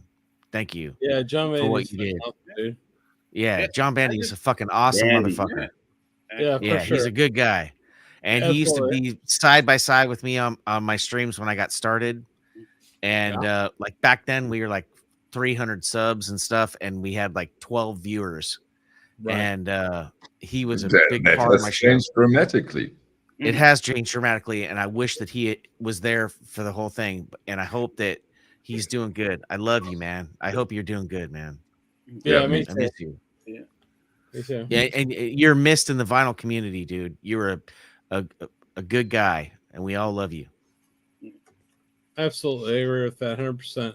Yeah. So, like the Jazz Bum stream tonight is 8 hours. Is 8 hours only. Okay. Hey, Chris, I want to go back to something quickly. And George was talking about the whole sticker thing. Yeah. All right. So I've got one of the latest Tom Waits reissues, and I have an original. I have an OG. No, that's a surprise. Cool. I have an OG of this, but I bought the reissue anyway. But the sticker says, newly remastered with Waits and Brennan. That's his wife. Mm-hmm. Okay. Audio source from the original master tape. Yep. Restored album, blah, blah, blah, packaged on 100. So I see what, George is saying, because, it's somewhat misleading. Yeah. Yeah. Because this is a digital transfer. Every record was sourced from the master tape. Right. For sure. But, so I Even can an see people MP3. reading this and going, oh, sourced from the master tape. They playing the words play. Yeah. It just me. Yeah. Just a brief interruption. I'm sorry, but I have to start my day. Thank you very much for having me, Chris. You are doing All right, awesome Michael. streams, and it was really cool to be part of it. And maybe if you do the next 7-hour stream, I will join again. Absolutely, buddy. All right, man. so Michael, much. Later, man. I'll talk to you soon, Bye. Michael. Later. Yeah, please. Buddy. Bye. Bye. And it doesn't bother me, because the important thing to me is I'm a big Tom Waits guy. And the important thing to me is that it was supervised by Tom Waits and Kathleen. Yeah. Mm-hmm. And he said it's okay, so we have to assume it's okay because it's Tom Waits. Yeah. So hey, Chris, wasn't that fun having Michael 45 on there? You got the Trump card, and all the jazz bums are already in bed. But dude, it's been okay.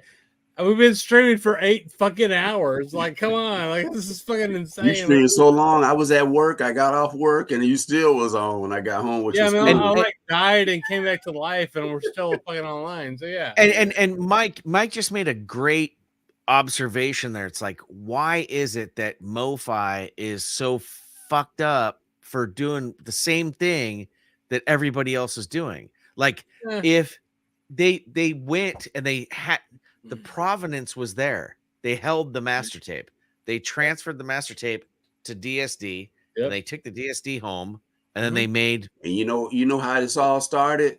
the Michael Jackson Thriller, when they said, Bro, no shit. they Yeah. was like, oh, it's how many records they gonna do with this? And that's how all of this opened up. All of that. 40,001 steps. You got to run that master tape a million times. You know, No, we Michael. don't. Michael that just left the stream. Let's just make a copy. He was the first guy talking shit about that and figuring it out, and then Espo. Yeah. I mean, dude, I got an OG Thriller that I got it from when I was in first grade when I was 6 years old, and it's all fucking scratched as shit and played on elementary school stuck together in the middle. It sounds fucking killer still, man. It's Yeah, I still got mine too. I still have mine. I didn't buy the one stuff, but the one I had was fine. I still want to hear what it sounded like, but I didn't want to buy it. Well, Espo Espo and other folks said that it just sounded like different shit, and I've never heard this stuff before, but it doesn't sound like Thriller. I'm like, fuck off, man! I want it to sound like fucking Thriller, dude. Like, yeah, he said it sounds so robotic. Didn't he say it sound robotic or something? Yeah, like Quincy and Michael Jackson knew what the fuck they were doing, and they fucking. Yep. I don't know. I never had to buy that record throughout the 80s. I didn't buy it until like 2 years ago, like before the MoFi thing happened. Right. I didn't buy the MoFi version. I just bought it's funny. in the store. Well, not really. I didn't have to buy it. My stepfather died last year, and I got all his records and the Marantz. I'm gonna get it restored soon. Was his too, and then it had kind of like my childhood stuff that my parents had. I got some Beach Boys stuff they listened to in the 80s, and that's cool. You mean like this one? Yeah, exactly. Like the We Are the World record, that everybody put out, and then whatever he had. So, I'm gonna get all that stuff, cleaned up and kind of restored to see what I want to keep. Yeah, I don't know, man. It kind of, what we were talking about earlier, like records and the nostalgia and the feeling and all that shit. Like, when you have and that's the thing with Michael Jackson for me is like I have Off the Wall, killer record. Yeah, for I sure. have Bad, killer record, and I have Dangerous. Right? Yeah, I have that one. All great records. I never felt the need to buy Thriller because every single day of my life, from 82 or whenever it came out until like 85, I heard it almost every day. Sure. If I was in a pizza parlor, it was on the radio. Whatever the new hit of the day was. Yep. I heard it all the time. Everywhere you go, restaurants, people blasted in their car. I remember hearing, I mean, everywhere you go, school. Yeah.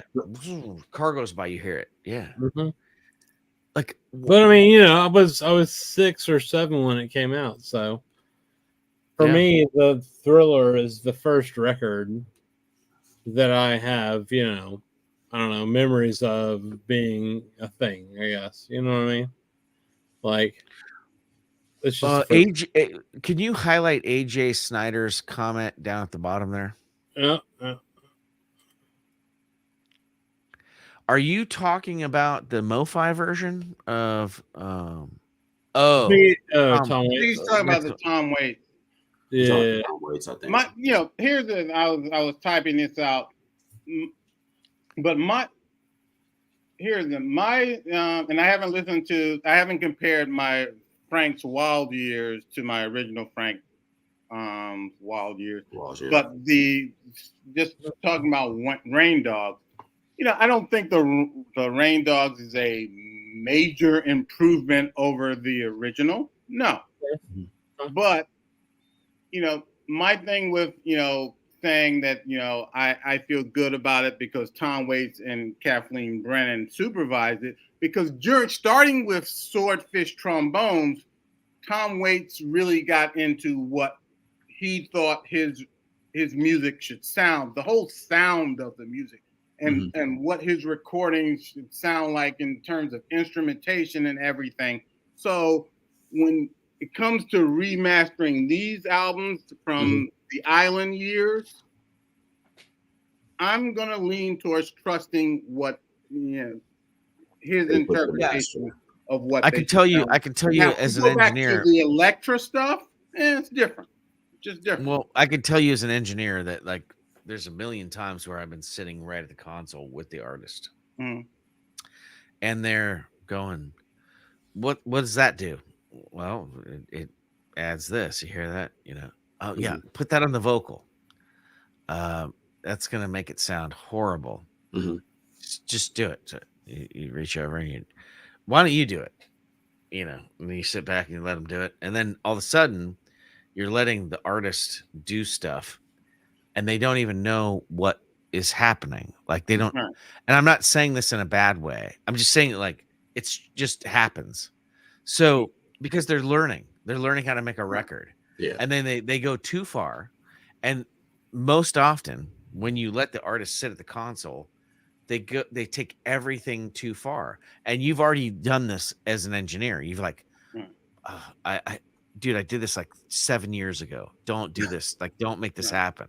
Yeah. You know, and they're going, you know, full treble, full bass, you know, scoop out the mid range, and you're going, oh, I'm gonna get vilified for this. Yeah. You know, I'll say this about the Tom Waits. You know, I said it's, you know, supervised by Kathleen, Tom Waits and Kathleen Brennan, but it was also, I believe, they were also, you know, in the whole supervision process was the original recording engineer with them. So, I mean, you know, it's just not them saying, do this, do that. And, you know, it's, you know, someone that has the technical expertise, you know, with them that they trust that was there originally. Yeah. So, yeah. Yeah, it's gonna be fucking fine. We're all gonna get through this. Yeah. I mean, I'll bet. No, I'm serious. I mean, like nothing is bad right now. Like we are in a renaissance. You know, we're living an incredible life where not only are we able to get some of the records that we want or find any of the records in the world that have ever been pressed. We're also getting people that are going, I want to give you the best possible chance at hearing this Aretha Franklin record or this Bad Company record. Yeah, sorry, it's not Aretha Franklin. Okay, fucking Chris, stop fucking harshing my mellow. Well, here's the thing. Like the Bad Company, okay. You're gonna buy that, dude, because I'm gonna listen to it with you. Well, the Analog Productions Bad Company is probably gonna be pretty kick-ass. But you know, the Atlantic's putting out shit show kind of clear versions of certain things that we would probably that's crap. to buy too. Led Zeppelin 4 on clear vinyl for $20. Go fucking buy it. Fuck you. I'm out. No. Yeah, I'm out. I was lucky to get those ones on Classic after those couple of years. I got most of them on Classic. I was so happy to get those. Do you like those classic records? I like them, but what's his name? He can't stand them. Patrick can't stand them. He said they're too bright. Patrick's bitter. He doesn't like those classic records, man. I like them. I mean, he's probably alive right now. I mean, I don't know. Mike, stop laughing. Patrick's not even awake right now. He's comatose on an airplane. He's in Austin. Yeah, he's on his way to a record fair, so he's not even paying attention. Yeah, the only one he told me about, and the one I didn't have was Led Zeppelin 1, and he told me to get the one from 75, and I found that one, and yeah, he was dead on that one. That one sounded really good. He's really good with those presses. That's the one from 75, my friend. And that's a classic records. It's a double LP. It's called. Oh yeah, I have that. I'm talking about the first Led Zeppelin one. It's the 1975 pressing. 75 repressing of Led Zeppelin. This is shit. You don't like the classic? I would rather piss on this than save it from a fire. Like I'll piss on it before the fire gets started. You don't like the classic one? I like the pressing. If anybody wants to buy this, you can have it for $500. Because that's what they're selling for on Discogs. Yeah, and that's stupid, bro. I didn't pay $500. I also have the classic records pressing of Who's Next. Yeah, you sell that. Let me know you selling that one. Yeah. It's another. I'll sell it any day, but it's like a $500 record. Yeah, it's 500. I'll sell it to anybody for $100. Mm-mm. I'll sell you this for $100. Yeah, I But- got some of those. I have the what's the other one? I got some of the Peter Gabriels on classic too. But That's the reason why they went under. That's why they went under, because of Peter Gabriel. They mastered the Peter Gabriel albums. I wouldn't sell this for any amount of money. And which one is that? What is that? The Tone Poet? Yeah. Yeah, that's See- a great record, man. Yeah, and I have the I guess the Black Bee of that, and I have the Tone Poet. Tone Poet much better. The Tone Poet is incredible. Yeah. And like they were on a roll at that point. Like I was buying these records and I was like, can they fuck this up? Is there anything that's gonna be wrong? And then I bought some of them fucking Chicken Shack motherfucking records. Yeah, that's just great, man. Come on. Fuck off. Jimmy Smith, man.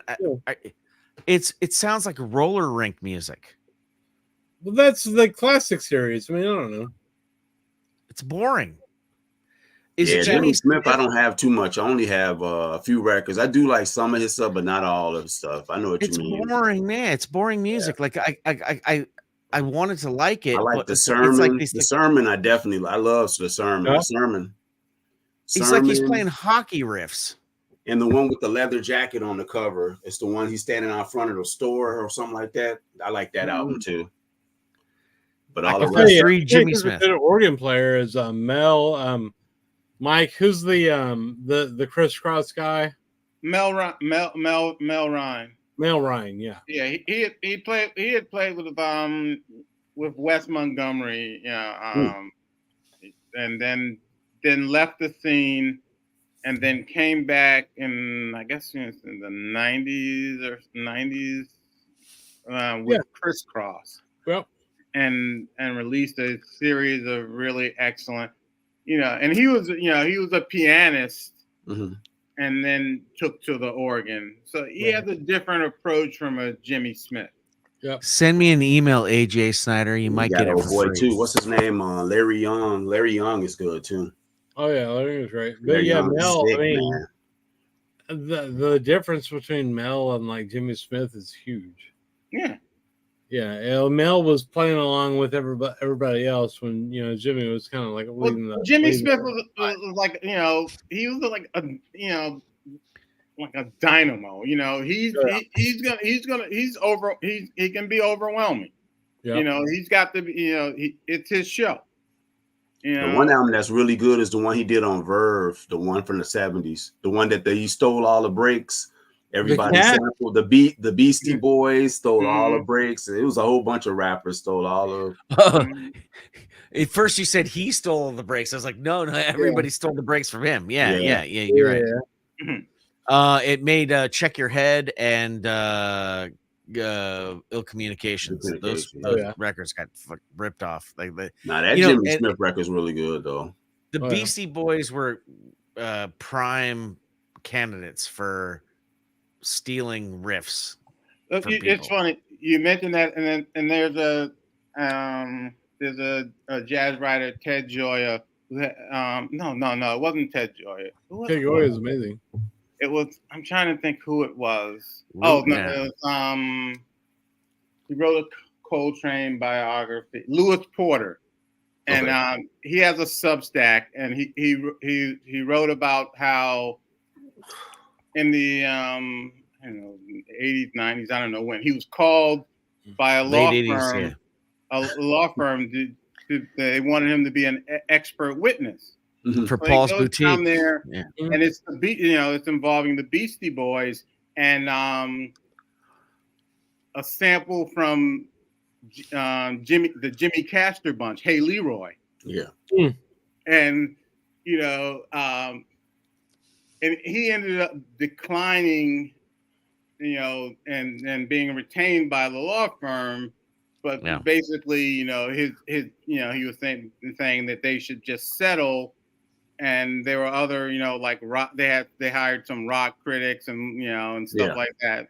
And these guys were interested in just like prolonging the case to get money, Yeah. But he said in the end, the Beastie Boys settled and paid, and They just said paid we're going to pay Jimmy Castor, the copyright the right directly to the person that deserved it, and not to a lawyer. Yeah, because the lawyer take all the they money. were one day ahead of the sample law. Right, with exactly.